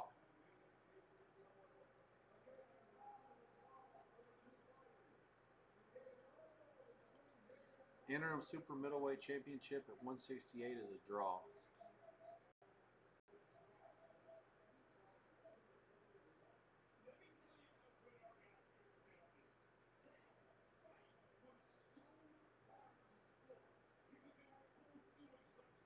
Max Kellerman said it was real hard to score because both fighters did good work.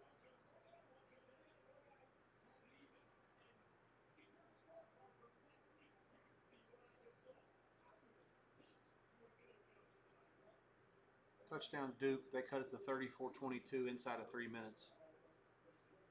Arizona State touchdown. They go up 9-3. Mike Tyson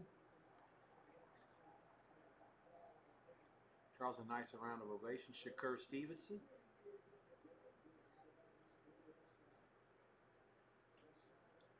LeSean McCoy. Oh, there's Jaime Munguia, former junior middleweight champion.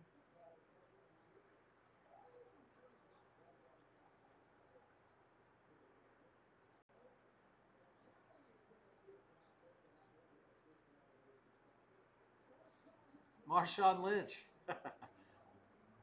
That's tremendous. I'm guessing he'll be at the Monday night game. Michael Chandler.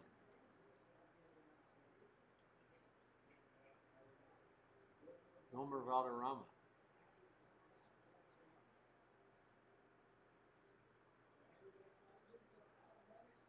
Lennox Lewis. Hasim Rahman. Mark Anthony. Duke got the deuce. 34-24. They trail by 10.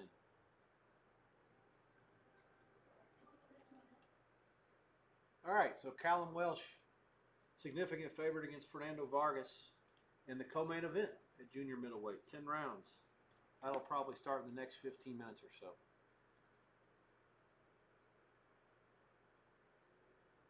BC kicks a field goal. 6-3. They're 13 minutes to go. Looks like they just got a turnover. We've got the 2-minute warning in South Bend, 40-34.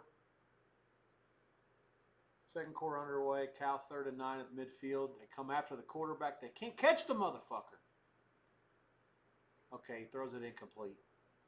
God, this guy. I know he's got a good arm. Is he really that elusive? 4th down. They'll have to punt it.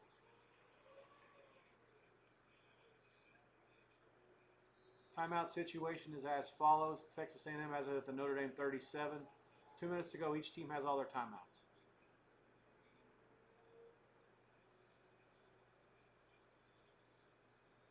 Up the middle, pounds it for 3, 4, 5 maybe. It's running on the field for Stanford for a fumble.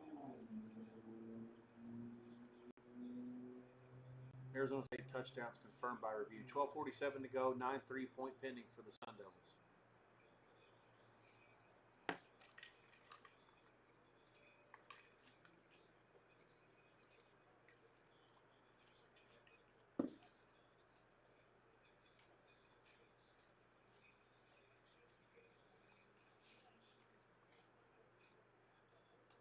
Completion to the same guy who had the penalty on the kick return. First down, Ags. Clock at 1:20. Why is it stopped?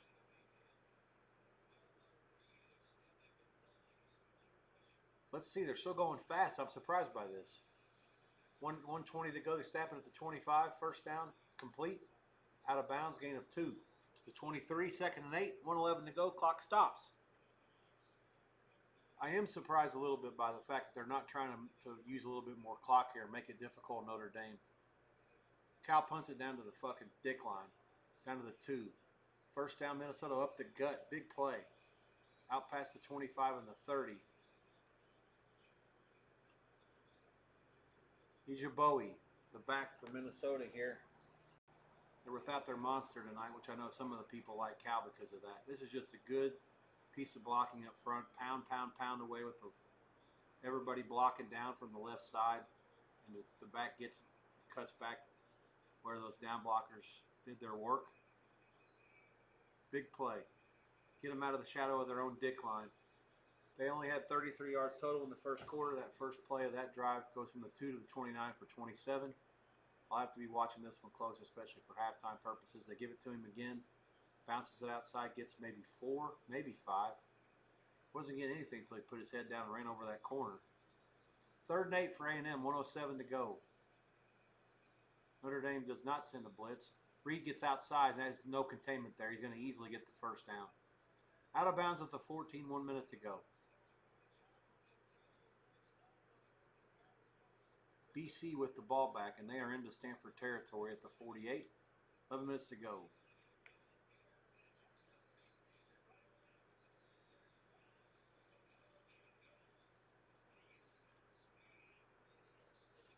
Marcel Reed's an animal. He does make extremely good decisions. That's one of the things I like about him. I don't know if he's anything more than a college quarterback. I don't think, but he's got the athleticism and the brain to play at the next level somehow. Hopefully, they can find a position for him. Arizona State touchdown was 10 plays, 75 yards, 429. Clock moving for A&M, 53 seconds. It's no longer moving. There's a timeout been called. I'm guessing it's by Notre Dame. I can't confirm that. No, it's A&M.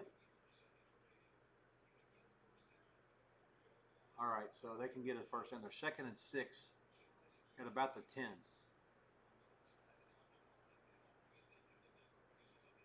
First down, Gophers. 11:45 to go. This has been an impressive drive so far. They did nothing before this one. Lindsey fires one that gets them into Cal territory.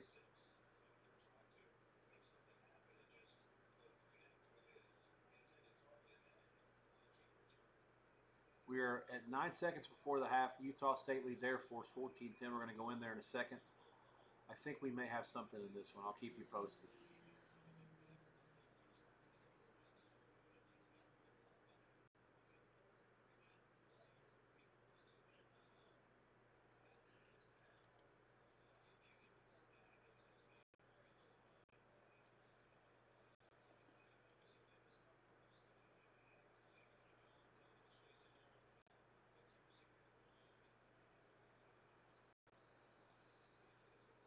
What happened here?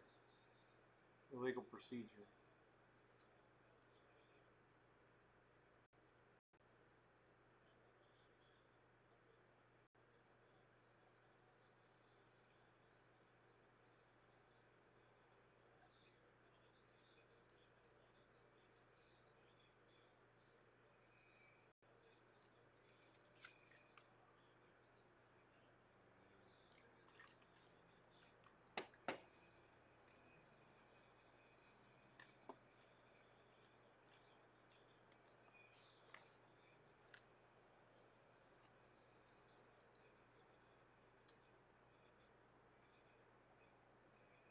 Now the flag might be against the Irish.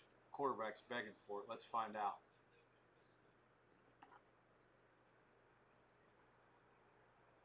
Elko doesn't seem happy. It's another one against A&M.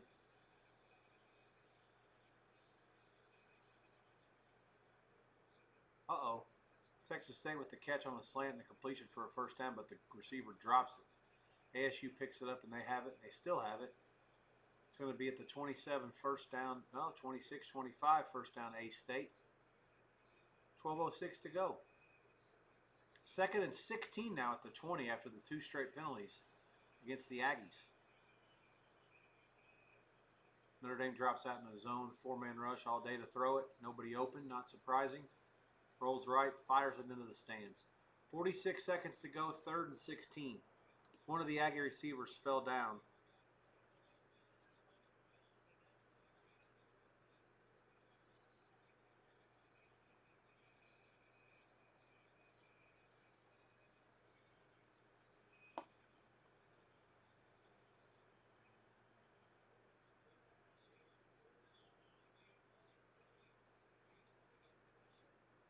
Akron has scored at UAB to cut the lead to 31-26.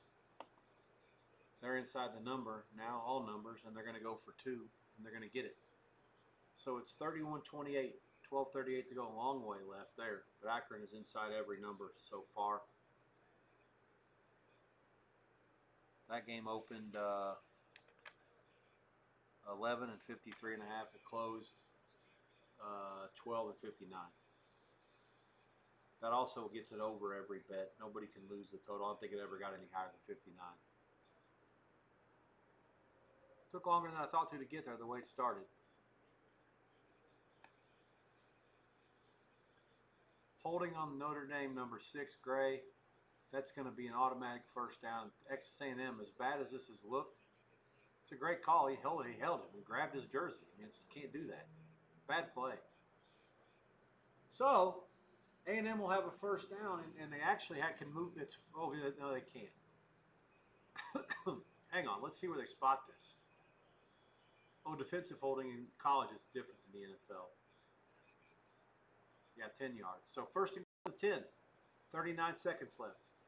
Reed keeps it, and he purposely stays in bounds. Could have maybe got a yard or two if he'd have pounded, tried to keep going, but he wanted to force Notre Dame to call timeout. 31 seconds left, second and goal. I'm wrong. A&M called the timeout. I don't know what the fuck they're doing. Why would they call timeout on second and goal? I mean, if they score on the next play, they give Notre Dame plenty of time to kick a field goal.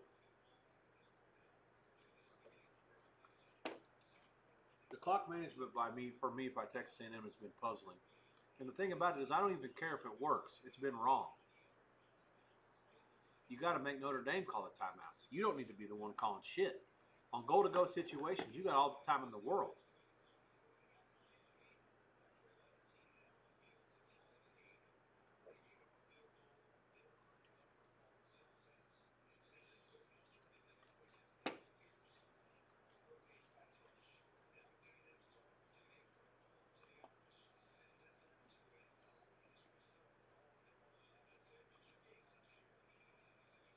Second and goal for the Aggies.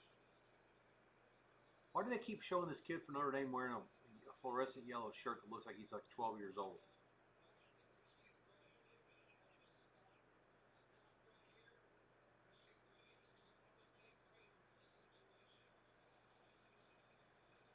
Drops back, only a four-man rush all day to throw it. Lobs it up. Could have been picked off. I don't see any flags. 27 seconds left, third and goal. 2 plays left unless Notre Dame commits another defensive penalty for another first down.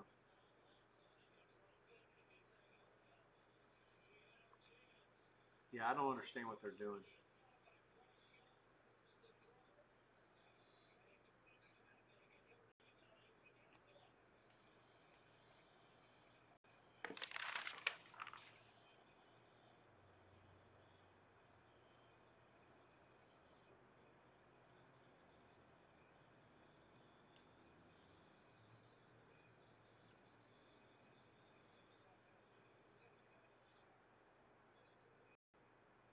Throws it down the middle for the same guy that interfered had the penalty on the kickoff. 19 seconds left, fourth and goal.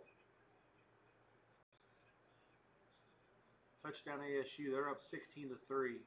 Point pending after the Texas State fumble. 10:22 to go before halftime. 2 quick scores for the Sun Devils. We're down to 1 play. Reed from the 11, fourth and goal.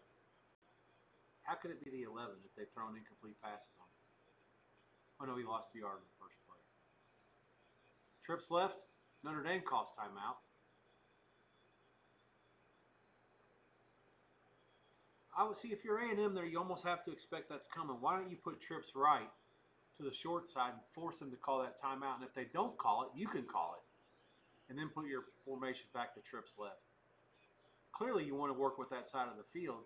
The ball's on the right hash. You want the wide side to work with.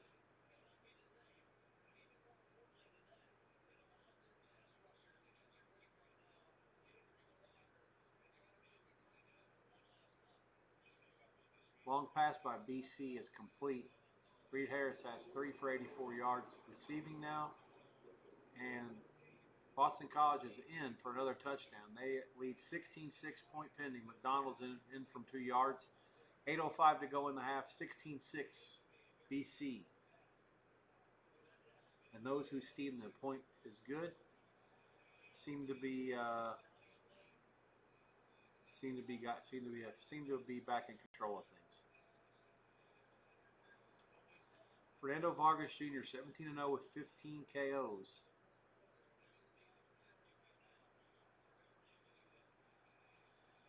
Junior middleweights 153. Vargas a big dog against Callum Welsh.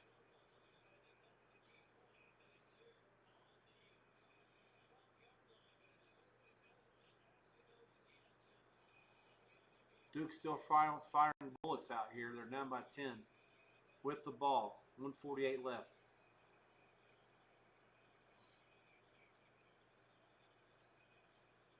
Last play potentially in South Bend.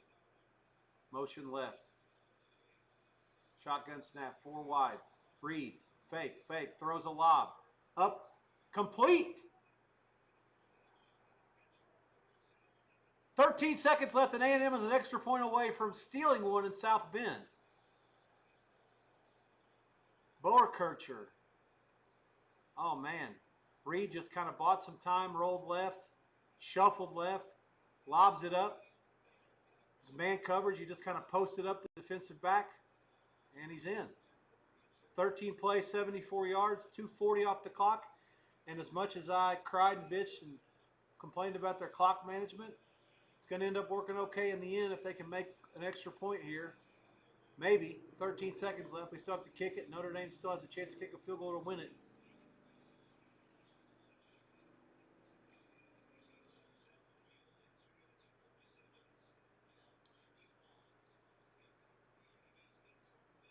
Extra point for Bond. Snap, hold down, up. Got it. 41-40 A&M with 13 seconds left in South Bend. The Irish need to get into field goal range to not go 0-2.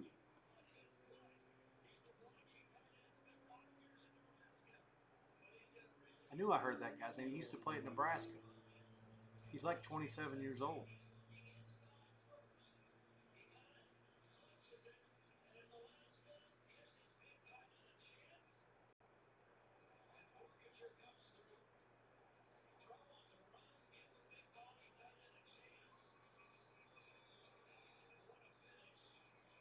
Underway in the co-main event, Walsh and Vargas.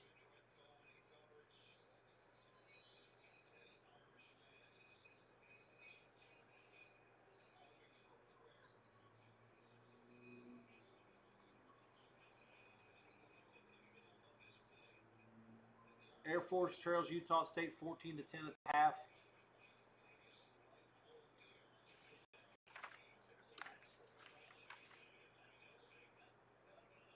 Notre Dame announcers crying for a penalty. What's new?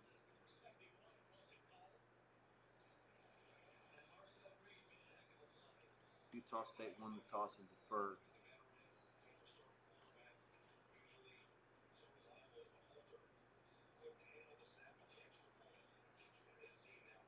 Well, that's why they were showing that guy. He's the holder. I knew I was missing something.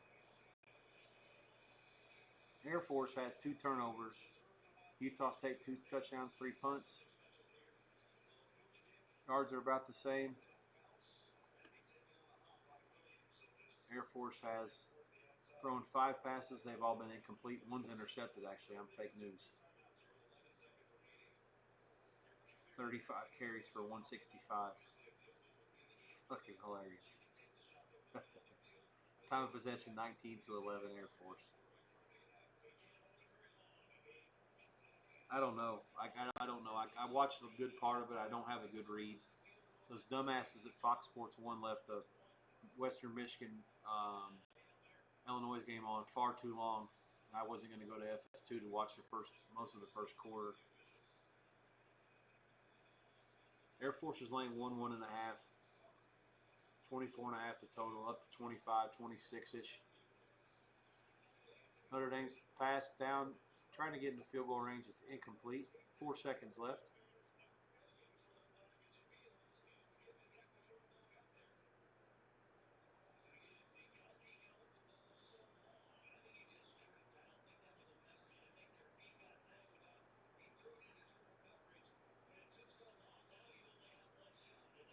So 4 seconds left. They're down to 1 play unless there's a defensive penalty.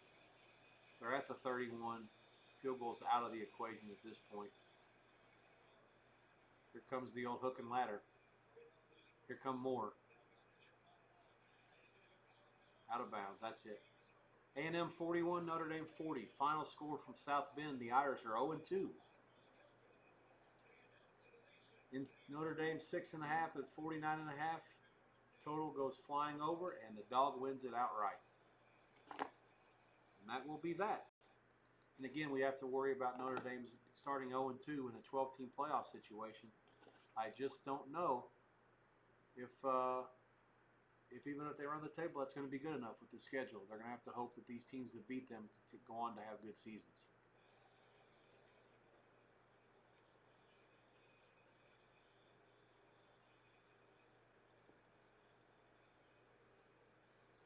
Texas State on the move. Imperative drive for them to get points here. Now down by 14. Duke did score a touchdown to cut it to 7. It's 34-27 against Tulane. Or I guess they kicked a field goal. But Tulane got the onside kick. Okay, so Duke was out of timeouts. That's the right play. Get into field goal range and kick a field goal as quickly as you can. That'll be the final after one more snap. Final score, Tulane 34, Duke 27. I'll gladly take it. It was much needed.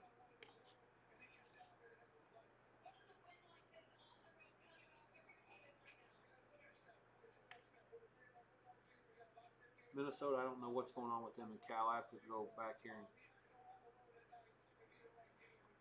Are you shitting me? 50-yard pass, triple coverage completed?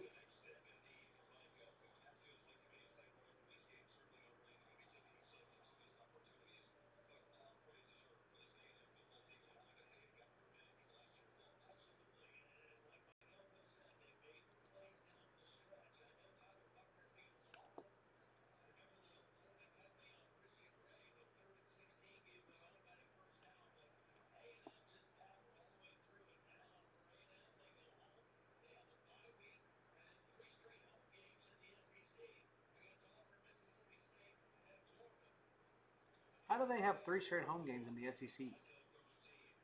Who the fuck makes that schedule? They only play 4. They only play 4. I got to look this up. Okay, Auburn, Mississippi State, Florida. So you're telling me they only have 1 home game in the conference after October the 11th? They go at Arkansas, at LSU, bye, at Missouri. South Carolina's that home game on the 15th. Then they got Sanford and then at Texas in the finale.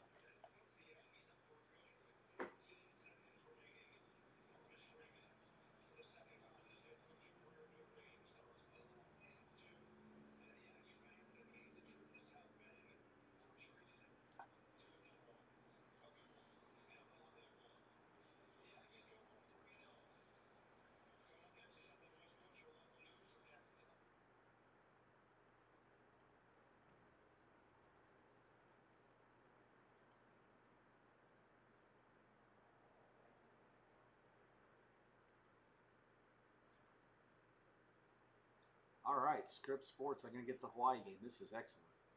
I knew the Golden Knights channel would probably show it. I know it's a Scripps channel. I'm pretty stoked about that. Portland State's a really bad team. That'll be a great way to cap the night, watching Hawaii's backup quarterback shred Portland State.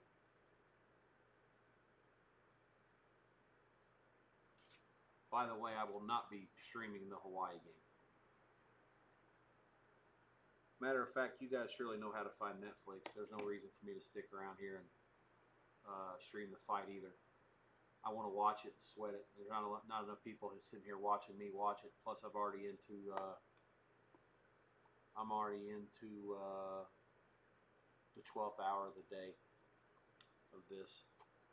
Getting close to the 13th hour of being in this chair, and 16 hours almost since I got up and started sweating the Premier League.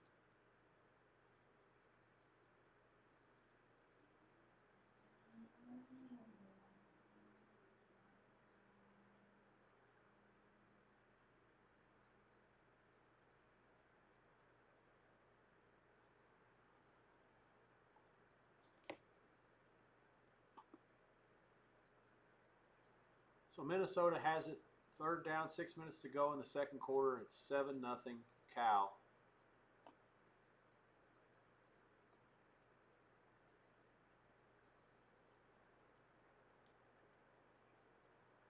Gophers throw outside, complete.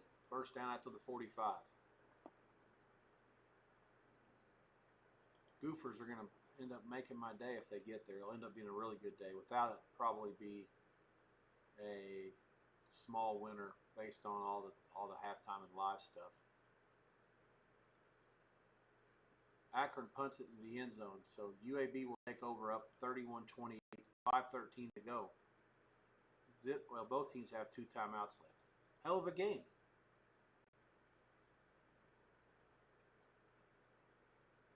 Notre Dame's win total was 10.5. That's already a loser. Steve Finnick, aka Fezzik, the two-time Hilton contest winner, says 10-2 ND with wins over Boise, Arkansas. USC is going to get in. Might be right. I'm not going to eliminate them yet. Like I say, a lot of things have to happen first, and we got a long way to go.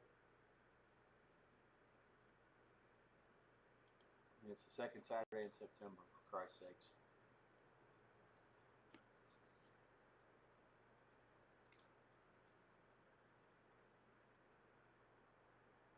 I actually think a zero. If you'd have told me to pick that number, or a number with that number with a zero on it, I would have said it's the number with the zero for like a huge bet.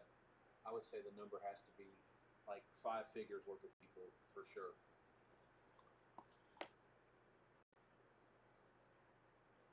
What's happening?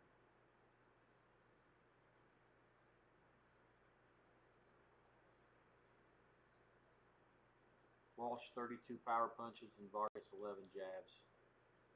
Through 2 rounds, it's pretty clear that Walsh has won both of them, and the price is probably cheap on this thing. All right, Arizona State gets it back against Texas State, 17-3.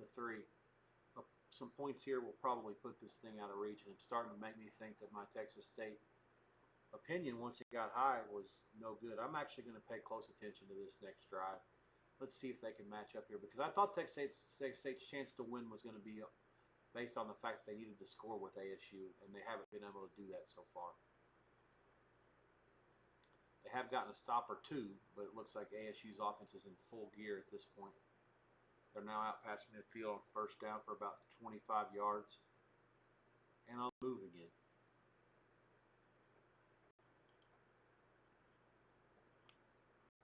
Let's fully focus here. Gophers are on the move here. 4:35 to go before the half. That game's most likely to get to halftime first between these other ones. Air Force, Utah State. The Falcons are -1 pretty much everywhere. Minus money at most places. 24.5 flat all the way up to 26 under a bunch of money. Again, I don't really have any thoughts. I think Air Force is still going to win the game, but I'm not interested in laying anything. Sometimes the turnover situation just doesn't correct itself, you know what I mean?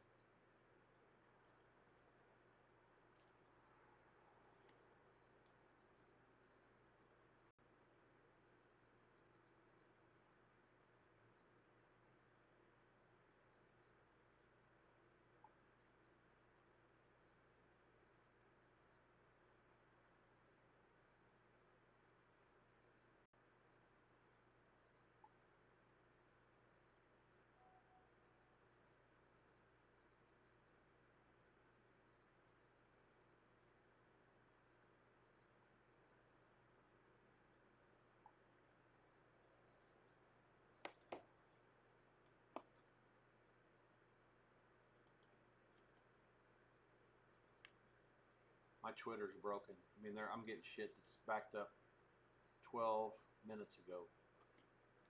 12 minutes. I'm going to refresh it. Maybe that'll speed it back up.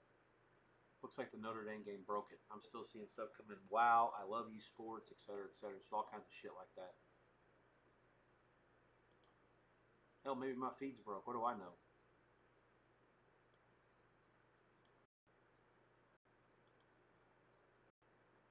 Cal and then Stanford.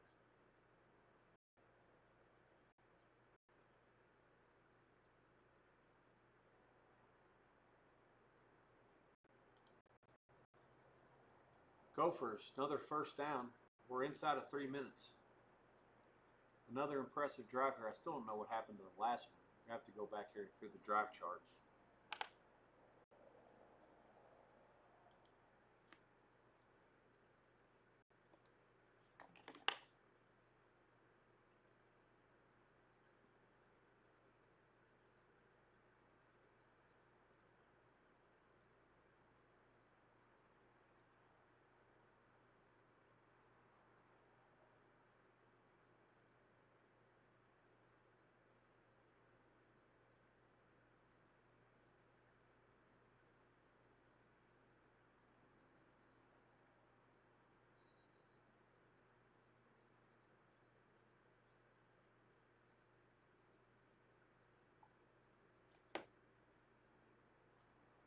have a couple of spirited conversations going on here at the chat from people that are like-minded with me, trying to clean up. There used to be there was a real chance to earn with these late halftimes. Nowadays, with most of it being automated, there's really not much of a chance to try to rob and steal from the late crew, the JV crew that are working at the end. I have some stories that I'll share in some other streams down the road. Actually, one of them actually was played a part in costing me my job when I did nothing wrong. That story won't be told today. Sam Rouse, 69-yard touchdown pass for Stanford, and they're inside at 2 minutes. They have cut the lead to 17-12 against BC. Fascinating game that was. Total, it opened Boston College 9 and 44.5. It got bet up to 14. The total got all kinds of bet on both sides, and it looked like I had talked to people who were unsure. One of my friends loved under, and then it was super sharp on over. So I said, well, you're up against it. He said, I know. So I guess that the over probably is right. Who knows? Obviously, they were up to 30 before halftime. It's 17-13 now. 2-minute warning for Minnesota. 1st and 10 on the Cal 12.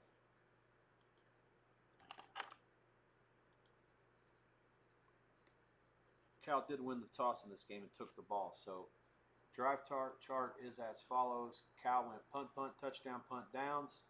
Minnesota punt, punt, punt, punt. The last drive when they went to the Cal 42 and had to punt, I don't know what the fuck happened there. The punt was only to the Cal 10. And then they took it all the way to the Minnesota 31 and stopped on downs. And now Minnesota's put together their best drive. 10 plays, 57 yards. And yeah, we're at the 2-minute warning.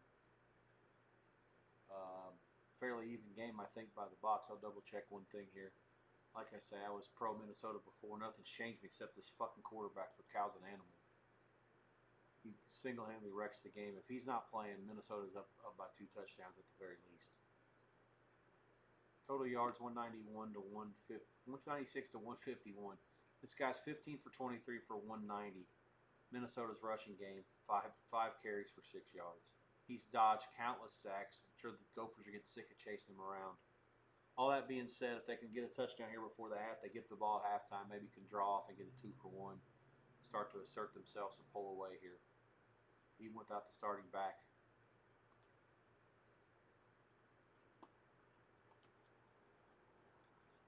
So Arizona State got down into goal-to-go situation, but Levitt threw a couple of incompletions. Gomez made a 47-yarder for his first field goal. This one's from 26 up. Good. 2:45 to go in the half. It's Arizona State 20, Texas State 3.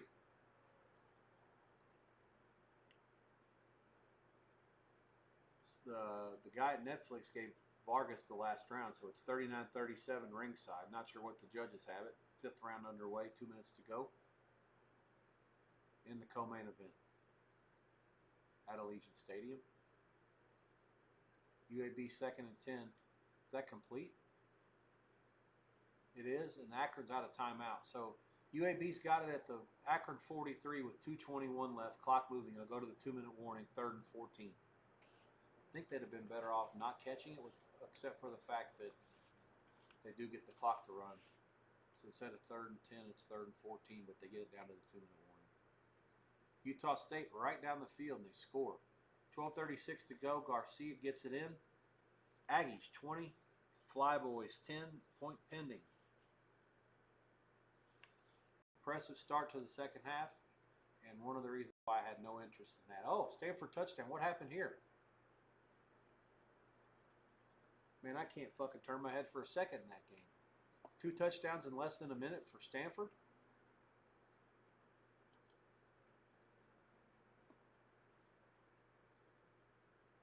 What the hell? What happens here? Pick 6? Yeah. That's exactly what it is. Pick 6.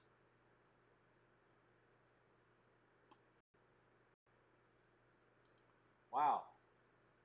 Stanford 20, BC 17.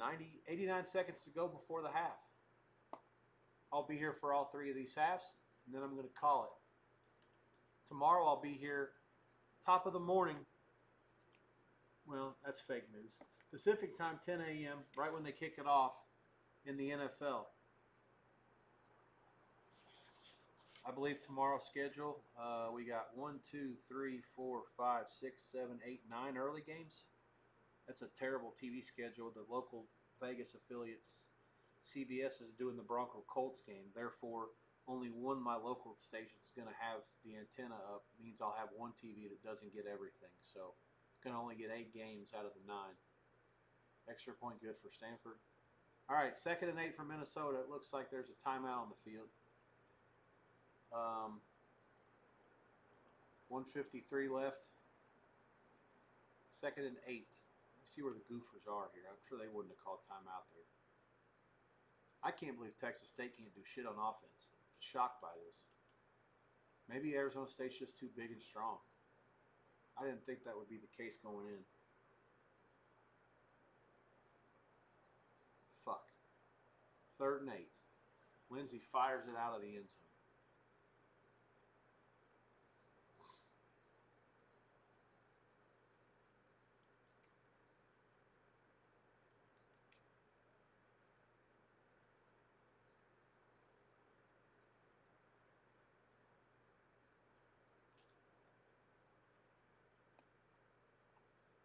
Turbo Richard, leading back for BC tonight, 6 for 34 yards. The yardage is kind of not conflicting with the score. It is what it is here. It's 20-17. BC now on the move into Stanford territory. My TV feed's way behind the box score. I'll have to hopefully look for a better feed here. Walsh has won the 5th round by most accounts, 49-46 there. Minnesota throws it down to the goal line. It's real close to a first down. I think they got a first down. Yep, 1st and goal inside the 3. Sorry, fake news. Yeah, 1st and goal inside the 2, actually. 1:19, clock on the move. No rush here, boys. Just whamming in behind these big dudes. Point to the helmet. What are we going to call here? Just a power play to the fullback or to the tailback in the eye. Jumps a little bit early, does not get in. The clock will move unless Cal calls timeout. They have not yet. 2nd and goal inside the 1. He jumped. He's got stacked up. Just glad he held onto the fucking ball. 4th and 14 for UAB. And they hold. No. It's declined by Akron. So they'll get the ball back. Scintillating finish in Birmingham. 2nd and goal, Gophers, and Cal does call timeout. 53 seconds left. I don't think they're going to get any put back on there. They just called it a little late. Hawaii about to kick off. For those of you who have not partaken in your Hawaii bet, don't forget. Let's see what the price is. Final score in Miami. FIU 38, Florida Atlantic 28. Yeah, Hawaii's been bet to a 35.5 point favorite. There are some 36s out there. This game opened there's somebody made a mistake. It looks like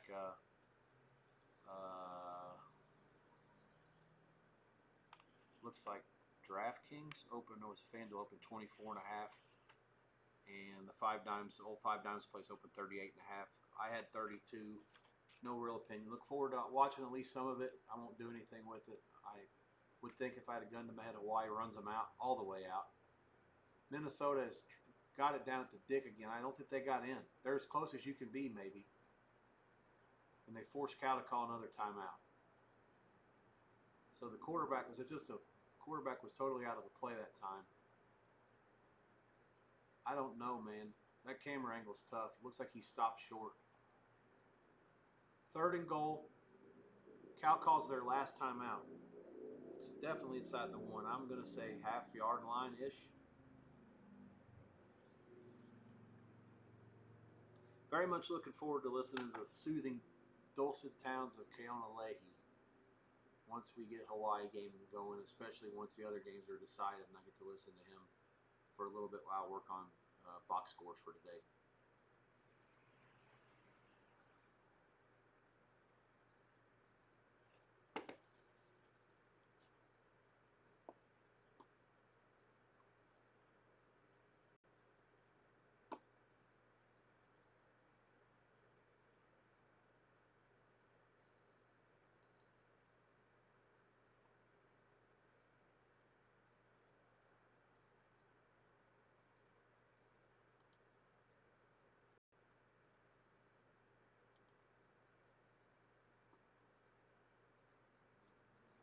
Touchdown.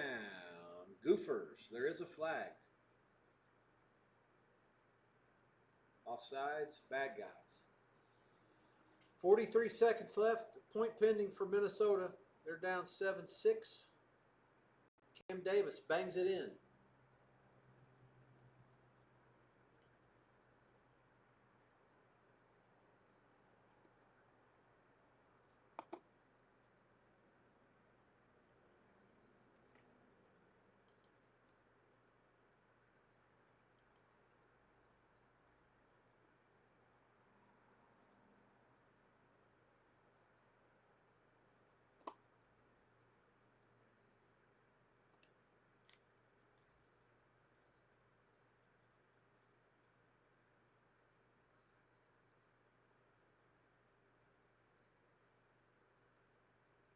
Joey Toon's crying about the moves getting beat. Any three-point move, loser in college football. Very strange.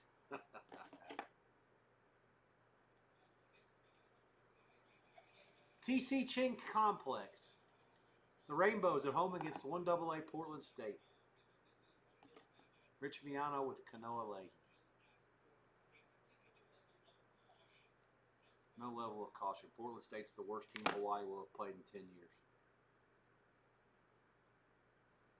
All right, where are we at here? Zips have the ball 4th and 19 inside of a minute to go in Birmingham. Looks like they took a sack at some point. Yeah, the quarterback got sacked. Goofer's extra point was good, 7-all there. All these fucking games going to go to halftime at the same time. That sucks.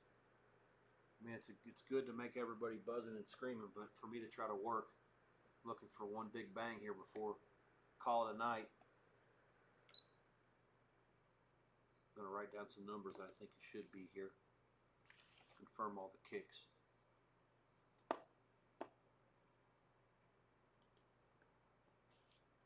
Akron loses it on downs, and UAB is going to get out with a 31-28 win against the Zips.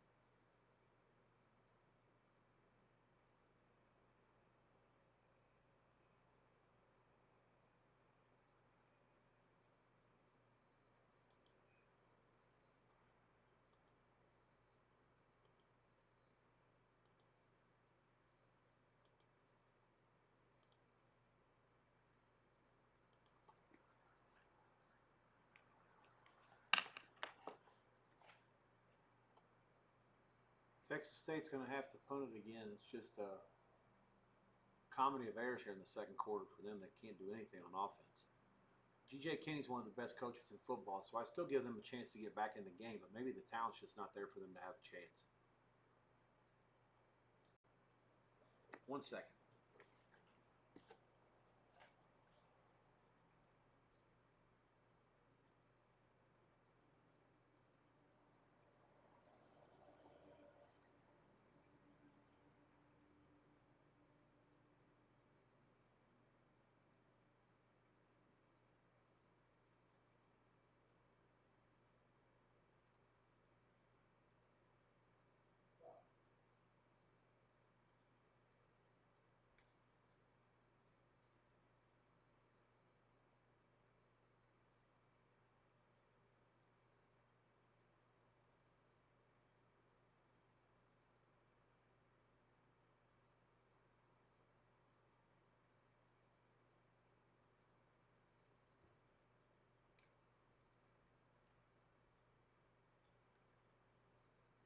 The one TD that's been fucking up and been pissing me off all night's got the faster feet. The one that's always got a steady Eddie feed's way behind. All right, what's Cal doing? 8 seconds left. Are they actually trying to score here? Okay, so BC kicks a field goal at the gun. And they will get the ball first to start the second half. Remember that game? Boston College was bet all the way up to 2-touchdown favorite.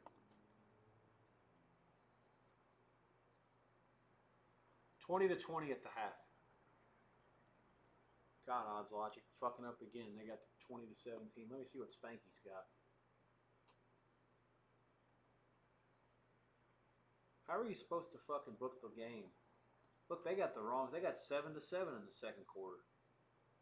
And this is a fucking. Oh no, that's the Minnesota. Okay, 20-3 they have. No, okay, that's not it. Okay, so they got the game at half already. Let me look and see where they put it.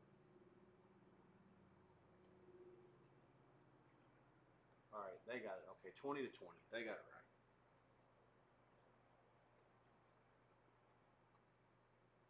Odds logic out here fucking everything up.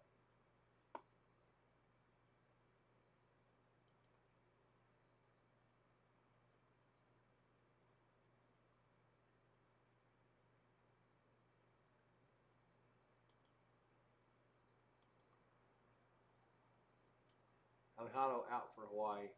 No surprise at all. And they're on a bye next week, so this will give them a chance to get all the way healthy.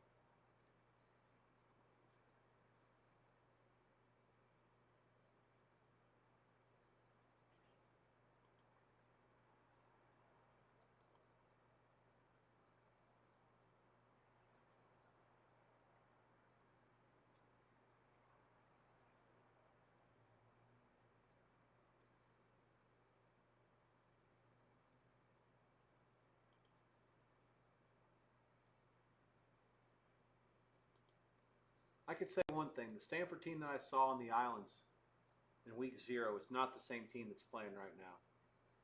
They have made marked improvement from week 1 to now. Now, whether that means it's going to matter in the grand scheme of things over the course of the season, and whether they're still not the worst team in the ACC, I can't say that. I would like to hear this interview with Bill O'Brien. Damn it. The good news is once I get more people on this motherfucker, there will be people that tell me what the guy says, and that'll be nice. I don't have to have volume. I'll count on my people in the chat to help me out with that stuff.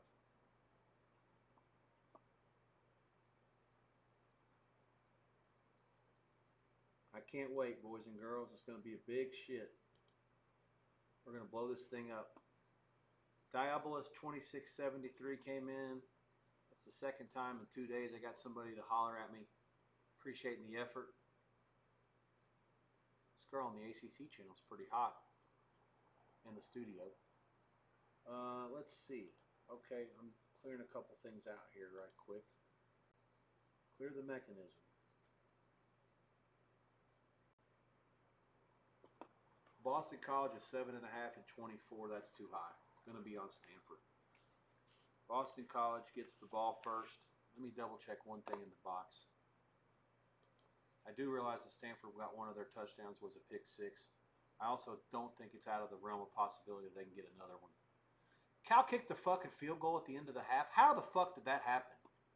I mean, Jesus, fuck me. 6 plays, 48 yards in 43 seconds? With no timeouts? God damn it. I mean, that just fucking ruined everything. I mean, they were out of timeouts. Would have been fucking ballsy, but it would have been awesome if they wouldn't have scored on 3rd goal. They'd take a fucking knee or, whatever, get down right to the goal line again and not do anything. Portland State starts with the ball at the Chin Complex.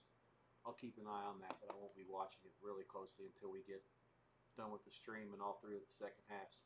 Utah State has scored again. I don't know how Air Force let it score so fast. That's 2 scores in less than 6 minutes. 28-10 Utah State.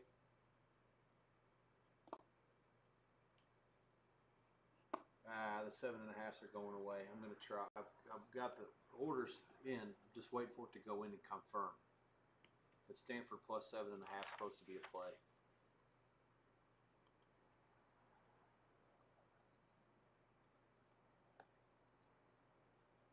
Oh, he got it. All right.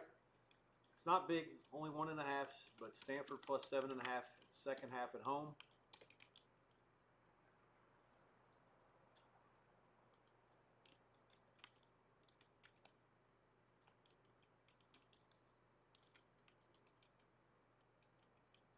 Excellent. Good luck to us. Anybody who chimes in on the tree, Minnesota, and the other one went in too. Arizona State and Texas State. All of them are at the same time. Hang tight. I'm in the middle of a couple conversations here. Christopher Bell wins at Bristol. Joe Gibbs Racing sweeps the first round of the playoffs.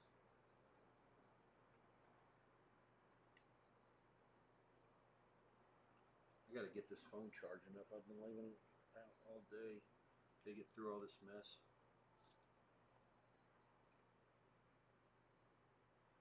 Drive chart. Let me see. 254 to 127. They're 2-to-1 yardage. Plays 3.4 per play. How the fuck do they only have 3.4 yards per play? I guess Arizona State's just better than them. The fumble that led to the touchdown really opened the game up. They missed a field goal at the buzzer as well. They'll keep firing their bullets. That's the one thing, though. Who does Arizona State have next week? I think they have a big game. Yeah, they're at Baylor. Yeah, the back door will be open for this thing. You can guarantee that shit. What was Christopher Bell? 7-1 to win at Bristol, third choice.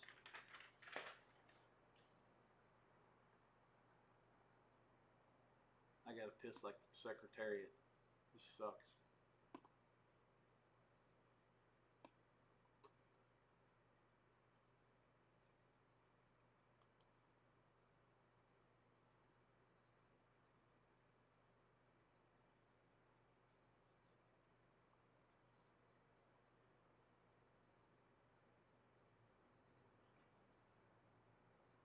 Second half line, Minnesota is a small favorite, minus a half, dog money. The total 20. There is some 20 and a half. It's getting bet up hard. I don't have any opinion. I thought the second half total should be at least 21, maybe 21 and a half, so I can understand why they're betting it over now.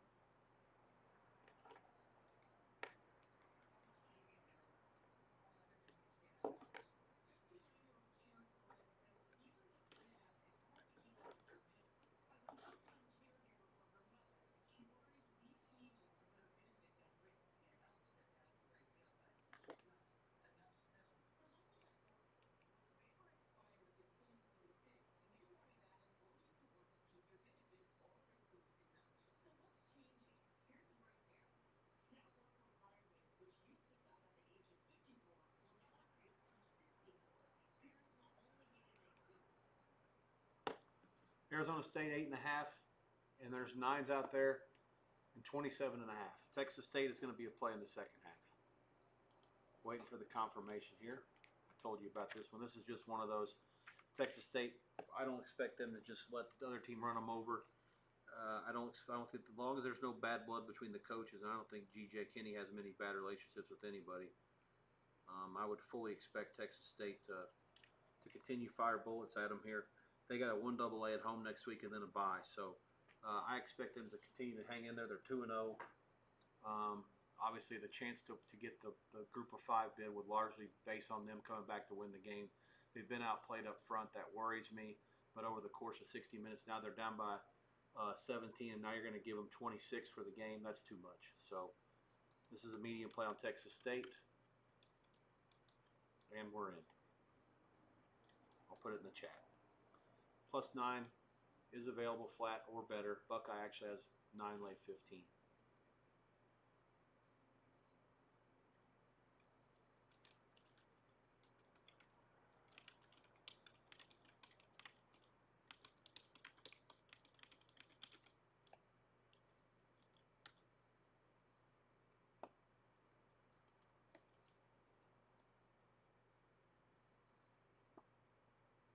Minnesota Cal, we're already balls deep in Minnesota. I do like Minnesota still. The Cal quarterback is a real tough motherfucker to bet against. I've learned this already. I should probably stop trying to beat him if he gets me again tonight. Even if they don't, I'll still have to make an adjustment to the power rating because I did not expect – I thought that Oregon State was just bad, and then, of course, he did it again to a 1AA last week. But I really thought tonight he was going to meet a defense that he wasn't going to be able to do shit against. And that first touchdown drive was just a – I mean, for a neutral bystander, unfortunately, I have to say it was a thing of beauty. I'm not neutral in this game, so it was awful. But then the fact that they got a field goal at the end, I don't know what the fuck Minnesota's defense was doing. I didn't see it. I already assumed that it was going to go into the half. Maybe they put some time on the clock that I wasn't aware of. I really don't know. Okay. Anyways, that's that. Let's move on. Air Force 4th and 5. 4.5 to go in the third. Long drives are not the friend of. It's what they do, but it's not any good when you're down by 18. And it's 4th and 5 at the 6. So they need to find a. Or do they get a first down? Is that what that was? Okay, they did get a first down. So first and goal at the 6. They got 6 on 4th and 5. And that's their wet dream, these dudes. The bottom line is you're down by 3 scores. You can't just run 8-minute drives every time you got the ball here. Trying to power it in.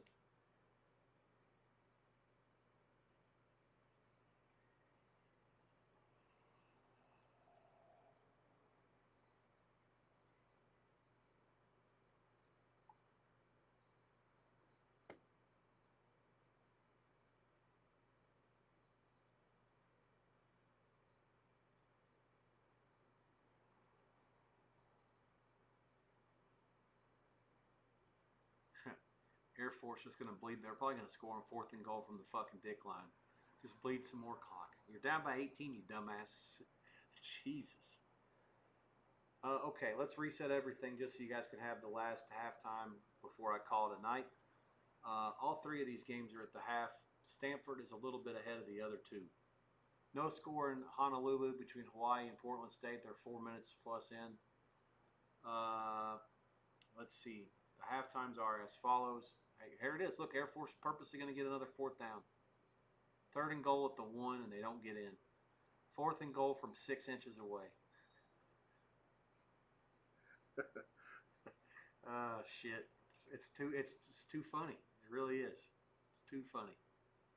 They're showing now on Netflix how they converted the football stadium into a boxing rink. Oh, wow. Yeah, there it is. Roll the grass out of there. After tonight, they roll it back in for the Monday night game. Clock down to 2:36 now. Here comes a fucking monster for Air Force in to play right tackle or a secondary tight end or something. Look at this formation. How do they possibly not score? Oh, he fumbled. I think he's in before the fumble. We'll see. 2:21 left. If not, it's a touchback. I don't know. We'll find out in a minute. The replay will sort it out.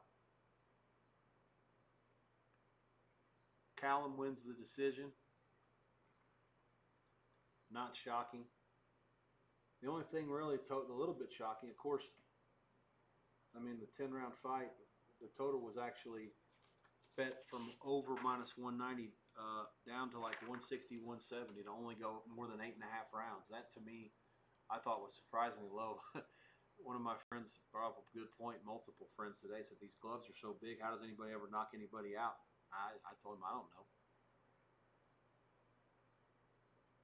The Air Force kid, I think, is in the end zone. There's no way to tell from that angle. They're going to have to find another camera angle. Whatever they called it on the field might be the final say. Jeremy Renner. Guess this is the last round of celebrity sightings. Sofia Vergara, hello.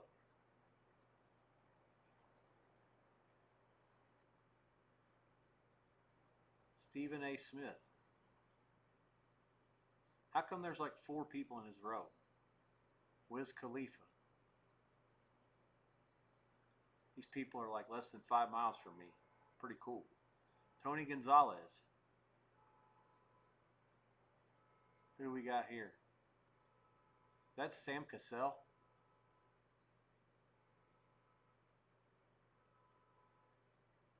That's the Hitman, Tommy Hearns. That was when boxing was boxing. Hey, I'm rich, bitch! He ain't looking at the camera. He actually threw his sunglasses on. Charlize Theron.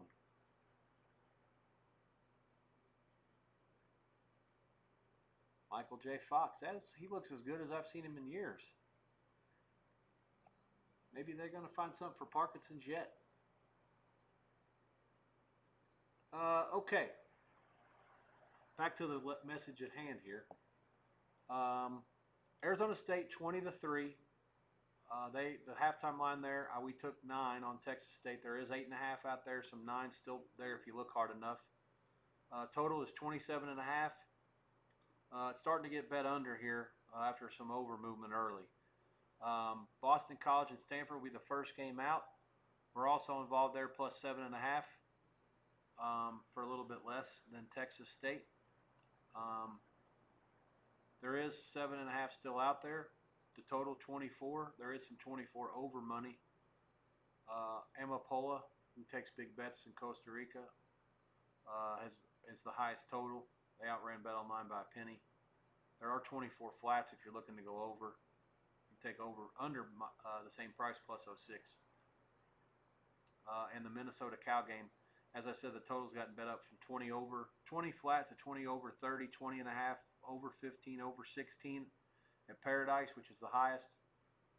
Circus 20 and a half, over 15. And Minnesota's a small favorite, a half lay. The dog 15, so half minus 05 on Minnesota. If you want cow plus a half lay 15. Amapola the highest at minus a half, minus 13. Again, I like Minnesota. But again, I like the Minnesota pregame, so ignore my opinion, and we certainly don't need any more on it. If I was not involved in the game already the way we were, I would have more Minnesota in the second half. So do with it what you want there based on that information. And that is all three of the games. Stanford, Texas State, Minnesota leans in the second half. Plays for the game already, Minnesota pretty big. No opinion. Pregame Texas State, just have them now at the price. And again, nothing on Boston College before the game. Just have Stanford now based on the price. And that will do it. I'm going to take a quick break to go to the bathroom. When I come back in about 45 seconds, we're going to call it a night, wrap things up shortly. Once these second halves get going in about 7 minutes, I'll throw up the screen right quick for the live lines for you to check them out on your way out. Got any questions, let me know in the chat. Otherwise, that'll do it. We're just about 12 hours in to the day. The stream's only 11 and a half old because of some technical issues at 9 Pacific, noon Eastern for a little bit at the start of these opening kickoffs earlier in the college.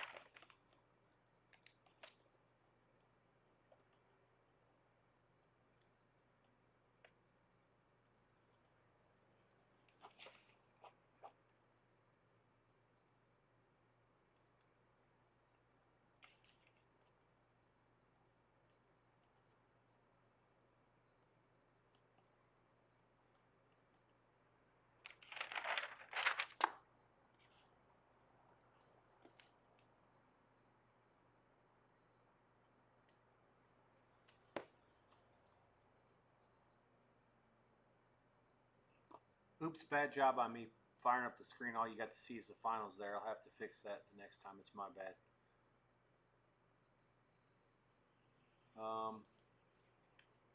Let's see. Again, a quick rundown on where we're standing with these late games, and I'll be back with you tomorrow morning at 10 o'clock Pacific, 1 o'clock Eastern for kickoff of the NFL. Air Force has cut the Utah State lead to 28-16, 2:21 to go. That game is on FS1. Hawaii and Portland State, no score in the first, 7:20 to go. Portland State at their own 16, they take over. Second and 5, actually. They took over at their own 12. That game is on Spectrum Sports. Any of your Scripps stations will have it. Mostly a West Coast thing, but not always. Some places out east do as well. The boxing, the main event's going to start here probably in the next 15 to 20 minutes. 12:40 to 12:45 Eastern. That's on Netflix for most of you. And then the football games, they got Steve Adazio's in the booth for this game. That's weird. He used to coach at Boston College. Wasn't aware of that. Had him working as an analyst here. I've got no audio. But that game's about to start the third quarter. 20-20 BC Stanford. That's on the ACC channel. Arizona State 20-3 over Texas State. The second half's going to start there in about 2 minutes. That game is on TNT. And Cal leads Minnesota 10-7 in Berkeley. That game is on ESPN. You're all up to speed there. There are 9 games tomorrow in the early slate. Tomorrow in the late window, the 2 CBS games at Carolina, Arizona, Denver, and the Colts. And the only Fox game all day is on in the late window is Philadelphia KC. So with no competition, that game's going to do a huge rating. Only 3 games in the late window to begin with, and none of them really are a ratings darling. Denver, Colts, Carolina, Arizona don't draw fans. They're not big market teams, so 30 million is probably in play for that game tomorrow, especially if it's close. Then Atlanta, Minnesota in the night game, and then 2 games on Monday night. I think this is the last year of the doubleheaders. It's too bad. It's actually a good thing. They should take the Thursday games away and put 2 on Monday every week. They won't do that, is what it is. Okay, so now you got the schedule. I'll be with you tomorrow from 10 until about, so let's do this in Eastern. 1 o'clock Eastern until about 2:30, 2:45-ish, give or take. We get through the half times. I'll take about an hour off, maybe 45 minutes. Come back for the finish of the early games. Go over the 3 late game lines. Be with you for the first half of those. And I'm going to call it. I'm 50-50 to be back for the late game tomorrow night. Atlanta, Minnesota. Lean towards no for now. It just depends on how much work I have to do with the college. And then, of course, with the NFL for next week to get it done. Do have to get some numbers with some people and swap some stuff out. So we'll see how it goes. And then, of course, next week, this is still sort of a grand experiment these first few weeks. Going to be official. Lots of bells and whistles. Hope to be on by next Thursday. If all goes well, I'm still learning about the ins and outs of how Twitch works. And every day that I work with this, I feel like I'm a little bit more confident on being good enough to improve at it and, not just be a good handicapper and a good talker and a good listener and a good person to check the chat and talk about stuff, and of course good at betting and second halves and live stuff. I want to be good at the other stuff, the streaming part, the stuff that people are going to watch and be like, damn, this guy knows his stuff, and he's actually got something to look that's attractive to look at, and he's got some stuff that no one else in the gambling space is doing. That makes me excited, and what makes me want to do this, I think it can be something that people look forward to on a daily basis during football season and beyond. Baseball next year, hockey and basketball, of course, as well, especially college. This is something that I'm excited about. So, second half underway in Palo Alto. There's an injury. 2nd and 10, 13:39 to go for BC. They've moved the chains once.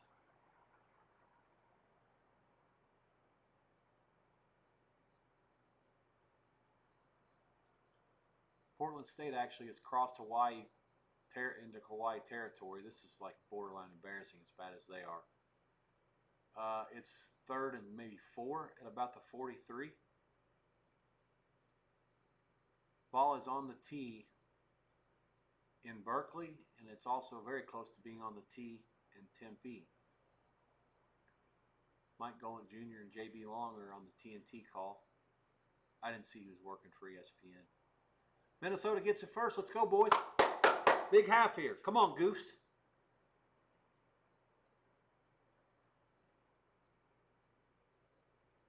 I still can't believe that fucking Cal scored a touchdown after that nonsense. Number 7 is wrecking the whole game. Him and the quarterback conspiring to get us out of our money.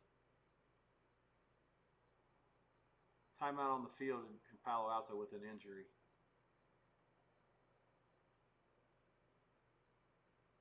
All right, there's a kick. Arizona State, there's a run back. Oh, don't house it, for Christ's sakes. I've lost all my bargaining power already. There is a flag. Okay. Bargaining power back. I didn't see it. I'm glad they called it.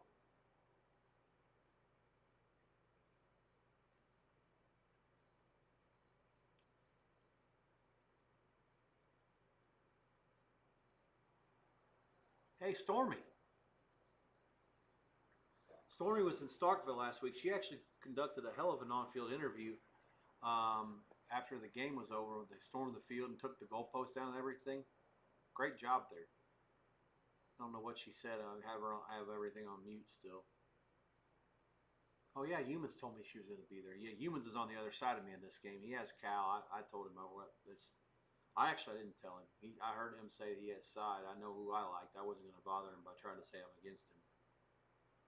All right, 5 yards. No, they went backwards 5 on first down. Now it's 2nd and 15, so it's 3rd and 11. Not an ideal start.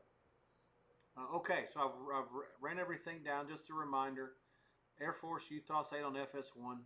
Netflix for the main event. Canelo and Bud Crawford. What's Stormy talking about there? I don't see it. She's trying to get somebody's attention. Oh, it's the T guy? I don't know. Now I have to listen to what's going on. I don't know, beats me. Okay, that's ESPN for Minnesota Cal. It's TNT for Texas State, Arizona State. It's ACC for Stanford and Boston College. And that better be a fucking flag. There it is. All right, first down Minnesota. That's it for me, boys and girls. Thank you for your time and attention today. Hopefully it's been a profitable one. If not, let's battle back tomorrow. I'll be around early. I'll be streaming at 10. There is, I believe, a Premier League game before that.